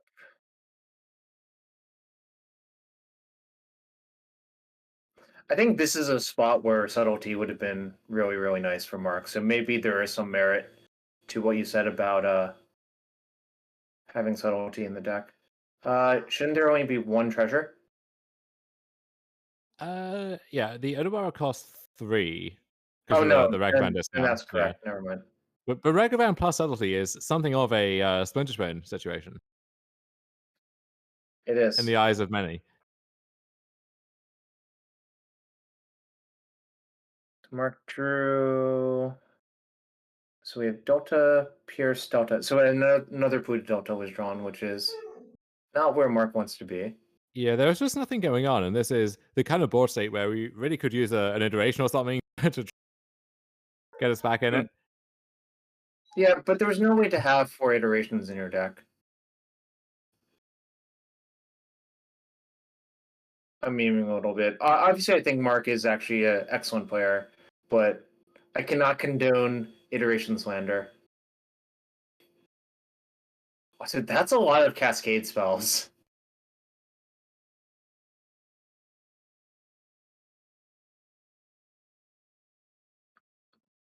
So did Daniel have an Architects for Force of Negation? Or did I missee that? No, it looks like he does. So I wonder if the plan is to...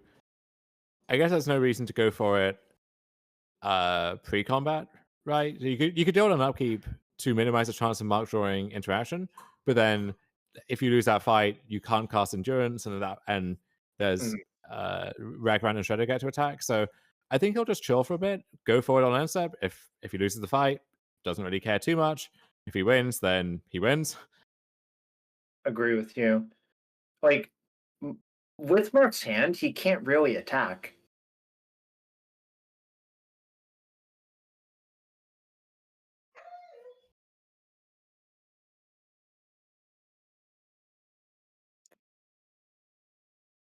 Sadly, you probably just have to say go, and yeah, he's in fact saying go. One good thing for Mark is the Living End will trigger Ledger Shredder. So maybe he finds another gas card. Oh, well, that was a quick one.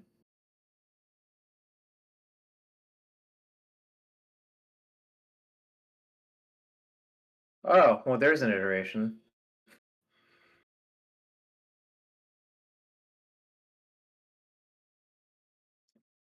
And some number of bolts that are still in the deck, which I guess if you don't think you have that many good cards to bring in, something to say in, but I wonder exactly how.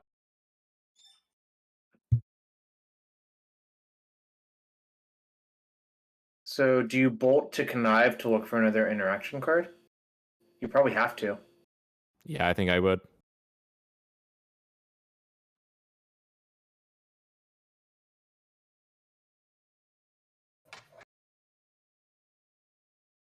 Let's see.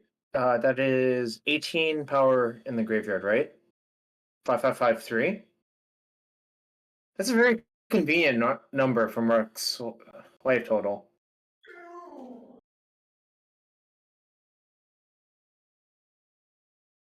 So looks like Mark is dead.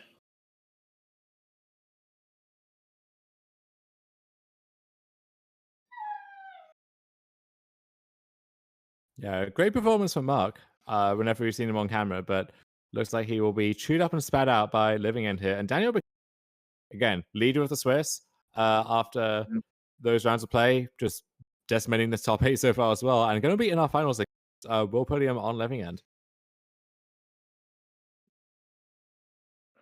The old target you with Architects of Will, even though the game is probably over as it is. Dot your I's, cross your T's.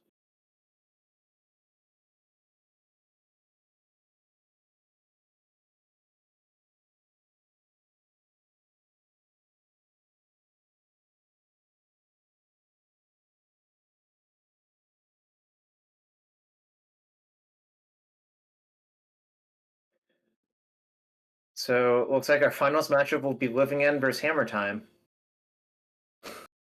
Yeah, we did mention when Will had to face Rhinos earlier that with 3 main deck Spell Pierce, he got some nice main deck stuff against the Cascade decks, and then 4th Spell Pierce, as well as the Magistrate and the Lavinia in the sideboard, also 1 Relic of Progenitus. So that makes Urza Saga a pressing threat that has to be dealt with as well.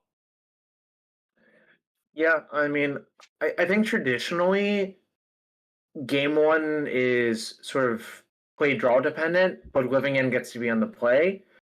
And then post board, Hammer improves a fair amount. Living End doesn't improve as much as Hammer does, I think. Yeah, and we will put that to the test before too long here. But first, we're going to send you back to the man behind the screen here making all this possible, Anurag Das.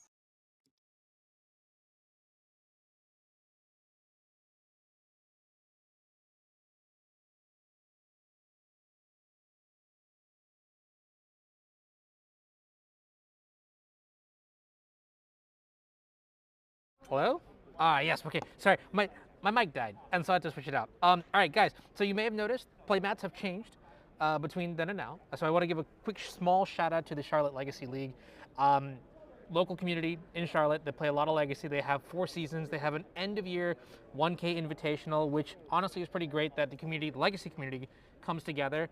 If you're a Legacy player, you already know that it can be tricky. It can be tricky, and so like the people that we play with, it's up to us to make sort of things happen. Just want to say thank you to them for also sponsoring the finals and the top 4 of this event. That being said, I do need to go through a couple things first. So real quick, as a reminder, we are also being sponsored by Drip today. So Drip is the fastest growing live streaming marketplace for collectibles and more. You can download their app, there you see. And then also coolstuffinc.com, coolstuffinc.com/MTG, 5% off with the code DGEN. Check them out now. Thank you to all 3 of these institutions for helping us out, because let's be real here, coverage is super expensive. Looks like Will is approaching for the finals, kind of just like the end boss kind of walking in, but I don't know. Anyways, that's gonna be pretty exciting. We got one last match here. What we're gonna do is we're gonna cut to a quick break. I'm gonna stretch and then get everything set up, and then we're gonna be good to go. I hope you guys are all excited. I'd love to know maybe if there's like a mod. Oh yeah, that's a great question. Yes, I'm gonna run as many ads as I can right now. Run an ad. Okay, I'm gonna run the ad right now so that we don't get got. And then, yeah, that's gonna be it. I'll see y'all in a bit on the other side. If we can get a mod to set up a prediction for who's gonna win, it's gonna be Hammer versus Living End in the finals of SCG Con Charlotte. See you in just a bit.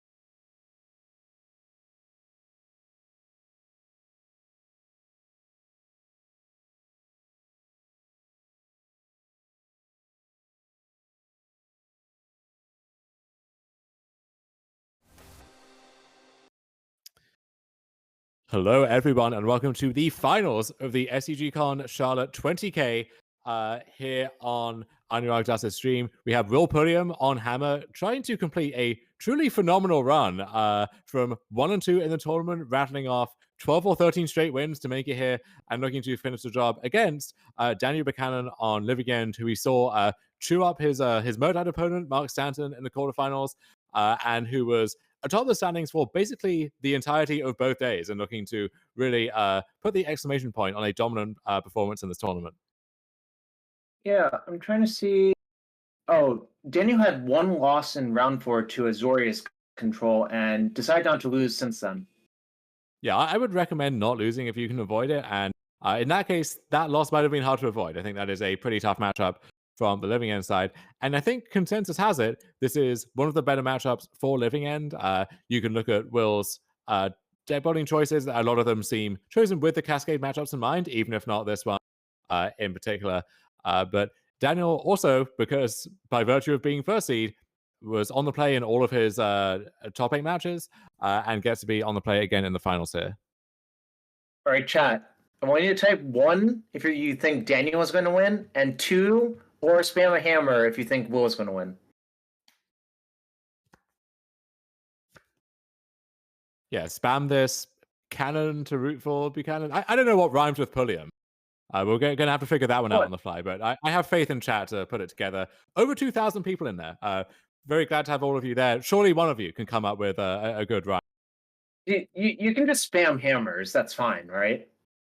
I mean, I guess if you want to be boring about it. All right. The chat demands a prediction, so I'll make one. Where is your prediction, my friend? It's right there. In the chat? I'm not going to read that. No, okay. I like made a literal channel prediction to get the hype going. Looking at Daniel's list, we got 3 Foundation Breaker, 1 4. I assume the Dead Gone's coming in as well, so he's got a lot of some nice sideboard cards as well. But we got to get through game 1 here, so we'll see if Daniel can convert on his advantage being on the play in what we think is a good matchup, or if Will can break serve. And if anyone can, it's Will. He has shown real mastery with this deck and looking to have a trophy, or I don't know if this event has a trophy, but have a nice check, have some pocket change to show that off. Meanwhile, Daniel's hand looks pretty ideal.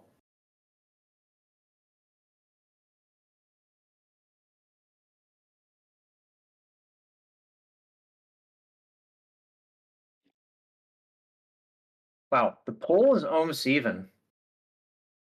You love to see it, I guess?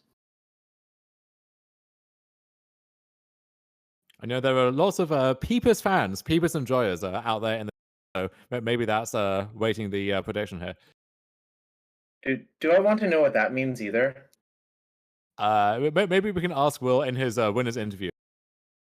Okay. Or maybe we won't get that chance.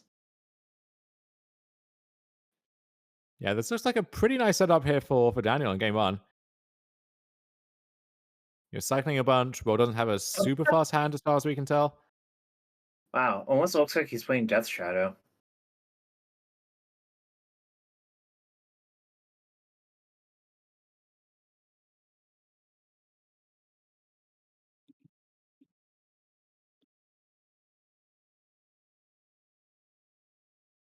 So, Naked Colossal Hammer cast here on turn 1.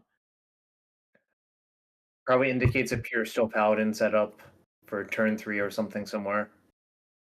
I think one way that that Hammer can seal game 1 in this matchup is honestly to just have that classic Hammer nut draw, right? But the turn 2 kill is pretty rare. Turn 3 is like quite realistic, but turn 2 is hard, and so having to do that on the draw is much easier said than done. So the turn 2, for those of you who are at home, is, I believe, a 0-drop, aid. I guess you could throw a drum in there sometimes, but it involves a combination of 0-drop, aid, 2 hammers by turn 2, essentially. Yeah, that's a lot of moving parts, and it doesn't look like Will has all of those to work with here. So is he going to play Esper Sentinel with the hopes of mising a Spell Pierce off of the draw off of Esper Sentinel?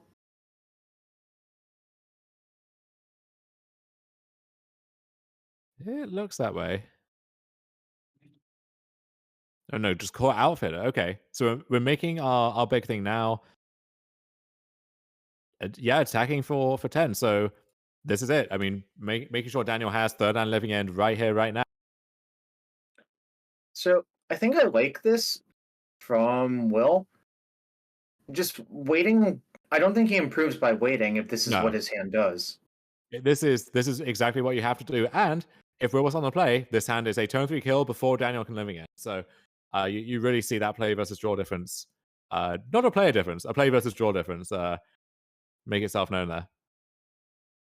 There's still some weird scenarios where I think Will can get out of this, but with the Architects of Will, that I think that cuts up a lot of outs. Yeah, no grief or force negation has shown up yet. So potentially Will could string something together, but he has maybe one turn to do that. I think it would have to be like, well, there's an Esper Sentinel. Maybe Shadow Spear could actually get him out of this. Shadow Spear, Shadow Spear on something big, or Gingerbrute actually allowing him to connect. Sure.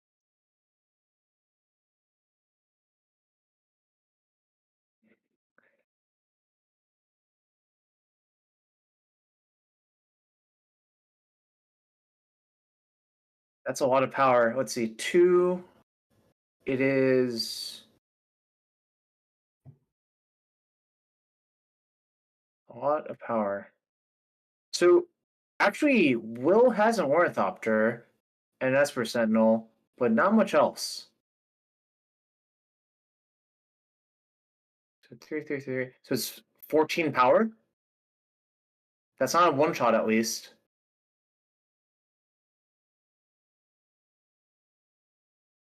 Oh, and there is force negation and Odawara, but no fourth land there. So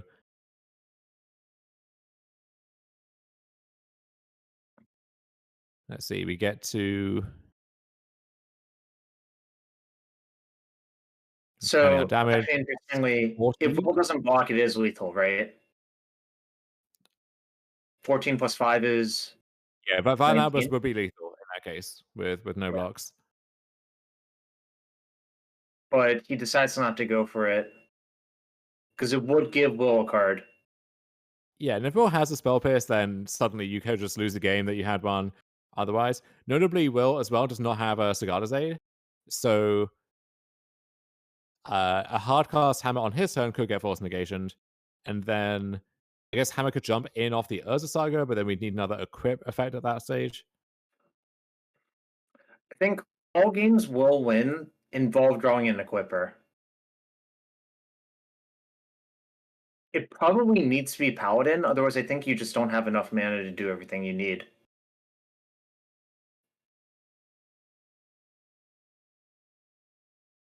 Well, it definitely has to be Paladin because the hammer is already in play, unless if Will has another hammer in hand, right? Yeah, I mean, it could be Aid if you think you can harness the hammer off the Saga.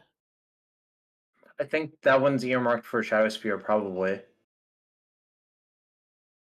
Well, I mean, I think with the Inkmoth Nexus, you could stitch together a kill just with the Nexus alone. Well, you can reactivate to give it flying and then go above. But in practice, I think fourth land plus Odawara would seal the deal here. So a Construct's blocking. Yeah, the life totals are not quite correct. We ended up taking 6 last turn, so we were at 13. Yeah, so now we're kind of back in the same spot of it wasn't because we didn't attack with everything last turn. We can't really attack with everything this turn because now it's not lethal, whereas it might be closer otherwise. But it took 9, so it's on 10.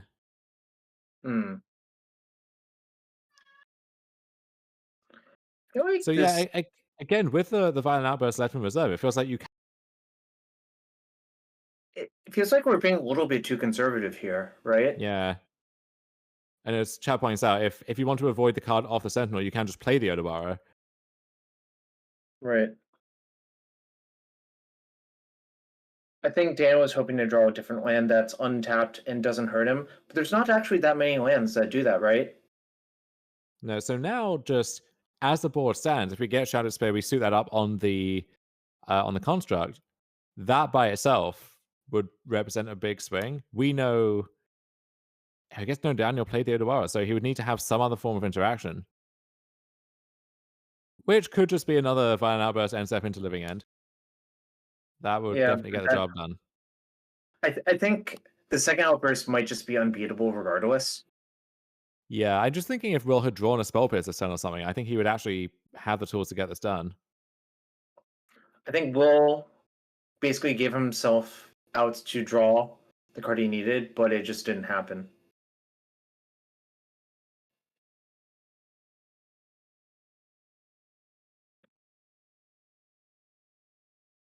Okay, so this is happening in response to the Urza Saga trigger going off.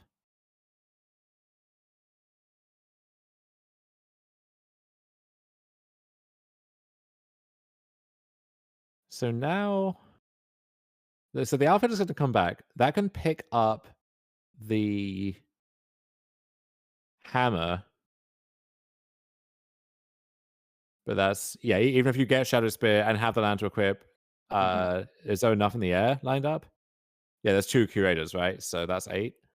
Yeah. Oh, but there's an Ornithopter too, right? Yeah, but there should be 2 Sentinel triggers on the stack. What happened to Esper Sentinel triggers? I am not quite sure.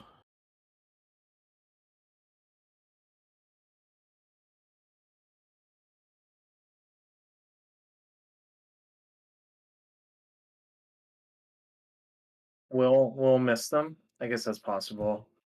We'll miss it, and then when all is said and done, we should be seeing Saga going to fetch something, right? Yeah. Probably Ginger Brute, just to block, right? Shadow Spear.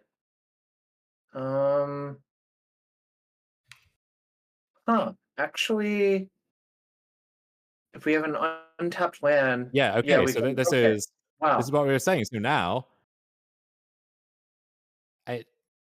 okay, so this is a little perplexing. Yeah, I mean, so regarding the triggers, as Chad pointed out, you play Violent Outburst, the Sentinel triggers go on the stack, and then because of AppNap, the Violent Outburst resolves first, right? So the Cascade trigger. So you get the Living End happens, then the Esper Sentinel triggers will resolve. And it looks like that was kind of acknowledged at first, but then just forgot when all was said and done there. But yeah, so Daniel now, I think, needs something else to win this game from a spot where I think if he had just not cast a Violent Outburst, did, or made any combination of different attacks over those few turns, I think he wins quite easily instead. I think maybe where it fell apart was if you just attack them one turn, that forces all of the blocks for 19 damage because of the outburst. That was the best turn to do that. So I guess now what happens in this combat, right? So Daniel attacks, then Will can crack back with the Outfitter, which is a 12-13 because it's shrunk by the Waker of Waves.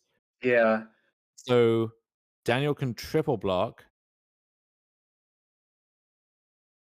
which does kill it because of this 7/7. Yeah. Let's see, so 4 so that kills it and keeps the Street Wraith around. Yes. And then Daniel's still ahead on board, even though Will gained a bunch of life. So I don't know if Will has a good attack here, but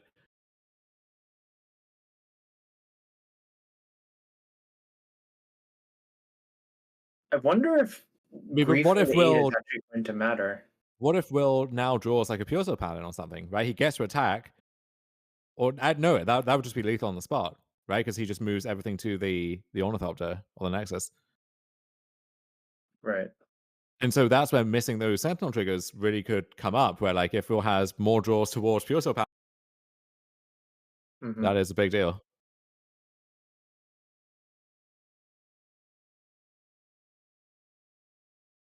Why did... Okay. So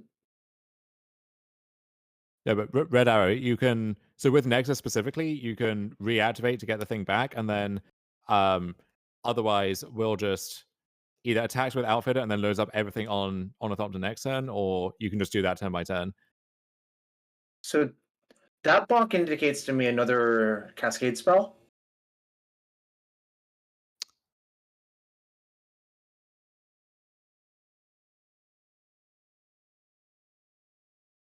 Okay, this is very weird. So we've gone through 2 living ends. Has a third one been drawn or pitched agreed?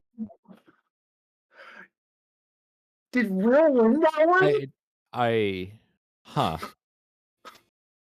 All the haters and doubters in the chat who said, "Oh, Will." Yeah. Okay, so what actually happened was Daniel was out of living ends because one was pitched to grief. Okay.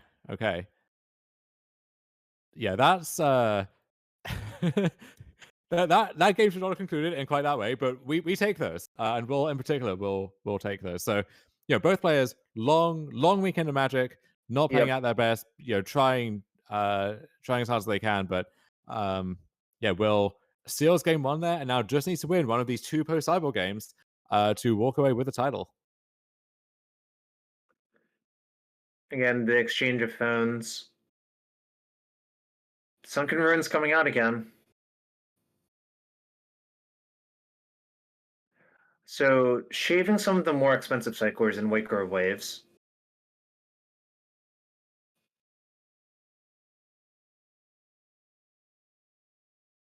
And I assume... How many Force of Vigors are in the sideboard? It's 1 Force of Vigor and 3 Foundation Breakers. So all 4 of those will then probably the Dead Golems as well, I'm assuming.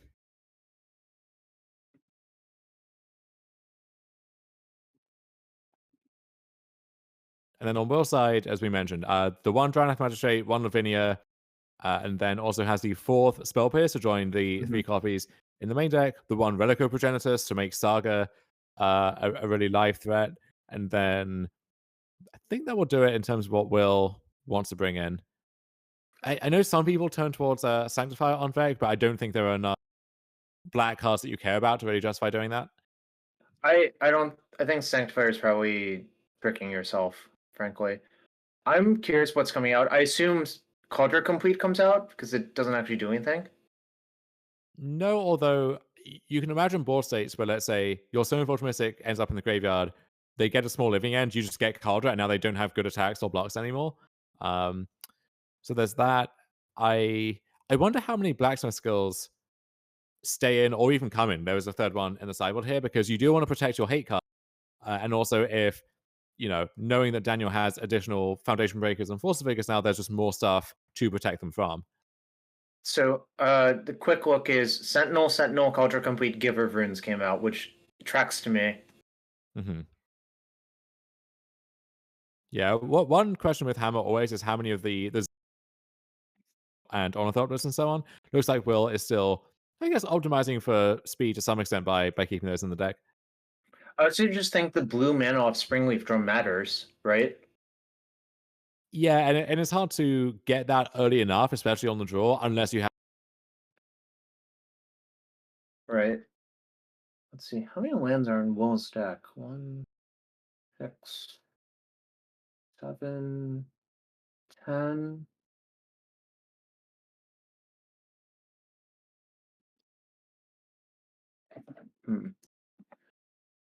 Actually, easier way to check.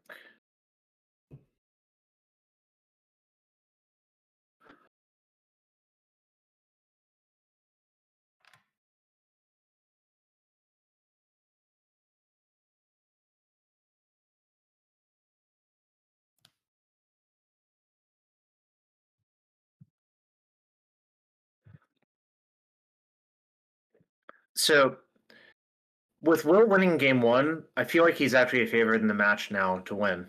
Yes. Just needing to win one of the 2 post-sideboard games. I think that's true even if you think your post-sideboard matchup is bad, and I think it gets a little closer to even now with the cards he's bringing in. So, I guess I'll introduce a very small amount of math.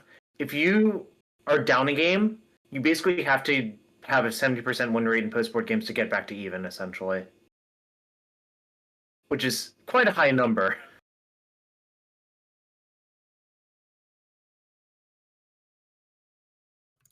Oof.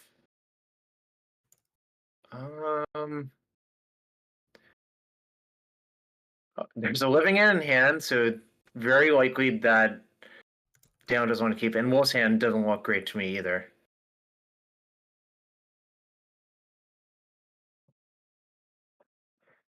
It looked like it was just slow from Wolf's side. Like it had an equipper, it had the hammer, but it was also like drum, 2-drop, 2-drop.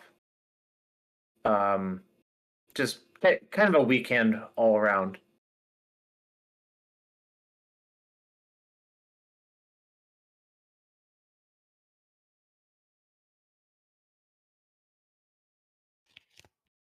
Architect's Grief, Steam Vents, Ottawa, Brazen Borrower. What land is that?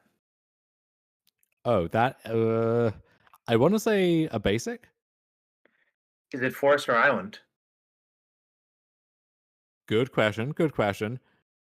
Doesn't really look like either in the most literal sense, but I guess we will find out.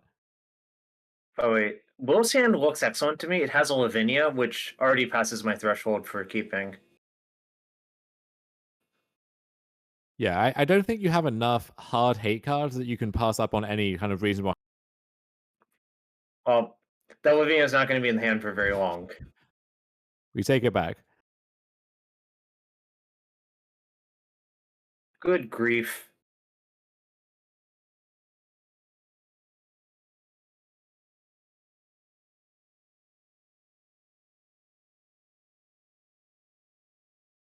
So Will's best draw, I think, is like Spell Pierce or Drann's Magistrate by this point.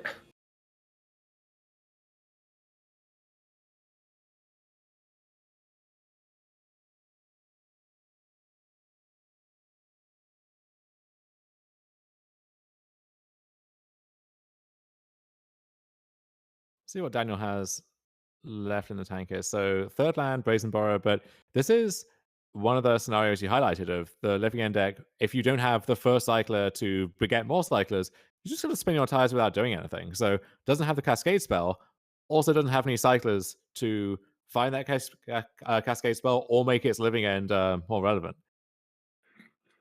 So a scenario you described is this is a sort of situation where I think Stoneforge for Cauldron Complete could be a fast enough clock, right? Yeah, exactly. So now the best it can do is fetch a redundant hammer or shadow spear or something. Yeah, it just I think this. Oh no! What? Okay, Wait. Cauldron is. So what got sided out instead? I could have sworn I saw it sided out. Well, for any Will Pulliam fans, I think they will be very glad that you are wrong. Calder is, I think, the best card he could get here. Was there just some sleight of hand I didn't see?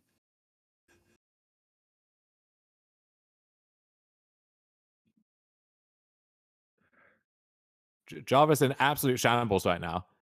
I'm not in shambles. I'm in shock. He's seething. He's coping. I don't know what else he's doing over here. I'm not in shambles. I'm just in shock. Let's clarify it, please. But the good thing for Daniel is we have Brazen Borrower, which does cleanly answer the germ.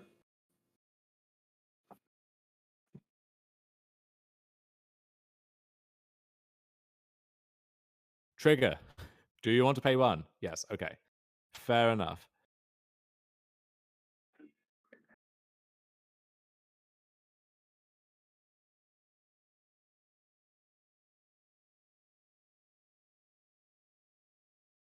Second Stoneforge well? Do you have something good?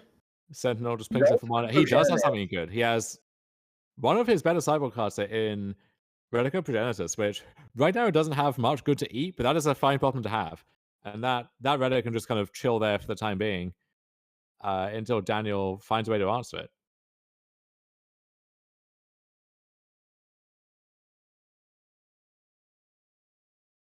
Yeah, Brazen Bar is not a particularly effective answer versus Relic of Progenitus. Okay, Foundation Breaker is a solid draw here. Kind of stopping that Sentinel doing anything and forcing the hand on the Relic. So I assume you just let it resolve, let it target the Relic, then crack the Relic, right? Yeah, if you had a... Whoa! Interesting.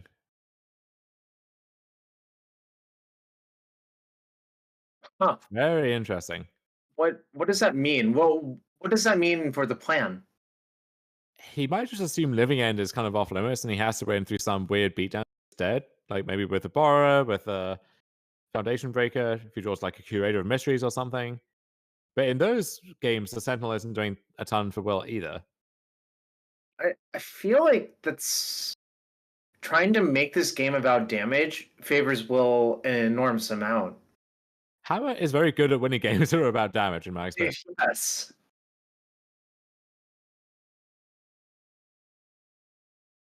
There we go. 4/4 Flyer. What up? Okay, that is a real card. I wonder if Will doesn't draw anything good this turn, does he just cash in the Relic at some point to try and dig for something? It's going to be somewhat tempting, right? Yeah, if you draw Paladin, I think that's a good enough draw on average, right? If you draw Paladin, you draw Stoneforge. Draw Urza Saga, in fact, as well. And we are actually working our way towards hardcasting Cold Complete. We just need 2 more lands. Watch the 7th land BC Chrome Coast. Well, you've manifested that now, Jarvis. We can blame you when that happens. I'm causing bad things to happen.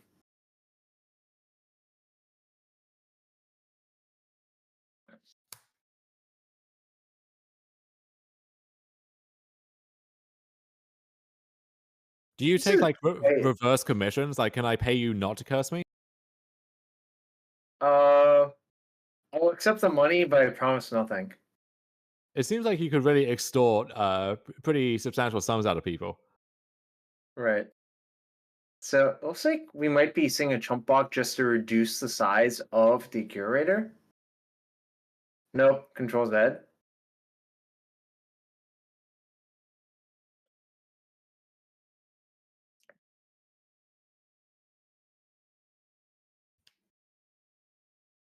Tough one for Will.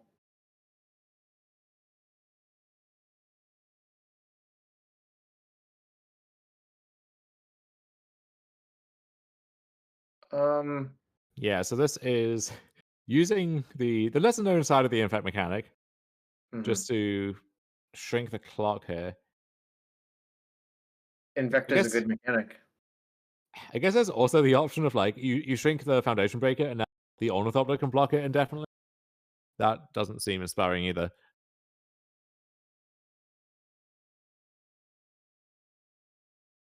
Yeah, I guess the hardcast Cauldron Complete plan is definitely off the table. I don't think I jinxed it though. Ooh, Sagada's age. Now we know Daniel does have Petty Theft waiting in the wings, but again, against aid plus a creature plus a hammer, I guess you can Petty Theft the Sagada's aid in response and just strand the hammer in play. Will's going to go for it, and he absolutely should. Yep. Okay, so confirming exactly how this works, we'll pick it up and make sure.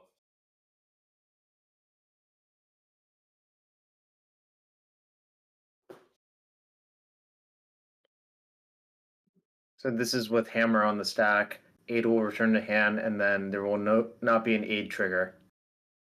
So I wonder now if you're meant to pop Relic and try to find either, I don't know if Blackstone Skull is still in the deck, or if you draw another hammer in response.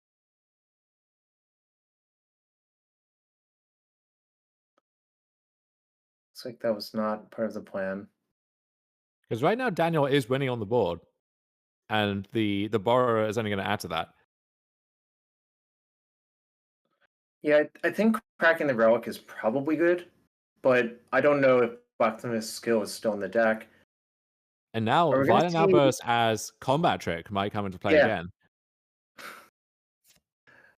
Oh gosh. Also, I would say that Will's hand was actually very, very, very good this game, right? He drew a Relic, a Lavinia. The Stoneforge was a nice pickup, even though it was Yeah. kind of answered at the right time.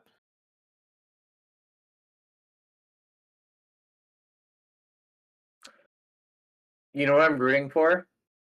For the hammer to go on Ornithopter and make it who's flying, so Brazen Bar cannot block. Nice, nice.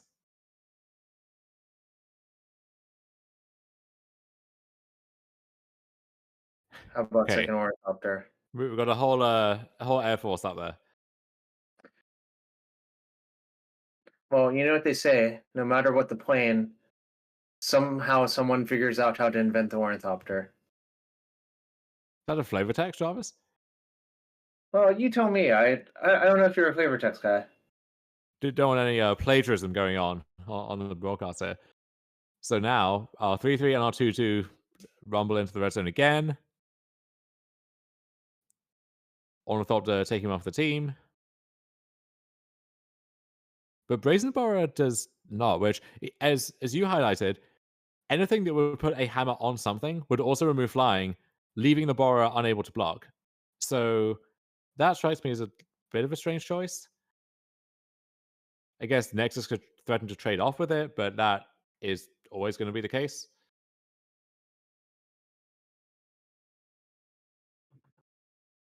Any equippers?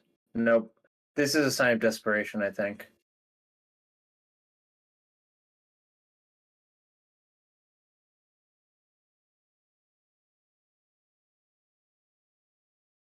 There's Saga, which if we'd had a Saga, I guess if it was a card drawn off Relic, we wouldn't have had it last turn regardless. But that's the kind of thing which if every additional turn really matters. And it seems like Will might end up being like exactly one turn too slow again. Yep. If you're Daniel, do you attack with everything? Yeah, I think this is good. Yeah, so again, why is Borrower attacking now if it wasn't attacking before? I mean, I think...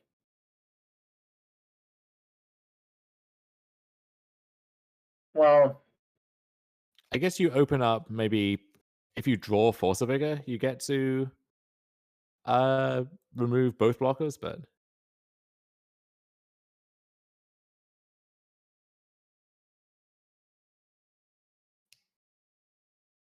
how does Will get out of this? We have to draw... Is there a draw Will could have?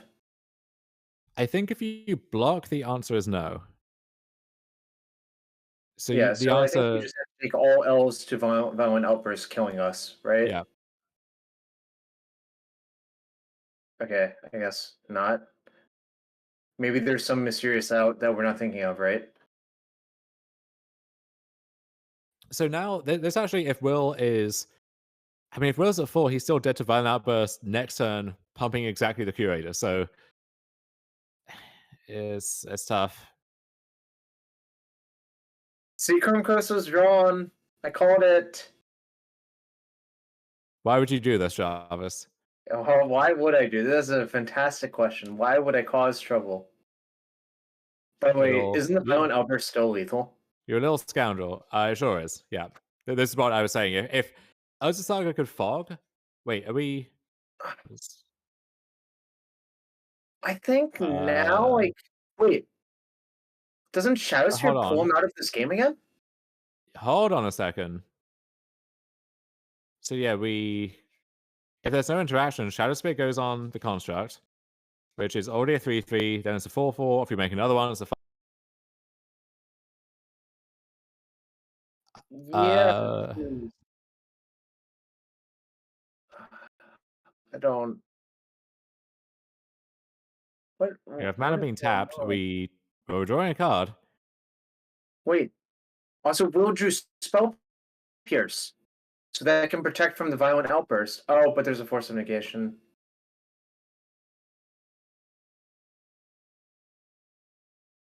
Oh,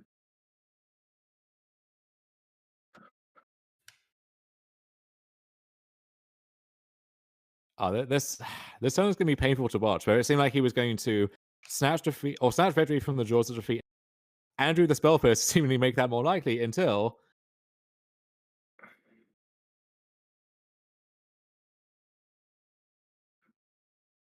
the Force Negation going to team up with that. Wait. We didn't go for it? What? Do we have Fawn pitching Agent? So now, okay, we get Shadow Spear. Yeah, that is a big boy. That's an attack for 5. 5 points is a lot on this board state.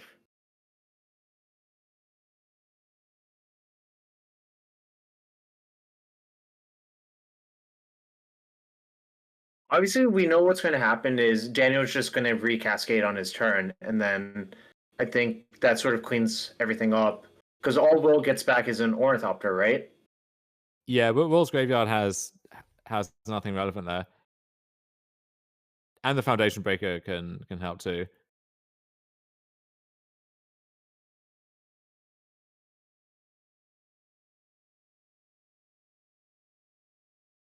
Can we get a hand cam check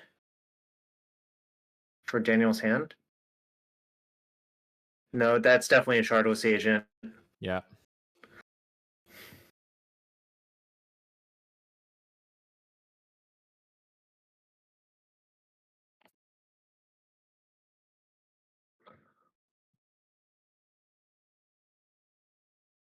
And now, well, if you're going to do this main phase, why not? Okay, I guess this is to keep up. No, it's to keep following up. I think this actually does make sense.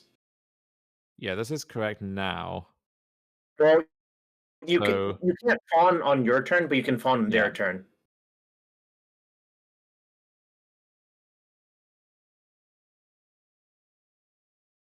Will is definitely not thrilled about this because I think he knows that Daniel sort of let this game slip out of his hands.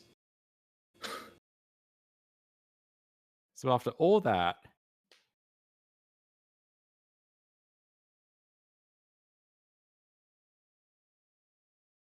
Foundation Breaker kill Shadow Spear makes sense.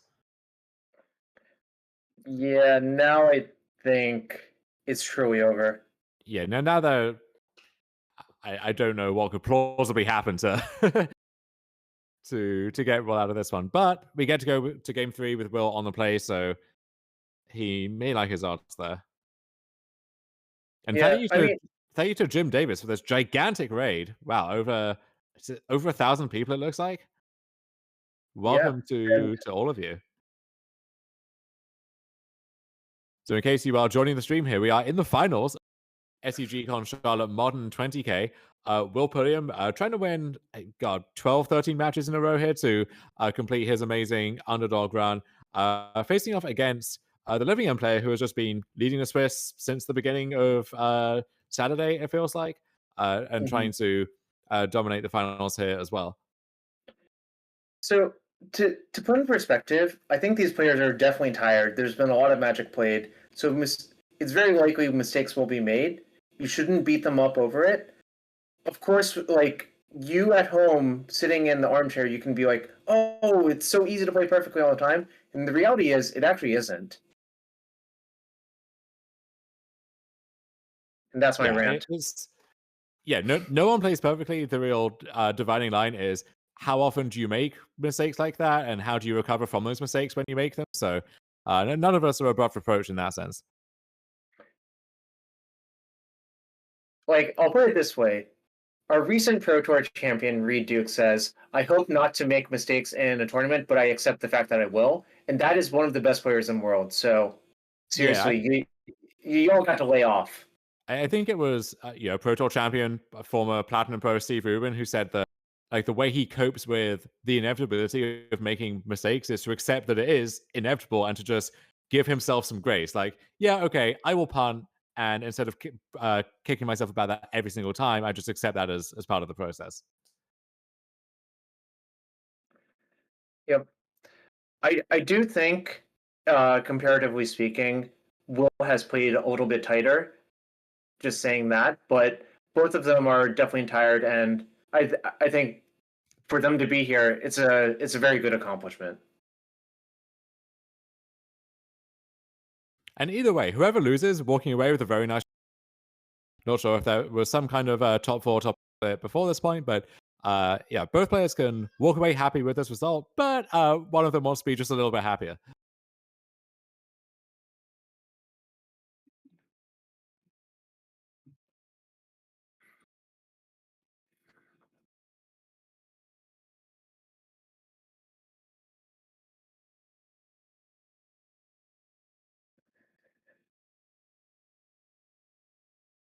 Where can we find deck lists? I think they'll be published probably after this event finishes. There's like a button you have to click to make them public.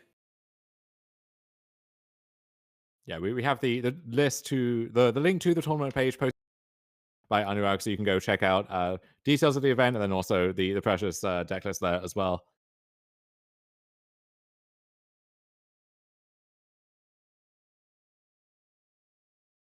All right. Are you rooting for a turn to kill from the Hammer side? Always. And this was like a very solid hand from Will. We have the one Relic of Progenitus, we have Spell Pierce as a line of defense, also have a nice curve of Sentinel into Stonewatch Mystic as well. And then on Daniel's side, we have Foundation Breaker, Cascade Spell. Is that Grief on the left? Yeah, that's like an awkward hand is how I would put it, right? Well, on one level, it's pretty appealing, right? You have Foundation Breaker into Cascade Spell, but then you don't have any cyclers. You can kind of expect to draw those, but then how many do you really need? These are the hands with Living End where I don't know if you can mulligan, but you maybe grit your teeth and hope for the best. I think that's probably the scenario that you're in right there. It also actually, with this hand, would not shock me if we see a small Living End early just to bring back and then buy a few turns that way to build towards a big one.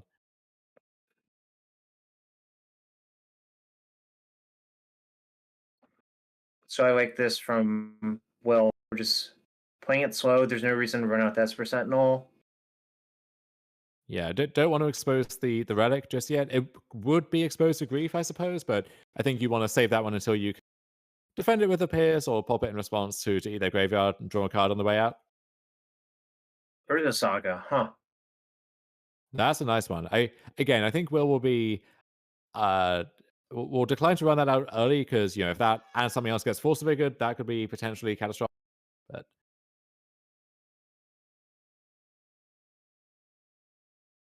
oh, these hand cameras are real nice. Yeah, interesting as well that so we saw Will lead on planes over Seachrome Coast, right? Yeah. And that took away the option to potentially like play Saga and defend it with Spell Pierce, which I don't think he would have wanted to do anyway, but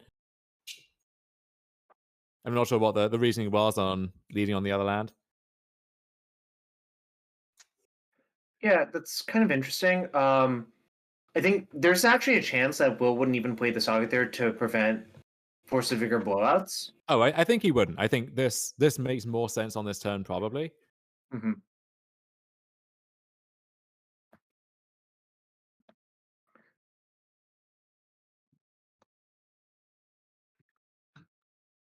Yeah, I'm worried for Daniel's sake because the hand we kept, it doesn't have a lot of cyclers. It's very it needs a few things to go right for it to become a truly good hand, I think.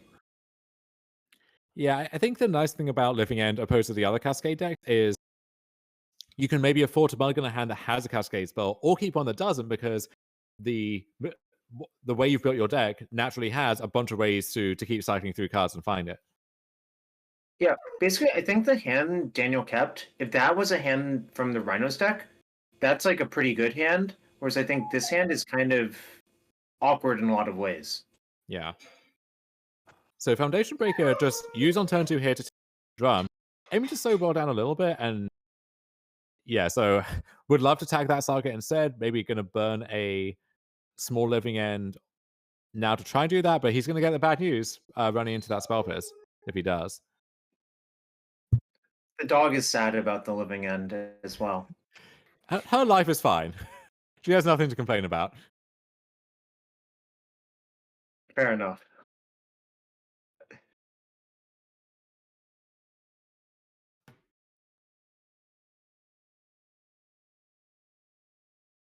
Oh, another foundation breaker, but that doesn't do much here. I wonder if is that force negation towards the back of Daniel's hand? Yeah, but there's no blue card to pair with it, right? Yeah, I wonder if the goal would be to wait until you have the blue card, or maybe since you have 2 cascade spells, you cascade this turn and then also next turn. I do like taking out the Saga here, but I think Will might pull the hammer on Roic this turn. Just casting it, right? Yeah, so no third land. 2 Spell Pierces, only 1 blue source, so that is a bottleneck of sorts here. But yeah, I think Will play the Relic, just hold up Seacon Coast, and then go from there. And the onus then really is on Daniel to make something happen, because Cold Complete by itself is a 2-turn clock. Did Will fetch for planes off of that Fledgestram? It looks like he did. Yeah, so that's another case where Yeah. you can see that cutting the other way, right? In a weird long game where you're on 2 life less, and that matters against a bunch of creatures. But so he just goes for Sentinel instead. Interesting. Yeah, I think it's the 2 life versus the drawing a second spell pierce, right? That's what matters. Mm-hmm. So we'll see when we get life totals updated. If that fetch brought Daniel down to 7, then this makes some sense as well, because Calder plus Stoneforge plus Sentinel, that is 7 right there. Yes. I So think Will was definitely thinking about the damage. But the issue now is, let's say Daniel finds a blue card, and then is able to, on Will's turn, ideally before Will can top deck a second blue source, Violent Outburst plus Force Negation, then you really wish you had the Relic left in play at that point. Yeah, I think Daniel's play is forced. You just have to go for it. You can defend from 1 spell pierce, and if that plains was a Hallowed Fountain. Yeah.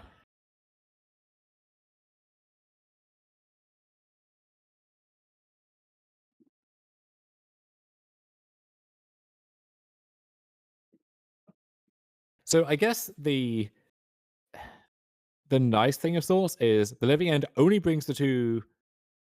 The Street Wraith now too. The Foundation Breakers aren't going to do much when they come back in, and Will still now has a pretty stacked hand to try and rebuild with.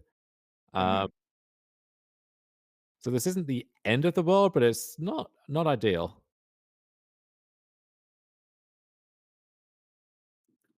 So yeah, if we're going to do this, I think no reason to do it after Will draws instead of on his upkeep.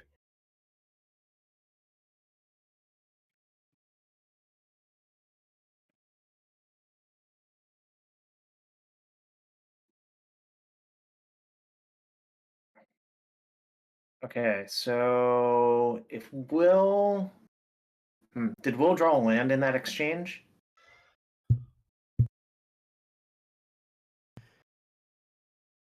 I don't know that he did. Yeah, so just Thopter Relic. But now we're kind of out of gas. We have a Paladin, but we don't have third land or a hammer to go along with it. Yeah, so based on body language, I know Will knows that fetch basically cost him this game. Yeah, I mean, if he goes for Relic instead too, the way he played things, then the game goes on, but Will isn't staring down 7 power.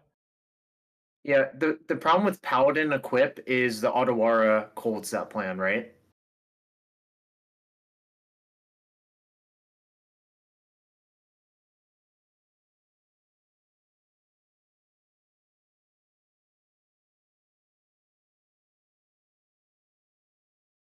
Yeah, so this is it. and Daniel needs to have something quite specific here, which it turns out he does. Yeah. The one Force of Vigor or the Odawara or Brazen Borrower. And Will's going to get the bad news in just a second. Yes, just don't mess it up. You need to bounce the Culture Complete, not the Ornithopter.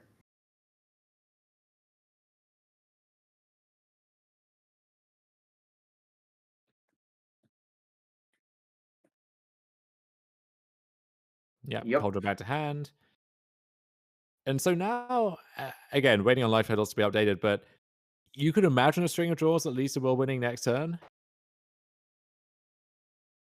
Yeah, if it's only 7 damage, we can just tank a hit. Go to 5. If we draw Hammer, and Daniel has nothing that's lethal.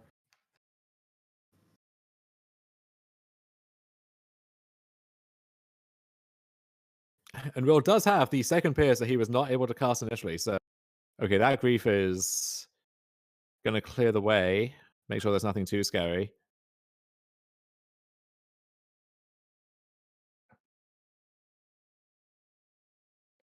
None of the cards in hand, I think, matter very much, right? No, I guess... You might take Blacksmith Skill because it's +2/+2 in the Ornithopter.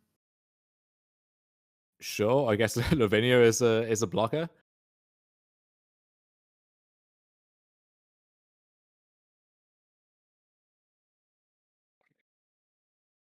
It's kind of interesting.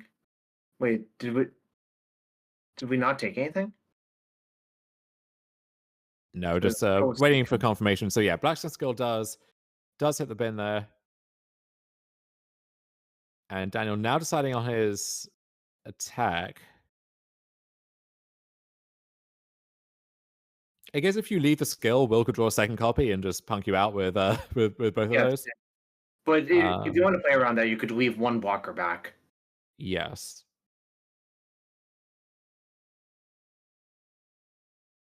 But you do that, you shorten the clock a little bit, and then who knows what Will can stitch together.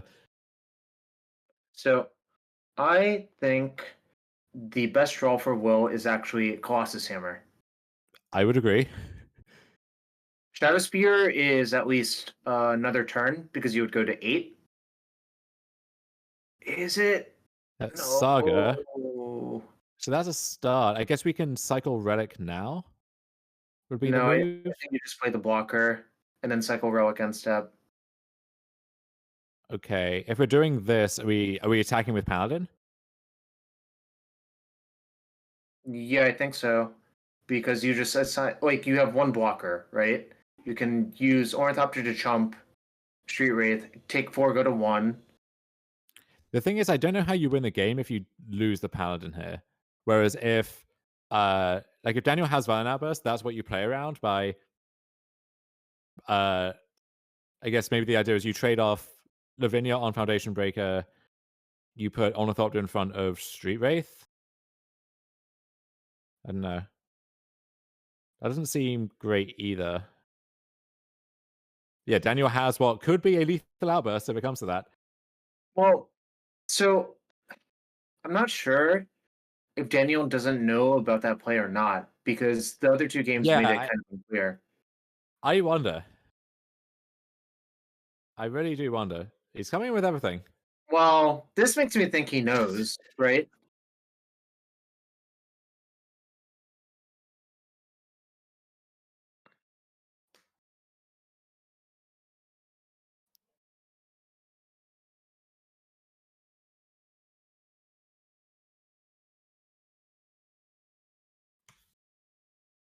I think, and yeah, I mean, a pair of blocks is force. Daniel has what he may or may not know is a lethal outburst. We will find. I think maybe he was reading Lavinia to double check if he can cast the outburst and can. Wait, so is Will not at 3? I think maybe the life totals got switched. I think, yeah, it seems like Will is at 5, Daniel is at 3. And so that makes this difficult now because now you can avoid outburst being lethal by offering up a second blocker with the Lavinia.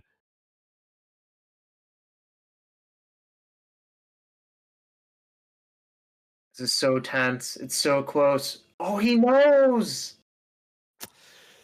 He knows.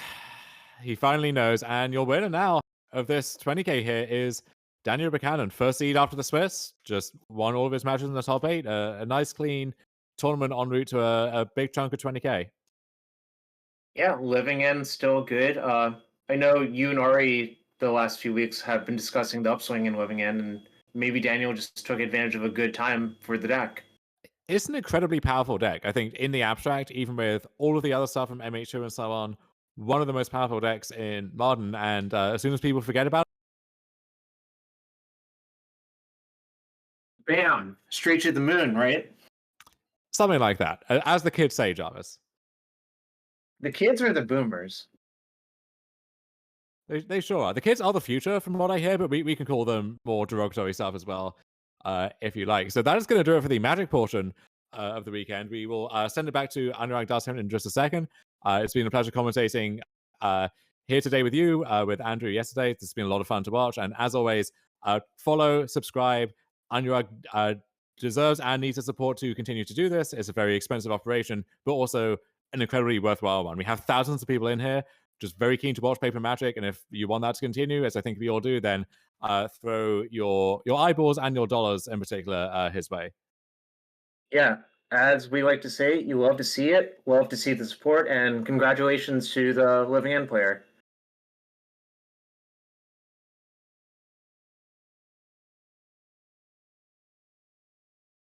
Hello? Awesome. Okay. Friends, everybody, thank you. After another weekend, this is great. I mean, we just had a lot of incredible Magic, a lot of new things on the stream that I'm very happy for. As usual, I'm literally wrapping up right now as we prepare. The venue is closing down. You can definitely see that it is very empty behind me now. It was a great weekend of Magic and all, and it is time for me to pack up. I have about an hour of packing up left to do. So first one in, the last one out. That's just how it works. But I'm very happy to be here, and I'm happy to be at the next few events that I'm going to. So first thing I want to say, thank you to Star City Games for letting me be here. I've got a couple things to mention. Their next event is in Richmond, so it's going to be Star City Games featuring the Command Fest. They are going to put up updates about the event pretty soon. And oh shoot, there was one more thing I was supposed to say about that I forgot. But we all know it's going to be pretty sweet. Look forward to those updates. Otherwise, massive shout out to Drip for sponsoring the stream. They've given away a Guy's Cradle this weekend. That's freaking amazing. They're going to give more giveaways, more stuff to do. It's going to be fantastic. And coolstuffing.com for, also helping out here. Check out their website, coolstuffing.com/MTG. Shop now for 5% off with the code DGEN. And then lastly, also thank you to Charlotte Legacy League for a last-minute sponsorship, which is incredible. All the support that I can get is just, it's tantamount. Is that the right word? It helps. Each of these weekends is like multiple thousands of dollars, and your support, your viewership is what keeps me going. So I'm going to just call it there. If you haven't already, I would really appreciate if you consider subscribing through Twitch Prime or something like that. If you're looking for deeper contributions, check out my Patreon, patreon.com/unzmtg. That's really all I have for myself. Thank you for everyone who just, hung out. Good stuff. It's been a good weekend. And yeah, I'll just call it there. Bye. Hit the follow button. I'll see you next time. I'll be at Arena Champs. Then I'll be at what's the weekend after Arena Champs? Oh, MXP Oakland. Then I'm gonna be it's Arena Champs. Then I'll be doing the regionals in Canada. Then I'll be at MXP Oakland, and then I'll be at DreamHack. So we got a lot of coverage coming up. Let's go. Cool.